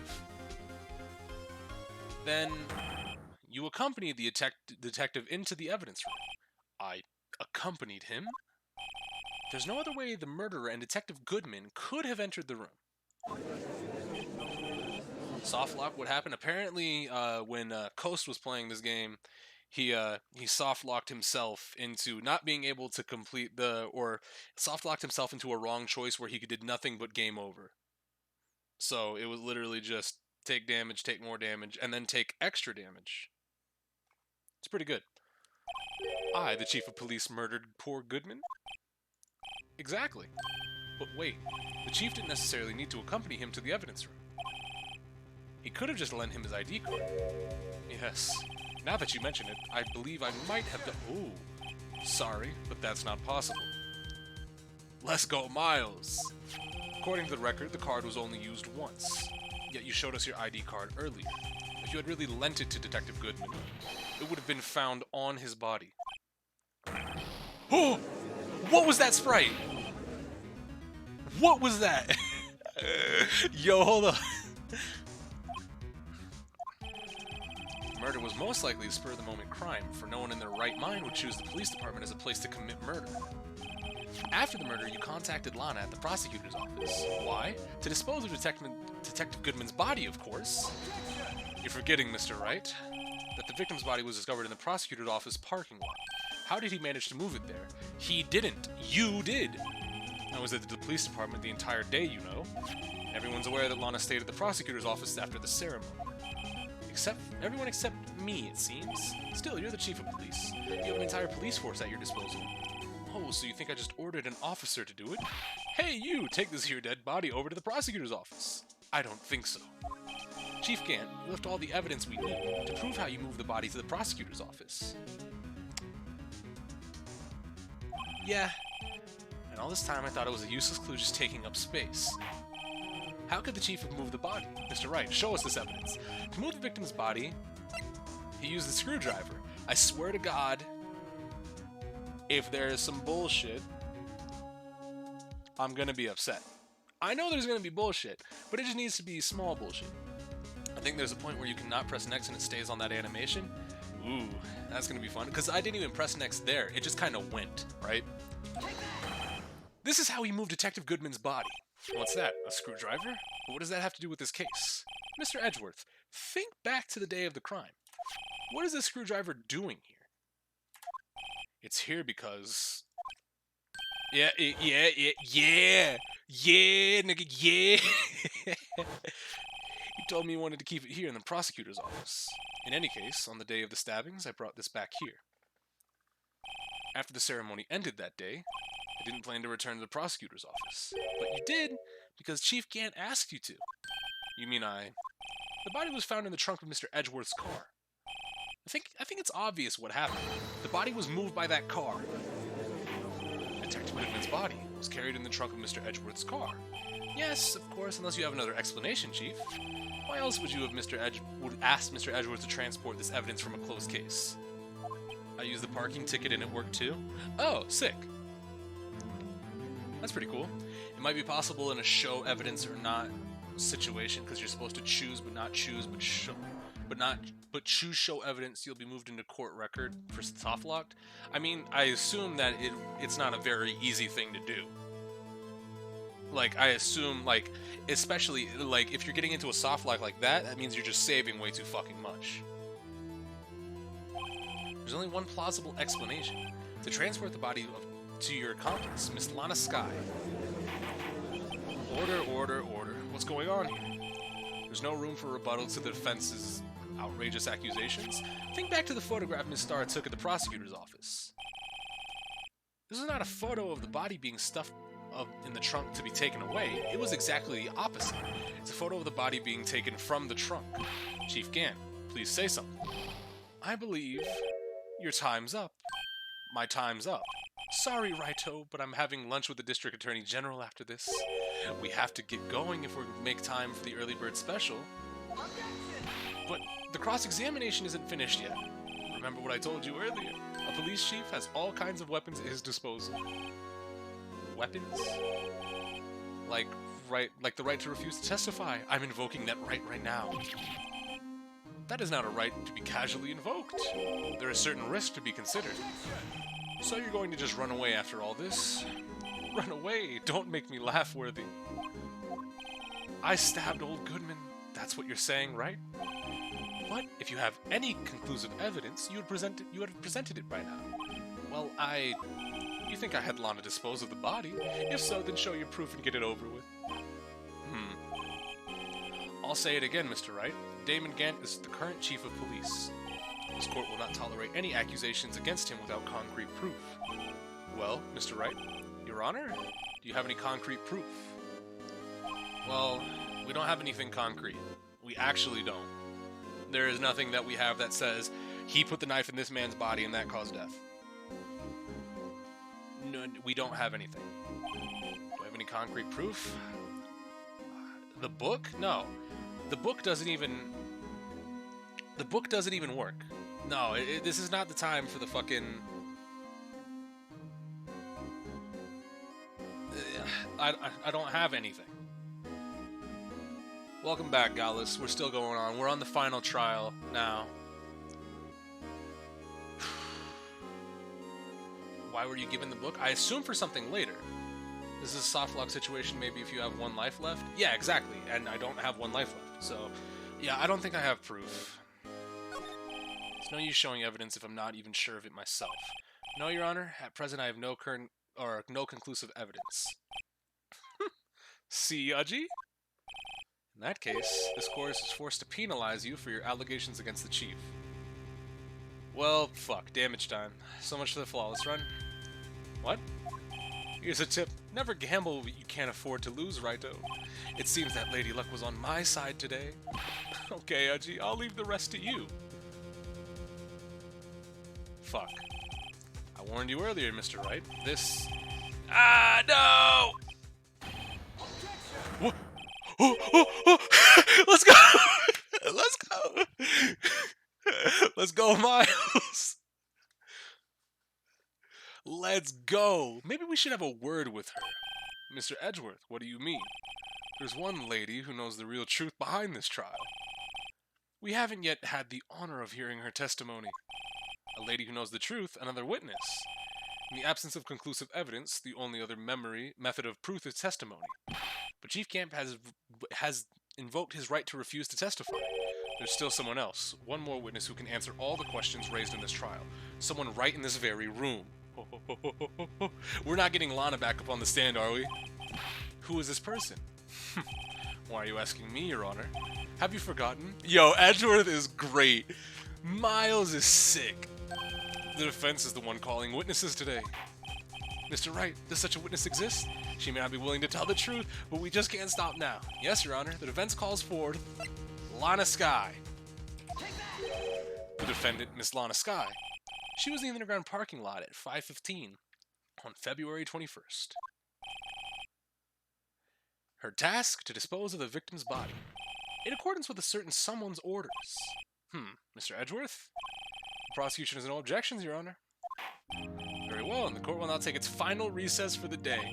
In 15 minutes, we will reconvene to hear the defendant's testimony. This court is now in Hold on. Huh? Chief Gan, I thought you were going to eat. Listen good, Lana. He's talking to Lana. I don't think you need me to tell you this, but if you accept Mr. Wright's claims, there will be terrible consequences. That's right. Your sister will be found guilty for Neil Marshall's murder. This isn't good. Of course, you'd never support such outrageous claims anyway, right? Just something to think about. All right, then. I've got a lunch date to meet.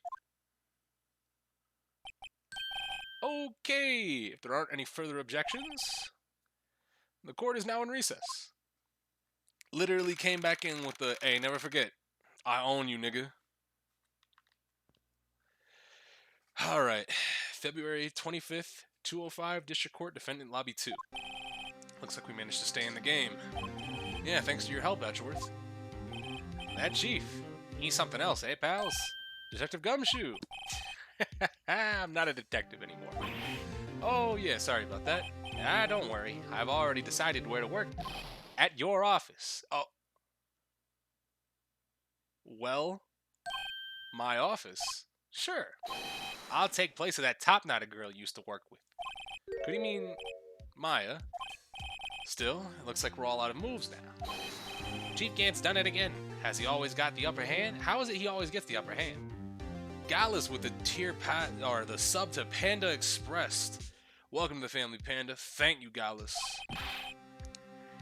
It's not fair he has the right to refuse to testify. Settle down, right? Remember what the judge said.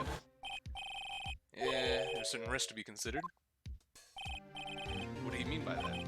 It's simple. If the chief refuses to testify, the opposite also holds true. You mean he forfeits his right to say anything, too?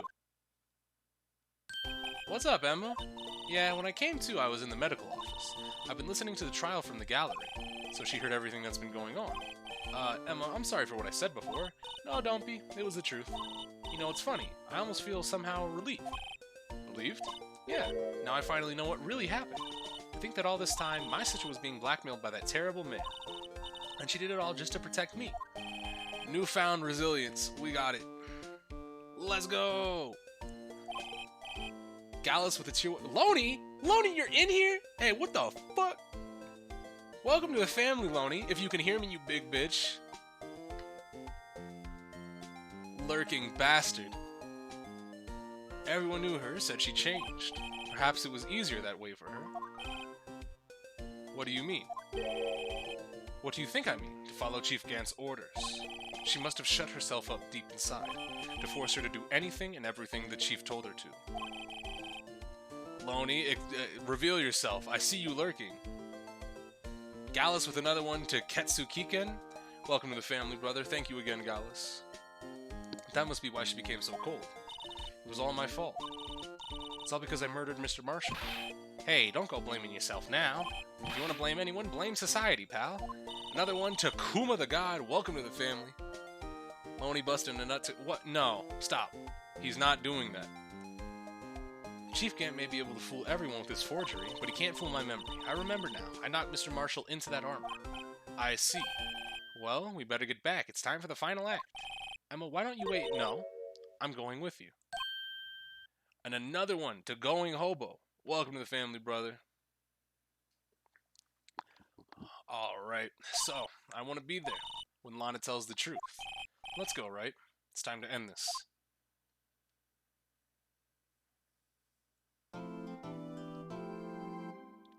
Well, here we go. Final part of the trial. Rise from the ashes, like the great Phoenix back to life. Nah, after this, for this being our fucking... What would this be? We're going 7-0 after this. We're technically clearing up two cases? Hold on. We're great. We're great.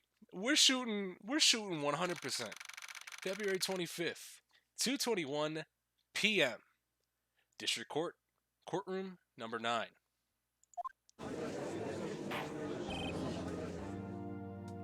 Now then, will the defendant, Miss Lana Sky, please take the stand?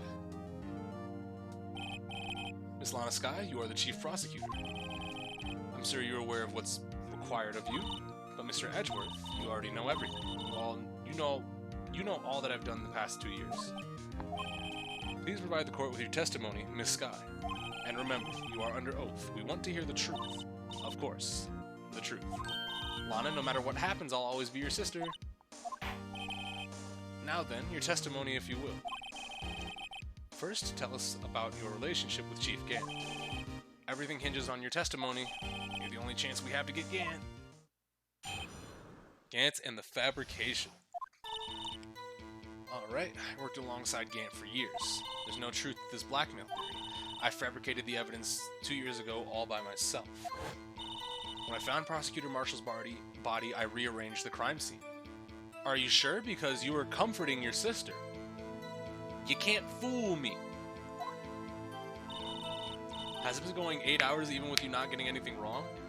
I mean, this is chapter 5. I was doing this whole chapter. My only motivation was to get Dart convicted. It had nothing to do with Emma. Are you sure about this testimony? Your Honor, I'm confessing to a capital offense. Of course I'm sure.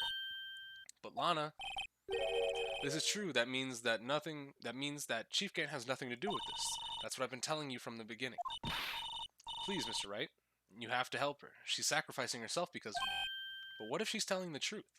She's not. I know my own sister. Whenever she speaks stiffly like that, she's hiding something inside. Deep down, she's really screaming in agony.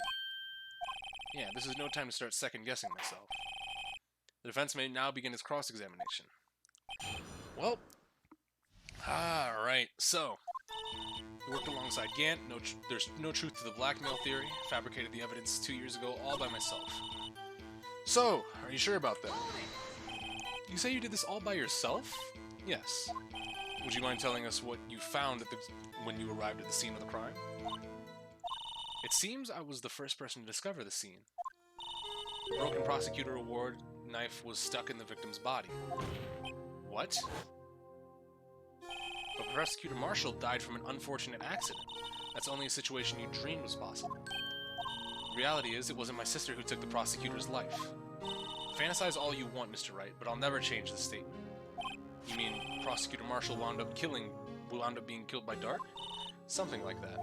If that is so, what happened to the other murder weapon? Bro. Edgeworth's shit. Yo, what are y'all doing in there? Everybody's got guns. Oh no, I forgot. That is so. What happened? Like, Edgeworth's smug shit-eating sprite is so great. Dark was carrying a switchblade knife. Oh, that was lying on the floor a little distance away. It was probably knocked away in the struggle. It's not how it went down. She's trying to cover up her lies with more lies. All just to protect me. So when you found the scene like this, what did you do? After all, this is what everything boils down to. Yes? I broke off the tip of Dark's knife, planted it inside the wound, then moved the body. Stop! Just stop. You planted the tip, and then you moved the body. But why? Why would you do that? You of all people should know, Edgeworth. Not gonna lie, I didn't like it when Edgeworth all of a sudden was tag teaming with you in Chapter 3. It makes so much more sense here and is actually cool. It gives him a little bit more characterization in the third case, because he goes from this all-imposing, like, evil prosecutor man to, oh no, Edgeworth really just cares about getting the truth.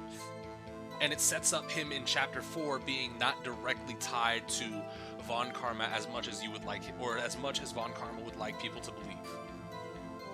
You of all people should know, Edgeworth, you always had a good head on your shoulders. My head isn't that bad, but maybe I ought to ask for the sake of others. Why did you move the body? When you showed up on the scene, where exactly was the victim's body? It was where you deduced it to be. Or where you deduced it was, by Chief Gant's desk. But the body was found by your desk. Why did you move it there? The reason for that is simple. Let us have the witness explain this in more detail. The reason Miss Sky moved the body. The pieces of the jar that shattered during the events threatened my plan. Wait, hold on. No, it wasn't the fucking... I don't know about this one.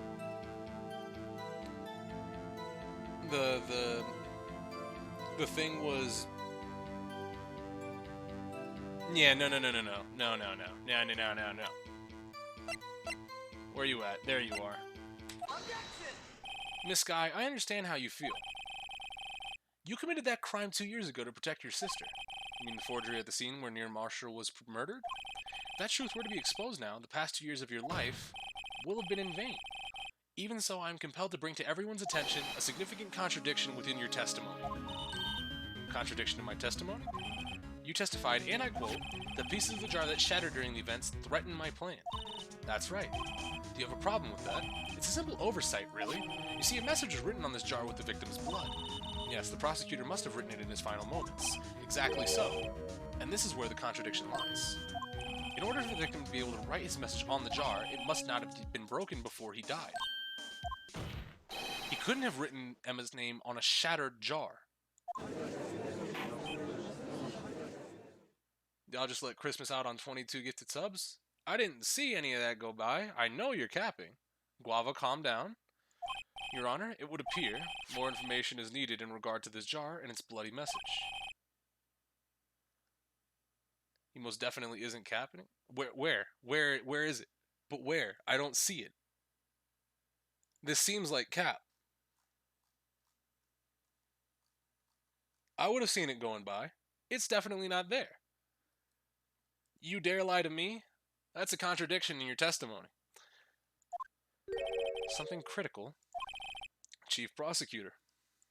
It seems you're in the dark as we are, about the truth of which we're headed towards. What? Just tell us exactly what you saw. Capping about gifting shit? Okay.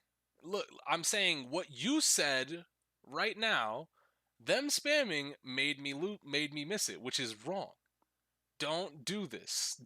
There's no one in here. No, Guava, stop. Come on. We'll piece together all the information and arrived at the truth.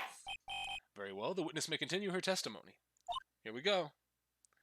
So, talk to us about the lamp, the jar and jar. I keep wanting to call it a fucking vase, but everybody's like insistent on calling it a jar. I immediately noticed the blood traces on the jar, but it was dark in the room and I didn't have time to check it out. To be safe, I wiped away the blood. The fragments were large, so I'm sure I got them all. All I could think about was wiping them clean before they were discovered. You mean you were the one who wiped away the message in blood? It wasn't Chief Prosecutor at the time. She didn't think Dark was the real murderer. That's why she tried to erase the real evidence. Very well, the defense may begin its cross-examination. I mean, you didn't wipe everything off, because that M was, for the most part, there. How about that? It was dark in the room, you didn't have time to check it out. Be safe, you wiped away the blood. Fragments are large, where I'm sure I got them all. Yeah, about that. There's this big-ass almost M. You didn't get all of it. Vash with the host for 85. Thank you, brother. Welcome, everyone. We are checking out the final case of the first Ace Attorney game. It would be a shame if you don't know what's going on. So if you haven't played and you're not really wanting to get yourself spoiled, you might just want to hold off and might want to head out of here a little bit quick. Just a little bit fast. But what's up, everybody, right? What's going on, Vash? How'd the stream go? What? We found the final piece of this jar in Chief Gant's safe. In the Chief's safe? I knew it. She really didn't know. There's something even more disturbing about that final piece. Gallus with a gift of Vash as well. Thank you. Welcome to the family, Vash. There was still blood on it, but the witness just testified that she gathered up every last piece and wiped the blood off of them. Which leaves us with only one explanation. On the night Prosecutor Marshall was murdered, you were the first one not to show up on the scene. You were not the first one to show up on the scene. Chief Gant got there before you. But couldn't the defendant simply have missed a piece? I'm afraid that's unlikely. The pieces aren't too big for anyone to miss, let alone an ace detective. That may well be, but everyone makes mistakes. Even once I wasted an entire day looking for my dentures. They were in my mouth all along. Shut up, idiot! Have you forgotten, Your Honor? When this witness arrived at the scene, the jar was already broken. Oh, that. There's no way a name could have been written on a shattered jar.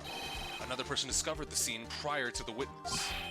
I hope you're not implying this person was Chief Gant. At the time, he was looking for Dark downstairs. Besides, whoop, the question is, if he did arrive there first, why did he hide that fact for 2 years? Interesting. Can you answer that question? Oh, Judge? Wait, I'm not the one on trial here. Damon Gant arrived at the crime scene prior to the witness. He proceeded to break the jar and purposely hid one of the broken pieces. Question: what is this action called? Fabrication of evidence. But why would Chief Gant do that? In light of what happened afterwards, isn't it clear? What happened afterwards? Discovering the scene, Lana Skye believed her sister Emma had killed the victim. Determined to help her sister, she sought Gant's aid. Lending her his aid, Gant helped her create evidence that incriminated Dark, sparing Emma. And therein lies the reason. The reason why Miss Skye became the Chief's puppet. Oh, more damage. Everybody's getting damage. This is great. Please, sis, stop trying to protect the Chief. I can't watch you suffer anymore for my sake. No, you didn't. It wasn't you, Emma. You didn't kill anyone. Don't believe anything Mr. Wright says. Defense attorneys make up the most foul lies to defend their clients. Yo, come say it to my face. We're gonna have another murder trial if you fucking keep doing that shit. Imagine that coming from my own client. I guess you do seem like the type to twist the truth. Wait a minute. What if we're still smack dab in the middle of Gant's trap? Something wrong, Mr. Wright? Lana may be right after all. What do you mean, right? So you do tell foul lies then, Mr. Wright? Yo, come on. You've been with me for the entirety of this case. How long have I lied? Have I lied once? Miss Skye, please testify once more. But if the evidence was fabricated behind your back, then Emma's accidental killing of Prosecutor Marshall might also be a lie. But I do remember knocking over Mr. Marshall. Miss Skye, if you will. I can't. Oh, nah, you're gonna have to. There's nothing to be afraid of anymore. This cross-examination may not change a thing. However, there is a possibility that it will if you tell the truth. Very well. I'll testify about what I really saw. Whole anime fight in the chat. I just don't like the fucking four-leaf... Like, if the eyes were fine. The eyes are fine. Why is the four-leaf clover there? It is creepy. I don't like it. The witness may testify once more for the final time. Here we go. When I arrived, I found Mr. Marshall's body impaled on that suit of armor's sword. Emma and Dark were lying unconscious on the floor nearby. What I saw had happened, I thought she did it. That is why I erased all evidence that linked her to the murder. I had Chief Gant help me remove the body from the sword and carry it. But if it was all really a fabrication, Emma might be innocent. Okay. The body was impaled on the armor's sword? You were the only one who saw that. If only you had proof. Actually, I do have proof. I gave it to Mr. Wright just this morning. What? Is it the book? Is it the book? Is it in the book? Where is it? I missed it. Shit. Back? Check. Rules for submitting oh. Huh.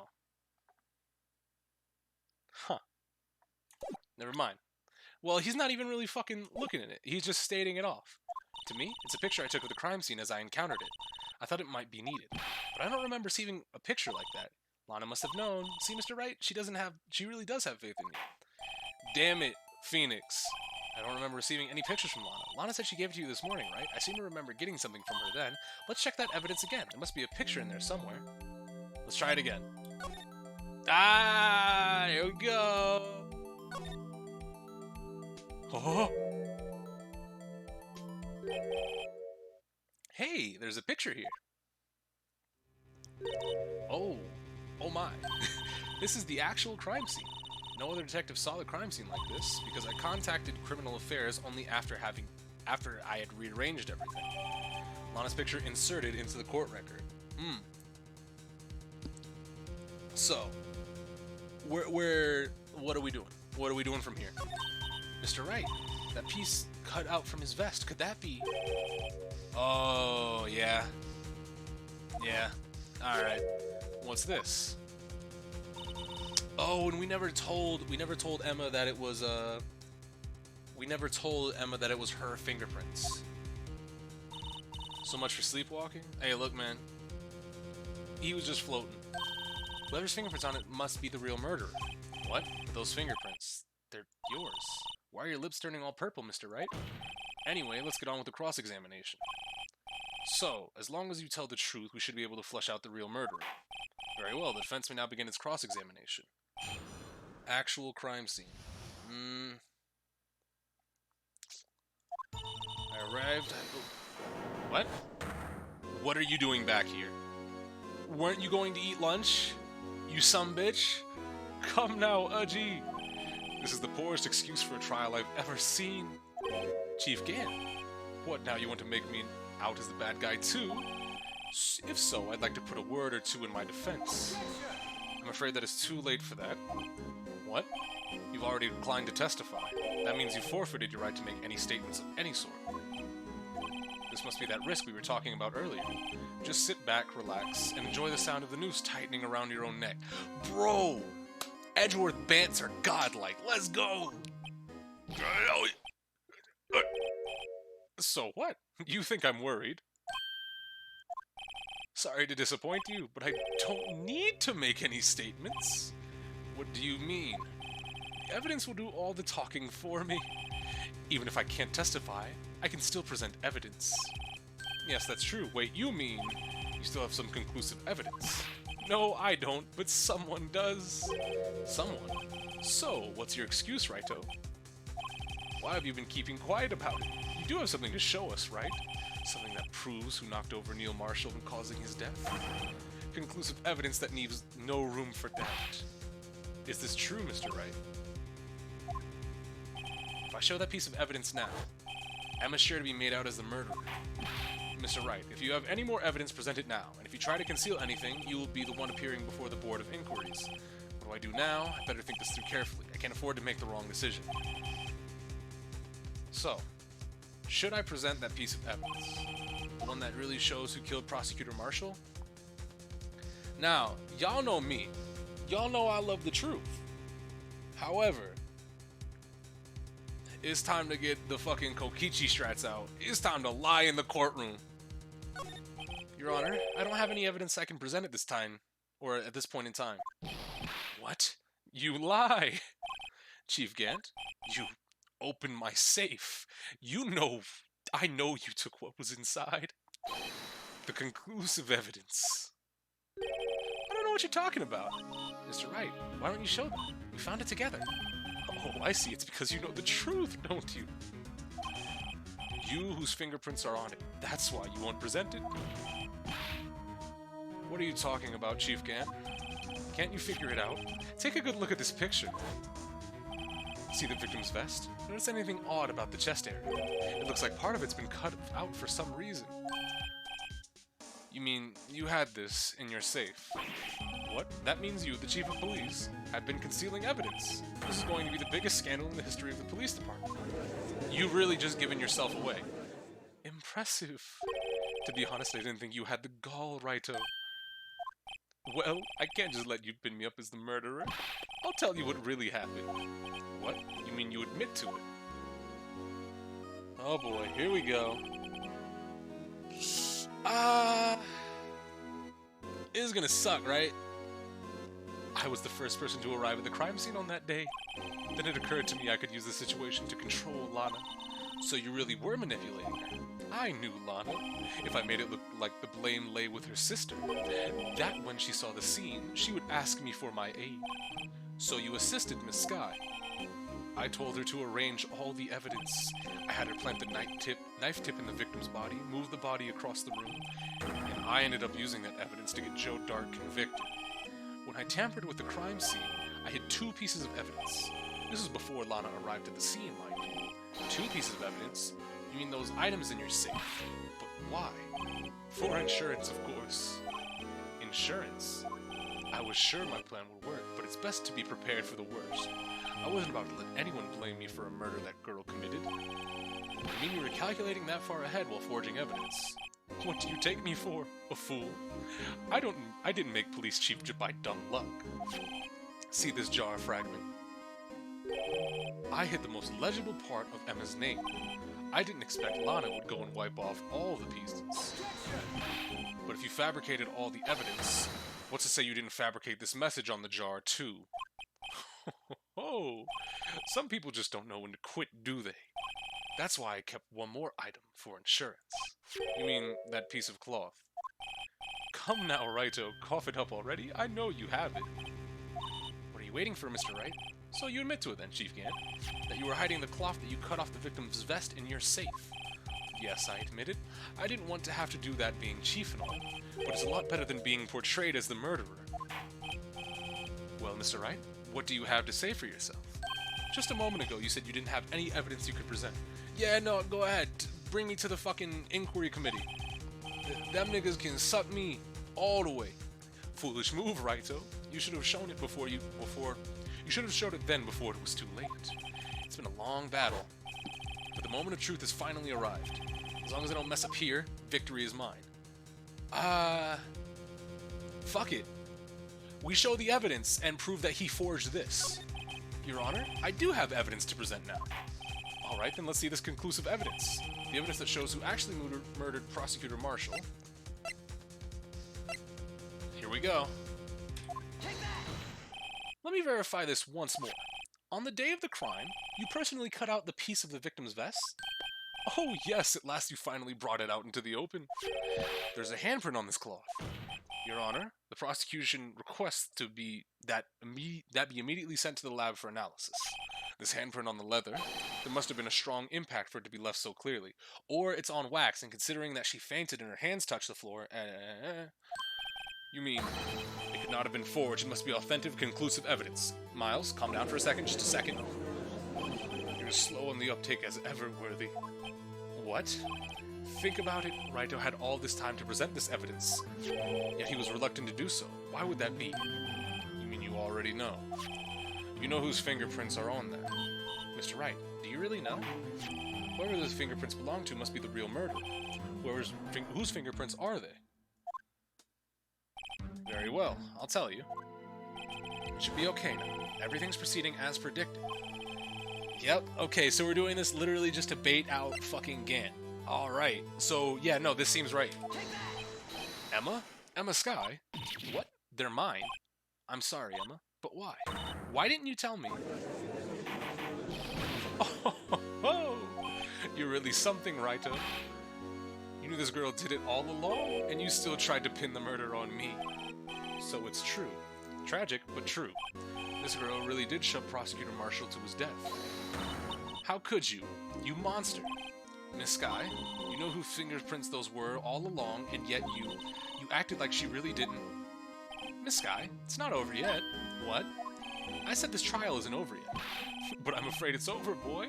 Not only this trial, but your career, too. You purposely concealed this conclusive evidence. That, my friend, is a serious offense. I'm looking forward to pressing charges after the defendant is convicted. Okay, please, let me get a double objection from both Miles and Phoenix at the same time. I'll have your badge, boy. What's the matter? Cat got your tongue. Aren't you going to tell us how it feels? How it feels to be the one single-handedly turning a poor little girl into a murderer? Before I do that, there's just one little thing I have to clear up. Oh? And what's that? Who really killed Prosecutor Neil Marshall? What? Chief Gant, you are absolutely right.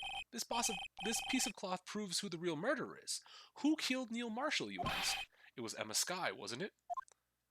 I'm afraid that's not possible. You see, this piece of cloth contains a critical contradiction. What? A contradiction? What is this fool babbling about? I'm talking about a contradiction. One that proves who the real killer is. Mr. Wright, this piece of cloth, what could it possibly contradict? Chief Gant, your tyrannical reign ends here. Behold, the piece of evidence that contradicts this cloth. Well, you just showed it to us. I mean,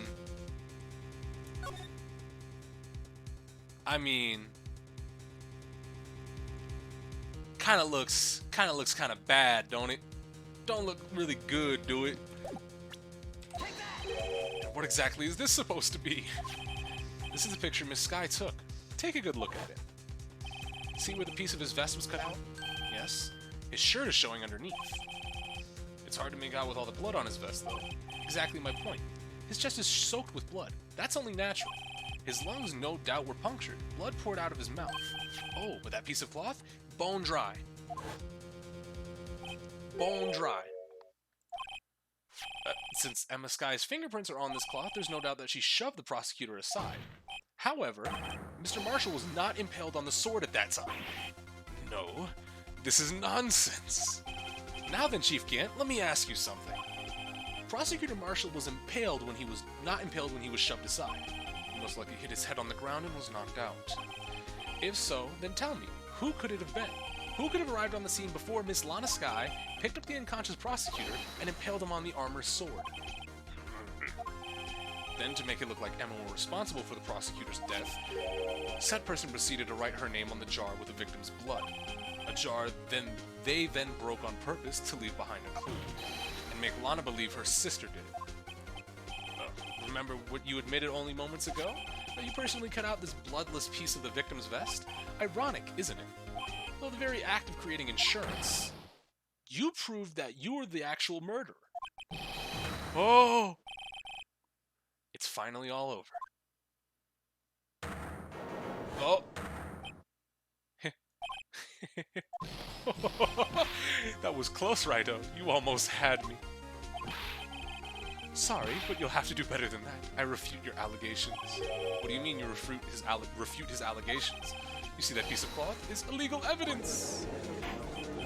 Order, order. What is this? What nonsense is this? Illegal evidence cannot be used to convict the suspect. I mean, it's relevant. Earlier, old Raito here concealed that piece of cloth. So then, what's your excuse? You do have some conclusive evidence, don't you? I don't have anything. Yeah, this is planned. Well, that's true. The defense did refuse to present evidence. At that moment, that piece of cloth ceased to be legal evidence. That's not fair.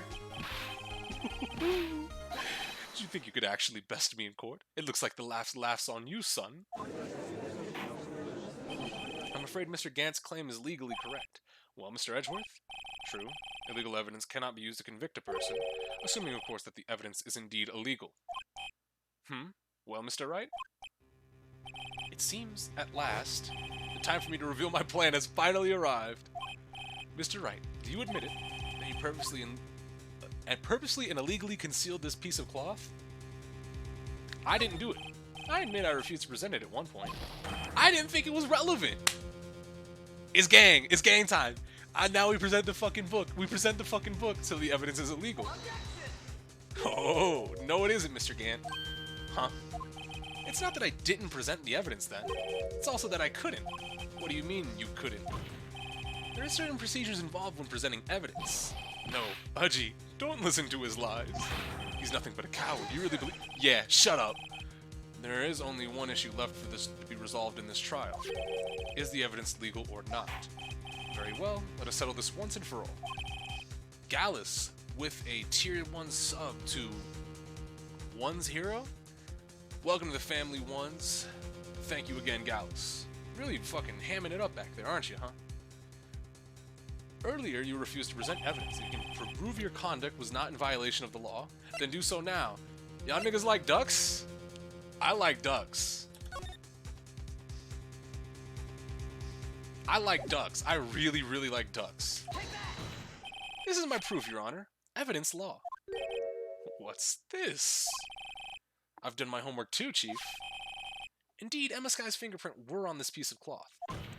However, at that point in time, this was merely a piece of cloth, nothing more. What? You see, it's written right here in this book, the second rule of evidence law. Rule 1, no evidence shall be shown without the approval of the police department. I found this piece of evidence myself, inside your safe. It goes without saying, I did not have approval from the police department. Rule 2, unregistered evidence presented must be relevant to the case on trial. And here's the crux of the matter. You see, at the time, it was impossible for me to prove the relevance between the cloth and the SL9 incident. What kind of nonsense is this? You want relevancy. Just to take one look at this picture, man. Shut up. Sorry, but can you recall when was that picture presented? That was shown only a few moments ago. No. He's right. At the beginning of today's trial, that piece of cloth was still meaningless. The person who gave it value as evidence was you, Damon Gant. Oh. Yet you confessed to a certain truth. Yep. You cut it out. No! It was then that you approved this cloth as conclusive evidence. Yes, you, the chief of police, personally approved this cloth. The only person who could have cut this from the victim's vest is the one who stood before Prosecutor Marshall in his final moments. In other words, the real murderer. There's only one other person who that could be. Damon Gant. The killer was you. He's just losing it. Oh! I knew I should have gotten rid of him. That good-for-nothing scum. For 2 years he's been snooping around the department trying to get something on me. Crimes are being committed every day, yet he insisted on hounding me. Well, your crime wasn't exactly petty. He wanted to reinvestigate the case. He recruited Angel Star, then convinced Bruce Goodman. Detective Goodman? Yeah, that's right. If the evidence is transferred, I'll lose my only chance to find the truth. Please, you've got to help me. Goodman turned him down as he ought to. Still, Jake Marshall didn't know when to quit. He stole Goodman's ID card and tried to take evidence. Goodman came to me that day. He wanted to file a lost item report. I went with him to the evidence room. Then all of a sudden he decided to speak out. What are you talking about, Goodman? Can you please reopen the investigation, Chief? We can't transfer the evidence out. There are too many questions left unanswered. He opened his evidence locker as he was taking said evidence out, or as he was taking the evidence out, he said, "It's not too late. I'm going to hand all this over to Marshall." Well, let's be honest, I was taken a bit back by his words. I had a bad feeling when he came to see me, but I never thought he'd bring up SL9. That's when I saw it. That accursed knife. I couldn't just pull it out. Doing so would only lead to more blood, making it near impossible to hide your crime. Even so, the blood was just pouring out. I didn't know who might stumble in, so I hurried to wipe it up. I was worrying so much. Yeah, he's been wearing gloves the whole time too, so that answers that question. I didn't realize my fatal mistake. The bloody handprint on Detective Gumshoe's locker. I used to be known as the crime computer, but everyone has to start somewhere, I guess. I was too nervous. I had no business doing any of it. Then you put the body in my car. I'm sorry, I couldn't think of any other way to move the body. I broke your trunk, but what's the big deal? You make a lot more than us detectives ever will. Leaving the prosecution's car aside, how? How could you get involved in Miss Sky? How could you get Miss Sky involved in all this? Well, she had as much to lose as I did if the truth came out. So you took the evidence from Detective Goodman's locker. I feel bad for having to do it. I also didn't have the time to pick and choose what to take. So you left the jar fragments in the glove. Yeah. It looks like I was better off being an investigator of crimes than as a committer. They all did their best to get in my way. I've got to hand it to them. They do their jobs well, much to my dismay. Is it just me, or is all the trial music does all the trial music in Justice for All suck? Oh no! I hope that's not the next game's title. Fake evidence doesn't hold up very well upon close examination. You must have known that. Tell me, Worthy. Why do you stand in court? Me? You despise criminals. I can feel it. You and me, we're the same. One day you'll understand. Oh, believe me, you will. You're just one man. You'll see what it really takes to bring them down and once you try to go it alone. Well, it looks like it's time to say goodbye. Oh, Udgy. What? It looks like we'll have to cancel that lunch date. Sorry, old friend. I'm sorry too, Damon Gant. I knew you as you used to be long ago. You were once a fine investigator, an example to others on the force. I'm sorry to learn that you are no longer that person. Those days are long gone now, Judgy. Thanks for all the memories, though. Don't worry, you'll be fine. Now you have Raito here, and Worthy. With these two around, you can't go wrong. In fact, I can hear them already. The melodious sounds of a new beginning. There are two things I want you to understand. Yes? First, your sister never hurt anyone. Second, Damon Gant betrayed you from the beginning. You see, Miss Sky, you no longer have any reason to keep silent. You're right. When this trial is over, I'll tell everything. All that I've done these past 2 years, from the time I had Gant help me forge evidence up until today. So, seems all the questions raised in this trial have been answered. I'm sorry, Miss Sky, I couldn't get you out of all your trouble. My, what high standards you have for a rookie. Keep talking. I just took down the chief of police. Rookie? The guy who had you under his blackmail fucking finger the whole fucking, like, past 2 years? Rookie. You keep saying rookie. Keep saying rookie. I'll run it back. I'll convict you again. I can see why Mia thought so highly of you. Who knows? A few years from now, you just might make it to the top. I owe you my thanks, Mr. Wright. Miss Sky. And I owe you too, Mr. Edgeworth. That's me. You suffered every bit as much as I have over these past few days. Believe me, I know how much of an ordeal it's been for you. It was for nothing. Or it was nothing. Liar. I was worried the pressure might break you, and yet, you rose above it all and guided Mr. Wright to victory. Hey, he helped? Me. It was mainly me. You've done well, Mr. Edgeworth. Stop it. I only did my job. In light of this case, it seems a good self-examining is in order for all of us. Miss Sky? Yes, Your Honor? You are innocent of murder. However, although the chief blackmailed you, the fact is you still acted as his accomplice. A trial will be scheduled for these crimes at a later date. Yes, I understand, Your Honor. Is there something amusing about all of this? Why are you smiling? It's been a long time, Your Honor. A long time since I felt free of these heavy chains. Well, this trial has gone on far too long already.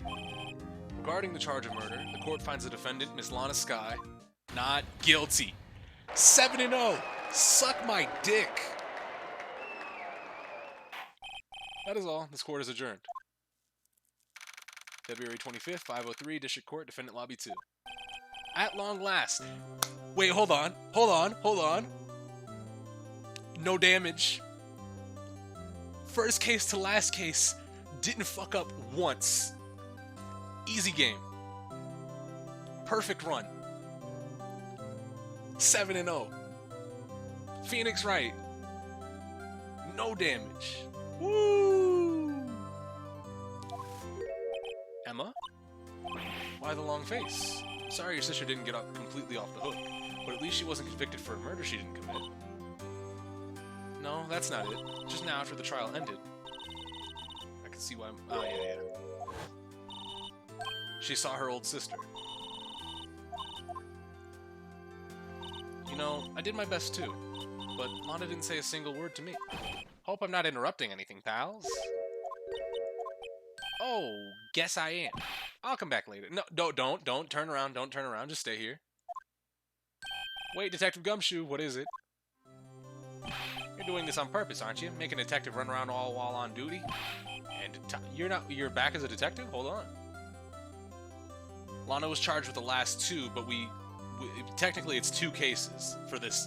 Both 4 and 5 had 2 cases in it, right?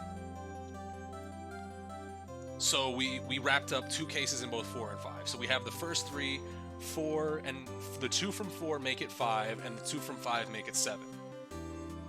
Top it all off, you call me here? I've seen happier people at funerals. Hey, lighten up, pals. I'm only kidding. Oh, are you here because of my sister again? Nope. Not this time. I came here today because of you, pal. Me? That's right. I thought you'd like to see someone. Lana. Should you be doing this? She's still under arrest, you know. Well, I won't tell if you won't. Emma, I owe you an apology. It's okay, sis. Don't worry about it. That day 2 years ago was the first time in my life I ever panicked. It was all I could do to keep myself from screaming. All I could think about was keeping you from getting wrapped up in that mess. Yeah, 2 cases just meant Lana was in charge with the second, or for the second of this one. Yeah, but I mean, like, Phoenix still solved it. 7 cases. We solved 7 cases. You can't stop me. Sis, I asked Gant to help me cover up the truth. I thought I was doing it for your sake, but now I realize I was wrong. I changed after that day.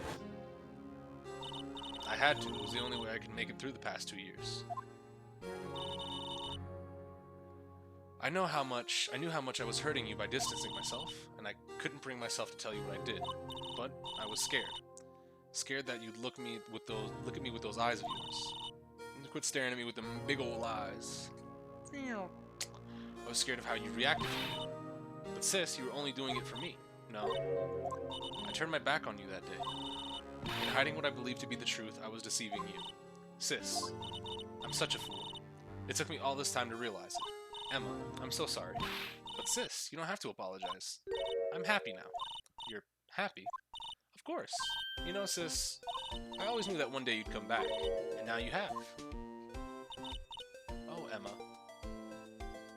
Aww. No one can change the past.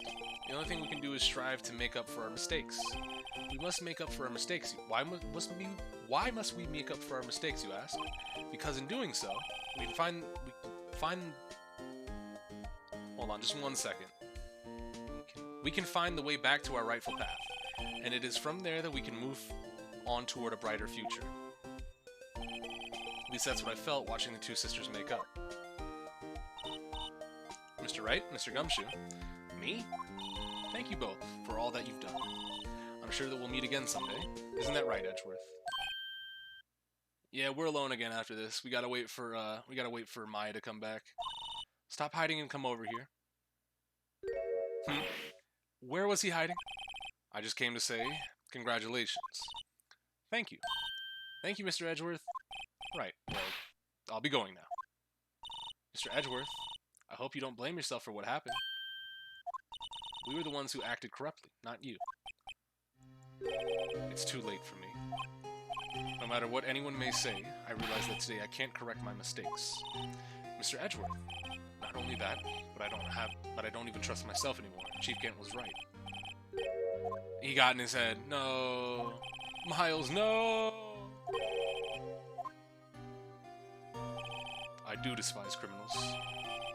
I plan to dedicate my entire life to fighting them.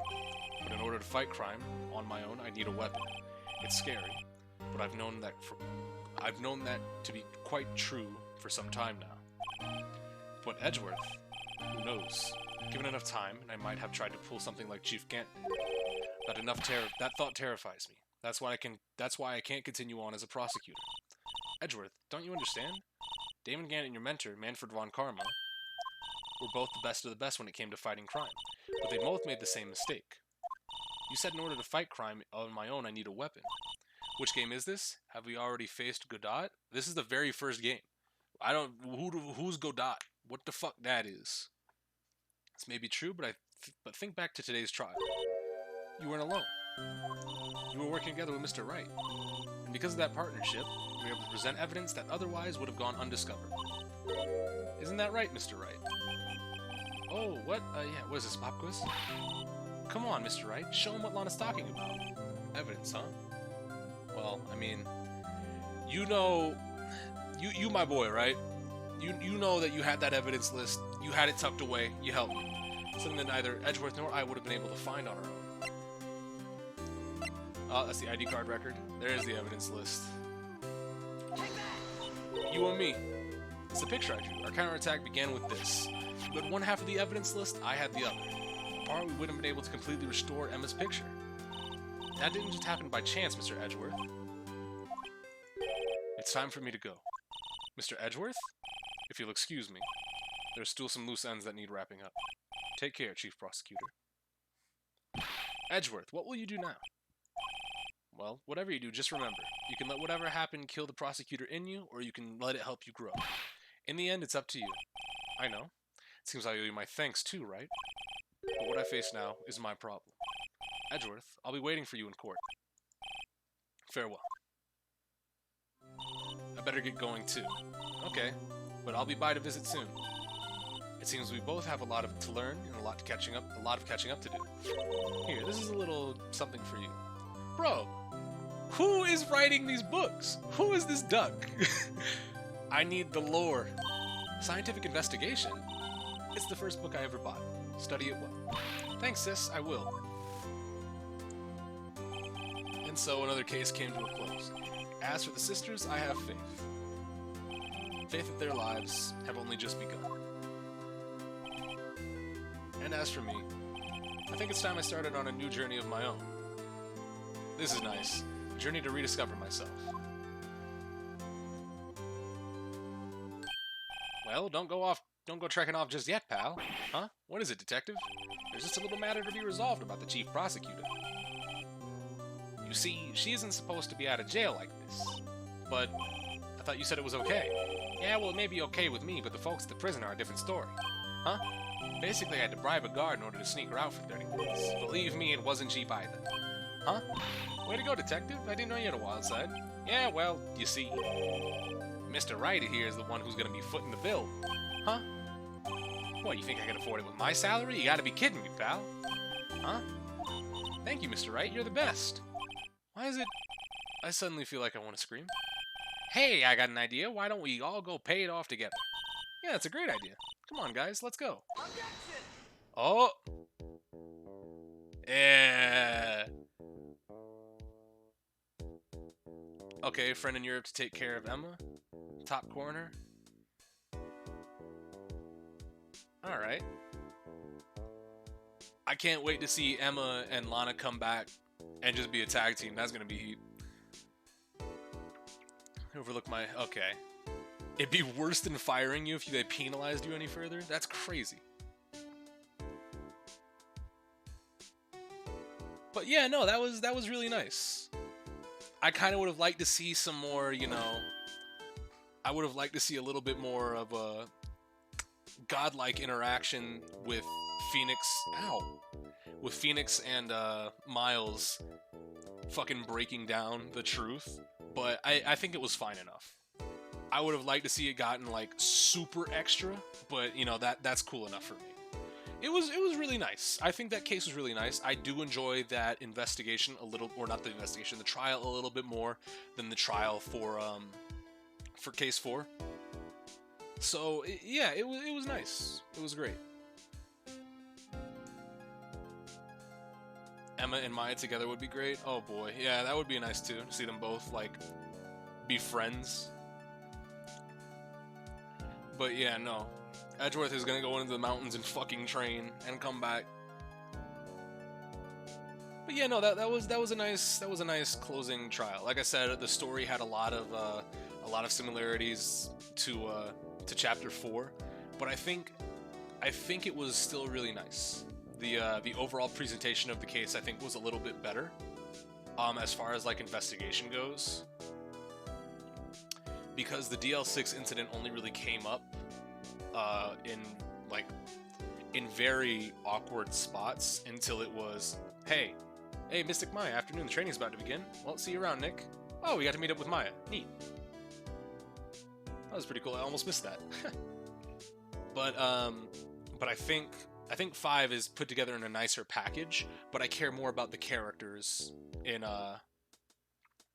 4. What's going on? What does that letter say? Where'd you go, buddy? I asked this earlier, but do you intend on playing the 4th through 6th game that are on the DS and 3DS? I might. I kind of want to stick out and wait for a... what's the word? Oh, am I doing something here? I want to wait for a port for those. Yeah. Let's see. You got a picture in here? A letter. Yep. Aw. That's cute.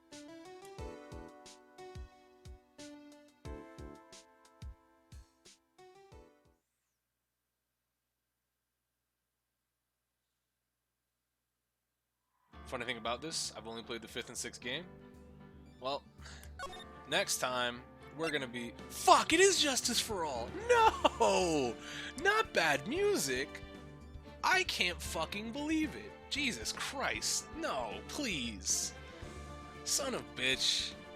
Alright, well, thank you guys for coming out. I'm glad we were able to put a bow on the first Ace Attorney game. It was great. I really enjoyed myself. Play some DR tunes if the music sucks. You already know what the fuck going on.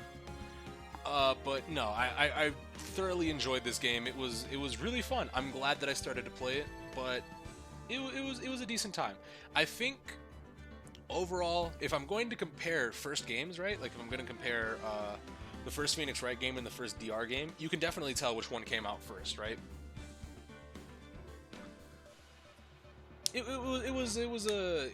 There's very fair comparisons and contrasts to make, but it was really nice. Like I think for the first game, like being on GBA for the first 4 cases and then DS for the 5th case, there was a lot of stuff that's pretty neat with it. The logic jumps I feel aren't as heavy as they are in Danganronpa, but it was still very fun. Like I enjoyed solving stuff. I think the lack of mini games actually made it a little bit more fun for me too, because I don't got to worry about bullshit that I can fuck up and hurt myself with. But even with that, like if you exclude like the weird mini games, like everything except nonstop debate, even in nonstop debates, I was messing up a little bit more. And nonstop debates is a little bit more specific, right? Because you're trying to counter with a specific phrase or word, rather than you're trying to shut down somebody's entire thing, right? You're not trying to say, oh, this is a lie, this is how it's a lie. You're trying to say, this is a lie, and this is why it's a lie for what you specifically said here. I think Ace Attorney is a little bit cooler in the sense of the trial, because going into that last part of that trial, we knew Gant was like 100% responsible. Going into the trial for Chapter 4, we knew Karma was responsible. We just had to prove it to everyone else. The knowledge that you have as the player going into the trials in Phoenix Wright, I think make you feel a little bit more smarter, because or a little bit smarter, not a little bit more smarter. You're trying to actually just fucking look at the evidence, and you're trying to say, how can I make it so that everybody sees that this guy is wrong? I think Danganronpa's aha moments are a little bit stronger, but I think Ace Attorney is not too far behind in that. It's still really good. All in all, it's really good. I really enjoyed it. But with that, I think we're gonna be done for today. It ended up going a little bit longer than I thought we would. That was a really decently long case. I hope the next game, Justice for All, continues that. But with that said, I think I'm going to get out of here for the time being. Thank you all for coming out. Thanks to, what was it? It was Vash, it was Shadow, and it was Jalen with the hosts and the raids. Thanks for y'all for that. Thank Gallus for welcoming the new family members. And for now, I think I'm going to say that I might catch you guys tomorrow. Like I said, if you want to know specifically what time we're going to be continuing this, follow me on Twitter. I'm just going to post the link again for anybody that might have come in and not grabbed it, but I will be tweeting out. Also, thanks Nostalgia for the 50. Jesus Christ, brother. I didn't even see that. That didn't pop up for me. Holy shit, thanks, man. It may have seemed like I didn't see it, but I'm glad I looked at OBS for a split second past that, right? But thanks, guys, so much for coming out for the first Ace Attorney game. Hope to see y'all tomorrow, but until then, take it easy. Peace.